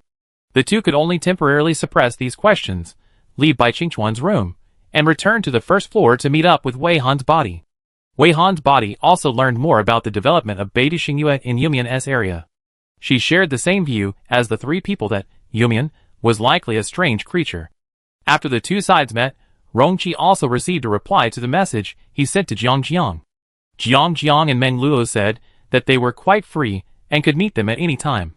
Wei Han and Rongqi took the initiative to go to them, and also changed into the vests of teacher Meng and brother Hua. Wei Han wanted to put a protective shield around Jiang Jiang and Meng Luo's residence, so they made an appointment to meet at Jiang Jiang and Meng Luo's house. After the two sides met successfully, Meng Luo did not waste a second, and directly brought up the interface of the skill library without saying a word. Just as Wei Han thought, Meng Luo did have a skill with a word effect. This skill is a passive skill. As long as Meng Luo speaks, what she says will become a reality. Using this skill does not consume mental power, but blood volume, that is, vitality. The more difficult the thing to achieve, the more vitality is required. Sometimes, the blood volume may be emptied because of a word. So since Meng Luo acquired this skill, she basically stopped talking, and usually communicated with others through text. But after Wei Han saw this skill, she could change this skill from passive to active. After all, she simulated the skill through exclusive props. As long as the simulation stopped, the skill effect would be gone, and she would simulate it when she wanted to use it. As for consuming vitality, Wei Han thought that her blood was quite thick, so she should be able to rely on this skill to at least have a slightly better chance of winning. After achieving their goal, Wei Han and Rongqi did not stay for long. After saying goodbye to Jiang Jiang and Meng Luo, they went directly to find the entrance to the Yumian dungeon. Chapter 249. Yumian S area. As an S-level purple dungeon, the number of corresponding entrance portals is not too large. The nearest entrance found by Wei Han and Rongqi takes about 30 minutes to reach at their top speed. After the two were upgraded to S level, the improvement of their physical fitness was accompanied by the optimization of skill effects, and their movement speed was greatly improved. In the past, it might take them nearly an hour to arrive, which is about the same time as their speed in the hover car. Now is the time to hurry, so Wei Han and Rongqi directly choose the fastest way to arrive. Half an hour later, the two successfully arrived near the dungeon entrance portal. This portal is located in an abandoned aerial parking lot. The reason why the parking lot is abandoned is that red portals often appear nearby. There are many similar places on Blue Star. As long as there are areas with frequent red portals, they will be abandoned and no one dares to approach easily. The sky parking lot is used to park hover cars, so the layout of this parking lot looks like a piece of small field separated by a ridge. The place similar to the ridge is for people to get off the car after parking, which is called the sky sidewalk, and the empty space is used to park the hover car. Wei Han and Rongqi walked along the sky sidewalk to the side of parking space number 14. The entrance portal they chose was standing on the other side of the sky sidewalk. Wei Han and Rongqi usually spent some time observing the portal. The shape of the portal will provide some information. This portal is round, and there are some object shapes on the round door frame. They are quite abstract, and the colors are very fresh and sweet, all light candy colors. These abstract objects seem to be soaked in some liquid, blending with the liquid, and they are indistinguishable from each other. The decorative sculptures on the door frame of the portal were very realistic. If they hadn't touched the material of the door frame, which was similar to hard metal, they would have thought that the door frame was really covered with a layer of strange viscous liquid. After a brief observation and taking pictures, the two quickly adjusted their status, used the flying skill, and rushed to the portal on the opposite aerial walkway at the same time. After the vision returned to normal, the two maintained the flying skill, and did not care about looking around for the time being. They used the dungeon sightseeing ticket while flying. To use the dungeon sightseeing ticket, you need to tear off the ticket stub within 3 minutes after entering the dungeon. After the two tore off the ticket stubs one after another, the icons in the palms of their hands sent notifications. After clicking on the notification, the content on the interface is as follows: Dungeon address: Yumian S District number 02. Congratulations! The dungeon sightseeing ticket was used successfully. Welcome to Yumian S District number 02. This dungeon has a sightseeing protection period of 24 hours. Please try to end the sightseeing before the end of the protection period. Otherwise, you will be at your own risk. Warm tips: after the protection period ends, if you have not finished sightseeing, please keep moving and do not stand still. This is the third time they have used the sightseeing ticket. They did not expect that in this instance, they would be prompted like this after using the sightseeing ticket. Is the sightseeing protection period due to some special features of this instance? In what aspects does the protection period protect them? After reading the notice, the two looked at each other subconsciously, and then looked down and around. After Beidou Xingyue's live broadcast was restarted, the background was always blurry.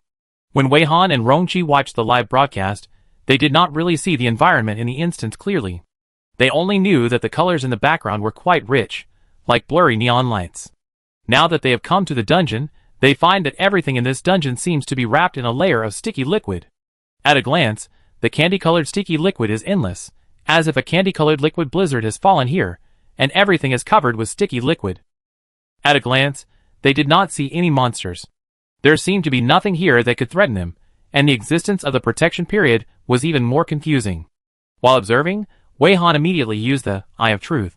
In the field of vision of the Eye of Truth, she saw many icons of strange planets on the surface of these liquids. Unlike the icons on their palms, the sizes of these strange planet icons are different.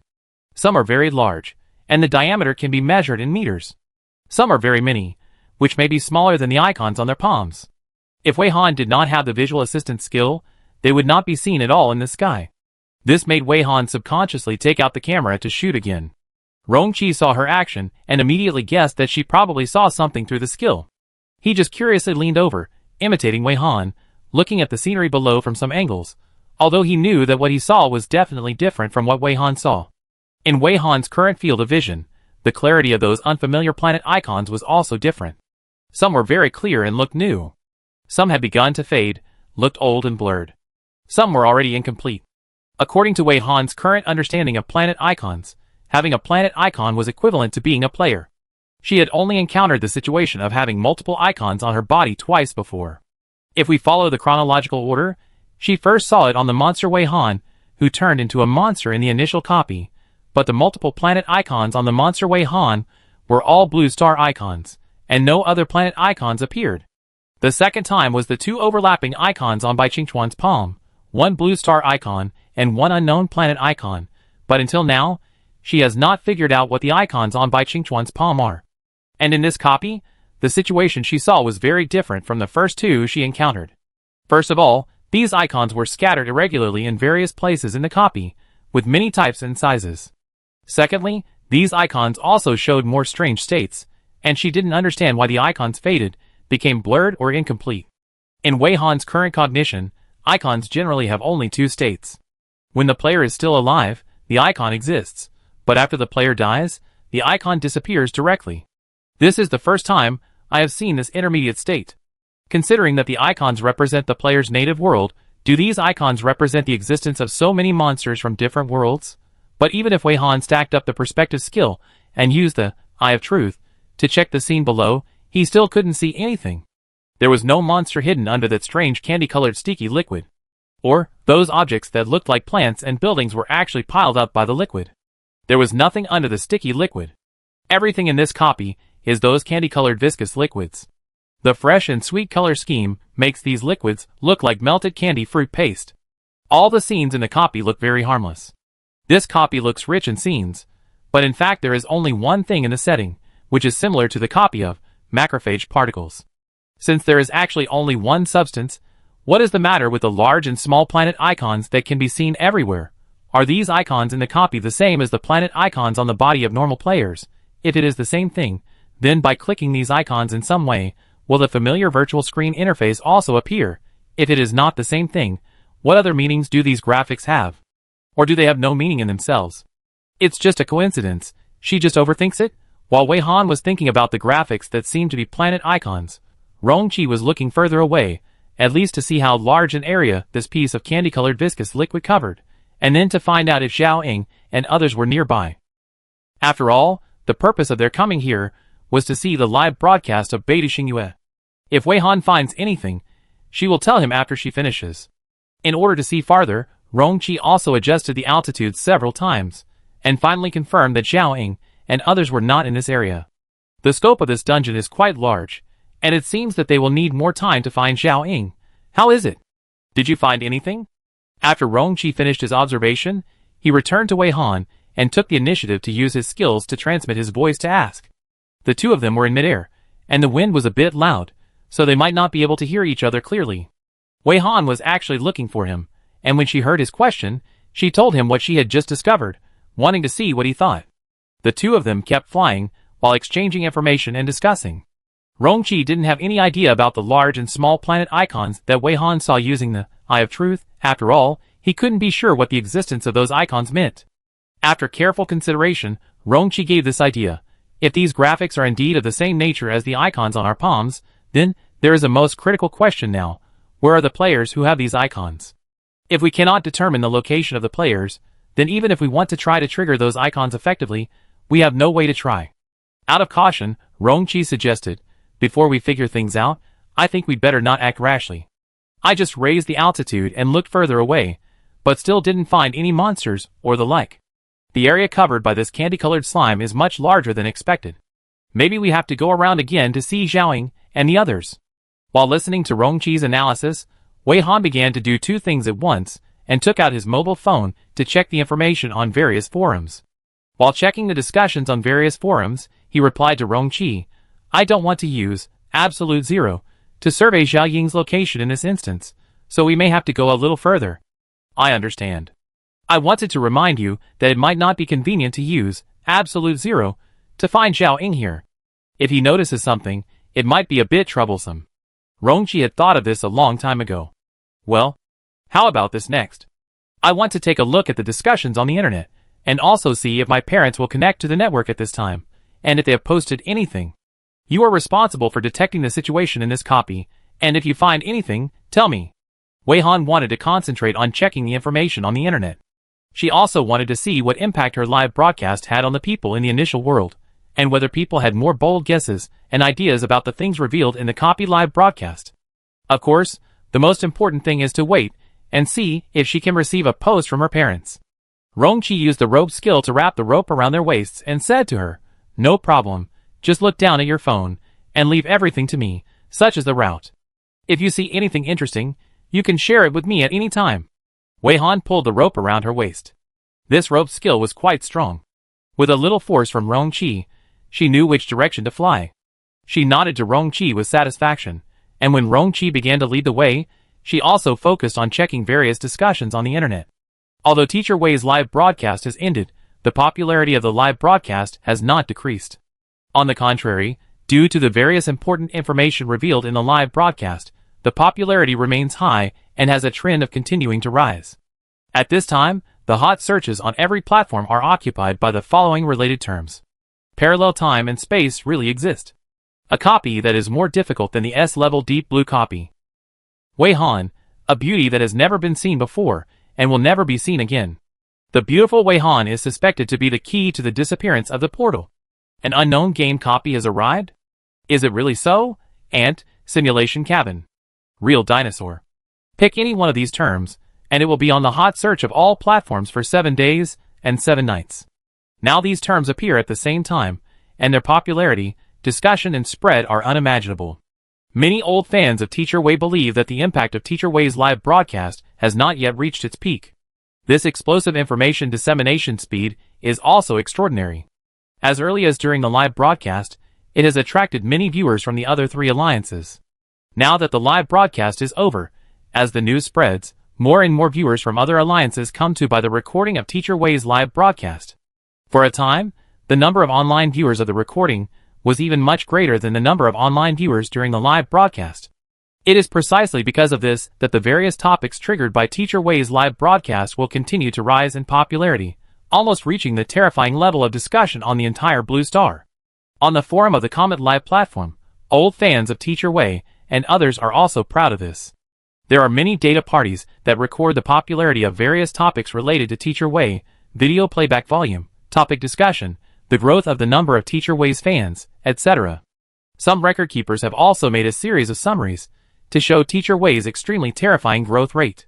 Of course, there are also many fans who have calmed down and analyzed the various information presented by Teacher Wei's live broadcast frame by frame. After watching Teacher Wei's live broadcast, viewers from other alliances also found their own discussion organizations and dispersed to various forums. The traffic of major forums of the Beidou Alliance has increased significantly in recent days, including the Northwest Wind Forum, which has become relatively deserted after a quarrel with Teacher Wei's fans. The audience from other alliances did not know about the conflict between the fans of the two sides.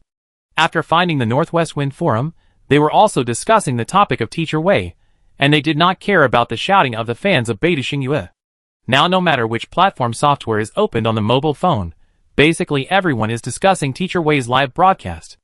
In order to see the possibility of her parents' posts, Wei Han downloaded the apps of various forums very seriously.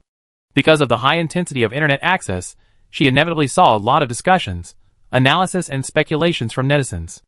Now the most concerned issue for everyone is, what is the truth about the appearance of the copy portal?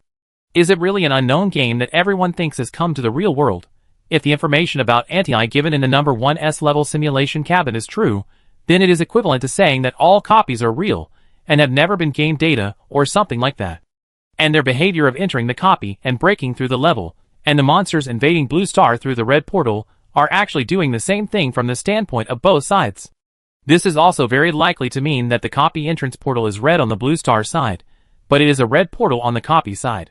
For monsters, they came to Blue Star through the portal at the entrance of the instance, but what humans saw on Blue Star was the monsters invading Blue Star through the red portal. The reverse is also true. Humans believe that they entered a specific instance through the instance entrance, but to the residents of a specific instance, it is a monster called humans invading their territory. Considering that humans have never seen any portals in the instance, it can be inferred that the white portal is only visible to the native residents of the instance. The red portal is the other side of their entrance portal. In their eyes, it has always been a white portal, but in the eyes of the residents of the dungeon, they pass through a red portal. Humans can only see the white portal on the blue planet, and the red portal that appears on the blue planet. Monsters can only see the white portal on their planet, and the randomly appearing red portal. In summary, it is a very fucked up conclusion. When humans go to different dungeons through various portals, the monsters that come out of the red portal also treat the blue planet as a dungeon to pass the level. And some of the monsters they encounter in the dungeon are likely to be players from other planets. The establishment of these speculations needs to be based on the premise that the information given by the simulation cabin is not false. So many netizens disagree with these arguments. Many people think that the information given in the dungeon is not credible. Maybe this is the setting of an unknown game? If humans take these settings seriously, they will fall into the trap of an unknown game. Netizens who hold this view also found a very strong argument, that is, the number of players calibrated in the simulation cabin does not match the actual number. In the number 1S level simulation cabin, it was said that the number was 55, and exceeding the load would cause the simulation cabin to crash. But Teacher Wei's side had more than 4 people, and the simulation cabin did not crash. After arriving at the number 1S plus level simulation cabin, it was said that the load of the simulation cabin was 35. Everyone on Teacher Wei's side went there, including the dinosaurs. A total of 19 players, and the simulation cabin was fine. This makes many people think that the information provided by the simulation cabin may be a trap. In addition to the topic related to the truth of the dungeon portal, another equally hot topic is the topic of parallel time and space. For many people, now that the existence of parallel time and space has been suddenly confirmed, it feels like a dream has come true in their lifetime. In this topic, most of the discussions will focus on the person being sought, Wei Han. After all, this person has a stunning appearance and a prophetic fate full of a sense of fate, including the parallel time and space where she is. There are many stories worth discussing. Her parents' efforts to change her fate, and even across the world, they never thought of giving up the search, all of which moved the audience very much. In the live broadcast, it was learned that Wei Han's parents were in the dungeon of the portal maze at this time. Many players with sufficient strength wanted to enter the portal maze to try to see if they could meet Wei Han's parents by chance. Of course, there are also some bold viewers who posted, if I can see Wei Han alive once, my life will be worth it. Whether it is a live broadcast, a video or just a photo of the real person, I can die without regrets. After these bold ideas were put forward, similar posts appeared in other forums. Wei Han clicked on several forums, and could see netizens saying that seeing Wei Han once would make her life without regrets, and that they would be willing to shorten their lives just to see Wei Han once. She was very helpless, but there was no need to be so exaggerated. When she clicked on a forum, she usually just looked at the title. If the title did not contain the content she cared about, she would switch to other forums. After switching around, Wei Han returned to the Comet Live forum. Comet Live's forum has the most traffic now, and the posts on the front page are refreshed very quickly. Wei Han took a quick look and the picture was probably like this. Teacher Wei really broke the circle at an epic level this time. It's no exaggeration to say that almost everyone in Blue Star already knows Teacher Wei, right? I'm really looking forward to the data of Teacher Wei's next live broadcast. This is the real top stream. It's nothing to be popular only in the Beidou Alliance. Teacher Wei is directly popular all over Blue Star. Ah, did those crazy fans of Beijing US see it? Teacher Wei doesn't need to appear on the screen at all. He can get rid of it purely by relying on the quality of the copy. I give you a block. When I saw the lineup of Teacher Wei's live broadcast this time, I knew it was a sure thing. Teacher Wei can gather so many big guys. Do you think there is a possibility that one day, Teacher Wei can get Wei Han into the live broadcast room? Does any family member have some inside information? When will Teacher Wei's next live broadcast be? Detailed analysis of the number 1S Plus level simulation cabin, taking you to experience how difficult this copy is. Is anyone else paying attention to Beijing US's live broadcast? I never dreamed that one day the existence of parallel time and space would be confirmed in this way. Although I have chatted with friends in parallel time and space online, I still feel that it is unreal.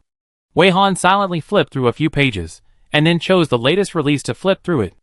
I didn't see any posts that might have been sent by her parents, so I quietly exited the forum and checked other platforms again. Unknowingly, they had been flying for several hours. During these hours, Wei Han had been concentrating on checking his phone, and Rong Qi was also concentrating on leading the way to find people. The two did not have any communication in the middle. Even though Wei Han received Yu Mingchen's message in the middle, Yu Mingchen didn't wait for his teammates to come back, and was a little anxious, so he came to ask Teacher Meng if there was any way. Wei Han switched to Teacher Meng's account, and told Yu Mingchen that if he could wait for her and Brother Hua to enter the portal maze again. Yu Mingchen didn't know that the copy could be entered repeatedly. After hearing Teacher Meng's answer, he turned around and popularized Teacher Meng that the copy could not be entered repeatedly, and would be directly wiped out. If the copy could be entered repeatedly, then he wouldn't have to ask her for advice, he would have entered the copy directly to find someone. This made Wei Han have to assure him that the copy could be entered repeatedly, and there was no limit on the number of times. Yu Mingchen was skeptical at first, but thinking back to how reliable Teacher Meng was, he finally decided to believe what Teacher Meng said, and was determined to set out first and then re-enter the portal maze by himself, so as not to trouble Teacher Meng and Brother Hua. Wei Han said that she and Brother Hua had something to do, and that was why they needed to enter the portal maze again, not to appease him. But Yu Mingchen was worried about the team members, and couldn't wait any longer, so he declined Teacher Meng's suggestion, and decided to set out and enter the maze again immediately. Wei Han saw that he couldn't persuade him, so he asked Yu Mingchen about the situation before his teammates lost contact. Yu Mingchen's teammates were only a few choices away from reaching the end of the two-choice maze, but at the last moment, they all lost contact. This situation may be that they are all trapped in a parallel time and space, or they may have chosen the wrong exit when they chose the two-choice maze at the end. Of course, other reasons are not ruled out. After Wei Han understood, she gave Yu Mingchen a little warning and ended the conversation. She was thinking about switching back to the forum interface, when Rong Qi's voice suddenly came into her mind. Rong Qi, Wei Han, Zhao Ying, and the others have been found. Chapter 250. After hearing Rong Qi's words in his mind, Wei Han immediately put his phone back into the skill space door, raised his head, and looked in the direction of Rong Qi's sight. Looking from high in the sky, you can only see some small black dots as big as sesame seeds that are very conspicuous in the sweet candy color. Even if you use the visual aid skill of long-distance vision, you can only vaguely see the outlines of those people. So, whether it is from the height distance or the ground distance, they are still far away from Zhaoying and others. Wei Han was thinking about this when he heard Rong Qi's explanation. Sorry, I started to remind you at such a long distance, because I don't know how strong Zhaoying is now, I want to be cautious. In fact, at this distance, I suspect that Zhaoying has already noticed our existence. Do we need to land and walk over? Do you want to change your face again? Wei Han, land. We are still in the protection period of the sightseeing ticket, so it should be no problem to directly contact those strange mucus. Wei Han, we have observed enough in the air. After landing, we can observe the mucus up close. Maybe we will find something new. We can change to a more ordinary face, but I don't think it's very meaningful. Zhaoying knows about the existence of the disguise skill, and we can't be sure whether he has the skill to see through the disguise. Anyway, we can try it first. Rong Qi, okay. Rong Qi responded and changed his face to an ordinary passerby, the same face he had when he and Wei Han went to meet Shigui, the Comet Live station master. Seeing this, Wei Han also changed his face to the passerby face of the same period, and landed at a constant speed while changing his face, and kept a close eye on Zhaoying, speculating whether Zhaoying had noticed them. The two landed very quickly, but Rong Qi still took the time to ask Wei Han during the landing, "Did you see any useful information on your phone?" Wei Han, I browsed all the forums I could find, but I didn't see any posts that might be posted by my parents. It was quite lively to see that the whole network was discussing our last live broadcast. Shirley and others released simulated photos of me when I grew up, which also made Wei Han known to everyone, and many people discuss Wei Han. Rongqi, will it cause trouble to you? Wei Han, no, if my parents were connected to the network of our world, they would be able to see everything about me in the first place. If they took any action because of this, I should be able to notice it faster. It doesn't matter, it's good this way. Wei Han also took the initiative to tell him about the other members of Yu Mingchen's team. The main doubt is that Yu Mingchen's team members were almost at the end of the maze before they lost contact. If they lost contact because they made a choice in the two choice, then where did they go through the wrong end portal? Are they still alive? During this discussion, the two were close to the ground. As long as they cancelled the flying skill, they would step on the sticky candy-colored liquid. Wei Han was quite disgusted by this thing, so he specially found the isolation pants from the skill space door, put them on the outside of his pants, and threw a pair to Rongqi. Rongqi didn't feel anything about this kind of thing, but Wei Han took the initiative to throw the isolation pants to him, so he cooperated very well to put them on, and then gently landed on the ground. After cancelling the flying skill, he stepped firmly on the sticky liquid and sank one foot directly into it. The situation was the same for Wei Han. She tooted softly, as if she was very disgusted with it. Then she thought about something and took out the wooden boat that she had used as a prop for Rongqi in the portal maze from the skill space door. Anyway, this thing is everywhere in this copy. Since this thing is a liquid, there is nothing wrong with us rowing on it, right? Wei Han placed the wooden boat and lifted her feet out of the thick layer of liquid, just like lifting her feet out of a swamp. But unlike the swamp, this very sticky liquid would not stick to the shoes at all, and Wei Han's isolation pants were not stained with this liquid. This made Wei Han feel a little better. She stepped onto the wooden boat and ordered Rongqi to pick up the pole and row the boat as a boatman. Rongqi was not angry at her order at all, and was eager to try, and seemed to be full of interest in rowing the boat. I don't know if we can paddle in this quagmire, Rongqi muttered, but his hands moved very quickly, pushing the pole into the viscous liquid, and found that the depth he could reach was deeper than the depth they stepped on. Wei Han was also watching, and more than half a meter of the pole was under the mucus liquid. She was a little surprised, so deep? The depth we stepped on just now was probably just over the ankles, right? How did you feel when you used the boat pole to probe? Did you use a lot of strength? Let me use the perspective skill to see. Rongqi could indeed feel that the resistance was getting stronger the deeper he went, but he really didn't use much strength to reach the depth so far. Facing Wei Han's questions, he answered one by one. I didn't expect it to be so deep. We clearly felt the bottom when we stepped on it just now. The resistance is getting stronger as we go deeper, but I didn't feel any obvious resistance before. It was just like passing through a thick layer of mud without much effort.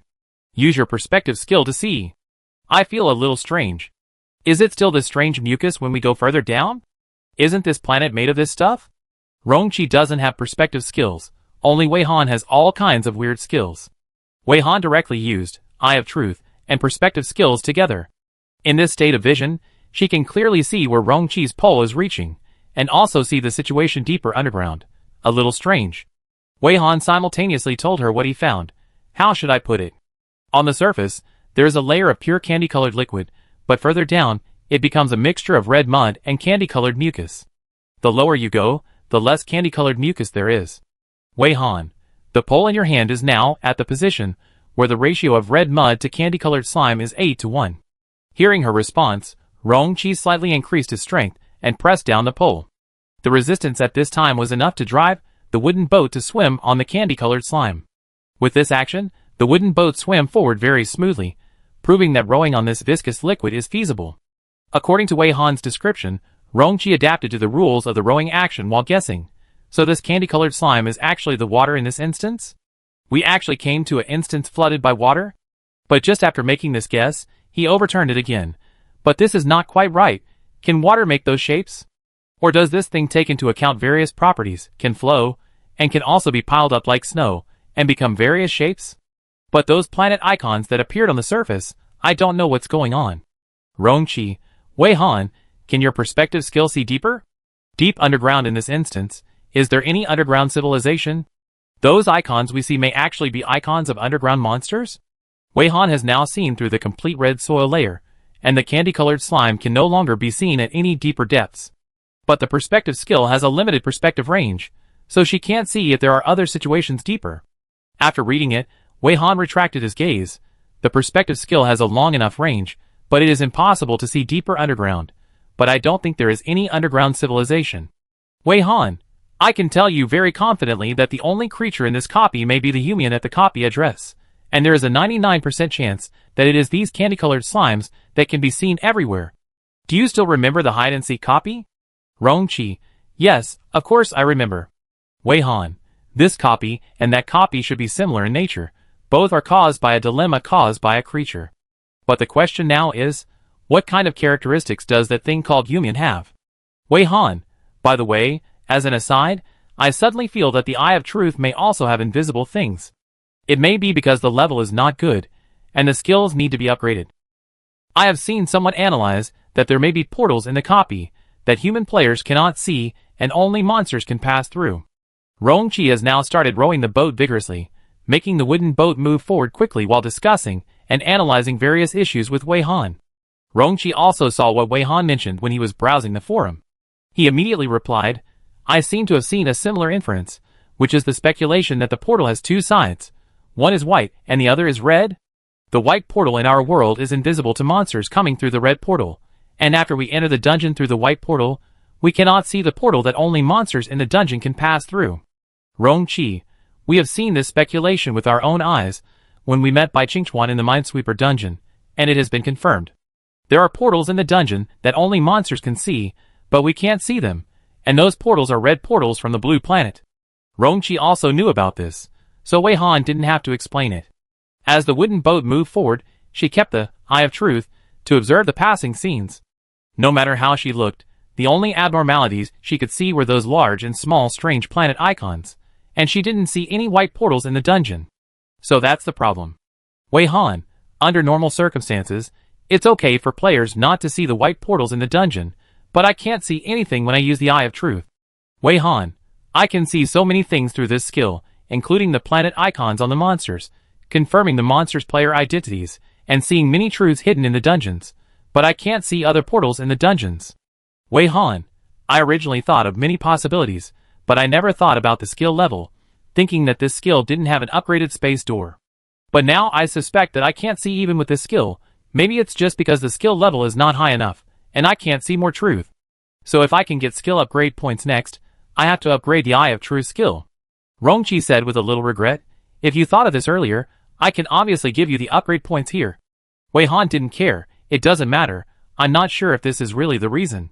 Don't waste your upgrade points. It looks like it will take quite a while to get to Zhaoying, so you can continue with your work. I take care of the rowing. Rongqi estimated their speed and the distance from Zhaoying, and felt that the journey was still far. Worried that Wei Han would be bored, he made a serious suggestion. Wei Han nodded, and took out his phone from the skill space door, with the virtual screen still on. The two of them kept going like this, one looking at the phone to collect information, and the other rowing the boat to hurry on, moving forward quietly. The surroundings were indeed terribly quiet, without a single sound. It was not an exaggeration to say that it was as quiet as death, and it was even very appropriate. Rongqi would observe the surroundings while rowing, and found that there was really that kind of mucus all around, and there was nothing else besides that. Not to mention the sounds of insects and birds, there was not even a trace of wind. What on earth is Yumian? Although the live broadcast of Beiduzingyu is resumed, the content is still very boring. The players in the camera are silent, and just walk forward mechanically. Such boredom and tedium make some die-hard fans of Beiduzingyu unable to bear it. Many people go in and out of the live broadcast room door, and come to see if there is anything happening inside the live broadcast room door every once in a while. Only some more rebellious viewers, holding the mentality of I want to see if they can really perform walking all the time, can still stay in the live broadcast room door. Therefore, there are less than 100,000 online viewers left in the live broadcast room of Beiduzingyu. For such a large group as Beiduzingyu, such live broadcast results can be said to be extremely bad. Some of the data fans of Beiduzingyu have been cursing wildly under the official account of Beiduzingyu, asking them to see what is being broadcasted. If there is nothing to broadcast, they can just not broadcast it. Doing so is simply destroying the reputation. Of course, there are also a small number of fans who think that the value of the copy live broadcast lies in its authenticity. Although this live broadcast is indeed boring, it is also a true performance in the copy. As long as passers-by think about it for a while, they can react. This type of fans think that Beidou Xingyu officials should market on this point to let more people pay attention to this point, instead of holding on to the boring live broadcast. They also taught Beidou Xingyu officials how to do it. They suggested that if possible, they could also bundle it with Teacher Wei's live broadcast for marketing, and imply Teacher Wei's live broadcast. Teacher Wei's live broadcast is indeed wonderful throughout the whole process, but who can guarantee whether Teacher Wei's live broadcast is true? Now basically only these fans still care about Beidou Xingyu's live broadcast, secretly looking forward to Beidou Xingyu's live broadcast to suddenly unfold with high energy and become exciting. But after 6 or 7 hours, the video still showed players walking. If it weren't for the vague background changes, many people suspected that Beidou Xingyu was looping the video of players walking. Just when the diehard fans of Beidou Xingyu were a little bit unable to hold on, several players in the back suddenly looked forward in unison. Xiang Ryu, who had been left behind and regarded as the background, suddenly sped up and ran to the front, facing the focus of the camera, and the audience found that her expression was the most vivid. She seemed very surprised, seeing something unbelievable, her eyes widened, and she looked forward blankly. This small change immediately aroused the curiosity of some viewers. Please don't borrow money everywhere. What? What did you see? Do I look like a fool? Thank God, they are finally not walking mechanically like robots. It turns out that Beidou Xingyu is not fooling us with looping videos? Yiren, can't the photographer turn the camera? Let's think about what the players saw. Don't joke around. Is the live broadcast going to be exciting from now on? I'm looking forward to it. Unlike the expectations of this part of the audience, in the abandoned villa area of Beidou District 9, Shirley and the other 3 were so nervous that they couldn't breathe when they saw the changes in the players on the screen. Did they see Teacher Wei and Rongqi? Since Teacher Wei and Rongqi set out, they have been watching the live broadcast of Beidou Xingyu to confirm what will happen to Teacher Wei and Rongqi after they enter that copy and meet Zhaoying and others. The screen continues to stay on the 4 players, very clearly recording the changes in the eyes and expressions of the 4 players looking ahead. Ben Hua and Sun Yun's expressions changed the least, and they still looked dull, as if they were much slower. They just looked straight ahead. Zhao Min's expression was the most intriguing. Unlike Xiang Ryu's obvious surprise, his eyes were full of interest, as if he had encountered something very interesting. Almost a minute later, the camera finally turned to the other side. After the picture returned to stability, the audience saw a wooden boat approaching. There were 2 people on the wooden boat, one sitting and one standing to row the boat. But the 2 people's eyes were also looking over here. As the 2 people approached, their faces became clearer and clearer. They were 2 ordinary faces, the kind of ordinary passers-by who would be forgotten after seeing them. This suddenly reduced the expectations of many viewers by half. The appearance of these 2 people was cannon fodder. They were probably ignorant of the world, and went to the high-difficulty dungeon to show off. Maybe they were deliberately paddling the boat just to attract everyone's attention in the live broadcast of Beidou Xingyu, just to attract attention. Please be kind. Tisk, I thought it was something else. Isn't it just 2 unremarkable players paddling here? Okay, others can't think of paddling here, but they can. Their idea is indeed good, but what's new about this? Piano Prince. They came here on purpose to get in the camera. I really give up. They don't even look at their appearance before getting in the camera. With this appearance, even if they have the ability, it's hard to become popular, right? Mirrorflower. Why do you all think they are here to get the spotlight? I think these 2 people are desperate in the dungeon, and come to Beidou Xingyu on purpose. Oh, who doesn't know the ability of our brother Hua and sister Yun? When Shirley, Zhang Xian, Wu Shan and others saw this ordinary face, they all breathed a sigh of relief. They were so nervous that they forgot that Teacher Wei and Rongqi could use the disguise skill very freely. They are both very calm people, and will definitely make all kinds of preparations. At this time in the dungeon, the 2 parties were looking at each other from a distance, sizing each other up, and no one spoke yet. In order not to be seen as a flaw, Rongqi did not stay on Zhaoying for too long, but deliberately looked at Ben Hua and Sun Yun a few more times. After all, generally speaking, Ben Hua and Sun Yun are the most famous people at the scene. After looking at the 4 players, Wei Han set her sights on a behind-the-scenes worker, a young man. His current state was very similar to Ben Hua and Sun Yun. Both of them seemed to have lost their souls, dull and slow to react. He also had many patterns on his body that could only be seen with the eye of truth, the same as those on Ben Hua and Sun Yun, but the patterns on his body were darker in color. Correspondingly, the tattoos on Ben Hua and Sun Yun were much lighter in color than when she first saw them. In addition, Wei Han also noticed that Xiang Ryu and other members found that when she looked at the young man, Her expression was very complicated, with an inexplicable fear. It turned out that Xiang Ryu was not the only one who was afraid of something, as if she had experienced something terrible. Some other behind-the-scenes members also had similar performances, but they were not captured on camera. While the two were observing the members of Beidou Xingyue, the other side was also looking at them unscrupulously. During this process, no one broke the silence first. Only the photographer carried the camera and quietly moved to another position, presenting the confrontation scene between the two sides to the audience. The audience seemed to taste a bit of tension from such a scene. Some viewers asked, "What is this doing?" Some viewers had limited patience. After watching for a while, and not understanding, they began to lose their temper.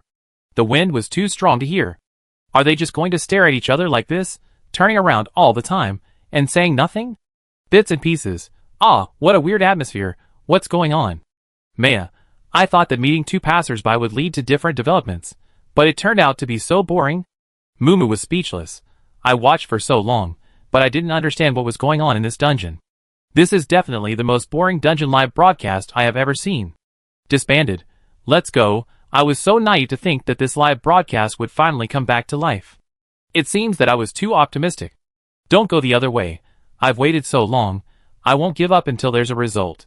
At the same time, another group of viewers dispersed on the spot, and the number of online viewers dropped again. Shirley and others knew the identities of the two people, and they were more nervous than any other audience when they saw this confrontation. Who will speak first, and what words will break the silence?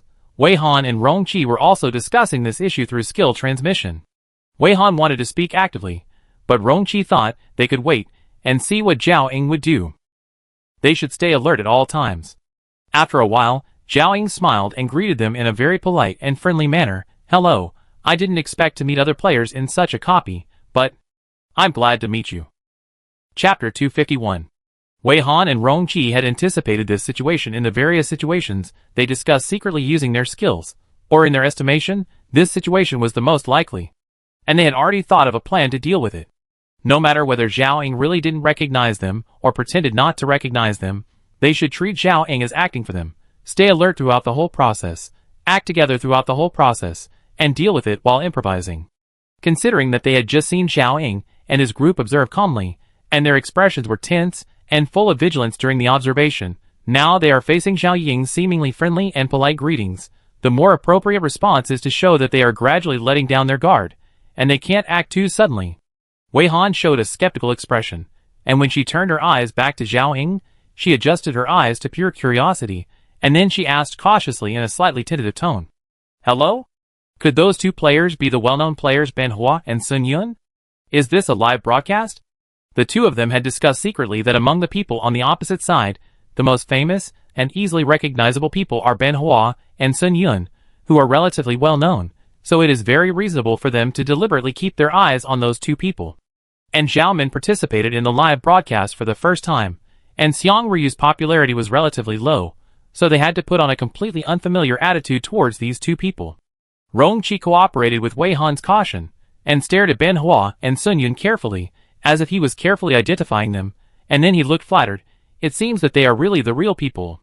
If it is a live broadcast, then wouldn't we disturb others if we suddenly approached?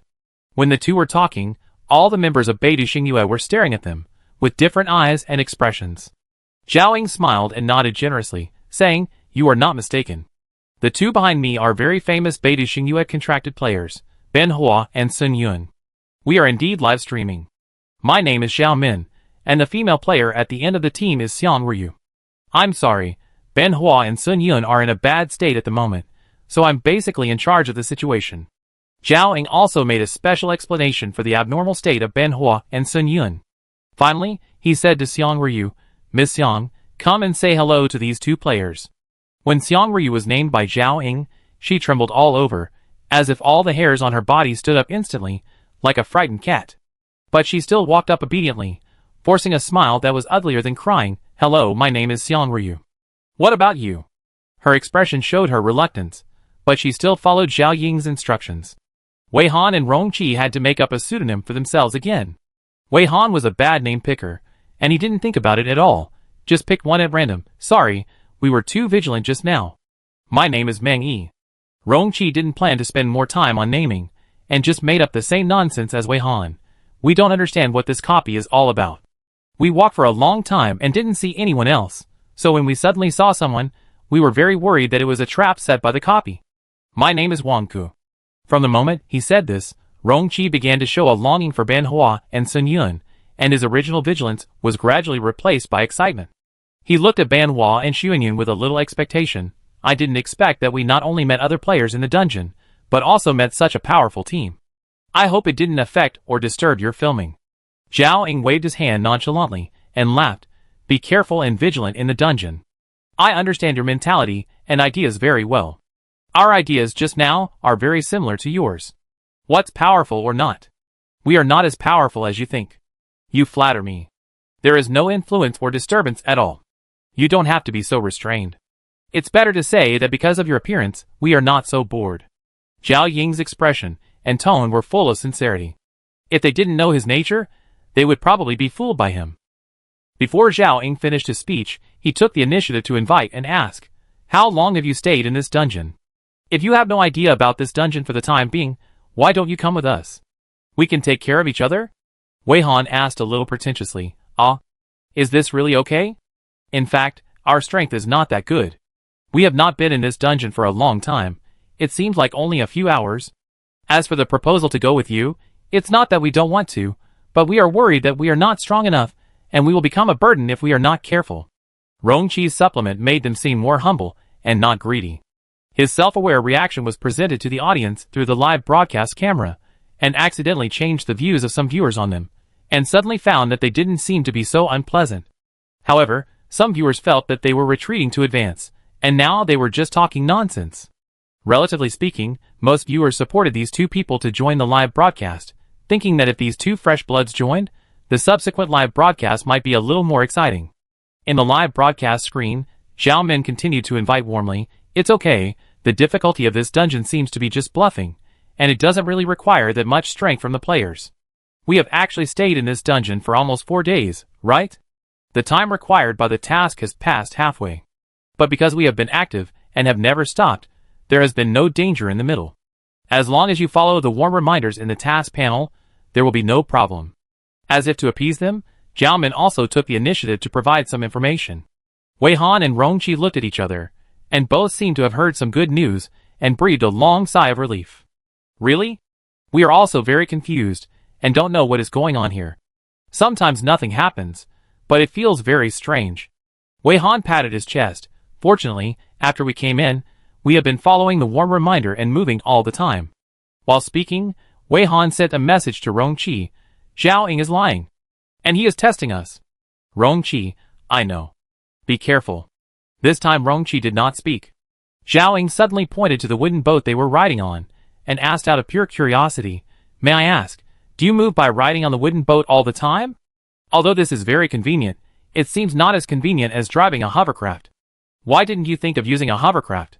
He also added considerately, by the way, regarding the question of colleagues, you can stay where you are and think about it slowly. We will also wait patiently for your reply here. Continuous movement seems to be very important in this dungeon. Wei Han and Rongqi noticed that the team from Beidou Xingyue did not stop after meeting them. They were either standing still, turning in circles, or walking back and forth. When Zhao Ying confirmed the way of movement with them, several people there had subtle reactions. They obviously knew something, such as what is an effective way of movement, and what is an invalid way of movement. From the fact that this group of people moved by foot the whole time, and did not use any tools, it can be basically concluded that taking public transportation is an invalid way of movement. Zhao Ying was trying to trick them.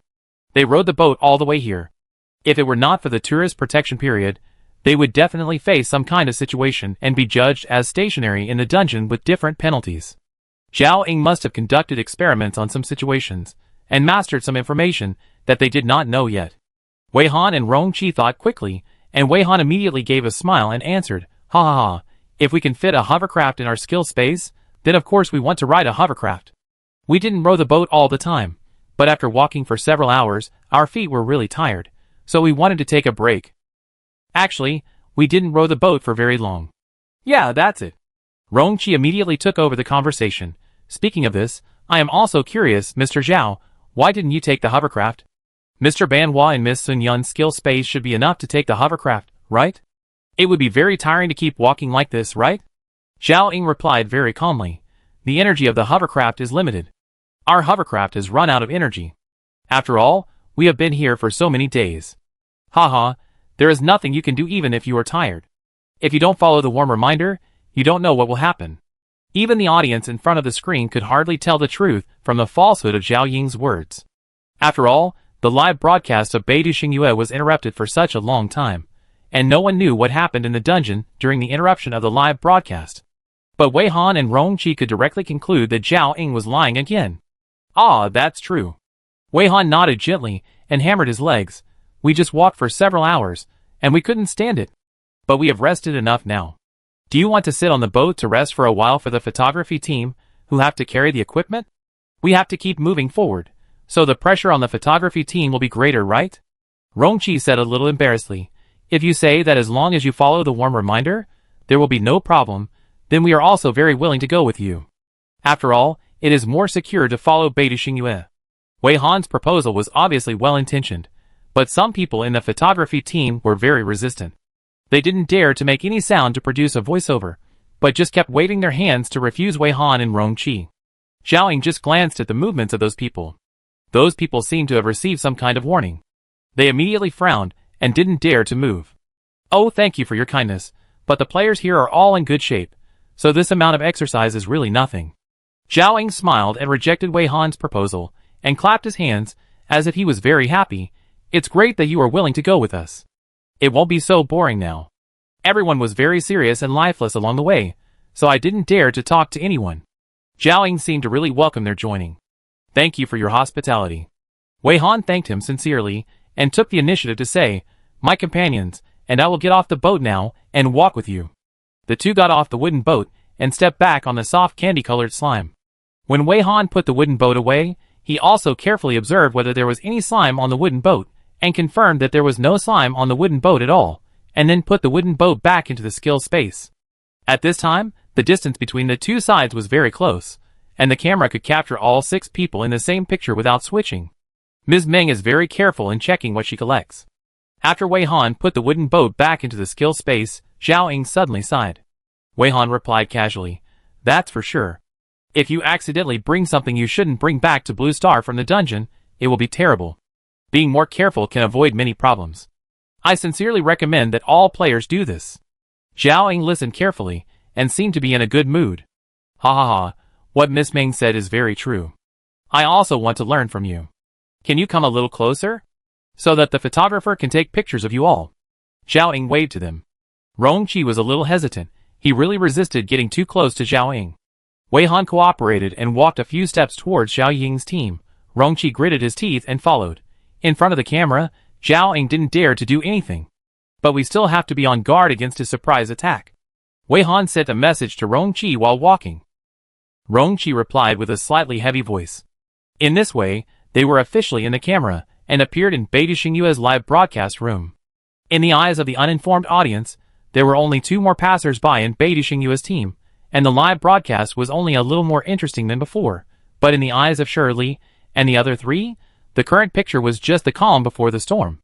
In addition to these 3 people, there was another person who sprayed out the water he had just drunk after seeing the live broadcast of Beidou Xingyue. This person was Shigui, the webmaster of Comet Live Platform. Shigui has been very busy with work recently. Thanks to Teacher Wei, his live broadcast platform has also taken off, and the traffic has exploded. In order not to affect the viewing experience of the audience, he has been studying how to optimize the website during this period. Even Teacher Wei's live broadcast can only be watched by recording. Finally, he had a little free time. He heard that Beidou Xingyue's live broadcast was restarted. With the mentality of knowing oneself and knowing the enemy, he clicked on Beidou Xingyue's live broadcast. Unexpectedly, the person who appeared in the live broadcast was Teacher Wei.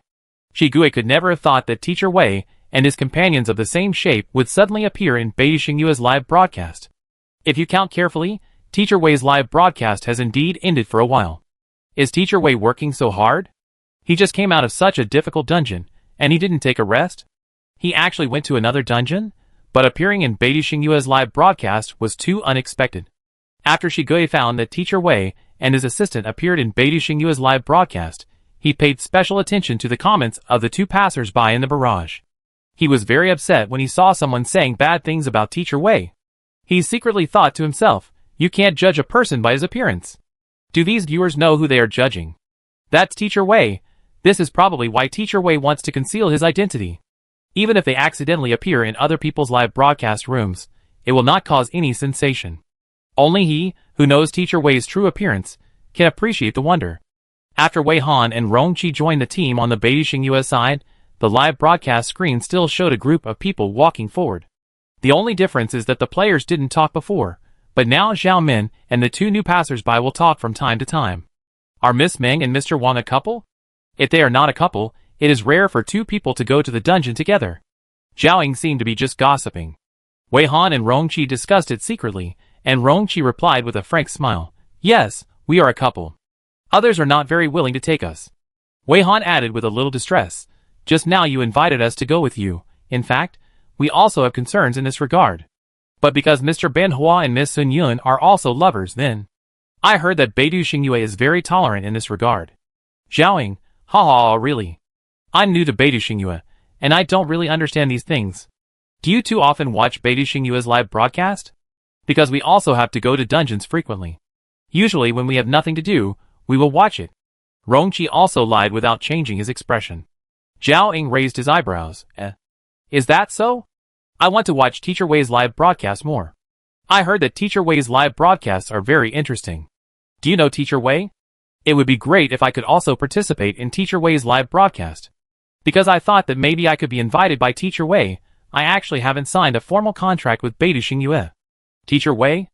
Rongqi seemed to be interested immediately. Who doesn't know Teacher Wei now? We also waited to watch Teacher Wei's live broadcast before deciding to go to the dungeon, otherwise we couldn't concentrate on watching Teacher Wei's live broadcast. Wei Han also acted seriously inside. Mr. Zhao, with your appearance, it's still a bit difficult to be invited by Teacher Wei to participate in the live broadcast. Easier, right? My boyfriend and I have no chance. We found that the players selected by Teacher Wei are all very good looking. I heard that there is a disguise skill that can change one's appearance. It would be great if my boyfriend and I could find this skill. Zhao Ying, I have also heard of this disguise skill. It is really a magical skill. But this skill can easily lead to fraud. For example, an ugly person can become a beauty through the disguise skill. Then, he seemed to suddenly think of something, and his tone became a little excited. By the way, since you have watched Teacher Wei's live broadcast throughout, you must have seen the super beauty named Wei Han, right? If someone has this skill, maybe someone will use it to become her and deceive everyone, right? Zhao Ying's eyes lit up. That's a possibility. Wei Han couldn't guess why Zhao Ying suddenly mentioned this. This person has given them a very strange feeling so far, and it's hard to figure out how much he doubts them. Did he know everything from the beginning, or was he just in a stage of doubting them? In either case, they couldn't lose their composure first. Alas, if you put it that way, it seems that there is really such a possibility. Doesn't that mean anyone who claims to be Wei Han can't be trusted? Wei Han followed the other party's topic and raised his concerns. Rongqi also showed off her acting skills and analyzed it seriously. She is so beautiful. If someone gets this skill, there will definitely be someone pretending to be her. However, watching Teacher Wei's live broadcast, we can also know that the possibility of such a person appearing in our world is very low. So I think that if such a person really appears, there is no need to doubt it. Just judge that the other party is a fake. The players discussed the most discussed person in the live broadcast, and the audience in the live broadcast room couldn't help but join in the discussion. And they raised this angle, which was indeed unexpected by many people.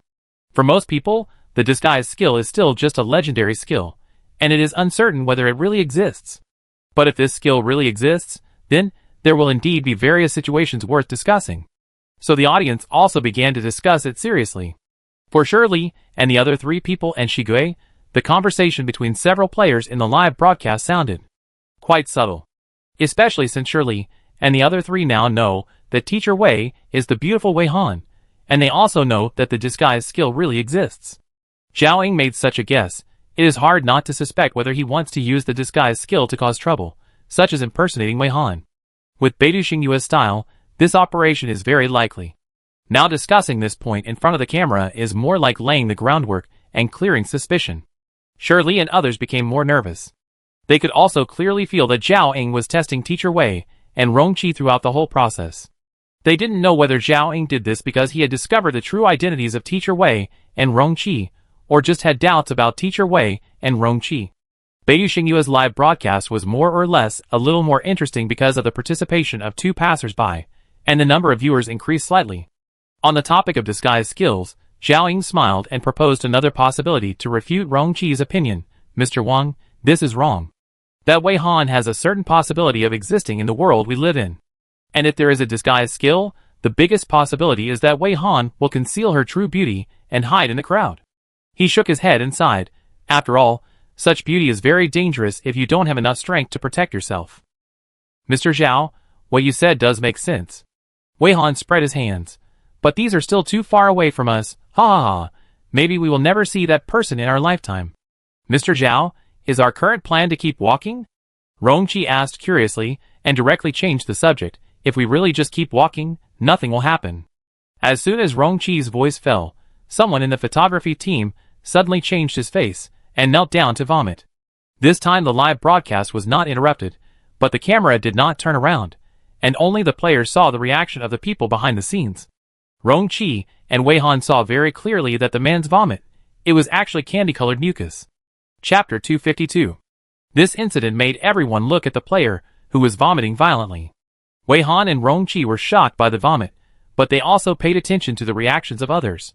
It turned out that the expressions of others were more of disbelief and extreme fear, as if they all knew what would happen to the player who was vomiting next. And the most important thing was that Zhao Ying also showed some surprise that seemed to be more real. This situation seemed to be beyond his expectations. Although the audience in the live broadcast room could not see the screen, they could hear very exaggerated vomiting sounds coming from outside the screen. Obviously, the direction the players were looking at was the source of the vomiting sound. If it was just vomiting, it should not have caused all the players' expressions to change instantly. Even Ban Hua and Sun Yun, who had been dull and lifeless since the rebroadcast, seemed to have a subtle expression. The audience began to speculate that the vomiting person must have some abnormality, and it might not be just vomiting. Some people thought of some plots in horror movies and began to imagine. Don't eat eggs in the morning.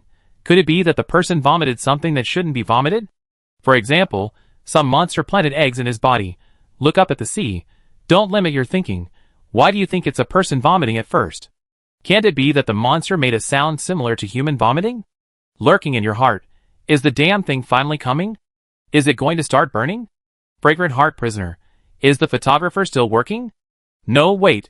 Why does the photographer seem to be carrying the camera and shifting his position? Is he going to run away? Blue sea and blue sky. Can you give us a shot so that we can see clearly? Can't you always keep others in suspense like this? Listen to music together. Although it's not clear what happened in the dungeon, I'm beginning to worry that the live broadcast will be interrupted again.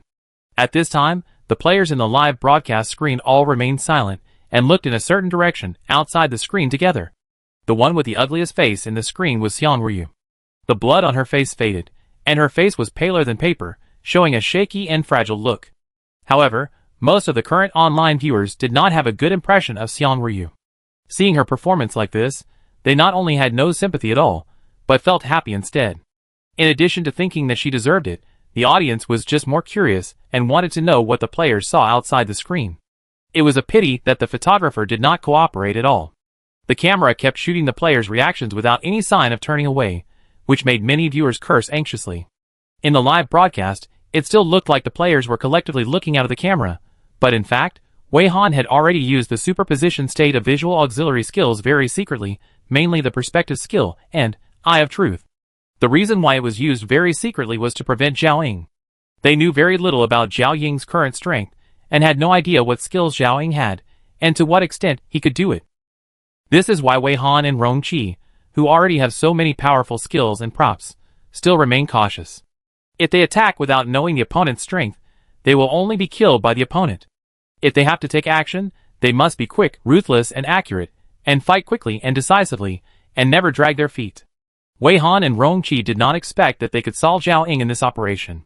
The main purpose of this time was to test the bottom, and see what level Zhao Ying's strength has reached now. After using the visual assistant skill, Wei Han can now clearly see the internal situation of the player who is vomiting. She saw something similar to what happened deep inside the soil layer inside the player's body, that is, A mixture of body tissue and candy-colored mucus appeared inside the player's body. But what was worrying was that the purity of the mucus inside the player's abdominal cavity seemed to be the highest. There was only a sticky mass of liquid left there, and it was being vomited out through the player's esophagus.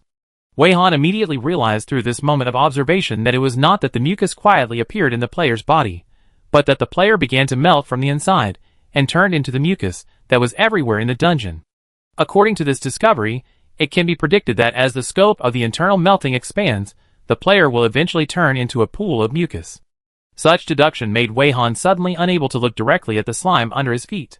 The candy-colored slime that can be seen everywhere in the dungeon, can it be that this is the case?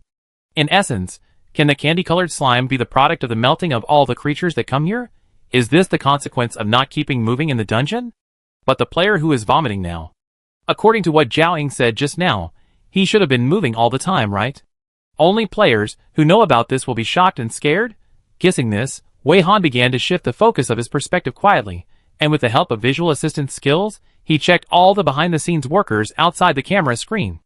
The result was basically consistent with Wei Han's guess.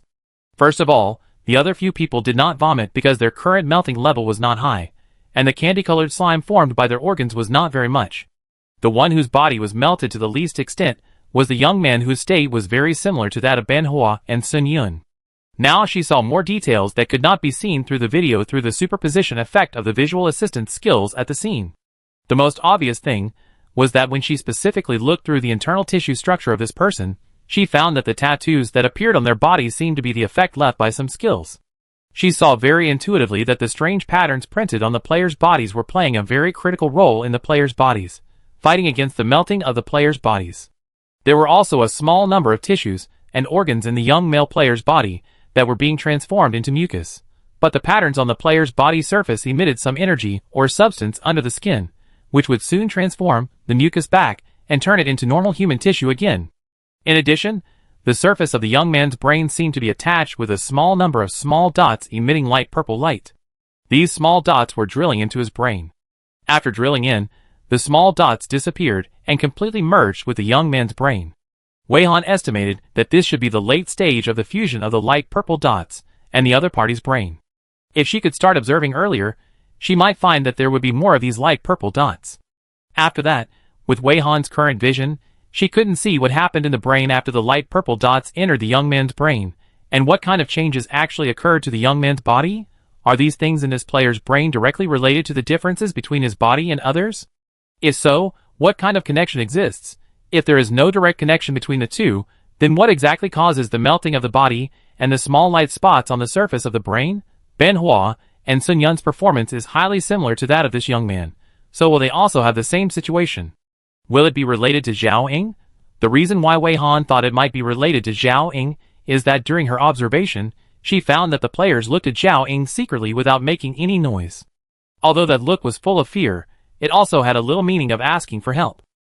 She thought she could wait a little longer to see if there would be any new changes in the young man's body after the small light spots on the surface of the young man's brain were completely fused. Wei Han's observation actually didn't take much time. Now no one took the initiative to say anything. They were all acting because they couldn't come back to their senses for a long time because of shock, and they were silent to each other. At present, Wei Han and Rongqi felt that Beidou Xingyue was also waiting for them to speak actively. Indistinctly, it seemed like a silent tug-of-war, and whoever spoke first would lose first. During this period, Wei Han very carefully told Rongqi about his discovery through the sound transmission skill. Rongqi did not dare to respond too much, and more attention was still on guard and performance, trying to act more shocked than others. The silence of the players on the screen also made the audience more anxious. The impatient audience had entered and exited the live broadcast room several times. Every time they came back and saw that the players were still silent to each other, they couldn't help but curse in the barrage. Just for you, what did you see that shocked so many people for several minutes and made them unable to recover? Are you really that serious? Please move forward. So the players are still moving and looking in the direction of the vomiting sound, and they have no intention of running away, which means there is no danger outside the screen. Everything is reincarnation. Please, any of you, please say something. Castle in the air. I feel like I was treated coldly by the live broadcast. I really don't understand. What is this doing? The players know that they are shocked, but they have not forgotten to keep moving. Or does the female player named Seong Ryu seem to be walking faster? Her face is also very ugly, as if she will fall down at any time. Awakening in the world. I don't know if it's the photographer's problem with the shooting or what other reason. I always feel that this copy seems to be made mysterious, and I don't know if it is deliberately mysterious or it is really that profound. Time passed by minute, Wei Han and Rong Chi were very calm, and they never spoke first, and they both showed an expression that they were too shocked and didn't know what to say. Finally, Zhao Ying glanced at Seong Ryu and asked, "Miss Seong, does she seem to have something to say?" "Sister Seong, what do you want to say?" "Don't be afraid, just say whatever you want to say." After being called by Zhao Ying, Seong Ryu was very surprised. She didn't look like she had something to say, as Zhao Ying said. She looked like a student who was not paying attention in class, and was suddenly called by the teacher to answer a question. She started to tremble because she didn't know the correct answer, but she didn't dare to say she didn't know. She could only bite the bullet and make up an answer that didn't look so outrageous. I just don't understand. Why is it like this? If he becomes like that, what should we do?" Seong Ryu squeezed out these few words with great difficulty. Zhao Ying was still looking at her, and she seemed to have to continue to add, and then said, "Aren't we moving according to the warm reminder? Why did this happen? Did we do something wrong? Or is there a trap in the warm reminder?" At this point, Zhao Ying took over and also looked very confused. This situation is really too weird. "That is the second photographer, right? Photographer number 2, you didn't secretly eat anything you can't eat on the way?" Seeing that Zhao Ying had already started, Wei Han and Rong Chi only retracted their shocked expressions now. Meng Yi, played by Wei Han, asked very confusedly, "What's the situation with that player? Did he eat something wrong? No matter how you look at it, it's still very strange that humans can spit out this kind of thing. And there is only this kind of fresh and sweet candy-colored sticky liquid in the dungeon. Now he spits out this kind of mucus. The only possibility is that he ate the mucus, right? But will anyone really go to taste it?" Wang Ke, played by Rong Chi, pretended to try to analyze. Other staff members outside the screen listened to the discussion of the players and anchors, and seemed to have some key information to say, but they held back their words, perhaps because of the effect of the live broadcast. They just looked at the players frequently. After Wei Han noticed this, he immediately asked in a fake way, "Is it my illusion? It seems that the staff in the photography team also have something to say. I wonder if Mr. Zhao can allow other people in the photography team to speak." Rong Chi asked politely. Zhao Ying smiled suddenly, waved his hand generously, and said, "That's for sure. Now is not the time to care about the effect of the live broadcast. Everyone in the photography team, please say whatever you want to say. By the way, should the photographer also give the lens to photographer number 2? Otherwise, the audience seems to have no idea what happened." After getting permission from Zhao Ying, the photographer, who was currently carrying the camera, finally dared to turn the lens to photographer number 2. Photographer number 2 was vomiting violently, so he couldn't answer the questions from the players just now. He didn't even have the energy to utter normal syllables. The audience finally saw the long-awaited scene. As soon as they saw it clearly, most of the audience frowned. "One in the middle of the water, what is this person vomiting? Rainbow or something? It shouldn't be a mosaic effect, right? He really vomited a liquid with rainbow colors? Night Quest, what rainbow-colored liquid? Look carefully at the background environment. Did you find a blind spot? The players walked in an area covered by that strange viscous liquid, but now this person vomited the viscous liquid in the background. I think I roughly understand why the players were so surprised just now. Oh my god. If I suddenly saw this scene, I would be stunned for several minutes. What the hell is this? Why is there such vomit? What can be digested like this? This is unscientific. Crescent moon round. Is this copy finally going to be exciting? This pre-swing is really long. Sun rain. Nervous. What will happen? From what Zhao Min said just now, the man who is vomiting now is the second photographer in the team, so I am still worried that the live broadcast will be interrupted again.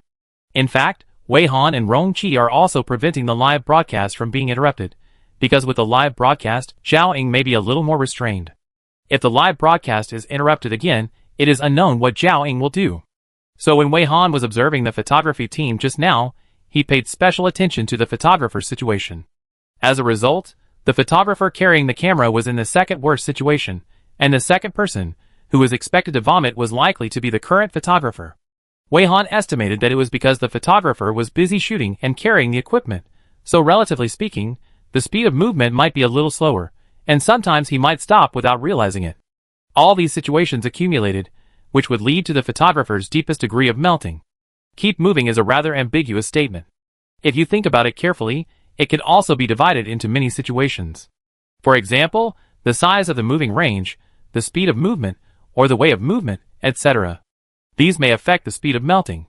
Wei Han was ready to take over the photographer's shooting work, so she started to pretend to be worried about the vomiting player and walked towards the photography team.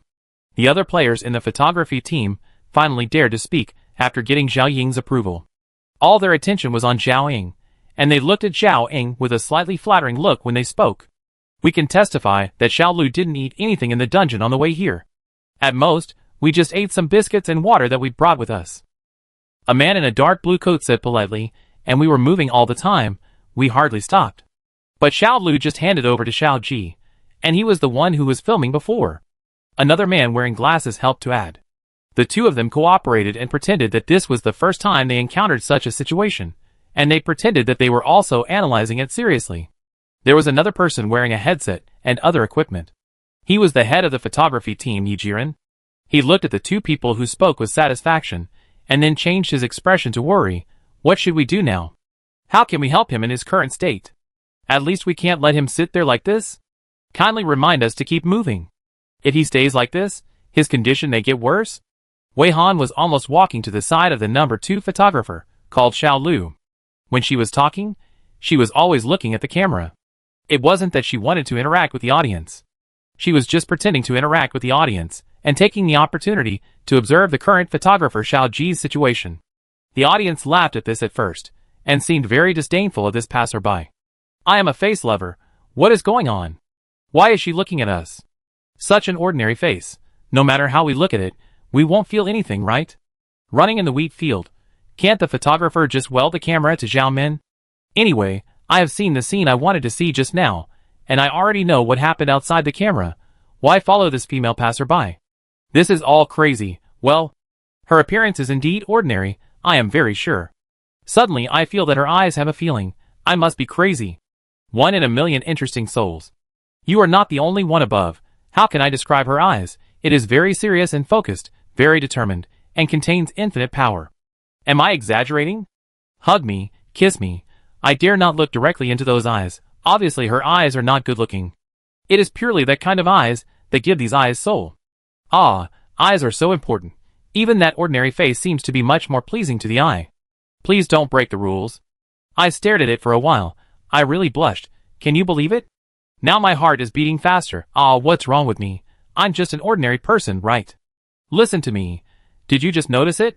I noticed it from the beginning. Although these two people look very ordinary, their temperament is really great. But I didn't dare to say it at the beginning, for fear of being criticized. Hee. Close your ears and don't listen. Ah, I don't believe it.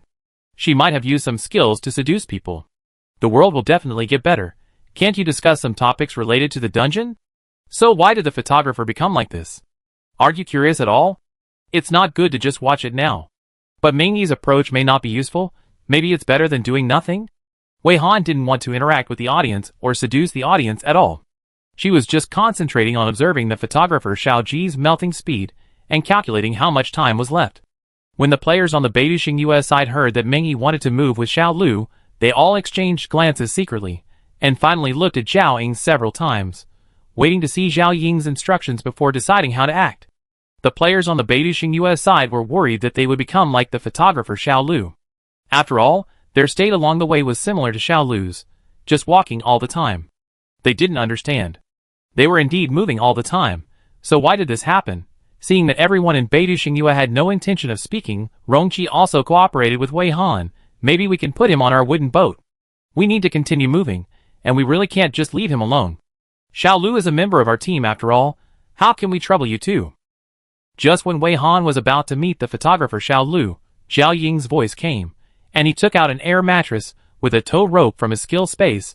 I also have the corresponding tools here to help him move. Don't worry. The others immediately agreed very cooperatively. Yes, this is obviously our teammate, and we should take care of him. I'm so sorry, we were so shocked just now, and we were a little dazed, and we ignored the first thing to do was to take care of the teammates in trouble.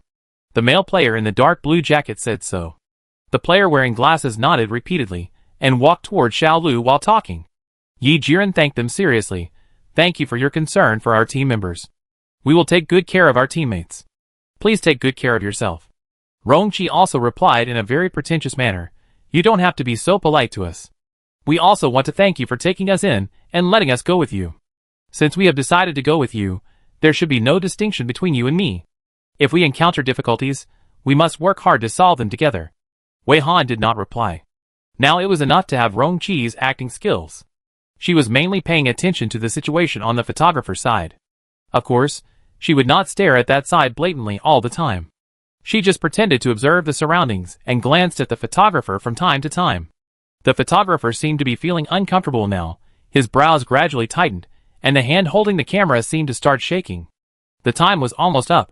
Wei Han's eyes passed by the photographer, and then, as if she noticed something, she immediately turned her head and looked straight at the photographer, and asked with some concern, "Photographer, I was right. Are you okay? Why do you look so bad?" She asked worriedly while walking quickly towards the photographer.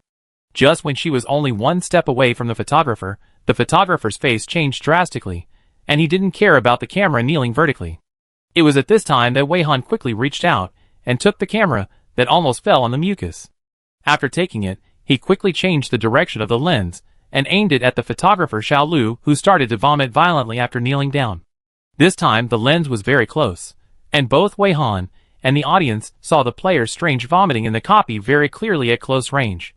At the same time, because of the change of the lens, the audience also had a subtle excitement, full of question marks. Oh my god, oh my god.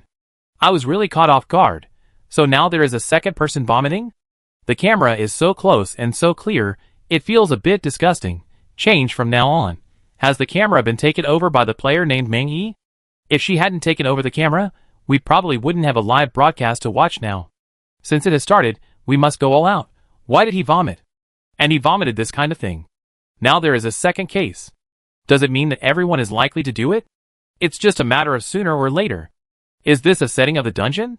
Or did some monster use some skills in secret? Ah, what will happen to these players who vomited? What's wrong with playing badly? To be honest, this Miss Ming seems to be quite good at filming. She just turned the camera to the other side very appropriately. Ah, this is really troublesome.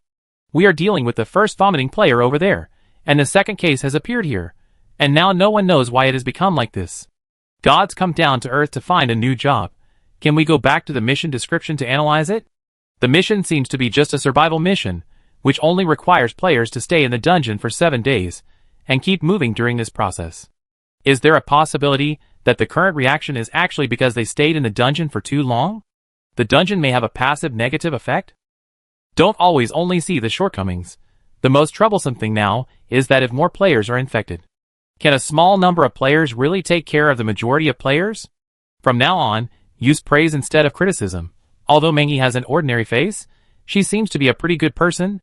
Everyone else is taking care of another photographer, but she is the only one who finds that the photographer who is taking pictures is also uncomfortable. Now she has taken over the shooting work. Why do I feel that she seems to take better pictures than the previous photographer? Finally turned off those weird filters.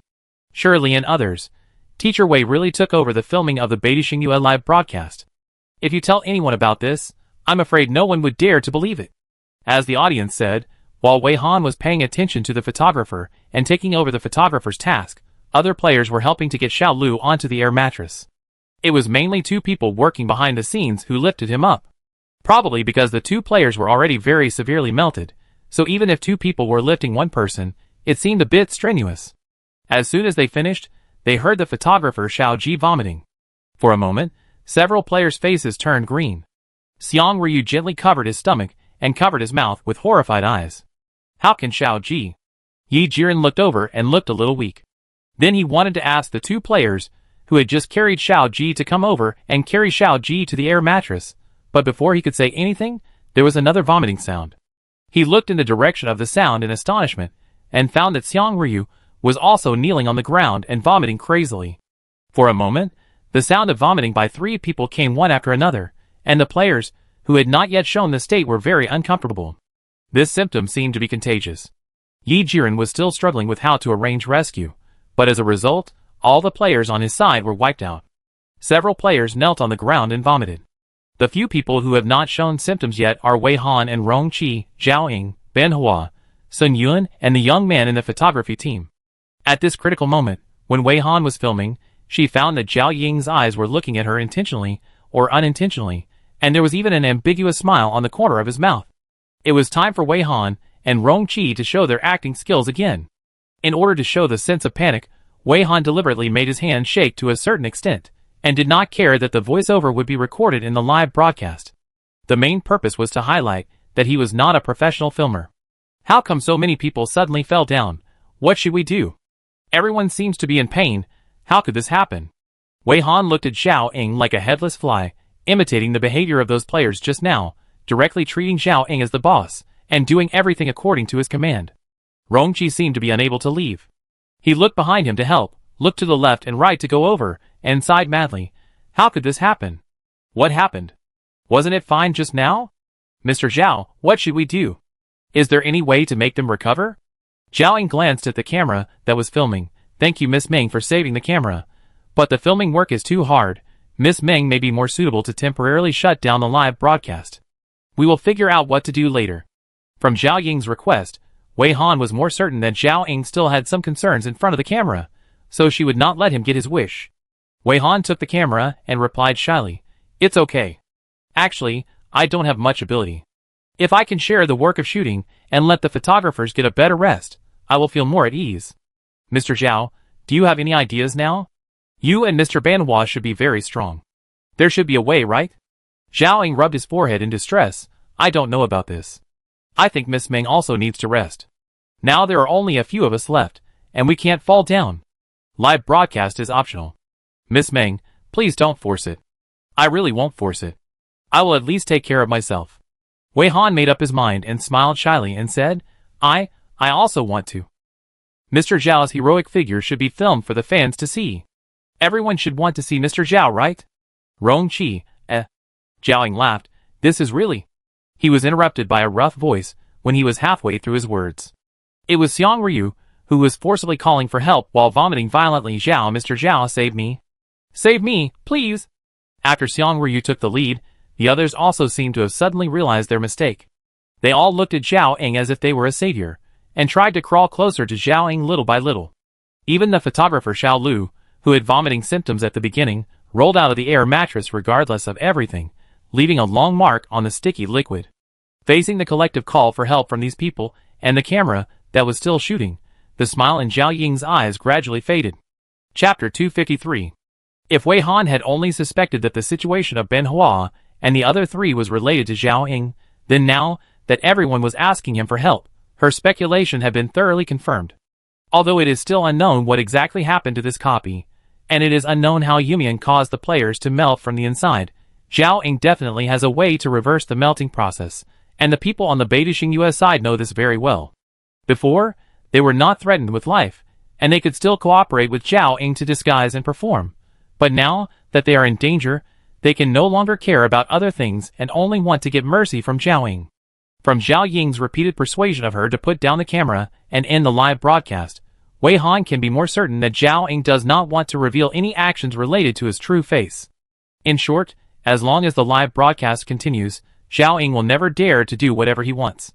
What Wei Han and Rong Qi want is to restrain Zhao Ying in this way, so that Zhao Ying either endures it or directly breaks up.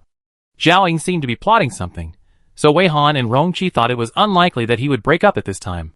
This was also a good opportunity for Wei Han and Rong Qi to test him. Zhao Ying lowered his eyes and stared at the people who reached out to him. The fake smile on his face faded halfway. Soon he seemed to have thought of a way to deal with it. When he raised his head again, he sighed helplessly at first, and then said with a little distress, Ms. Meng, I can probably understand your feelings, but now everyone has become like this, and there is a shortage of manpower. So your help is also crucial. Does it seem to you that continuing to film and live stream is more important than the lives of these players? I don't think Ms. Meng is such a person. Zhao Ying still did not give up persuading Meng Yi to stop live streaming, and instead began to guide her in the direction of moral kidnapping. Rong Qi immediately showed off his muscles when he saw this. Mr. Zhao, you overestimate Meng Yi. In fact, she doesn't have any strength at all. It's already great that she can carry the camera now. If you expect her to help others, she will definitely knock them down. If you don't mind, it's enough for me to assist you alone. I don't have any advantages, but I'm very strong. He patted his muscles proudly and raised a sunny smile. I can easily carry 7 people in one breath with my tendon muscles. So, in order to help them, what should I do now? Just tell me. Seeing how uncomfortable they are now, there is no time to waste. Mr. Zhao, let's take action immediately. This speech was very sincere and cleverly blocked Zhao Ying's words. It even implied that Zhao Min was delaying and wasting time. In order to make Zhao Ying speechless, Rongqi even performed a show on the spot by carrying 4 people by himself, and even slightly adjusted his position, proving with practical actions that he could do it alone. Zhao Ying, Wei Han also filmed this clip in the live broadcast room very seriously, and the audience in the live broadcast room were all amused and sent out lighthearted and joyful comments. Close your eyes, not your mouth. Ha ha ha, this guy, although he looks ordinary, his personality is quite interesting. Going to see the full moon on the first day of the new year. Ha ha ha, Miss Meng is really working hard. She refused to put down the camera to show us the live broadcast. Suddenly, I think this passerby Miss Meng is quite cute. Waiting for Teacher Wei's next live broadcast. Don't you think it's strange? Is it because Zhao Min has some unique skills? And because something happened during the previous live broadcast interruption, so those players who had vomiting symptoms all asked Zhao Min for help. In other words, Zhao Min should be more powerful than Ben Hua and Sun Yun, right? Crazy live broadcast day. The little brother can really hold on. Zhao Min should give up struggling. Ha ha ha, is Zhao Min embarrassed or what? Why does he seem to not want the live broadcast to continue? In the live broadcast screen, Zhao Ying raised his hand and rubbed his forehead. With this action, he blocked his eyes. Only Wei Han, with the help of visual assistants, maintained the shooting angle and saw his eyes suddenly become sinister at this moment through the cover. The resentment contained in his eyes was almost real. This is his truest emotion at this moment. He has already developed hatred for these 2 passers-by who blocked his way. So, can he continue to endure it? Zhao Ying's change in eyes only lasted for a short while. After he put his hand down, he had put on the gentle and kind mask again, and it seemed that he wanted to continue to pretend. Haha, Mr. Wang is really a person who can't be judged by appearance. I was shocked by you. Zhao Ying also applauded while speaking.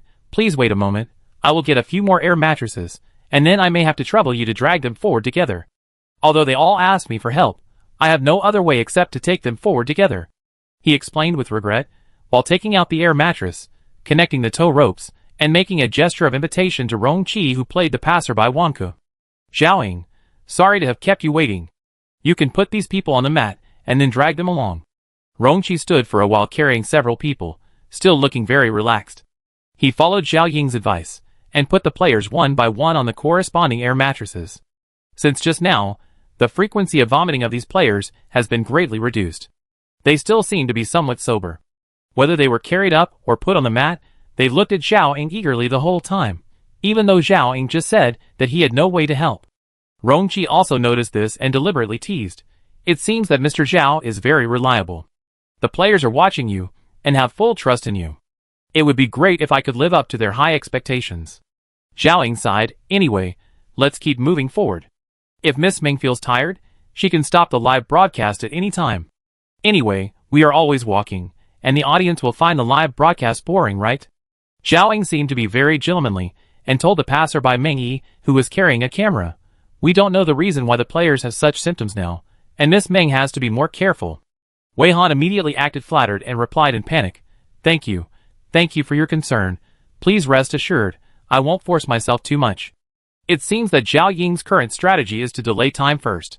He hasn't given up on letting her interrupt the filming. He is likely to secretly create some accidents on the way to make her stop filming passively. Wei Han anticipated this, and made defensive preparations in advance. Now at least it can be confirmed that Zhao Ying will not take action during the live broadcast. But if the filming is interrupted, and the live broadcast is terminated, then I don't know what Zhao Ying is going to do. After the few people reached a consensus, the only people left outside the camera were the passerby Meng Yi who was filming, and the young man, with a dull expression. Zhao Ying said that he was a photography assistant, and asked him to stay outside the camera to assist her filming. In the camera screen, there were 4 people walking forward, one of them dragging a string of air mattresses, and a player was lying on each air mattress. These players had pale faces, and would make retching movements from time to time. Each of them had big eyes, full of fear, and would poke their stomachs and touch their faces from time to time. They all looked abnormal. This scene looked like Wang Ku was being squeezed madly. After walking a short distance, Zhao Ying also realized this and suggested that Ben Hua and Sun Yun could help. But Rongqi took a look at the two people's dull appearance and rejected such a proposal. He showed off his strength again and said very considerately, "Mr. Ban and Miss Sun don't look good either. Let them have a good rest first. Let me do these rough jobs." Just like that, after the little episode just now, Beidou Xingyue's live broadcast returned to its original boredom. But the boredom now is different from the boredom before. The audience had nothing to talk about when watching the live broadcast before, but now the audience can talk about too much. First of all, why did the players vomit the candy-colored sticky liquid in the background? It was a hook that hooked the audience to continue watching. As the players continued to move forward, the audience started various discussions in the barrage. Even if it was a boring scene, Wei Han never stopped shooting. On the contrary, she shot it very seriously. After walking for another half an hour, Wei Han was filming when she suddenly felt someone approaching. She turned her head very alertly and found that the photography assistant was walking towards her, less than 5 steps away. The photography assistant still had that dull expression. When he approached, Wei Han stared at his empty eyes and felt that he was not walking by his own subjective consciousness, but was controlled by something much like a puppet. It was not until Wei Han stared at his eyes for more than 3 seconds that his eyes seemed to regain focus, and he said to her in a serious tone, "Ms. Ming, you have been carrying the camera and filming for so long. You must be very tired, right? I can take over, and you can take a rest first." If this photography assistant is really a puppet, then it must be controlled by Zhao Ying. Wei Han did not reply immediately, but used the superimposed visual state of the skill to see through the photography assistant's brain. It happened that the last small light spot on the surface of his brain was completely melted into his brain. Now when he looked through his brain again, there was no abnormality in his brain. Wei Han looked down and found that the blue and yellow patterns on his body had become lighter in color, but the effect of this thing did not seem to be weakened by fading. The degree of melting in the photography assistant's body has been very stable. When Wei Han saw the photography assistant's hand, she narrowed her eyes subconsciously. She actually saw 2 overlapping icons on the photography assistant's open palm. Although she did not pay special attention to the photography assistant's palm before, she did remember that there was only one blue star icon on his palm before, and there were no other different icons. And the other planet icon cannot be seen directly with the naked eye, and can only be seen with the eye of truth. What is going on? Is it because of the mucus left in the assistant photographer's body? Or is there another reason? Coming to this dungeon, no problems were solved, but various problems were added. Wei Han was stunned for a moment before she came to her senses, and immediately declined the assistant photographer's request. "It's okay, I'm not tired. My companions and I have our own strengths. I don't have much strength, but I have great patience. I can hold on for another 10 days. She didn't even have to guess. If she handed the camera to the assistant photographer, the live broadcast would be interrupted again within 3 minutes. After being rejected by her, the photography assistant did not give up. Instead, he stretched out his hand and wanted to take the camera away directly. His attitude was a bit tough, and he was still saying, "This is not good.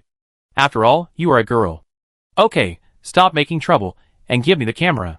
Even if you are not tired, your shooting skills are hard to compare with professional photographers. Although I am barely an intern photographer, I am much better than ordinary people who don't know photography." His hand has already grabbed the camera directly. Wei Han has no intention of letting go. He secretly competes with the photography assistant in tug-of-war. He is also very polite. "It's really okay. Assistant, your condition is more worrying. Although I don't know what happened to you, you still need a longer rest." The strength of this photography assistant exceeded Wei Han's expectations. Wei Han could directly grab the camera with his brute force, but because both sides are strong enough, violent struggle will damage the camera, which will fall into Zhao Ying's plan. In order to prevent the camera from being damaged, Wei Han weighed the pros and cons in her mind and decided to use a skill, a common freezing skill, to freeze the assistant's hands, making them unable to use their strength. This trick was quite useful. After using the skill, Wei Han easily snatched the camera. She also quickly dodged and kept a certain distance from the assistant. The assistant didn't seem to realize what was happening. He just looked up at his hands, which were in a gesture and could not move. Wei Han explained very sincerely, "I'm sorry, I was afraid that the precious camera would be damaged in the process of fighting for it, so in order to calm you down, I used the freezing skill on your hands. It will freeze automatically in a while. I think you can calm down a little bit, assistant. The photography assistant walked a few steps silently with a stern face. On the other side, Zhao Ying lowered his head. His face was so gloomy that water could almost drip out of it. After the photography assistant's action failed, Wei Han began to encounter some small accidents during the filming process. For example, she was walking well, but suddenly a small piece of mucus seemed to be frozen, as slippery as ice. Another example is that although there was no wind all the way, she encountered many wind blades during the filming process. These wind blades that suddenly appeared could cut through steel.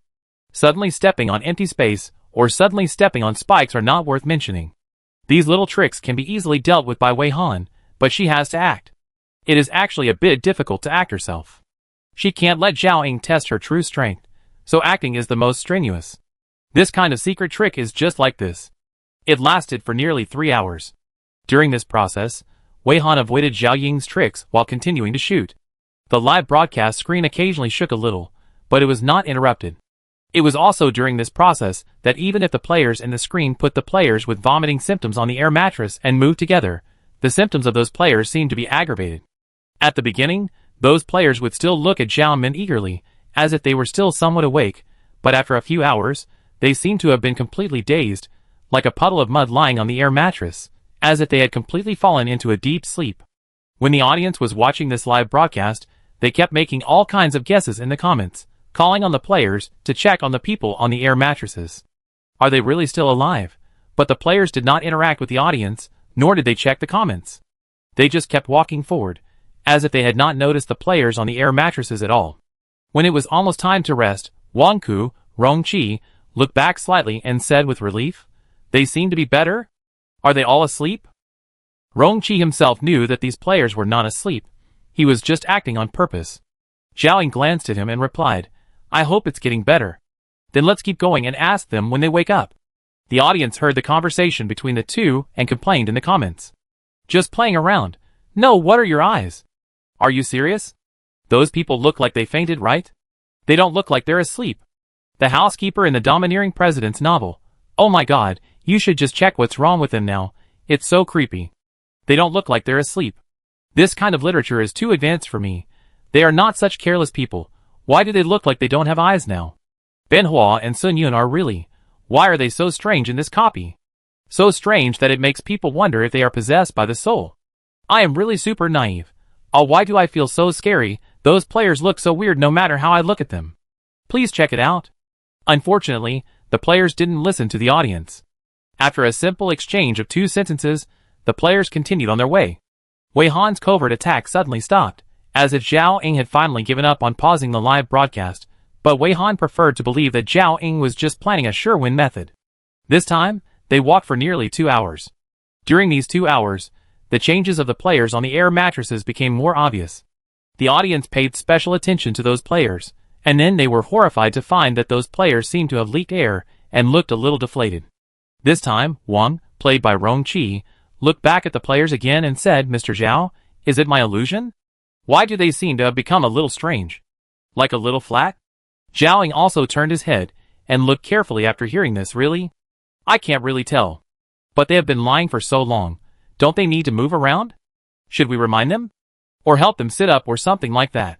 The two of them acted out here, and Wei Han had already observed the changes in these players completely through the visual assistant skills. The changes on the players were the same as Wei Han expected.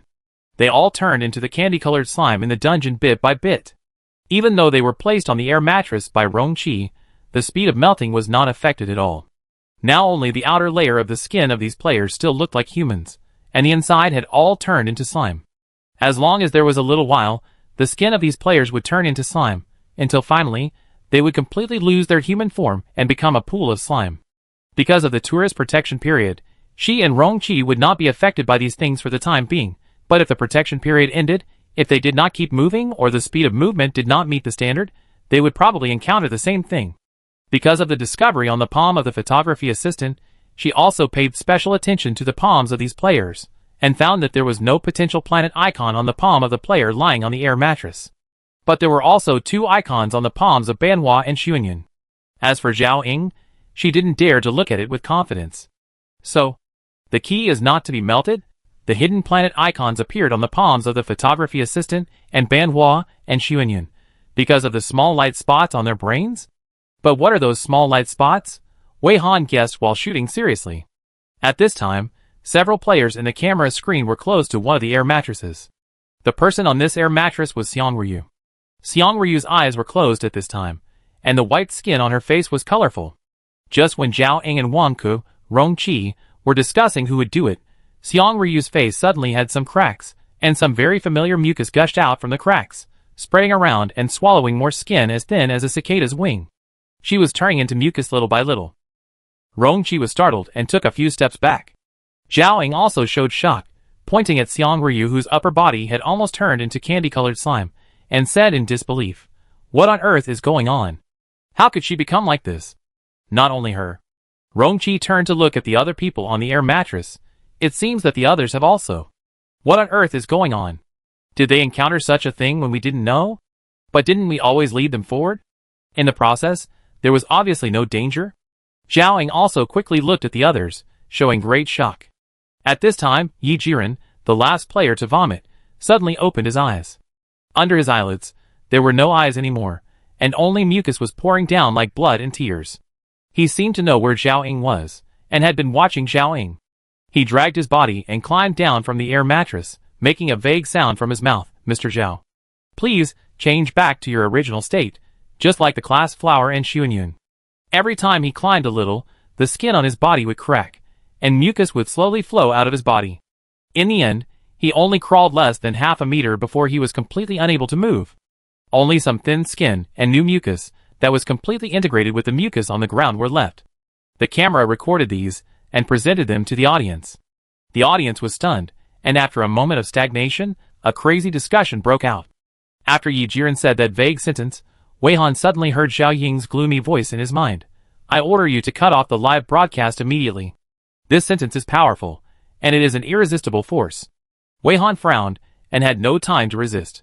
When she came to her senses, she had already unplugged the connection cable between the camera and the computer equipment. The live broadcast was forced to end.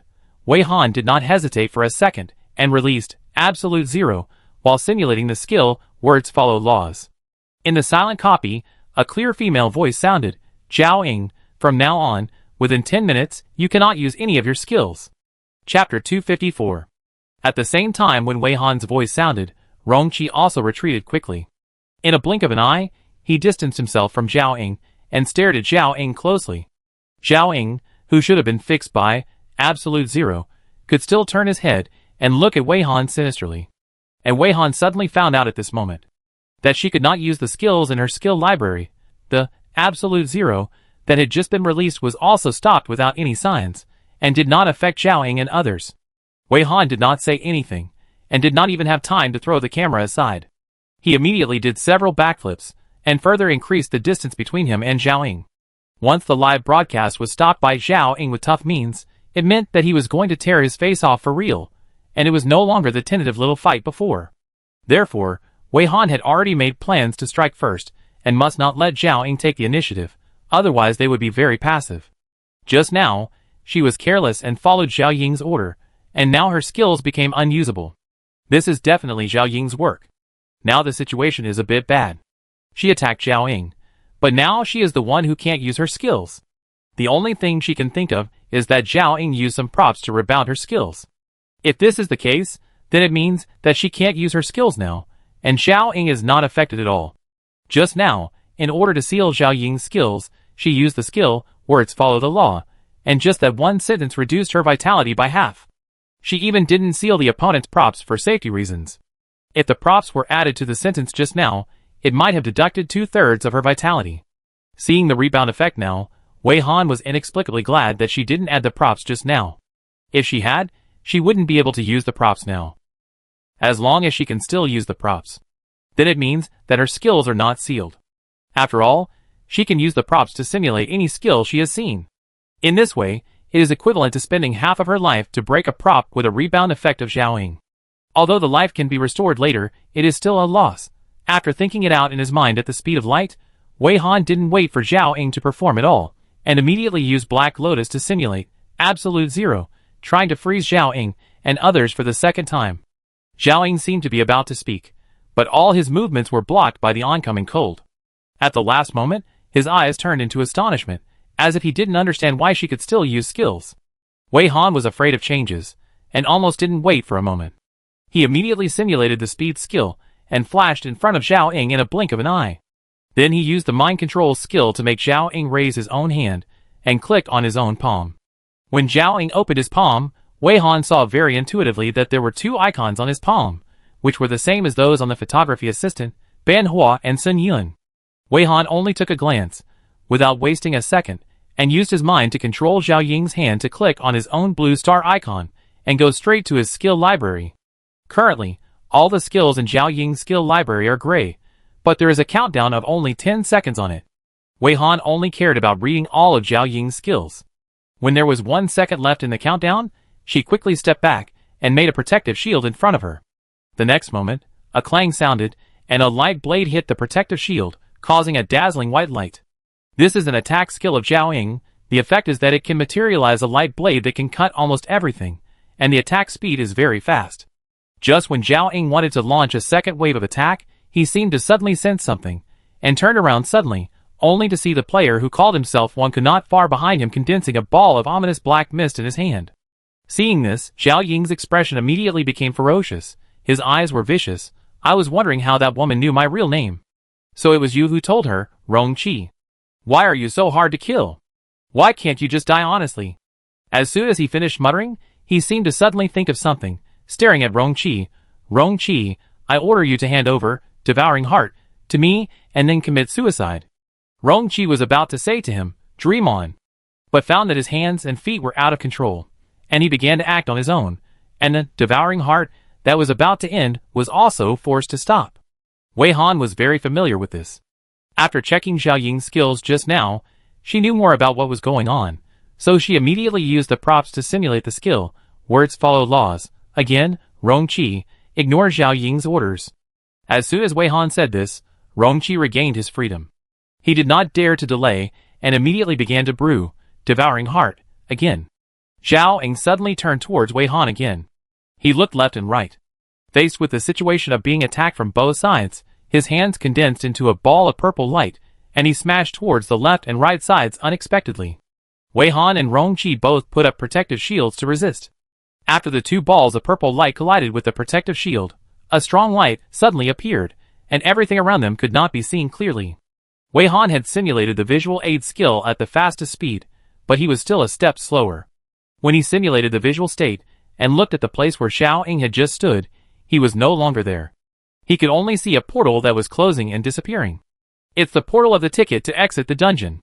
Wei Han had used the ticket to exit the dungeon, and had seen the portal that appeared when using this ticket, so he recognized it at a glance. Rong Qi seemed to have not recovered yet, and did not come out of the protective shield. He was a little shocked. He actually ran away? So fast. Wei Han was not surprised that Zhao Ying chose to run away, but was surprised that the other party was so fast that he could use the ticket to exit the dungeon and escape from the portal in such a short time. They didn't even catch a glimpse of the other party's back when he was running away. Rong Qi then let out a long breath, removed the protective shield, looked around, pointed at the situation at the scene, and asked weakly using his skills. Zhao Ying ran away alone. What about these people? And what about those players who have turned into that kind of slime? Have you looked at Zhao Ying's skill library just now? How is it? The reason why he didn't attack Zhao Ying directly was to get his skills first. Wei Han came to this dungeon to block Zhao Ying mainly for this purpose. Otherwise, Wei Han and Rong Qi would try every possible way to kill Zhao Ying as soon as possible. Wei Han pinched his brows, considering how to organize his words. He had just fought with Zhao Ying briefly and quickly, and he had obtained a lot of information. If he didn't sort it out, it would be a mess. Rong Qi waited patiently for a while, and didn't urge him. In fact, he also needed to sort out his emotions. He was really worried about making mistakes when fighting with Zhao Ying. Now facing the result of Zhao Ying's sudden escape, he felt like he was dreaming. He didn't expect that he and Wei Han could force Zhao Ying to this point. Thinking about it carefully, Rong Qi found that he didn't even know what happened before Wei Han said that. If Zhao Ying hadn't taken the initiative to break the balance, Wei Han would never have taken the initiative to attack suddenly.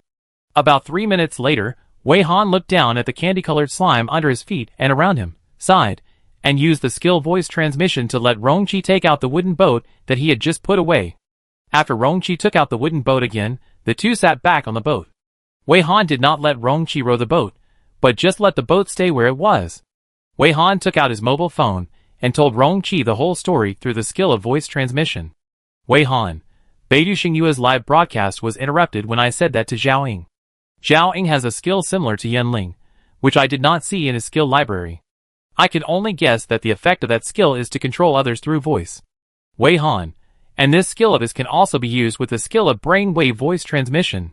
When he controlled you just now, he directly issued a command through his voice, but when he asked me to end the live broadcast, he used the voice transmission skill.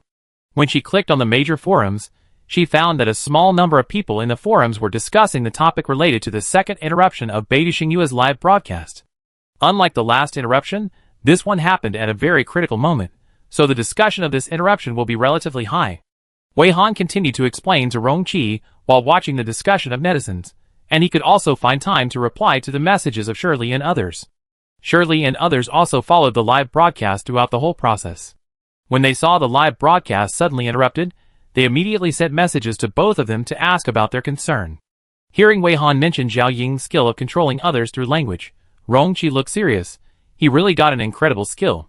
When he was chasing me, he didn't have this skill.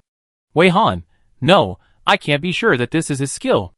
In less than 10 seconds, I have already seen all the skills in his skill library, but I really haven't seen any control skills that can achieve this effect. Without waiting for Rongqi to express his surprise, Wei Han continued, so I suspect that the skill he used is in another icon in his hand. Rongqi's eyes widened for a moment, and he looked at Wei Han blankly. Wait, you mean, there is also a planet icon on Zhao Ying's palm that normal players cannot see with the naked eye? Wei Han looked at him very calmly. Yes. The condition of the two icons on their bodies is obviously very similar to Bai Qingchuan's current condition, but they have not been affected at all. If it weren't for the Eye of Truth that can see the hidden planet icon, everything about them is the same as normal human players, and there is no restriction on entering and leaving the dungeon.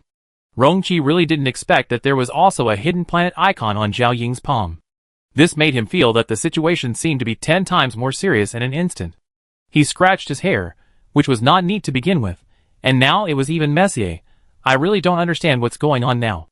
Could it be that the people on Zhao Ying's side are improving so fast? Is this related to this? Don't worry about it, just listen to me. Wei Han didn't want to be interrupted before he said anything. After being reminded, Rongqi immediately returned to silence. No matter what Wei Han said, he remained silent for the time being and stopped making rude interruptions. The reason why Wei Han could read Zhao Ying's skills in such a short time was not only because Wei Han had a fast reading speed and a strong memory, but also because Zhao Ying didn't have many skills. Among these very practical skills, there are a few very critical skills. The first one is Zhao Ying's skill that can restore the player who turned into slime to human form, called particle reorganization. The effect is that it can convert matter, and can convert water into bread, and can also convert soil into gold. From this effect, it can be seen that this skill is very useful and powerful from any angle. There are two modes for using this skill. One is temporary conversion. This mode consumes mental energy. In this mode, the converted material will be marked with a countdown mark. The countdown method is the speed at which the mark fades. When the mark disappears, it means that the skill is invalid and the converted material will return to its original state. The time mark is designed by the user, and this mark cannot be seen with the naked eye. It can only be seen by using certain special visual skills. In other words, the patterns Wei Han saw on Ben Hua, Sun Yuan, and the photography assistant represented that those people were temporarily converted back. The pattern with blue inside and yellow outside, and irregular waves radiating around the center of a circle, was the timing mark designed by Zhao Ying himself. The pattern faded a little bit as time passed, because the effect of the skill was counting down. Using the Eye of Truth, Wei Han had also seen how this timing mark worked. The second mode is permanent conversion, which consumes the user's vitality. There will be no marks in permanent conversion, and the converted substance will really become another thing, and will not return to the original substance. For example, if a stone is temporarily converted into bread, people will not be able to digest it after eating it. When the temporary conversion time is up, the bread will turn back into stone. But if a stone is permanently converted into bread, it is a real bread, and people will not have any effect when eating it, and it can really provide the required calories. Zhao Ying used temporary transformation on those players, allowing them to temporarily restore their human form. Perhaps this is why those players look so dull and slow. After all, the three of them may really have no souls, and only a normal-looking body is left. The second skill that Wei Han is very concerned about is a skill called swallow absorption. The description of this skill is also vague, but from the name, it can be seen that this is also a swallowing skill. The skills in this series should be quite strong. There is another skill called synthesis upgrade, which can synthesize some skills and upgrade them into more advanced skills. So there are not many skills in Zhao Ying's skill library, but they are all very practical, and they are all skills that Wei Han has never seen before. However, now Wei Han has seen his skill library, which is almost equivalent to mastering some of his skills. The pity is that there is not enough time to snatch Zhao Ying's props. When Wei Han and Rongqi analyzed, they corrected their previous guesses that Zhao Ying's props should not be a pure rebound effect. When she looked at Zhao Ying's skill library, Zhao Ying's skills were indeed gray, indicating that her skills were effective, but the time he was restricted was greatly shortened, so the props Zhao Ying used were more like a tooth-for-tooth effect, not completely immune to the opponent's attack. 10 minutes became more than 10 seconds, perhaps because of the effect of his other props. Because the skills in her skill library were still gray, and there were still 9 minutes left in the countdown. After this discussion, many previous doubts were solved, but new problems also arose. They still didn't understand what the two icons on Zhao Ying's palms were, and could only speculate that the dormant planet icon provided Zhao Ying with hidden strength. Through discussion, the two also thought that if Zhao Ying didn't run away and continue to fight with them, it would be hard to tell who would win or lose. But Zhao Ying didn't want to fight, and simply left the others and ran away, which seemed a bit suspicious. The progress of understanding the dungeon settings was also slow. They only knew that the longer the players stayed here, the faster they would melt. However, because they came in with a sightseeing ticket, they could also learn about this creature called Yumian through the dungeon creature illustration after they went out. But now there is a question. How should they deal with these players of Beidou Xingyue? Are these people still alive in essence? The marks on Ben Hua, Xu Yun, and the photography assistant are already very light, and will soon disappear, which means that they will soon turn into a pool of slime again. After thinking for a while, Wei Han finally made a decision. I am a little concerned about the reason why the two planet icons appeared. I will try to convert a player permanently, and see what happens first. She wanted to know whether the hidden planet icons on the palms of these players were because they first turned into slime, and then were converted back from slime. At the same time, she also wanted to use Absolute Zero to draw the map of the current copy to see if the map of this copy can correspond to the hidden icon. But this work probably won't go smoothly. In the map range of this copy, only Yumian is left, and it is probably difficult to find something like terrain. While Wei Han was busy trying various things, she handed her mobile phone to Rongqi, asking Rongqi to help keep an eye on the messages on major forums, trying not to miss any messages suspected to be sent by her parents. Now there were basically only two of them left in the dungeon, so Wei Han's actions were very smooth and fast. She practiced her skills a little, and then chose Xiao Lu, the photographer from Beidou Xingyue, to permanently transform. Now the thin skin of those people had turned into mucus, and they could only tell which pool of mucus belonged to whom by the remaining clothes. Wei Han walked to the side of one of the piles of clothes, put on gloves, covered the mucus with clothes, touched the mucus through the gloves, and concentrated on using skills.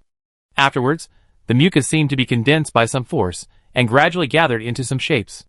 These shapes were crooked at first, but after several adjustments, they formed very clear shapes, from feet to calves, thighs, buttocks and abdomen. Gradually formed, until the mucus formed a very specific human shape. Rongqi was originally reading various news on his mobile phone carefully, and he looked over unconsciously. After the mucus formed a human shape, the skin began to spread little by little from the place where Wei Han touched it as the origin, and the human body tissue was forming layer by layer from the outside to the inside. 2 minutes later, although it seemed that Xiao Lu had returned, there was still a lot of candy-colored mucus inside him. 10 minutes later, Ben Hua, Sun Yun and the photography assistant turned into mucus sculptures. They did not fall down, because Wei Han did not cancel Absolute Zero, but they no longer looked like humans. Zhao Ying's temporary transformation of skills has ended, and they really turned into mucus again. But at this moment, the photographer Xiao Lu suddenly opened his eyes, and sat up with a look of horror on his face. The clothes that had covered him also slipped down to his key parts, just blocking them. Wei Han retracted her hand, and did not ask the photographer any questions, but directly used her visual skills to check on this person. Converting this person back permanently consumed 5% of her remaining half of her vitality, which was less than she expected. Through the superposition of various visual auxiliary skills, Wei Han first checked whether those strange little light spots appeared on this person's brain. The result was that his brain was very normal, and there were no small light spots of unknown origin. Then he checked his palm. There was only one visible blue star icon on his palm, and no other invisible planet icons appeared. What the hell is going on here? I am still a human being. I am still alive? Did Mr. Zhao show mercy and help me? Where is Mr. Zhao? After Xiao Lu glanced around, the horrified expression on his face was gradually replaced by confusion. It's so messy, what's going on? He was confused for a while, and covered his head as if in pain. Why did I just look like? Am I really still a human being? Mr. Zhao will leave for a while. After Wei Han finished the inspection, he took care of Xiao Lu, but before he left, he taught me how to restore you to your original state. So I made you return to human form. Now we have to test Xiao Lu's reaction. We don't know if it's because of the permanent transformation. It seems that Xiao Lu is much more sober than the one who was temporarily transformed, and he doesn't look like he has an incomplete soul. Xiao Lu was actually talking to himself just now. After hearing Wei Han's voice, he seemed to realize that there was someone beside him, and then he immediately stretched out his hands to cover his body. Miss Ming. I'm not wearing any clothes. I covered you with a piece of clothing. Wei Han said a little speechlessly. Are you conscious now? If possible, can you tell me what you feel? You have become these. She pointed to the sticky liquid under her feet. Xiao Lu was dazed for a moment, but soon he nodded vigorously. I should still be conscious. After all, I have regained my human form now. Please don't misunderstand me. I have never died from beginning to end. I have always been alive. What does this mean? Wei Han tilted his head. You have indeed become this in every cell of your body. But you have never died? Xiao Lu said with nostalgia. I really have never died. I seem to understand what Ben Hua and the others said before. It was a very magical experience. I felt that I became very huge. I gained a lot of memories. I became vast, and it seemed that I could go anywhere in a moment. But that feeling made me feel drowsy. I was like a duckweed, being suppressed by many chaotic voices. It seemed that I would soon lose myself. It felt that being a real person would be freer. Although I felt like I had integrated into a very large family just now, I felt that I could drown at any time. Xiao Lu stretched his arms, and was grateful for his rebirth. Wei Han probably extracted a message from Xiao Lu's vague statement, that is, although the players turned into slime, they were not really dead, but just existed in the form of slime? This made Wei Han suddenly think of something. She immediately used the aircraft to fly into the air, and looked down at the area where the human players had melted. Looking down from the air, she saw very clearly that several blue star icons were converging together, and then it was like they were synthesized. After several blue star icons successfully merged, they became a slightly larger blue star icon, several times the size of a normal blue star icon. Very good. Now the reason for the appearance of those strange planet icons has been figured out. As long as the players are successfully melted, their planet icons will appear on the surface of the slime, and converge together to form a whole enlarged version of the icon. The size of the icon represents the number of players corresponding to the icon, and how many players have been melted into the slime.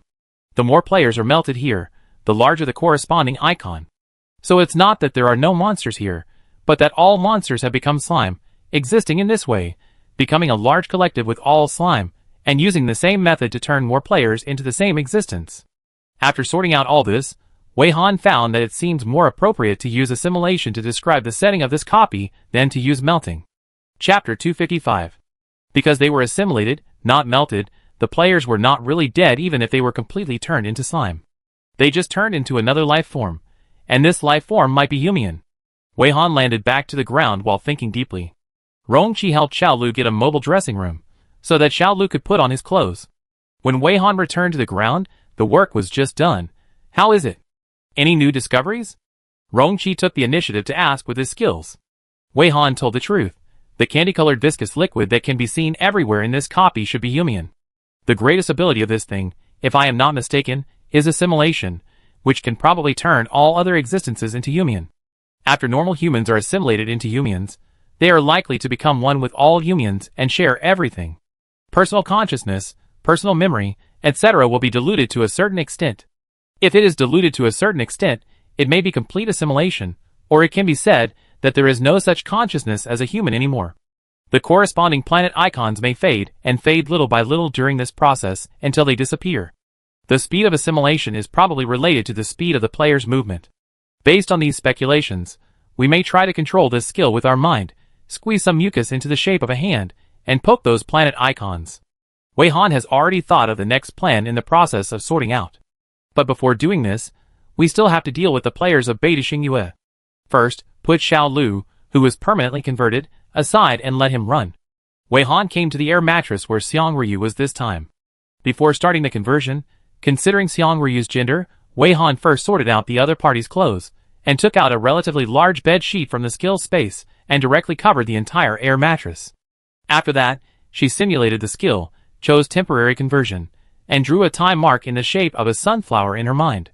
The mark lasted for 30 minutes, and the conversion officially began. The time required for temporary conversion is not as long as permanent conversion. After 5 minutes, a complete human figure bulged under the bed sheet, and then a hand suddenly pulled the bed sheet open, revealing the head. The other party seemed to have had a nightmare, and gasped heavily. Wei Han silently returned the gloved hand, and observed before Xiang Ryu came to his senses. From top to bottom, the first thing she confirmed was that she did not see the light purple dots on the surface of Xiang Ryu's brain. Then she saw the temporary mark she had made on Xiang Ryu. Now in the field of vision of the Eye of Truth, Xiang Ryu's body had sunflower patterns of different sizes. Finally, she stared at Xiang Ryu's palm for a while, and confirmed that there was no hidden planet icon on Xiang Ryu's palm. If this is the case, it can be basically confirmed that the hidden icons in Zhao Ying and others' hands had nothing to do with Yumian. Those people did not have a hidden strange planet icon on their palms, because they had become Yumian. Wei Han was analyzing in silence, and Xiang Ryu's questioning voice suddenly sounded. You, what are you looking at? Who are you? Why do you call Mr. Zhao Zhaoying? Why did you two suddenly attack Mr. Zhao? You can actually use Mr. Zhao's skills. Did you steal Mr. Zhao's skills by despicable means? Hearing Xiang Ryu asking her who she was, Wei Han silently added a key point. Zhao Ying seemed to only know Rong Qi, and had no idea about her true identity. It seems that after Xiang Ryu became Yumian, her self-awareness was clearer. She was so clear about the whole process of her and Rong Qi's brief fight with Zhao Ying. Unlike the photographer Xiao Lu, even if he was permanently converted back, his memory was chaotic and incomplete. He didn't know what happened in the outside world during the time he became Yumian. This also shows that different players have different digestion speeds after being assimilated. Some will lose their self-awareness quickly, while others will not only not lose their autonomy immediately, but may also try to control their new bodies. Facing Xiang Ryu's angry questioning, Wei Han had no intention of answering one by one, but just gave a very sincere advice. You still have 29 minutes. If you cooperate with me seriously and answer my questions well, I can give you a chance to keep your human form. Xiang Ryu was confused, but she hated the calmness of the woman in front of her. What did you say? You are too arrogant. What 29 minutes? I don't understand. You haven't answered my questions yet, and you still want me to answer your questions honestly? Ha ha. Wei Han thought seriously that Xiang Ryu might not really know the reason for the time limit, so he explained in a slightly sarcastic tone. Since your consciousness is so clear after melting, you should know that Ban Hua and the others have turned into slime again. Do you think it's because they stayed in this copy for too long? It's just because the skill that Mr. Zhao used on them has expired. Unfortunately, I can also use that skill now, so I set the time for you to be 30 minutes.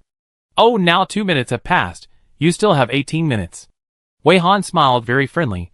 You should also know very well that Mr. Zhao, who could have saved you, has already run away alone. Now only I can give you the opportunity to escape from this copy and return to Blue Star as a human being. Xiang Ryu's face suddenly looked like she was forced to swallow a few flies. She first stared at him. He stared at Wei Han for a long time, and then he didn't know what he thought of to convince himself. So he put on a face of swallowing his anger and asked angrily, How do you want me to cooperate with you? As long as you answer my questions truthfully. Wei Han reminded him, I have the skill of lie detection. If you lie, I will know it at the first time. Once you lie, our negotiation will end directly. Xiang Ryu seemed to be exposed and became angry, and immediately shouted, Who would lie? Don't think that everyone is like you, full of lies, and not telling the truth. From the beginning, you deliberately approached us, and your goal was Mr. Zhao's skills. From a certain perspective, Xiang Ryu was really right. Wei Han not only did not refute, but also nodded in agreement. You were right.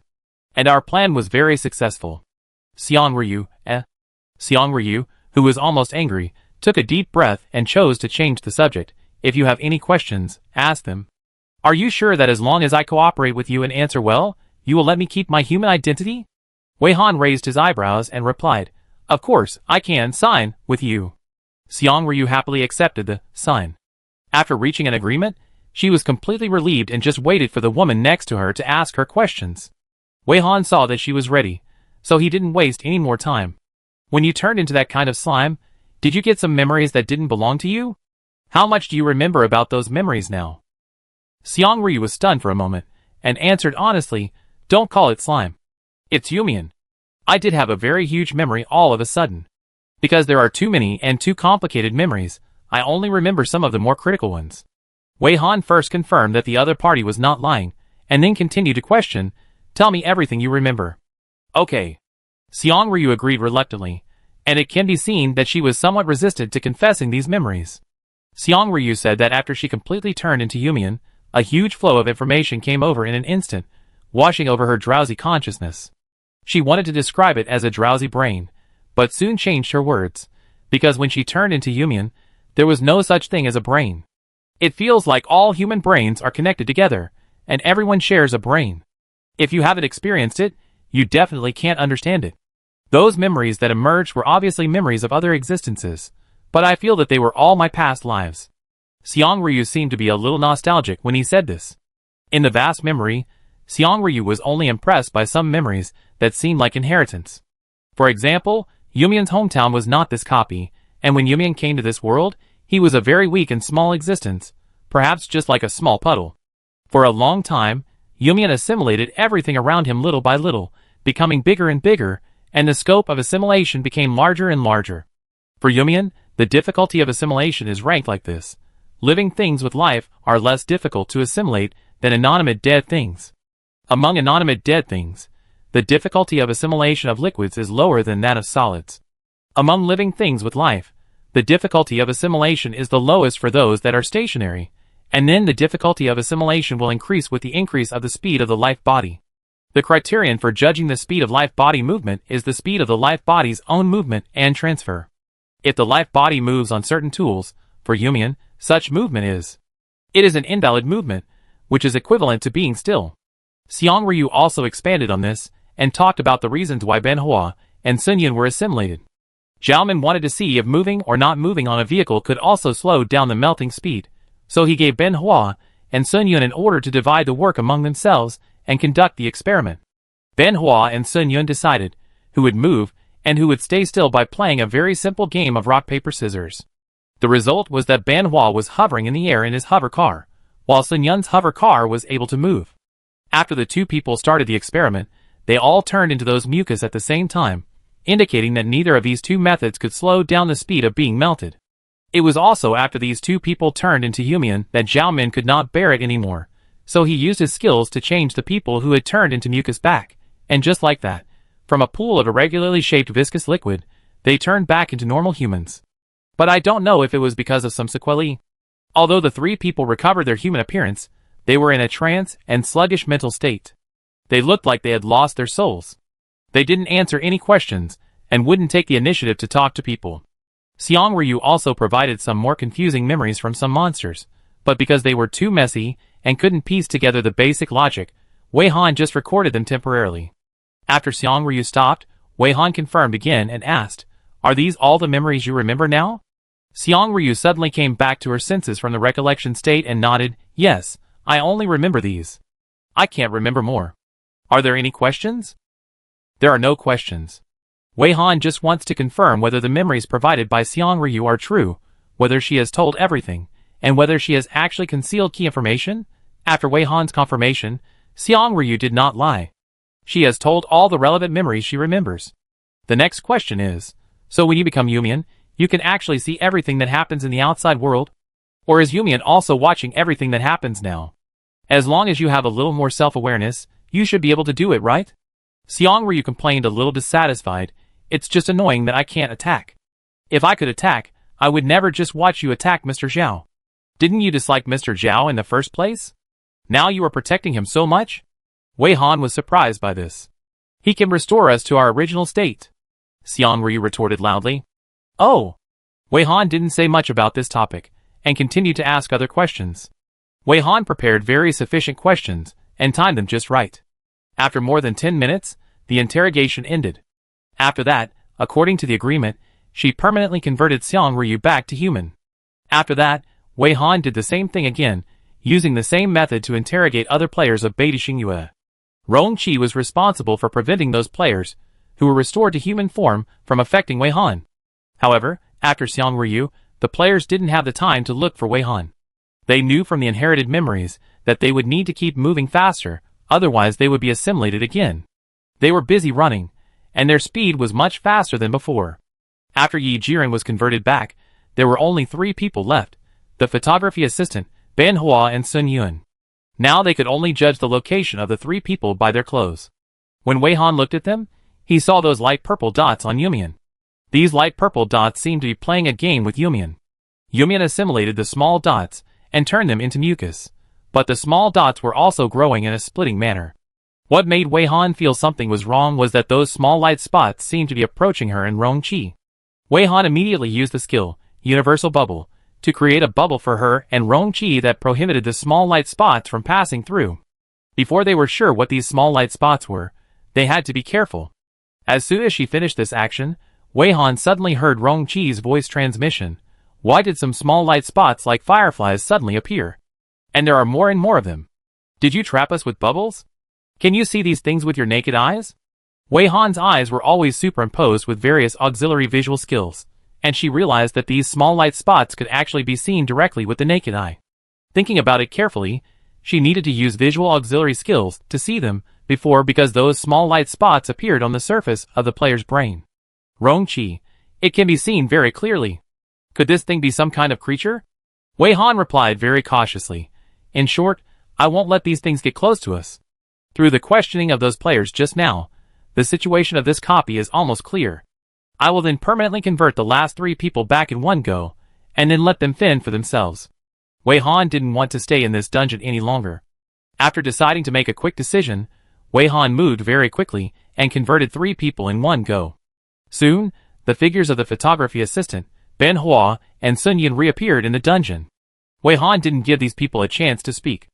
As soon as the conversion was completed, he used Absolute Zero to temporarily freeze them all for 5 minutes and check their brains, skin, and palms again. The 3 people still had an invisible strange planet icon on their palms, and their brains could no longer detect any abnormalities. After confirming this, Wei Han asked Rong Qi to take out the hovercraft, and the 2 of them left in the hovercraft, leaving only a reminder for everyone in Beiti Xingyue. She used a megaphone, leaned against the window of the hovercraft, looked down and said, "Everyone from Beiti Xingyue, in this dungeon, if you don't want to be assimilated into human, then you need to run fast enough with your legs. Although I use my skills to permanently transform you back into humans, the dungeon mission is still continuing. If you can't complete the dungeon mission and don't leave the dungeon, you will still be assimilated once. So come on, everyone. By the way, you should all know very well what kind of existence human is. So if you are lucky enough to survive until the end of the mission and want to return to the real world, I hope you will check carefully and don't bring any human back to Blue Star. Otherwise, I won't let you go." The words were finished, but Wei Han didn't retract her gaze, not because she still wanted to observe the players of Beiti Xingyue, but because she saw a new planet icon on the surface of human being formed and gradually expanded. It was the hidden planet icon of Zhao Ying and others. If it weren't for the small dots of light all over the icon, Wei Han would have thought of using mind control to let Yumian poke the icon. Now she and Rong Qi would move to another location before conducting this experiment. For the players of Beiti Xingyue, she was already very kind.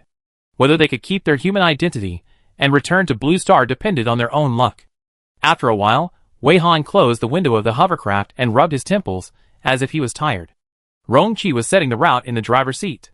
When he heard the window closing, he asked, "Are you tired? Just take a rest first, and leave the rest to me." The health value dropped a little. Wei Han yawned, "But it's okay. Let me go through all the things that happened with you." This human feels like a more disgusting life form than macrophages. Based on the information integrated from the player's interrogations, Wei Han roughly guessed such a development process. The indigenous residents of this copy are not human, but a monster similar to Lizard Nin. There used to be all kinds of strange copy plants growing here, and the scenery was also very good. But one day, Yumian came here through a portal and began its assimilation path. From the initial small puddle to a small pond, and then from a small pond to a lake, Yumian gradually turned everything around into Yumian. After an unknown amount of time, everything in this instance became Yumian, including other monsters that came here through some kind of portal. If the consciousness of a life form is not assimilated after being assimilated, if the life form is icons, these icons will appear on Yumian, and icons of the same type will gather together to become a large icon. Because Yumian can also assimilate inanimate dead things, after assimilating life forms such as plants and animals, it did not stop the pace of assimilation, and was also trying to assimilate deeper soil into Yumian bit by bit. So Weihan saw that the ratio of soil and mucus would change with death. The assimilation of this thing is very overbearing. It starts from the inside of the target, in a way that is completely undetectable and unresistible. Weihan only found out after asking the players of Beidou Xingyue that Yumian can penetrate into the inside of the assimilated target at the particle level. When the amount of Yumian that has penetrated reaches a certain amount, the assimilation officially begins. Rapid movement can only slow down this process, but it cannot be completely immune. Therefore, if you stay in Yumian's area, the final result will be assimilation. It is precisely because of this characteristic of Yumian that if players successfully complete the mission and return to Blue Star, they must check it carefully. There must not be any mistakes, and this thing cannot be brought to Blue Star. Rongqi was sweating coldly after hearing this, and he exhaled a long breath, so this is also a skill that can only be passed with special skills. Zhao Ying's particle reorganization is really a lucky thing. It is probably because of this skill that he has no signs of being assimilated. The copy is almost figured out. Let's land later, and see if those big icons can be clicked.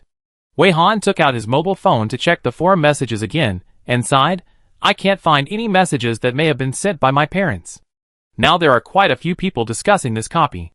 Maybe it's just that my uncle and aunt haven't entered the stage where our parallel world is. Rongqi comforted, the live broadcast of this copy was also suddenly interrupted, and it's normal for people to discuss it at such a critical time. Weihan suddenly laughed twice. I took the camera of Beidou Xingyue away. The model is quite new. Rongqi was stunned at first, then laughed softly. Well done. Zhao Ying knows your identity, but he may not know mine yet. It can be inferred that he does not have a skill similar to Eye of Truth, and he recognized you through your skill. Weihan suddenly regained his composure and looked out the window again. Let's land here. If we can't click the icon, we will go back. Rongqi immediately controlled the hovercraft to lower its altitude, and finally hovered on the surface of Yumian. After getting off the car, Weihan used his mind control skill very straightforwardly, controlling Yumian to poke the big icon.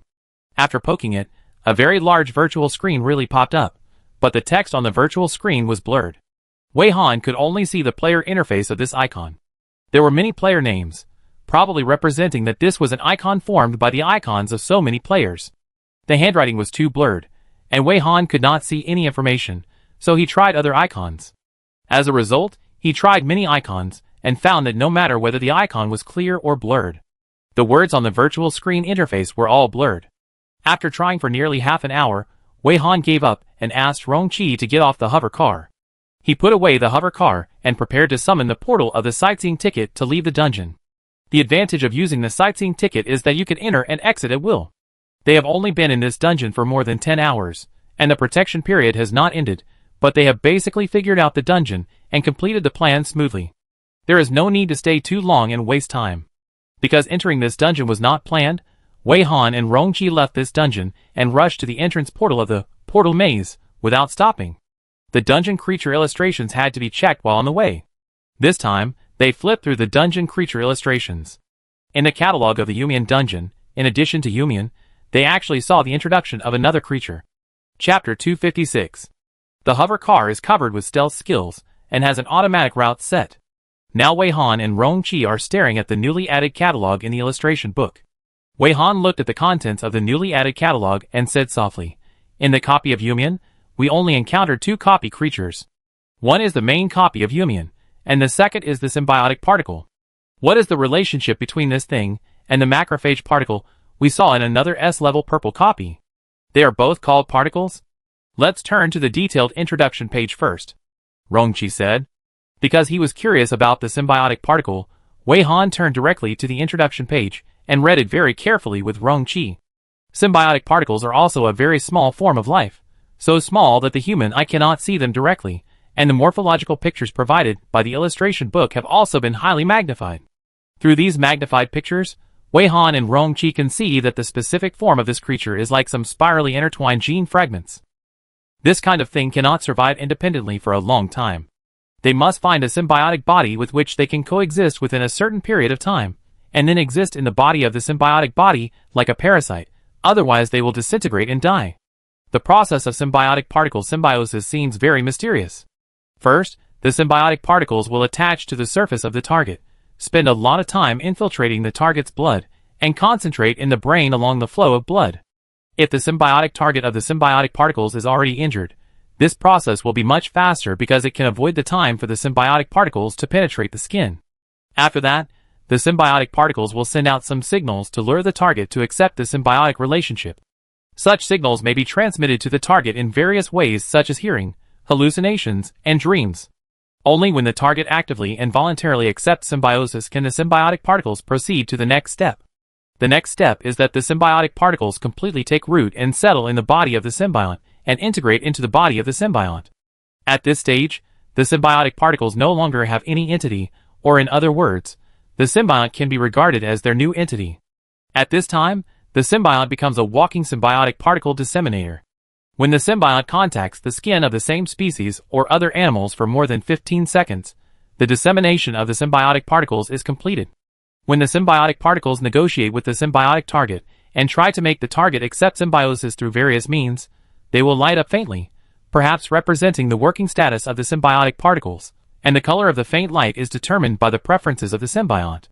When the symbiotic particles complete the symbiosis, not only will they not harm the symbiont, but they will provide various benefits to the symbiont, just like the symbiotic particles and the symbiont are one and the same. It seems that symbiosis has only advantages and no disadvantages for both the symbiotic particles and the symbiont. But in fact, in the later stage of symbiosis, the symbiotic particles can do things like taking over the body. The longer the symbiosis lasts, the deeper the influence of the symbiotic particles on the symbiont. There is a kind of subtle consciousness swallowing, just like raising a second personality that looks very weak and pitiful in the body, and this personality has been hiding its strength and weakening the main personality bit by bit until it completely replaces the main personality. If a person has just been symbiotically infected, the state at this time is that 99% of people are mixed with 1% of symbiotic particles, and they can barely be called a person. In the later stage of symbiosis, the state at this time becomes 99% of symbiotic particles mixed with 1% of people, just a group of symbiotic particles with human appearance, which can no longer be called a person. In addition, the length of time that symbiotic particles can survive alone in different environments is also different. It is a pity that the illustration does not provide query, otherwise Wei Han would like to know how long this thing can survive alone on the blue planet. Although the illustration has always said that this thing is symbiotic, whether it is the way of transmission or the way of survival, it is actually more like a parasitic that is difficult to describe, and it is like a virus. Fortunately, we didn't let these things get close to us when we were in the copy, Wei Han said while flipping down. Rong-Chi analyzed in a very serious tone. The problem now is, the symbiotic particles we saw in the Yumian dungeon came from the players in Beidou Xingyue. The photography assistant, Ban Hua and Sun Yun have been symbiotic, right? The three of them must never return to Blue Star. Should we go back and kill them directly? Wei Han shook his head. It's meaningless to kill those three people. Have you forgotten that the source came from Zhaoying? And Zhaoying may have been a symbiote for quite some time. In other words, long before we knew it, these symbiotic particles had already spread secretly in the human world. We need to see if the introduction mentions the natural enemy of this thing, and whether there is any way to eliminate the symbiotic particles in the human body that has become a symbiote. Your powerful insecticide item seems to be a one-time item. If you can't attack in groups, you can only use it as a life-saving item. Wei Han has turned to a new page, and there may be a way to deal with this thing here. When he heard Wei Han mention the item, Rong-Chi also took it out and took a look, confirming that the effect of this item is very strong, but it is indeed a one-time item. He didn't say anything and continued to check the content on the new page. Symbiotic particles are not really without any weaknesses. Their life and death are actually always in the hands of the symbiote. Specifically, if a symbiote sets a condition that when the full moon on the blue star, the symbiotic particles will die, then the first full moon after the condition takes effect, the symbiotic particles in the symbiote will die, and the death will be very thorough. But the symbiote will not know this until it is swallowed up, let alone how to set the conditions. The symbiotic particles will keep this secret tightly, not letting the symbiote know this through any means, and preventing the symbiote from using this to kill them. As long as they completely take over the body, this restriction will no longer exist, and they will no longer have to endure. It can actually be used to remove the symbiotic particles in the body in this way. But what is the way to set the conditions? It seems that it is not mentioned here. After reading it, Rongqi felt very complicated. Wei Han, maybe this is an absolute secret, even the illustrated book does not know. Seeing this, the introduction of symbiotic particles ended. Wei Han and Rongqi were silent for a while, and then they scratched their hair in tacit understanding. I don't know when it started. I just wanted to figure out some very simple problems, but the more I dug, the more problems I found. Rongqi smiled awkwardly, and the smile was a bit forced. Well, now think about it carefully. We don't know when and how the symbiotic particles were brought to Blue Star. How many people have become symbiotes now? Wei Han raised specific questions one by one. Considering that Zhao Ying himself is a symbiote who has been symbiotic for an unknown period of time, and it is unknown to what extent he has been devoured by symbiotic particles, but from the actions of the dark forces led by Zhao Ying, it is hard not to doubt whether this symbiotic particle is planning something. For example, preventing humans from entering the dungeon to break through the levels to improve their strength, and for example, destroying the protective shield she used to block the red door monster. These seem to have some reasonable explanations. Even the traitors of humans that they learned from some players in parallel universes seem to be connected. It feels like my home has been robbed, and I don't know how it has been infiltrated. After listening to the specific problems mentioned by Wei Han, Rongqi couldn't help but sigh. Although we are not completely without solutions, we really don't know how the symbionts set conditions. We can't announce such things either. We don't know how many symbionts are lurking among humans. If we stand out, it means that we are in the open, and the enemy is in the dark. We may be attacked by the enemy at any time. Wei Han was also thinking about a solution to this problem. Rongqi also felt that it was difficult under the current circumstances, so he clapped his hands and suggested, "Perhaps we should meet your parents first and ask them what they think about this matter. It has been so long since the dungeon portal appeared in your native world, maybe you have encountered a similar situation?" Well, what you said makes sense. Wei Han then turned the page forward and looked at the introduction of Yumian, thinking that if there was really no other way, he would either take the risk of using words come true, or try particle reorganization, although it would be very, very, very troublesome and might not succeed. Because they had already speculated on Yumian's various characteristics when they were in the dungeon, so they basically came to check the answers to see if their guesses were wrong. The results were basically consistent with their guesses, and there was not much difference. And here also mentioned the solution of Yumian, using skills with reversal effect, or skills such as material reorganization, Yumian can be transformed into other substances. When the skill is upgraded to a certain strength, it can even not abide by the law of conservation of matter and energy, and completely restore Yumian with one click. For example, a monster eats another monster, and is assimilated by Yumian. When the skill is strong enough, Yumian can be transformed into two monsters, and both the eater and the eaten can be transformed back. After reading this part, Wei Han thought silently for a long time, and finally seemed to have made a decision. Rongqi was very tactful, and did not ask, but just told her that he had finished reading it, and she could put the illustrations away. After putting away the atlas, they checked their phones together. At the same time, Rongqi was using the healing skill to give his vitality to Wei Han. Wei Han lost a lot of vitality in the Yumian dungeon. Faced with Rongqi's kindness, Wei Han did not refuse, but occasionally looked down at their clasped hands, wondering what he was thinking. Unfortunately, until they arrived at the entrance portal of the selected portal maze, they still did not see any posts that might have been sent by Wei Han's parents on major forums. The two had to put away their phones first and prepare to enter the dungeon.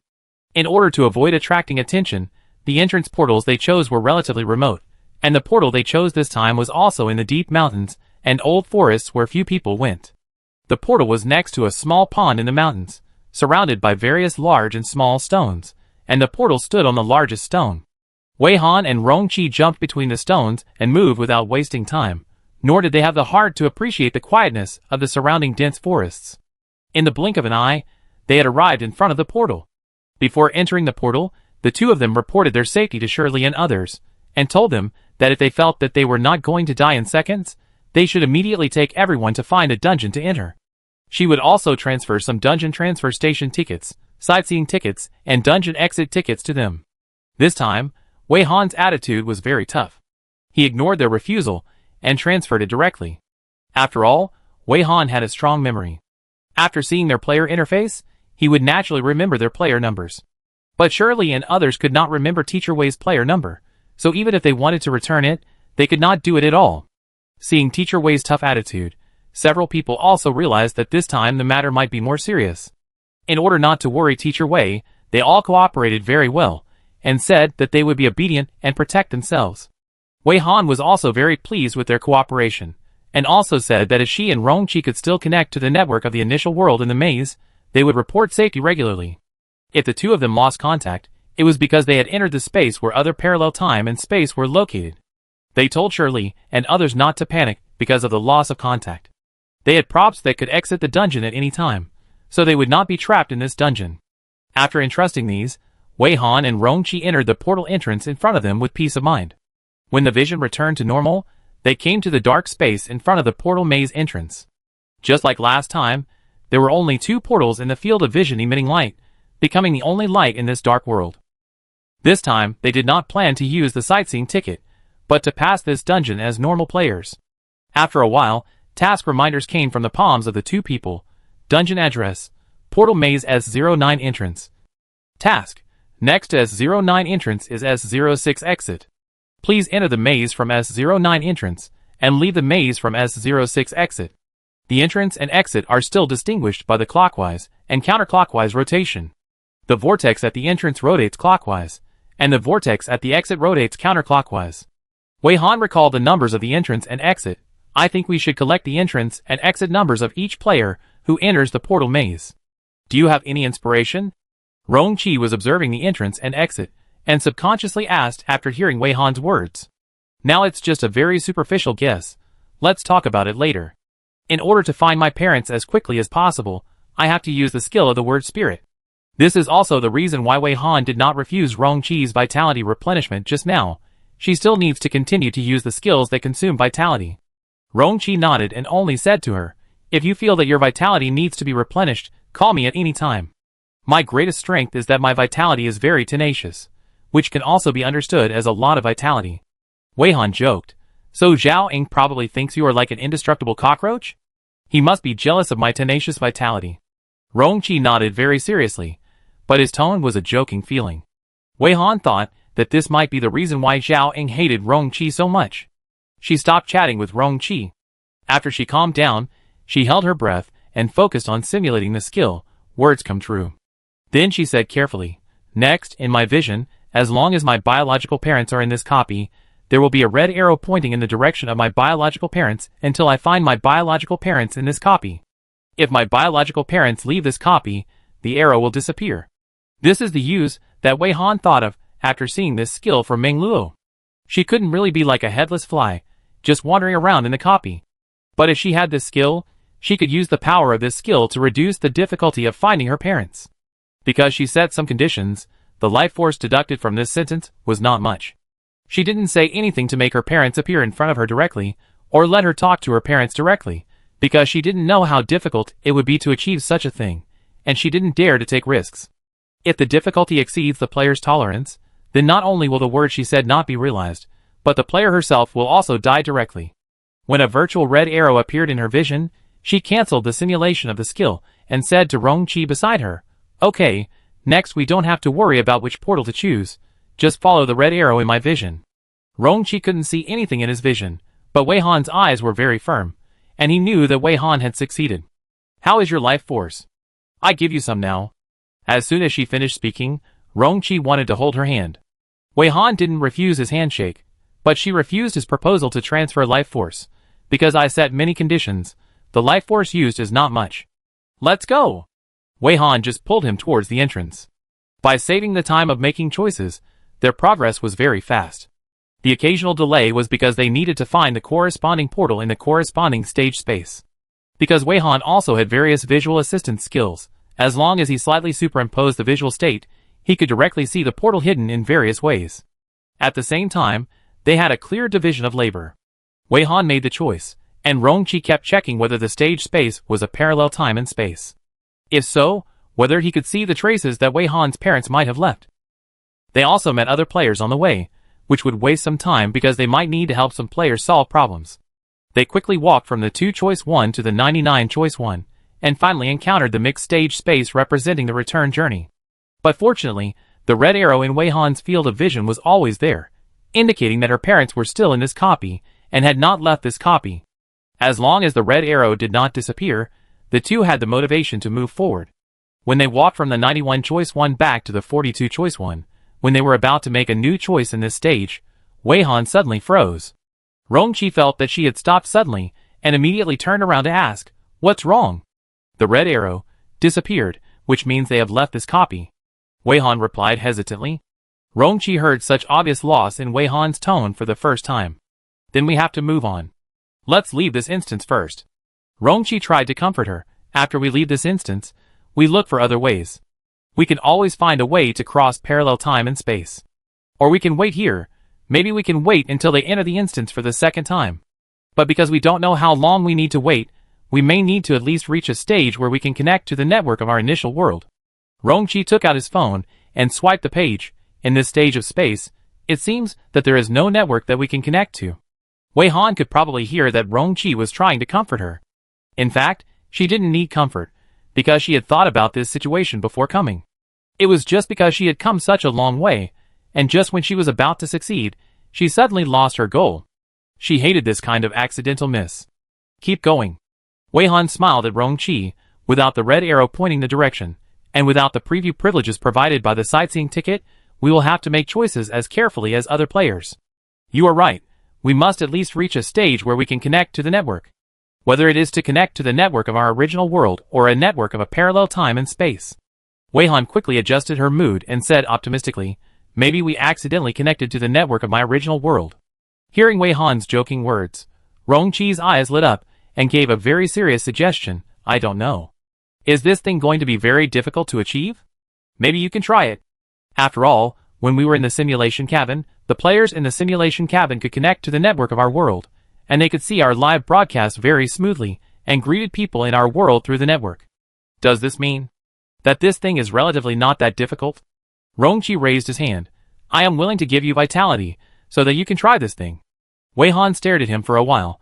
"Let's keep going. I will seriously consider it." "Okay." Rongqi was very satisfied to get such an answer from her. Next, the speed of the two people's progress was not affected by the loss of direction, and when choosing the portal, it was still very fast. Rongqi gave Wei Han the right to choose the portal. No matter what portal Wei Han chose, he just followed her. They were still far away from the end of the two-choice. In the stage space of dozens of choices, they connected to the network of other parallel time and space nearly 15 times. But after confirmation, Wei Han's native world did not appear in these dozen ordinary airspaces. Nor did they find any traces that might have been left by Wei Han's parents in these parallel online worlds. Soon, the two of them had reached the 5-choice stage before the finish line. It was also at this time that Wei Han discovered that the red arrow in his field of vision appeared again. Chapter 257. This 5-choice stage space, which is 4 stops away from the end, is a very magical space. If you shake off some liquid from those strange plants here, the liquid will not fall down, but will rise into the air and float upwards. And if you look up, you will see a layer of light green water floating in the sky, just like looking at the water surface from underwater. When the light shines down, it will also be transparent, making the light green liquid look like a huge piece of jade. The 5 optional portals in this stage are located above this floating liquid. As long as you use the visual aid skill of long-distance vision, you can see it directly with the naked eye. The method of finding the location of these portals is also relatively simple. You can find them by observing the shadows on the ground. The trouble is how to get to the air. Now Wei Han is looking at the portal pointed by the red arrow in his field of vision. While thinking about how to go up, he explains it to Rongqi. Rongqi was also watching, and suddenly heard Wei Han say, "The red arrow in my field of vision appeared again, indicating that they have entered this dungeon again. Then we have to speed up." Rongqi replied immediately. "Then I let the bubbles take us up." As soon as Wei Han finished speaking, 1 or 2 bubbles circled the two people.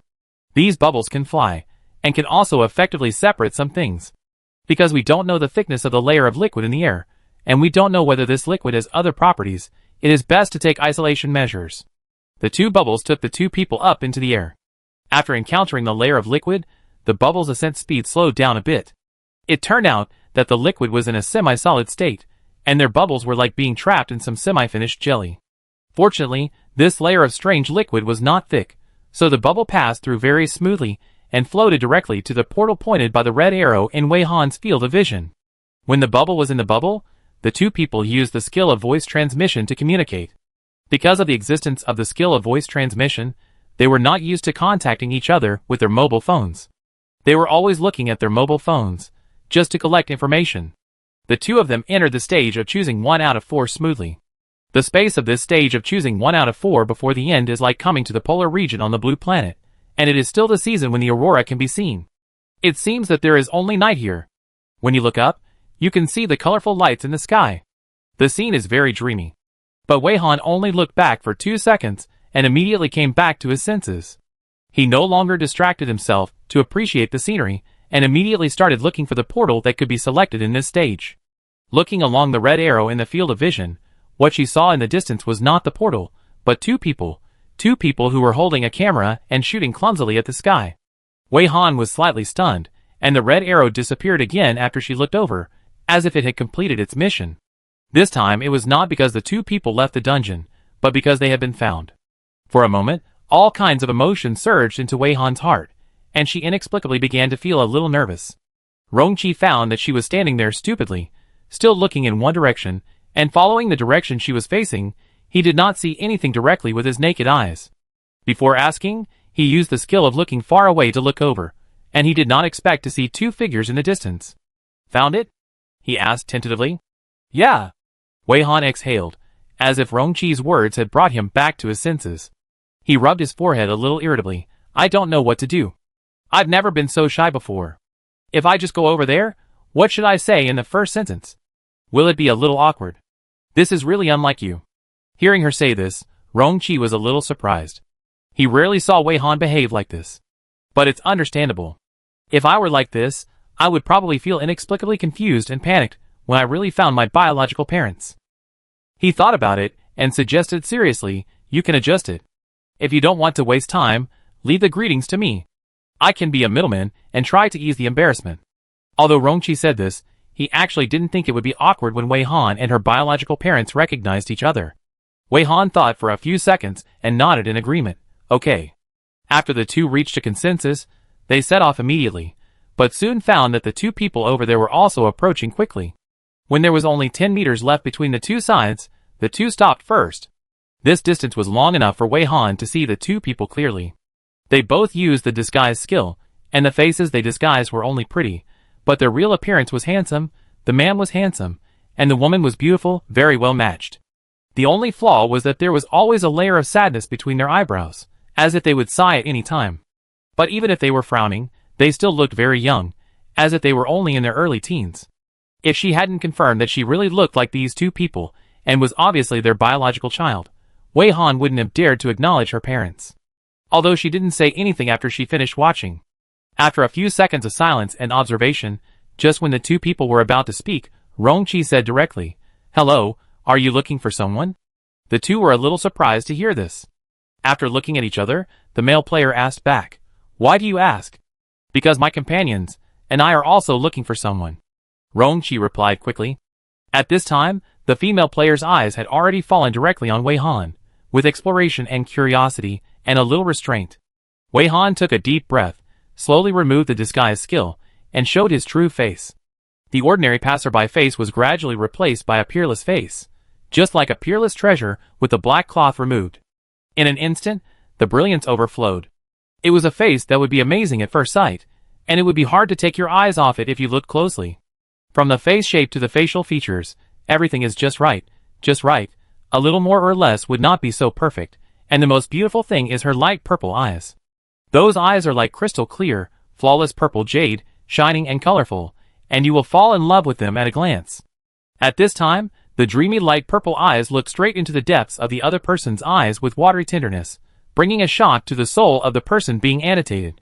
Almost in an instant, the eyes of the two people on the opposite side widened. Before they were happy, excited, they were first hit by the beauty, their minds fell into a blank, and they walked forward subconsciously without knowing it. Seeing the reactions of the two, Rongqi could probably guess what Wei Han had done. Nothing was more recognizable and impactful than her face. He didn't even dare to turn his head to look. It was too embarrassing to be overwhelmed by her beauty. In order to divert his attention a little, he remembered the topic that Zhao Ying mentioned in the Yumian copy for some reason, whether someone would use the disguise skill to impersonate Wei Han, or something like that. In his opinion, even if someone really did this, the counterfeit would only have the appearance, but not the spirit. Wei Han's beauty was not only beautiful in appearance, but also had her extraordinary temperament, which no one else had. Wei Han and Rongqi waited patiently for nearly a minute, but the two still stared straight at them, and they could even count the number of times they blinked. This made Wei Han and Rongqi curious. If they didn't give any reminders, how long would the two stare at each other? Cough. Rongqi coughed heavily, and was very glad that he didn't look at Wei Han, otherwise he would not have the right to complain about Wei Han's parents. Seeing the handsome appearance of Wei Han's parents at this time, Rongqi had already guessed that the two people also used the disguise skill. Rongqi's voice did not bring the two people back to their senses. Instead, it reminded Wei Han to use the disguise skill again to hide her true face. The disguise skill took effect, and Wei Han returned to her ordinary appearance just now. From hair color, facial features, and eye skin color, all aspects were modified, which was completely different from her real appearance. It was also at this time that the two people who were stunned just now shook their heads a little embarrassedly, and then rubbed their eyes. Looking at that expression, it was as if they suspected that what they saw just now was an illusion, and did not dare to believe that what they saw was real. Sorry. The person we are looking for is our daughter. She was kidnapped when she was young. We just made a mistake and thought we saw our daughter. I didn't mean to offend you. After the male player came to his senses, he immediately apologized very sincerely. Wei Han, Rongqi, puff. I am Wei Han. What you saw just now is my real appearance. Wei Han complained in a low voice a little helplessly. I deliberately let you see my current appearance and exchanged secret signals with you, but you actually said you made a mistake. Rongqi watched the changes in the expressions of the couple like watching a good show, and added, We have already met Bai Qingchuan and others in the dungeon and understand what happened. Uncle, aunt, hello, nice to meet you. I am Wei Han's companion, my name is Rongqi. Like you, I also used the disguise skill. He pointed to his face, and smiled sincerely. When the two heard his voice, they looked over for a few seconds, then returned to Wei Han, staring at Wei Han in another form. The female player seemed to want to reach out and touch her face, but she pulled it back halfway. Wei Han held her hand, pulled her hand to her cheek, and brought out the virtual screen so that she could see her skill library.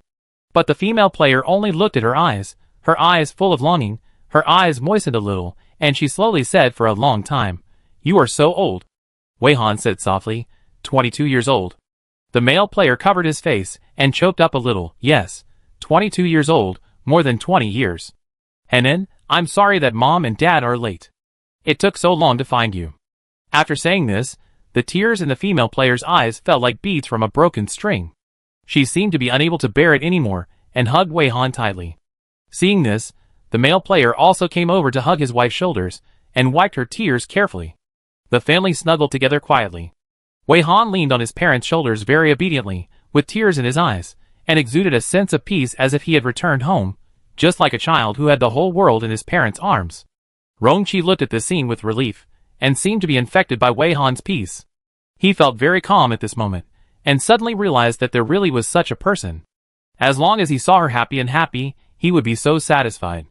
He walked away silently, found a slightly flatter high ground, took out the camping equipment in the skill space, and assembled them one by one, so that Wei Han and his family could sit down later and enjoy the short reunion time and leave beautiful memories. After a few minutes of quiet hugging, Wei Han's mother finally let go of her hand and looked Wei Han up and down carefully again. Her eyes, which were a little red after crying, were full of love, just like looking at a baby. And in addition to love, Wei Han's father's eyes also had a little more relief and pride. Can I call you Mom? Wei Han's mother asked nervously and carefully. Wei Han did not feel uncomfortable at all. He called Mom several times in a row, which made Wei Han's mother's eyes smile, and made Wei Han's father a little anxious. After Wei Han noticed it, he called out with some amusement, Dad! Wei Han's father was satisfied after hearing this, but he was a little worried and said, Will this be bad for the couple who adopted you? After all, they brought you up, and we almost didn't fulfill our responsibility to raise you. They must be very good people who raised you very well. It would be great if we could visit them. Wei Han's mother said with a little regret. Mentioning the deceased adoptive parents, Wei Han said with nostalgia, "They are indeed very good people. They are my parents, and you are also my parents. Without any of you, I would not have survived. If they knew that I found my biological parents, they would not mind, they would only be sincerely happy for me." She pursed her lips. "Didn't you meet Bai Qingchuan and the others? I thought they told you. In fact, my parents there had died before the copy came. So there is no need to visit. I will tell them the good news next time I go to visit the grave." Unexpectedly, this mentioned their daughter's sad things, and the couple hurriedly apologized. "I'm sorry. Hanan, we really didn't know about this. I'm really sorry that we made you think of sad things. We walked a while in this copy and lost contact with Qingchuan. We never connected to the network there again. We couldn't find any useful information in the parallel time and space networks we connected to. I'm really sorry. We shouldn't bring up things that are not related to the topic. This makes us very uncomfortable. Alas, why don't good people live long? And then, don't be sad. It's your parents who said the wrong thing. They really treated Wei Han like a child, and when they coaxed her, they could not help but make some clipping sounds. Wei Han was not that sad at first, but their actions reminded her of the memories of her time with her adoptive parents. Those scenes and past events were vivid in her mind, as if they were still yesterday. Some emotions buried deep in her heart burst out, the grief that she had suppressed in her heart. When her adoptive parents had just passed away for a few months, she faced the initial dungeon like hell.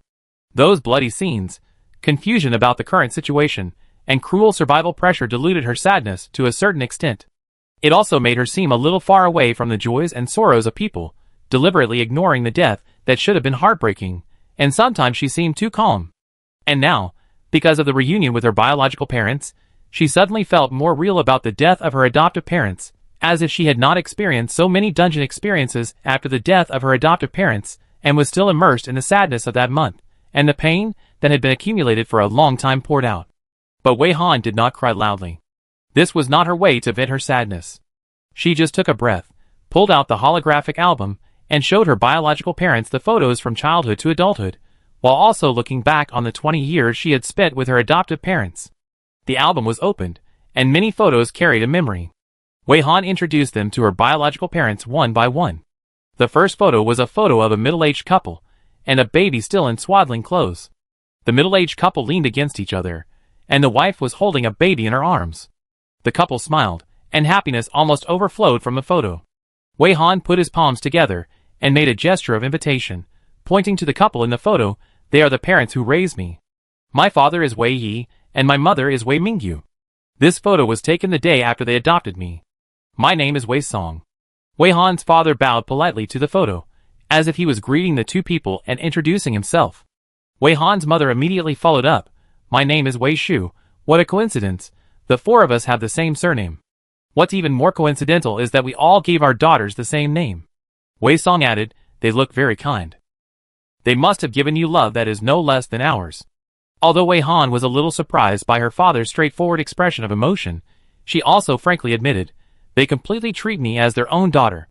But the names you gave me are all the same, which is indeed a great coincidence." Wei Han continued to flip through the pages, and there were fewer photos of his adoptive parents at the back, but they would take a family photo every year. Page by page, the girl in the album was growing up little by little, and his adoptive parents were getting older little by little. There were group photos of the girl winning awards when she was in school, photos of the girl wearing new clothes and dressed like a New Year doll, photos of the girl playing, and the girl's joys and sorrows. At the back of the album, there were more photos of people who were not family members, some landscape photos, and some objects. I started learning photography at that time. So these were the photos I took at the beginning, and later when my skills got better, I started taking photos of my parents.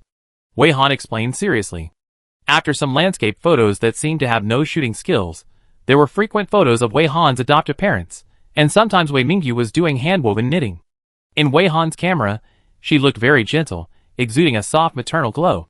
Sometimes it was a picture of Wei Yi wearing an apron and killing fish in the kitchen, and the next picture was a pot of thick, white, and delicious fish head soup.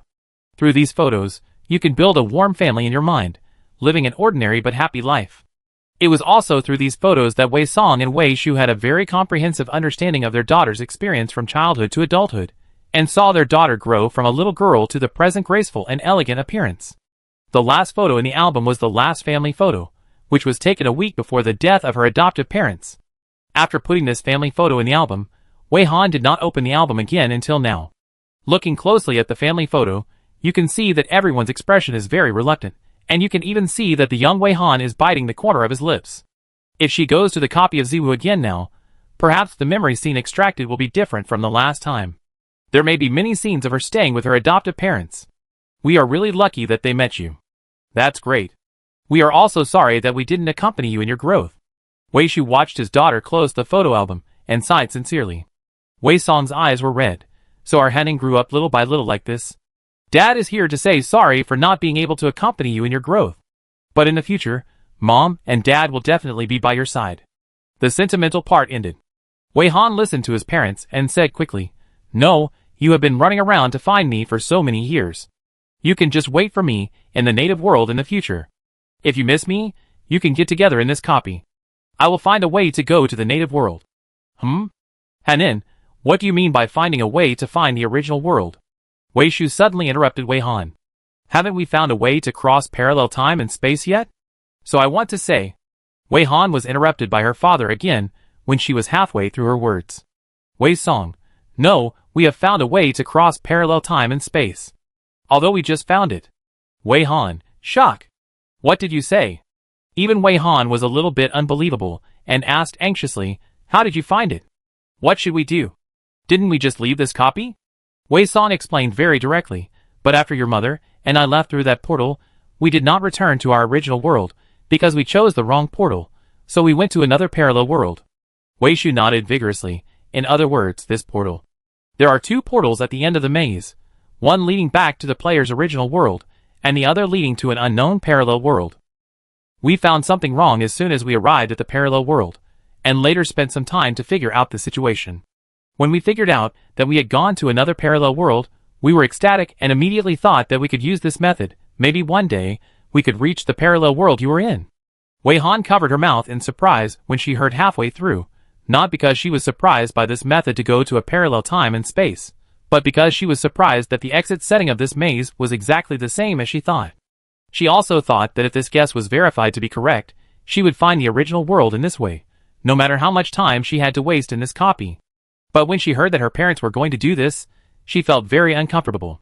You don't know how long you have to go around in this dungeon. The route is unknown every time.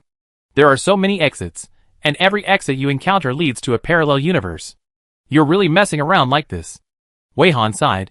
So, just leave this kind of thing to me. Because I can use skills to see the route.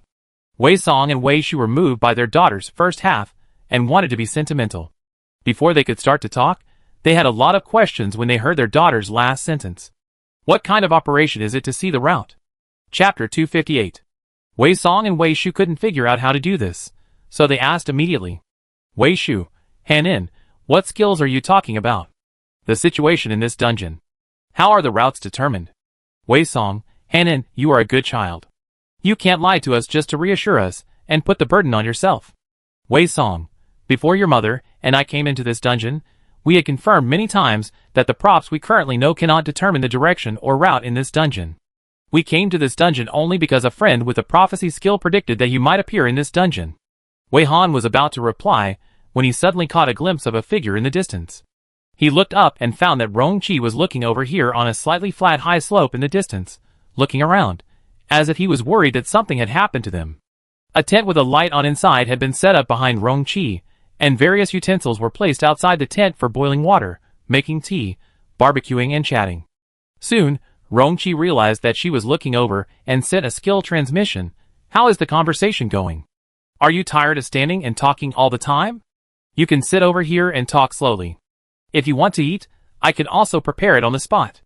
Wei Han didn't feel tired, and her parents probably wouldn't get tired that easily, but it was really not nice for three people to stand and talk all the time. Rong Qi was very thoughtful. So Wei Han replied to Rong Qi with a okay first, and then pointed to Rong Qi's side, and made a suggestion to her parents. Wei Song and Wei Shu only realized now that there was a tent set up over there. The surroundings looked very warm, like a scene in a fairy tale. After sitting down, they could see the colorful aurora when they looked up. There was a tall figure standing over there. The couple then remembered that it was the young man named Rong Qi. When he introduced himself, he said that he was Wei Han's companion. The young man looked very careful and considerate. The couple was very happy to accept their daughter's proposal.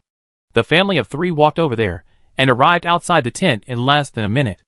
After the family of 3 sat down, Rongqi came over and asked them what they wanted to drink. He could make coffee, milk tea, fruit tea, juice, etc. As long as they wanted to drink, he would try his best to make it. This surprised Wei Song and Wei Shu. This time, they finally looked Rongqi up and down seriously and apologized for ignoring Rongqi before. Wei Song, we were so surprised just now that we could only see Henin. We didn't mean to ignore you. I'm really sorry. I hope you don't take it to heart. We have no opinion about you, and we definitely don't dislike you. Thank you for taking care of Henin. We were really rude just now. We were really surprised and couldn't calm down at all. Wei Shu was also very sincere. Rongqi had long since stopped taking what happened just now. He knew how long the uncle and aunt had been looking for Wei Han, and he could understand that the two of them could only see Wei Han at that time. On the contrary, he shouldn't have spoken out and made a fool of himself at that time. Uncle and aunt, you are too kind. Rongqi said very modestly, I shouldn't have disturbed you and Wei Han when they were reunited. Whatever response I got was what I deserved. Don't feel sorry.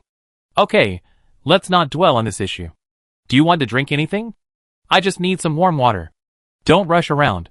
Let's sit down together later. Wei Song replied cheerfully, looking at Rongqi with admiration, as if he thought this young man was really good. Wei Shu didn't want Rongqi to be busy all by himself, serving them like a servant. They didn't like this feeling. I just need a cup of warm water. Listen to your uncle. Sit down and chat with us. Since Henin is willing to bring you to see us, you must be her most trusted partner, and you should also participate in our conversation. Wei Shu was very friendly. Rongqi nodded, then looked at Wei Han. Wei Han, what do you want to drink? I don't need it. I go with you. After saying that, Wei Han stood up and walked to Rongqi's side. Let's go. Rongqi didn't know why she suddenly became like this. He listened to her blankly and went into the tent with her. After the two young men entered the tent one after the other, Wei Song and Wei Shu looked at each other and saw some gossip in each other's eyes, and then raised their eyebrows tacitly. In the tent, the starry sky lights were turned on, and the light was soft and not dazzling. After Wei Han came in, he very skillfully found tea from his skill space, and then used the water boiling equipment to boil water and brewed a pot of tea. You and your parents have just reunited, and there must be a lot of things to say. Why are you with me at this time? Rongqi didn't understand Wei Han's operation. You made tea? Do I need to pour more water? I have already troubled you to set up the tent, and I still let you serve us like a servant. It seems a bit strange. We are companions, not master and servant. My parents said that warm water is enough because they don't want to trouble you. Let's get some snacks. Maybe some of the snacks here are not seen in my native world. Wei Han explained seriously, and took out the unopened tea set from the skill space, and put it on the tray. It's not as serious as the servants. Rongqi was a little surprised. His idea was just to make them happy. After hearing Wei Han's suggestion, he took out a new tray and carefully selected snacks from his skill space. I don't know if uncles and aunts will like snacks. Some elders will think that snacks are junk food. It's okay, if they don't eat, we will eat it ourselves. We have been busy on the road since entering this copy, and we should also take a good rest. Wei Han was also pushing handfuls of snacks onto the tray. After a while, 2 people came out of the tent with 2 trays each. One tray contained tea and warm water, and the other contained snacks and some pastries. The 2 elders found that they stayed in the tent longer than expected, so they knew that they were definitely not just going to get tea, so they were not surprised to see them carrying so many things out. Wei Han put down the snacks. We still have some fresh barbecue ingredients. After we finish chatting, we can have a barbecue. If you want other activities, we have the corresponding equipment here. After Rongqi put down his tray, he carefully distributed the tea sets and said proudly, Everyone praises my barbecue skills. When I worked in a barbecue restaurant before, many customers only liked to eat my barbecue. You also worked in a barbecue restaurant? Wei Han asked in surprise. Wei Shu's smile froze. What's the matter with working? Let's talk about the topic one by one. Let's go back to the topic before we came to the tent. It's not that Wei Han didn't want to talk about her hard days, but she was only halfway through the topic just now, and she felt like she had something stuck in her throat if she didn't finish it. Wei Song and Wei Shu didn't forget the topic just now, but they wanted to know too much about their daughter's affairs. These topics came one after another, and they were too busy. So the two decided that they would just follow their daughter's pace. Without them knowing, Their daughter had grown into a very reliable, independent, and excellent player. Facing her biological parents, Wei Han showed them all her skills and props without reservation.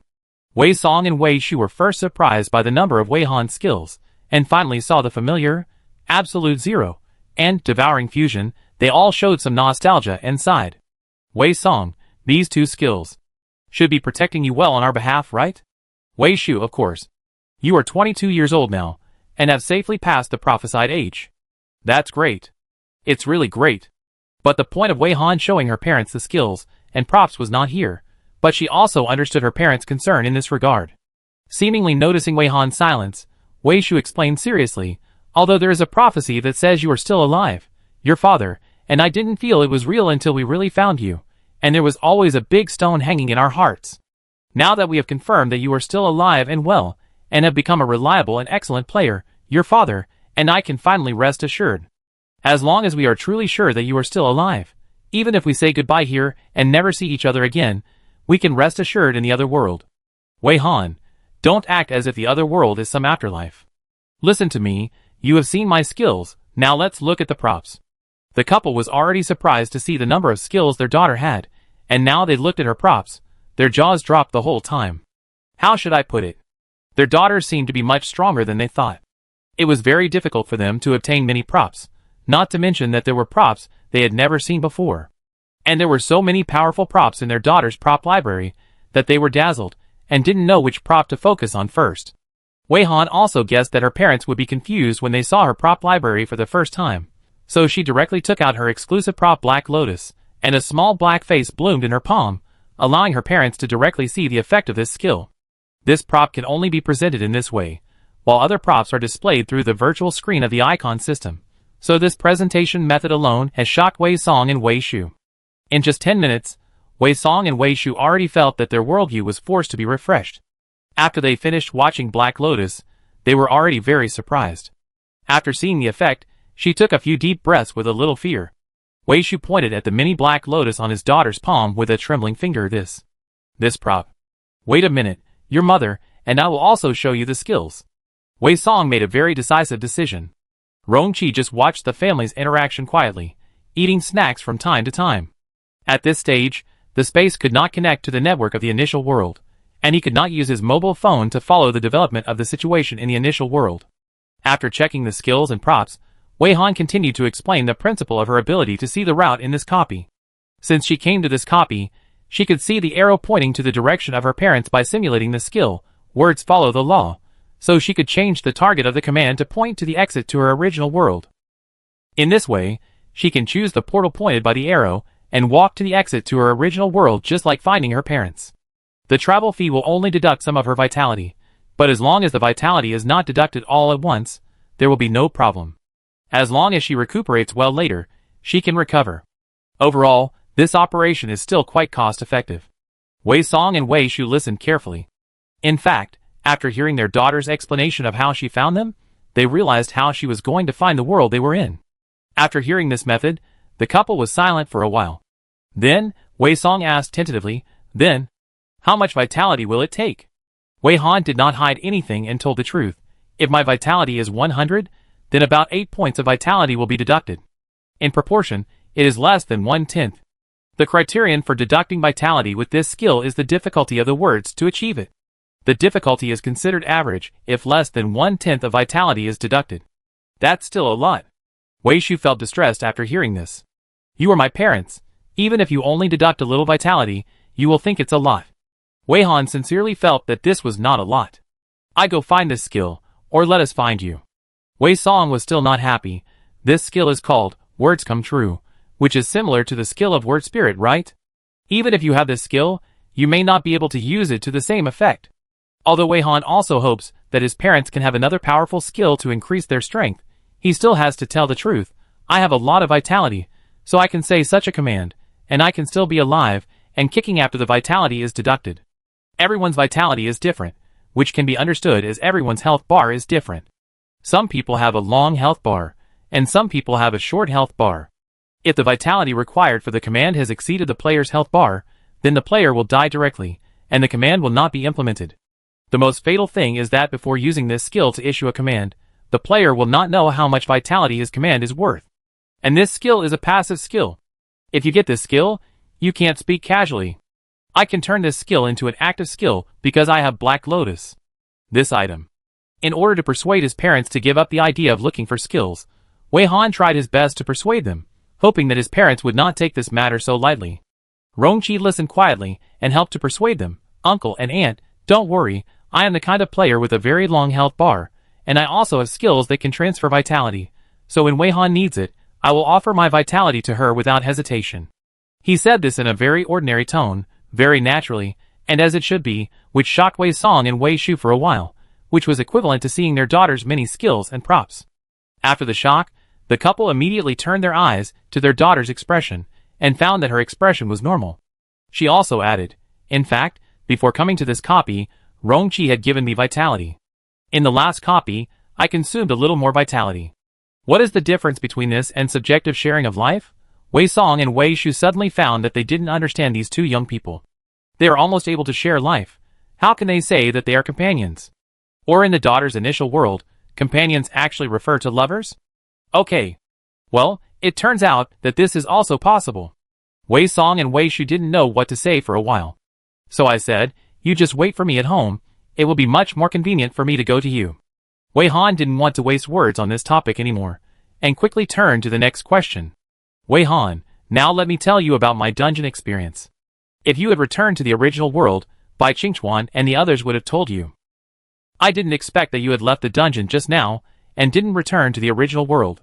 I will explain it to you again, and include some of our new discoveries. This time Wei Han started directly from her original dungeon, and it was very high energy. Although Rongqi had heard it before, he still held his face with both hands, and listened attentively. Wei Song and Wei Shu's brows never relaxed when Wei Han was describing the initial dungeon. They were very sure that Wei Han was able to survive in this dungeon, because of the two skills they prepared in advance. Wei Song suddenly said, no wonder the prophecy said that you will not live past 21 years old, because before that, you will enter such a copy anyway. This is probably destined. Wei Shu sighed, I have never seen anyone enter the black vortex-shaped portal, and we have never heard of such a portal entrance. That copy seems to exist only for Wei Han, but we can't guess why this copy exists now. Finals competition, what kind of finals is it, your father, and I have no idea for the time being. After listening to his wife's words, Wei Song also analyzed, we now roughly understand why those two skills can keep you alive. But why those two skills can make you the key to ending the portal? This is still a mystery. Wei Shu pinched his chin, I think it should be related to the finals competition or something. So I want to find a way to enter that copy again. If I really can't find the portal entrance, I may have to use the word spirit again. Skills. Wei Han did not elaborate further and continued. Perhaps because she had dug out the memories related to the initial copy and told Bai Qingchuan and the others about it, her feelings about the initial copy were no longer the rejection, resistance, or disgust she had before. She now had some other thoughts. Then she bumped into a gray dungeon transfer station portal, and went from the dungeon transfer portal to the Mushroom Forest dungeon, where she met and got to know Rongqi.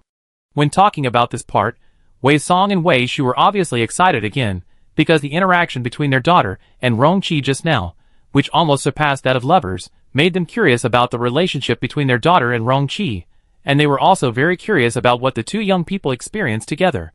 Unfortunately, the focus of Wei Han's story was not on meeting and getting to know Rongqi. She came to talk about the dungeon experience, not about her daily life with Rongqi. So when Wei Han talked about this part of the experience, the focus was on how she mastered her skills, how to find more skills, and how long it took to return to the original world. Then, after she went out, she faced a world that was turned upside down, as if she was out of touch with society, and then she adapted to society little by little, and planned her career direction to become a Dungeon Live broadcast follow-up photographer. Wei Song and Wei Shu had already known about Wei Han's interest in photography when they were looking at the photo album just now. They were not surprised to hear their daughter talk about wanting to be a photographer who follows dungeons. From here on, Wei Han carefully told her parents about the dungeons in chronological order, regardless of whether there was a live broadcast or not. This time, she talked in more detail and emphasized some of the discoveries that were of great concern in the dungeons, such as the hunt in the Mushroom Forest dungeon and the existence of a mysterious dark organization on the blue planet where she was. Another example is Bai Qingchuan, who came from an unknown parallel universe. Wei Han talked a lot about Bai Qingchuan alone. Wei Song and Wei Shu had never seen a player with two overlapping planet icons on their palms, and they were also interested in this. After discussing with Wei Han for a while, they learned that there were people with one explicit and one implicit icon on their palms. But because Wei Song and Wei Shu did not have visual skills like Eye of Truth, even if they met someone with two planet icons on their body, they could not tell them apart. In the Beach Kite Dungeon, Wei Han emphasized the answers she got from asking the icon system, and the special rewards she received. The more Wei Song and Wei Shu heard, the more proud they looked, and they were very pleased with their daughter's strength. It turned out that their daughter was able to get such a powerful prop reward after only entering a few dungeons. In the experience of the three-dimensional puzzle, the main discovery was that the use of the dungeon transfer ticket provided Wei Han with clues to her initial dungeon cognition. Wei Han spent a lot of time describing the fishing dungeon, including the special rewards and skills they got in this dungeon, the shock of unlocking a parallel world view here, and her second visit to the initial dungeon. Wei Song and Wei Shu also immediately remembered that day when they were in the dungeon. They heard Shirley and the others say that they detected the energy fluctuation of the skill, Absolute Zero, after they came out of the dungeon. They were also amazed at the process of Wei Han getting the exclusive item. They thought it would be very difficult to obtain this item, but they didn't expect it to be much more difficult than they imagined. Moreover, Wei Han also mentioned Rong Qi's help to her. The two of them had long discovered that the young men had been silently waiting by their daughter's side since a long time ago, and had experienced all kinds of hardships with her. Whenever needed, he would provide assistance to her without hesitation. This made the two of them appreciate Rong Qi even more, and they were more and more satisfied with Rong Qi. Next was the Purple Mist Dungeon. What Wei Han cared about in this dungeon was only the memory scene that was extracted from her. She herself had no impression of it, but after meeting Bai Qingchuan and others in the simulation cabin, she already knew the reason, because it was her childhood memory, which had long been sealed in the depths of her memory. When Wei Song and Wei Shu heard about this dungeon, they expressed regretfully. Some places in the original world had been invaded by this kind of thing, and became restricted areas, blocked by a powerful protective shield. Then, there was the more relaxing tourist dungeon. Wei Han mentioned that she and Rong Qi had come to this dungeon at that time, and used the sightseeing ticket. Considering that her parents were still in this dungeon, and might not have a comprehensive understanding of it, Wei Han combined her two experiences in this dungeon to integrate the intelligence of the dungeon, hoping to help her parents. After relaxing, we finally arrived at the critical simulation cabin dungeon. Wei Han also described this part of the experience in great detail, because it might involve the truth of the existence of the dungeon. She also described her encounter with Bai Qingchuan and others in great detail. This made Wei Song and Wei Shu sigh. Then we should have switched with them, so that we could have reunited with you directly at that time. The prediction of the player who gave the prophecy was not very accurate, and only gave two directions. Bai Qingchuan and the others chose that direction, so we chose to come here. What's the impact? Anyway, we have successfully joined forces now. Wei Han emphasized seriously, I will come to you as soon as I figure it out. Rong Qi said, no you didn't. You went to another dungeon first. Speaking of the dungeon before coming here, Wei Han directly changed the subject and talked about the Yumian dungeon. The focus of this dungeon is the creature Yumian, the fight with Zhao Ying, and the abnormalities seen from Zhao Ying. So far, many mysteries are intertwined, and Wei Han expressed his desire to ask his parents for advice. Faced with their daughter's request for help, Wei Song and Wei Shu both said regretfully, we haven't seen the thing called symbiotic particles either. We can't guess what conspiracy the player named Zhao Ying has. As for the truth of the dungeon, we are more confused than you. When the parents said this, it sounded like they were powerless, but the next moment, Wei Shu changed the subject and clicked on the virtual screen of the icon system on his palm, the player who once predicted you. Before he died, he gave us something and said that when we find you, we will give you this thing, saying that it can help you point the way. She poked at the virtual screen and clicked on the introduction interface of a prop. The interface showed an unfolded scroll, but there was nothing on the scroll. Wei Shu introduced, this prop is called the Scroll of Hidden Will, and it is blank in my hand. Only when I give it to you, the content on it will appear. He said that he must give it to you. Maybe after you get this thing, you will know how to solve all the mysteries. Chapter 259. Wei Han didn't expect that her parents would bring such a crucial thing to her. When her mother introduced the props, she was also carefully reading the description of the props. The Scroll of Hidden Last Words is like this. To use this prop, there must be a user and a receiver. Both of them are based on the player number, and they cannot be the same number. When the user uses the prop, he must first enter the player number of the receiver to confirm the entrustor of the last words. In this way, except for the receiver of the last words, no one else can see the content on the prop and cannot really use the prop. The meaning of last words here is actually more like a last wish. The user can simply leave some words to the receiver, or put props and skills in it, but there are restrictions on the types and quantities of props and skills. If the user leaves words similar to making a wish, and the wish is related to the receiver, then the prop will respond to the user's last wish to a certain extent and give the receiver some help. When the user uses the props during his lifetime, the props will be truly activated and take effect after the user dies. The recipient can use this prop to see the last words left by the user. After Wei Shu found that his daughter was reading the description of the props, he did not speak again and waited quietly for her to finish reading. When Wei Han had finished reading and retracted his gaze, he began to observe the appearance of the props on the virtual screen. Wei Shu continued to explain, "Wait a moment, I will transfer this prop to you immediately." Wei Han reminded, "First, we need to see if we are in the same time and space. Although we can see each other and touch each other, it does not mean that we are in the same time and space. Compare the time on both phones to see if the date and time are the same, and you will know the answer." Wei Song immediately remembered the key point his daughter mentioned when she described the portal maze in detail. Without asking any more questions, he took the initiative to bring up the interface of his phone for his daughter to compare. Wei Han also brought up the time interface on his phone, and pushed the virtual screen close to her father's. Now it can be clearly seen that the date and time on the virtual screens of the two phones are the same, but when Wei Han was in the previous stage, it was not the date and time on the current phone, so Wei Han and Rongqi entered a new parallel time and space after they came to this stage. Wei Song was also observing the date and time on both phones, like Wei Han, and it seemed that he had something to say. When Wei Han noticed it, he looked over, "Dad? Do you have anything to say?" Wei Song was almost forgot what he wanted to say when his daughter called him Dad naturally. He scratched his head, "It's nothing. I just want to say that our date and time have not changed. Does this mean that when you and Rongqi came to this stage from the previous stage, you came from the previous parallel time and space to the same time and space as us?" On the other side, Wei Shu, who saw the result, had already begun to skillfully enter Wei Han's player number on the gift interface. In theory, it is true. Now let's see if Mom can successfully transfer the props. Wei Han looked at her mother's hand who was entering the number and asked, "Mom, do you need me to report the number?" Wei Shu didn't even raise his head. "We have memorized your player number a long time ago. Otherwise, how do you think Uncle Yu left this item for you?" "Uncle Yu?" Wei Han repeated the name. Wei Shu explained, "It's the player with the prophecy skill. He is a male player. He is our distant relative, much older than me and your father, and has always been in poor health. Mom and Dad will tell you about him when they have the chance." "Okay." In fact, Wei Han was about to say that she also wanted to know about this player. Soon, Wei Shu had completed the item gift, and Wei Han immediately felt a burning sensation in her palm. After clicking the icon, a message notification interface popped up immediately.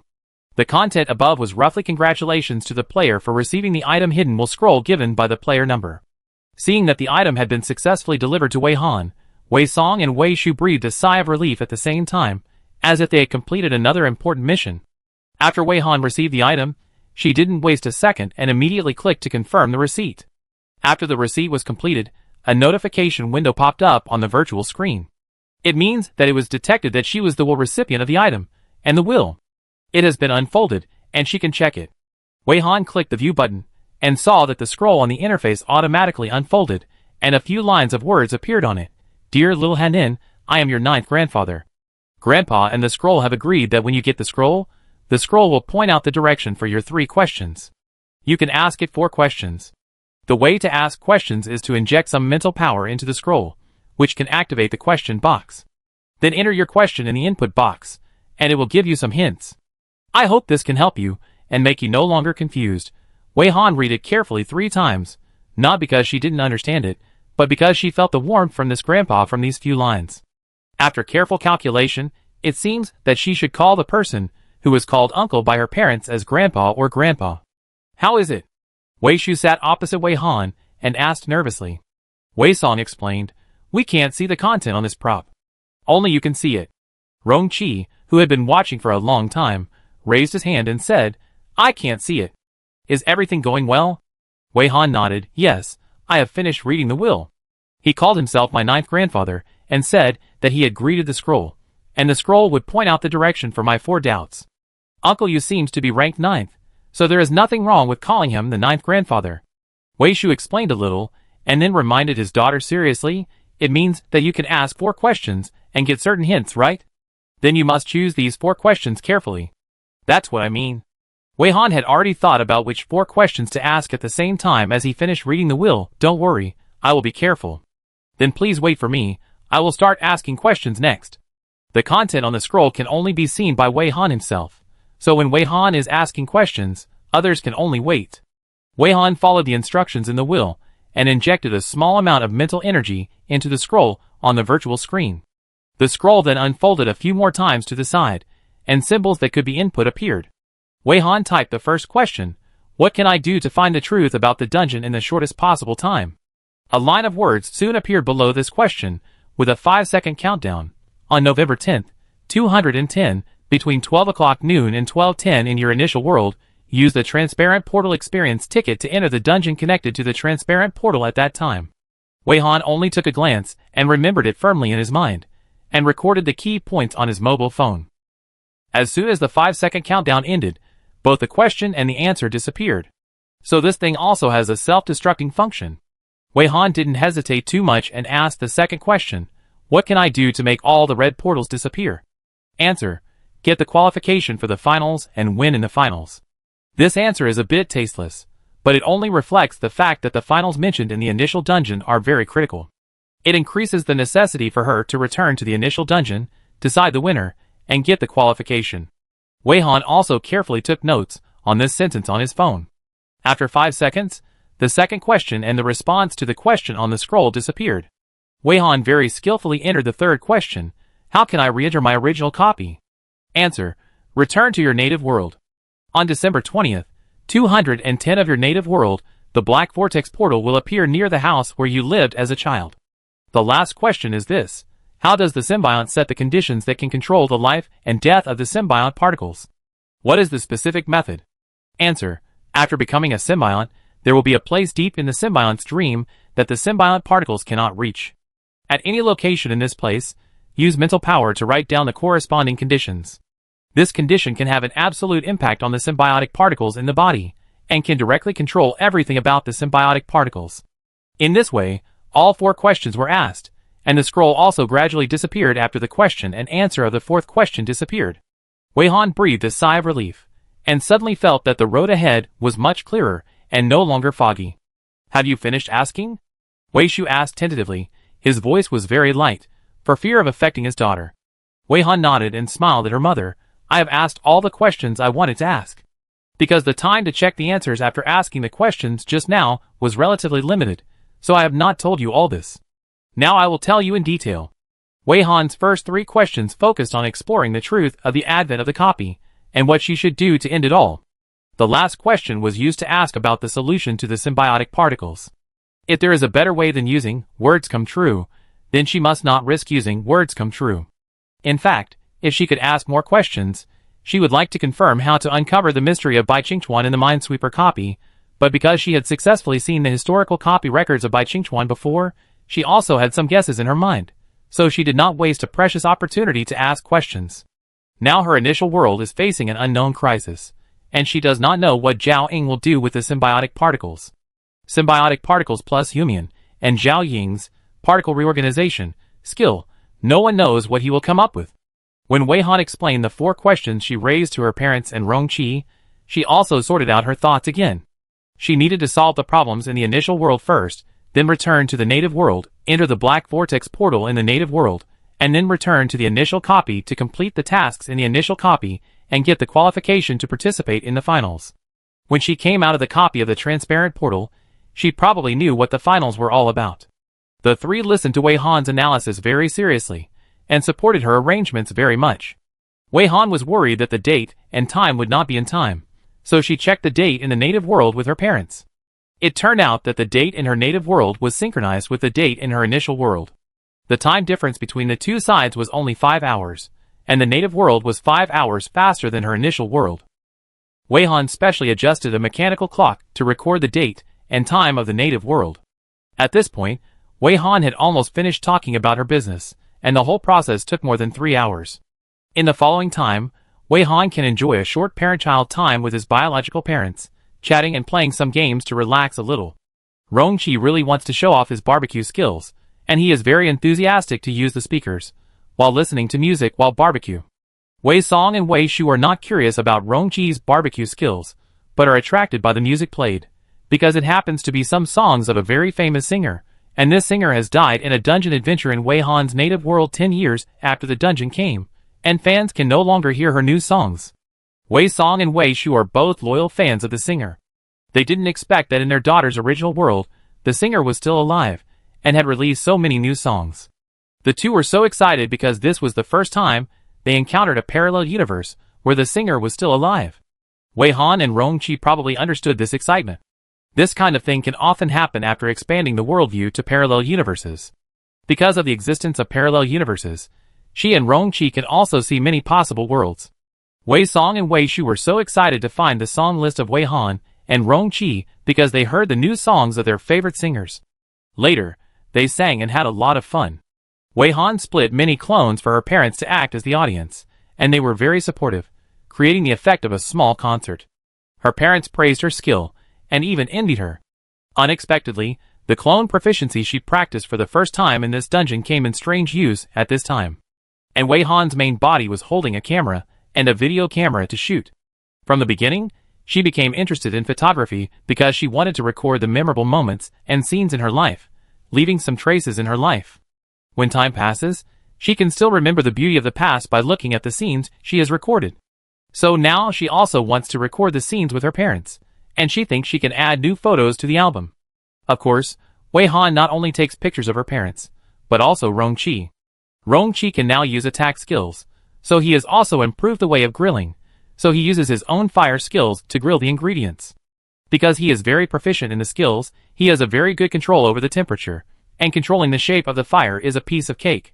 When Wei Han was filming his operation, he said very seriously that the barbecue this time would be very, very delicious. Wei Han, Later, when Rong-chi handed the barbecue over, Wei Han found that what he said was really good, and it was indeed delicious. Wei Song and Wei Shu were also tired of singing, and then they remembered to watch Rong-chi's barbecue posture. They were not surprised at Rong-chi's barbecue operation with skills, and after tasting it, they seriously praised Rong-chi's skills. Wei Song, our fire skill barbecue is not as delicious as Rong-chi's. Your control of the temperature is simply amazing. Has anyone in your place developed this kind of side business using skills? It seems that the world in your place is developing very fast. Wei Han, No wonder her parents are not curious about Rong-chi's operation at all. It turns out that her native world has formed a new industry in this regard. Because they didn't want Rong-chi to do the barbecue alone, Wei Song and Wei Shu also wanted to do it together. They also had fire skills, and were very humble to learn from Rong-chi how to control the accuracy of the skills. Wei Han put away the clone that just acted as a spectator, and now only had one clone to barbecue with them. And she still acted as a photographer with a weak presence, silently recording everything. After the barbecue was done, it was time to chat again. Wei Song and Wei Shu really wanted to watch the Dungeon Live broadcast that Wei Han was filming, but unfortunately, they couldn't connect to the network of Wei Han's original world. Wei Han said that if her parents really couldn't bear to be separated from her, she could use the skill, Words Come True, to show them the way to her original world, and let them come to her original world to play. If they have had enough fun and want to return to their original world, they can enter a dungeon, complete the dungeon mission, and click on the clearance portal to go back. Now there are no restrictions on entering dungeons in her world, so they can enter any dungeon they want, and it is relatively easy to return to the original world. However, Wei Han did not recommend this approach, not because it requires her vitality to perform skills, but because her original world is not very safe now, and she doesn't know what is brewing under the surface piece. If her parents want to come, they can wait until they solve the troubles over there, and then they can treat her parents well. Wei Song and Wei Shu waved their hands as soon as she finished speaking. Wei Shu, don't be like this.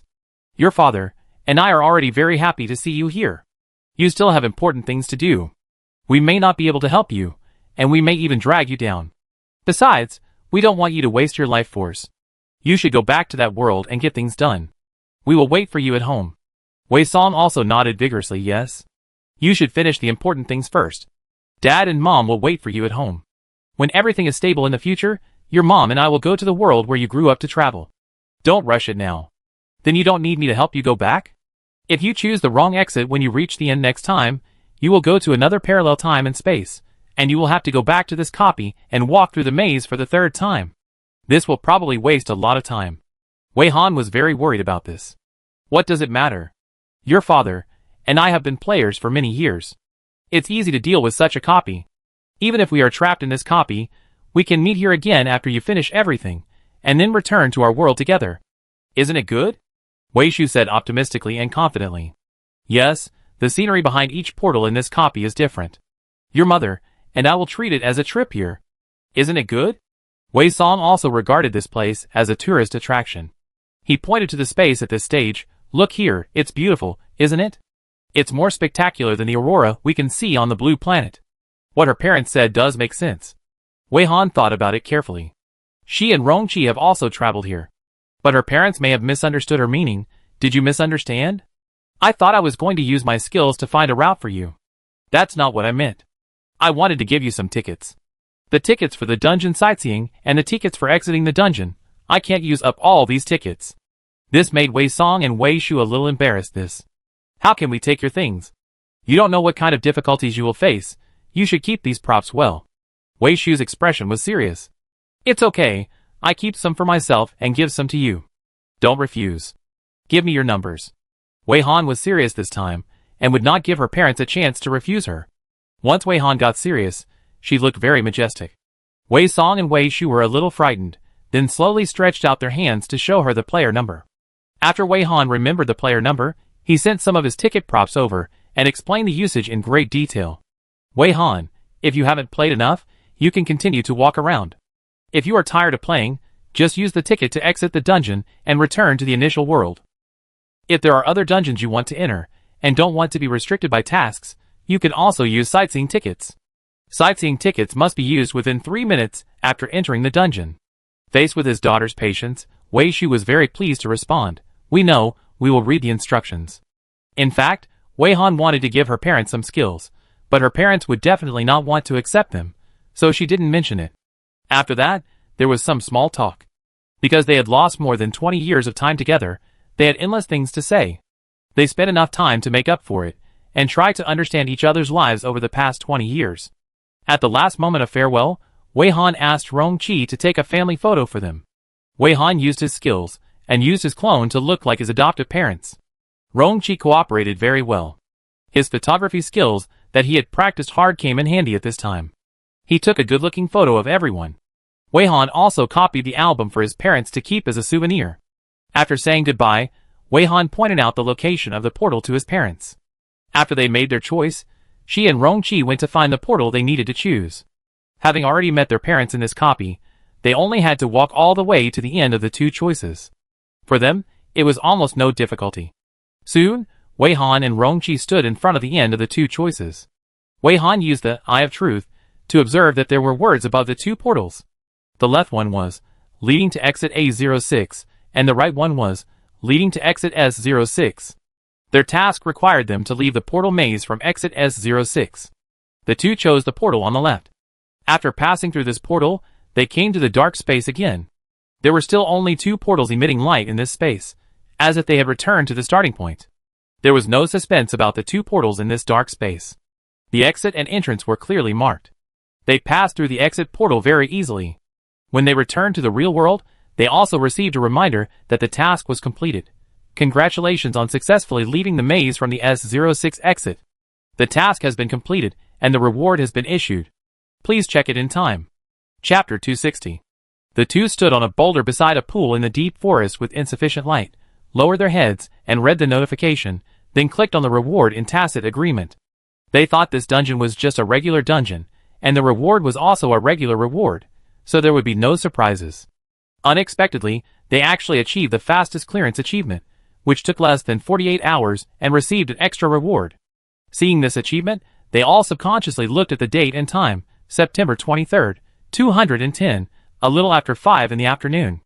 Calculating the time they entered this dungeon, it was really less than 48 hours, and a lot of time was spent on Wei Han's recognition and getting along with his biological parents. Extra rewards are different from special rewards. There will be no special props, but there will be more basic attributes and special attribute bonuses, experience points, skill extraction, props and skill upgrade points, etc. What Wei Han needs more now is the upgrade points. When she checked the rewards, she didn't look at other things, and went straight to the skill upgrade points, mainly using the skill upgrade points on the skills she needed. Because she suspected that she couldn't see the portals that monsters in the dungeon could pass through because the level of Eye of Truth was not high enough, so the current upgrade focus was on Eye of Truth. Wei Han added all the skill upgrade points she got this time to Eye of Truth. Eye of Truth was really upgraded, and after the upgrade, it became Eye of Truth.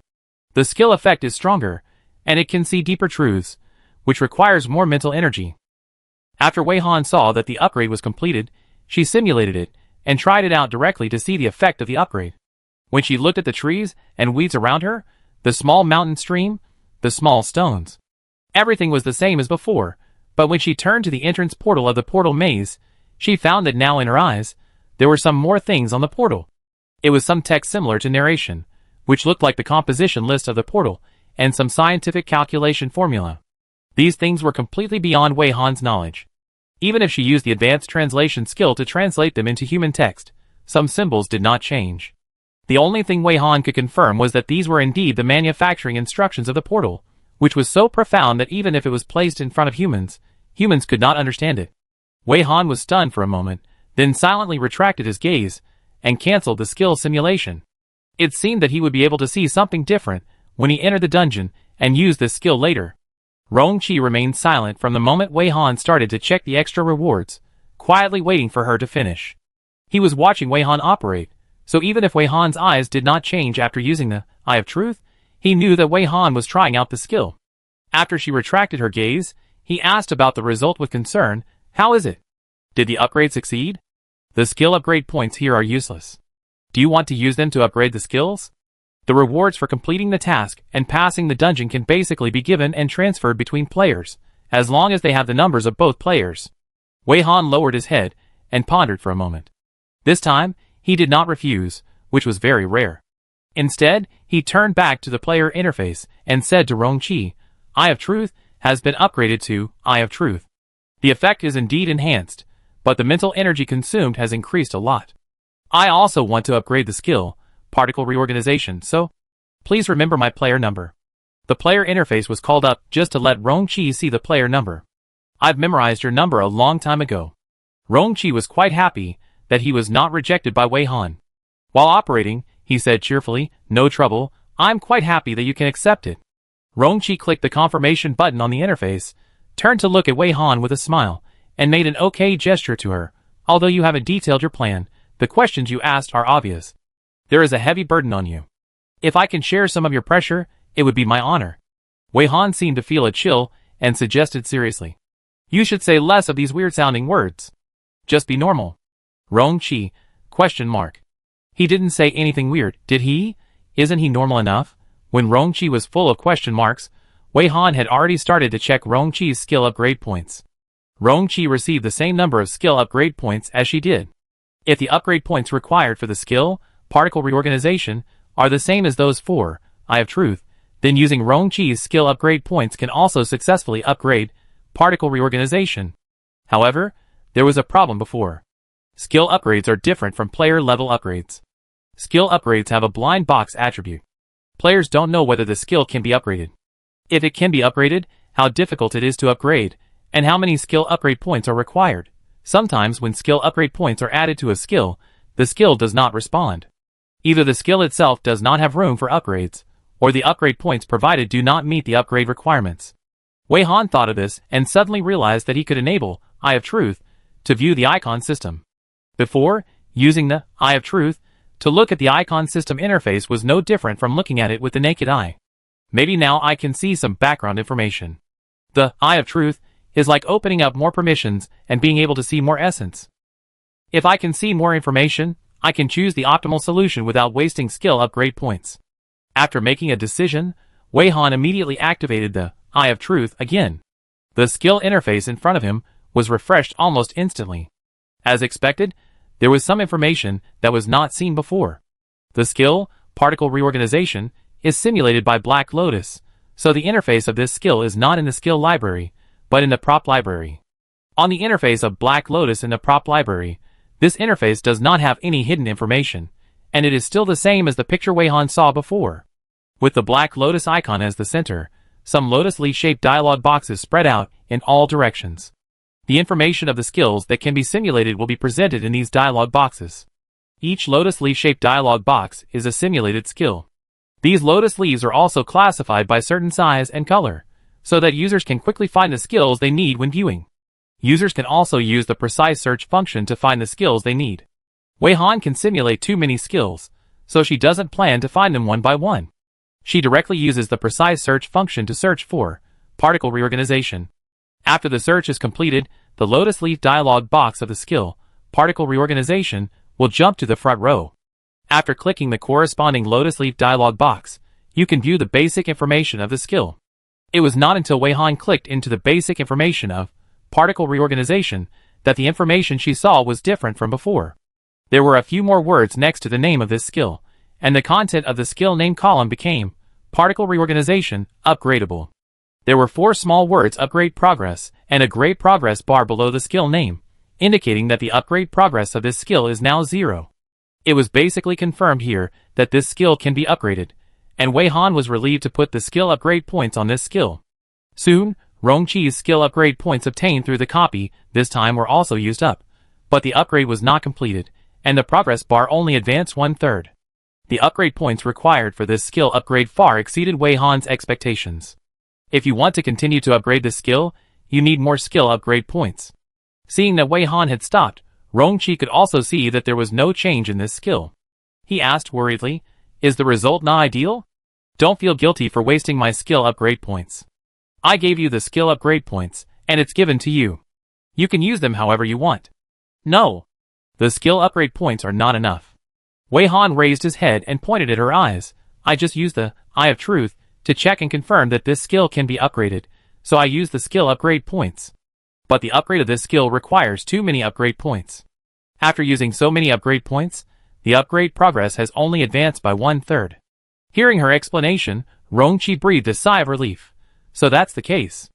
I thought it was because this was a skill that could not be upgraded. It's okay as long as it can be upgraded. It's not a big problem. We just need to enter the dungeon again, and we should be able to upgrade successfully." By saying this, he implicitly contributed his next skill upgrade points. Wei-Han didn't say anything. Using the skill, Eye of Truth, he decided to take a good look at the icon system. Of course, he didn't just stand there stupidly near the entrance. He had to ask Rongqi to take out the hovercraft and cover it with the invisible skill. They had to rush back and do these activities at the same time. After both of them got on the hovercraft, Rongqi went to set the route, while Wei-Han reported safety to Shirley and others, and also asked Shirley if anything had happened after losing contact with them, and whether everything was safe and smooth. Shirley and others didn't go out these days, and listened to Teacher Wei's instructions obediently, and never ran around. So this group of people basically spent these days surfing the internet, soaking in various information on the internet, waiting for news from Teacher Wei, and only after receiving the news that Teacher Wei was safe did they feel completely relieved. The 3 of them also knew about Teacher Wei's plan to go to the portal maze, so after receiving Teacher Wei's message, they were a little curious. Did Teacher Wei successfully find his parents? But seeing that Teacher Wei seemed very busy, they temporarily suppressed this curiosity, and did not dare to ask. In addition to contacting Shirley and the others, Wei-Han also wanted to contact Yu Mingchen. If she could contact him, she could tell Yu Mingchen about her new discovery, so that Yu Mingchen and his team members could feel more at ease. But unfortunately, Yu Mingchen could not be contacted, so Wei-Han left him a message, hoping that after his network was restored, he could see the intelligence information of the dungeon as soon as possible. All these contacts took a lot of time.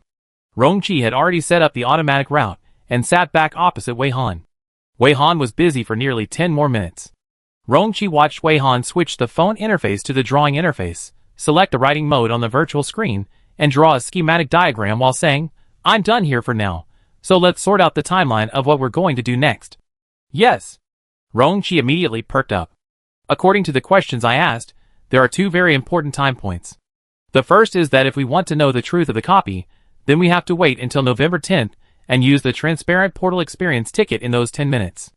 The second is that if I want to re-enter my initial copy, then I have to return to my native world before December 20th and go to the place where the Black Vortex portal will appear.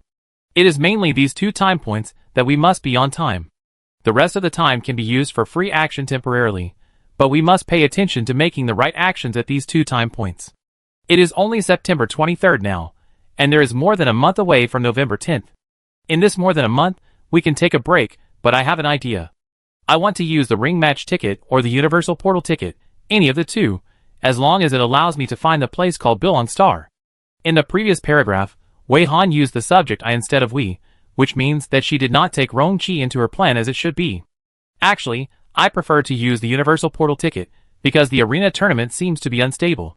But the ticket of the universal portal, as long as there is a copy address, can open a portal to the corresponding address. Now I have the address. I think if we go to that place, there should be a high probability that we can find the answer to the mystery of Bai Qingchuan. What exactly did he go through? Why did he become like this? Why did he appear in the Minesweeper copy? Why is the icon like that? Rong Qi listened carefully and noticed the details of her subject. He gave his opinion very straightforwardly. I also think the universal portal ticket is more reliable, mainly because time is tight now, and we probably don't have extra time to try and error.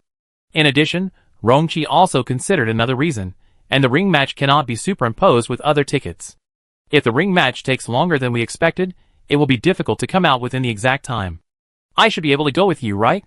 He paused for a while, and asked anxiously and expectantly. Of course, as long as you are willing. Wei Han was afraid that he would not be happy with it. Since you also think that the universal portal ticket should be used, then we will decide to use this ticket. Go back and rest for 2 or 3 days to see if Zhao Ying has done anything after coming out of the Yumian dungeon. After deciding, Wei Han made some notes behind several dates. On September 26th, use the universal portal ticket to go to the address of Bai Qingchuan's last dungeon, Bailangsing S44 district, and officially set out to explore the mystery of Bai Qingchuan. On November 10th, between 12 o'clock noon and 12:10, use the transparent portal experience ticket to explore the truth of the dungeon's arrival. Return to Wei Han's native world before December 20th, wait for the appearance of the Black Vortex portal, enter Wei Han's initial copy for the 3rd time, and end this copy. If everything is fine, then after passing the copy of Final Election, she will be qualified to participate in the finals, and participate in the finals. As long as she wins the finals, then, according to the answer given by the scroll, she can make all the red portals disappear. Making all the red portals disappear is the best result, leaving only the white portals. Humans can continue to enter the copy, but no monsters can come to the world where humans live. The initiative is completely in the hands of humans. After listing the timeline, Wei Han and Rong Qi discussed some other details, mainly targeting Zhao Ying's actions. Because they didn't know what Zhao Ying would do, they planned to wait and see without making any plans. After talking about the basic important things, they mainly looked at the news on their mobile phones to see if there was any news worth paying attention to. It has been more than a week since Teacher Wei's live broadcast, but the discussion caused by Teacher Wei's last live broadcast is still very hot. Even because of a week of fermentation, Teacher Wei's name is now almost heard throughout the entire Blue Star. This has led to a sharp increase in the number of fans and viewers urging Teacher Wei to start live broadcasting again. Originally, it was only the fans of the Beidou Alliance who were crying, but now almost all of Blue Star is crying. No matter where you are, you can always see someone asking when Teacher Wei will start live broadcasting next time. Why hasn't Teacher Wei started live broadcasting yet? The internet in the other 3 alliances outside the Beidou Alliance has also become an atmosphere where every sentence is about Teacher Wei. As some old fans said, Teacher Wei has become popular all over the Blue Star. Now, if anyone compares Teacher Wei with the top streamers of Beidou Xingyue, they are just trying to smear Teacher Wei's moon landing. However, there is no top streamer in Beidou Xingyue now, because the latest news has confirmed that Ben Hua and Sun Yun, who are responsible for the traffic of Beidou Xingyue, died in the Yumian copy. In other words, they did not seize any of the opportunities given to them by Wei Han, and were assimilated into Yumian for the 2nd time. It is understandable that the people in the photography team and Xiang Ryu could not escape, but the strength of Ben Hua and Sun Yun did not last until the mission was completed, which surprised Wei Han and Rong Qi. It seems that the speed required for players to move in the later stage of Yumian copy may reach a very outrageous level. It can be seen that the Yumian copy mainly requires special skills to increase the speed of movement, and also requires a very high mental reserve of the player. Worried that this is fake news, Wei Han wants to use Absolute Zero to do a coverage check on the entire Blue Star. Before launching the skill, Wei Han also used the words follow the law, skill to ask Xiao Ying if there is a prop that can track other people's skills. And where is Xiao Ying now? The result is that Xiao Ying does not have a prop that can track other people's skills. He is in the Mushroom Forest copy at this time. Rongqi saw this result and said without hesitation, I guess he is going to look for skills and props again. Last time, he was at a disadvantage against us in Yumian, and he must be very unhappy. Since he is not here, I can use my skills to check if there is Yumian on Blue Star without worry. This kind of thing must be solved at the beginning. After Wei Han finished speaking, he gathered his mental power and slowly released the skills to expand the skill range. Rongqi was ready to replenish her mental power at any time. He was very conscious of being a power bank, and he was not ashamed of it, but proud of it. He was very happy that he could help a little. However, using Absolute Zero was no longer difficult for Wei Han, so Rongqi didn't need to help her replenish her mental strength. Soon, Wei Han cancelled the skill and got the result. Yumian has not been found on Blue Star yet. You can rest assured for the time being. It seems that it is not fake news. The difficulty of the dungeon may be too high for them. Rongqi didn't have any special feelings about the death of that team. He didn't have a good impression of the people of Beidou Xingyue. Wei Han sat in the hover car, looked out the window, and said after thinking, without special skills, it is difficult to deal with it. By the way, I won't post the strategy for this dungeon. I will definitely expose my identity if I post it. I don't think anyone would challenge a dungeon that the former top players couldn't pass. If there really is such a person, then I can only say that it is difficult to persuade a damn ghost with good words. Definitely can't post it. Rongqi didn't expect that she actually considered this matter, but maybe you can update the strategy for the portal maze. Yeah. Wei Han was actually planning to integrate the strategy for the portal maze and post it on the platform with the account of Teacher Xiaowei, free of charge. Now, Wei Han can really say that money is a thing outside of her body. The great success of the live broadcast has made her earn enough money that she can't spend in several lifetimes. She doesn't need to worry about money anymore. What is more attractive in front of her is to find the truth about the advent of the dungeon. The original information about the portal maze came from some incomplete explorations by Mr. Ming, which was not comprehensive enough. Now we can integrate it and analyze some of the more difficult stages so that other players can get some ideas from it and have a reference when they actually go through the dungeon. This was a time-consuming task. When the hovercraft covered with invisible skills landed in the front yard of Shirley and others' villa, Wei Han was still typing on the computer, and Rongqi was helping her. Once again, they returned to Shirley's side. As usual, they prepared a very sumptuous meal to welcome their safe return. Wei Han and Rongqi also temporarily stopped what they were doing and chose to take a break. While eating, they talked to Shirley and others about what they had experienced in the portal maze this time. Shirley and others were very relieved to hear that Teacher Wei had really seen his biological parents, and they were immediately much happier. Knowing that Teacher Wei had found a way to cross parallel time and space, they were happy and a little melancholy. They were very happy that Teacher Wei could return to the original world and see his relatives all the time. But it was also possible that Teacher Wei would never come back after returning. But there was nothing they could do about it. After all, that was the world where Teacher Wei originally lived. Regarding more plans, Wei Han and Rongqi tacitly did not reveal too much to them, only saying that they would be very busy in the future, and asked them to take care of themselves. After eating and washing up, Wei Han and Rongqi closed the door in the study, and continued to sort out the information about the portal maze. When they were tired, they looked at their phones. Wei Han found that Shigui had sent her a message. When she was in the Yumian dungeon, because she used the face she used to meet Shigui, Shigui hurriedly sent a worried inquiry. In addition to these, Shigui also sent her many invitations for business cooperation. After all, she is now a popular player. Shigui also asked her if she could contact Teacher Xiaowei and Teacher Ming. There are many companies on his side who want to sign contracts with them. Now is not the time to do these things. Wei Han refused without thinking and continued to sort out the information about the portal maze with Rongqi. Wei Han used too much vitality, and they also got the mini perpetual motion machine from Bai Qingchuan to replenish Wei Han's vitality. Anyway, as long as she and Rongqi come back from exploring the mystery of Bai Qingchuan, she can almost find a way to make him recover, and Bai Qingchuan's demand for these props is not so high. 3 days later, Teacher Xiaowei released a free guide to Portal Maze.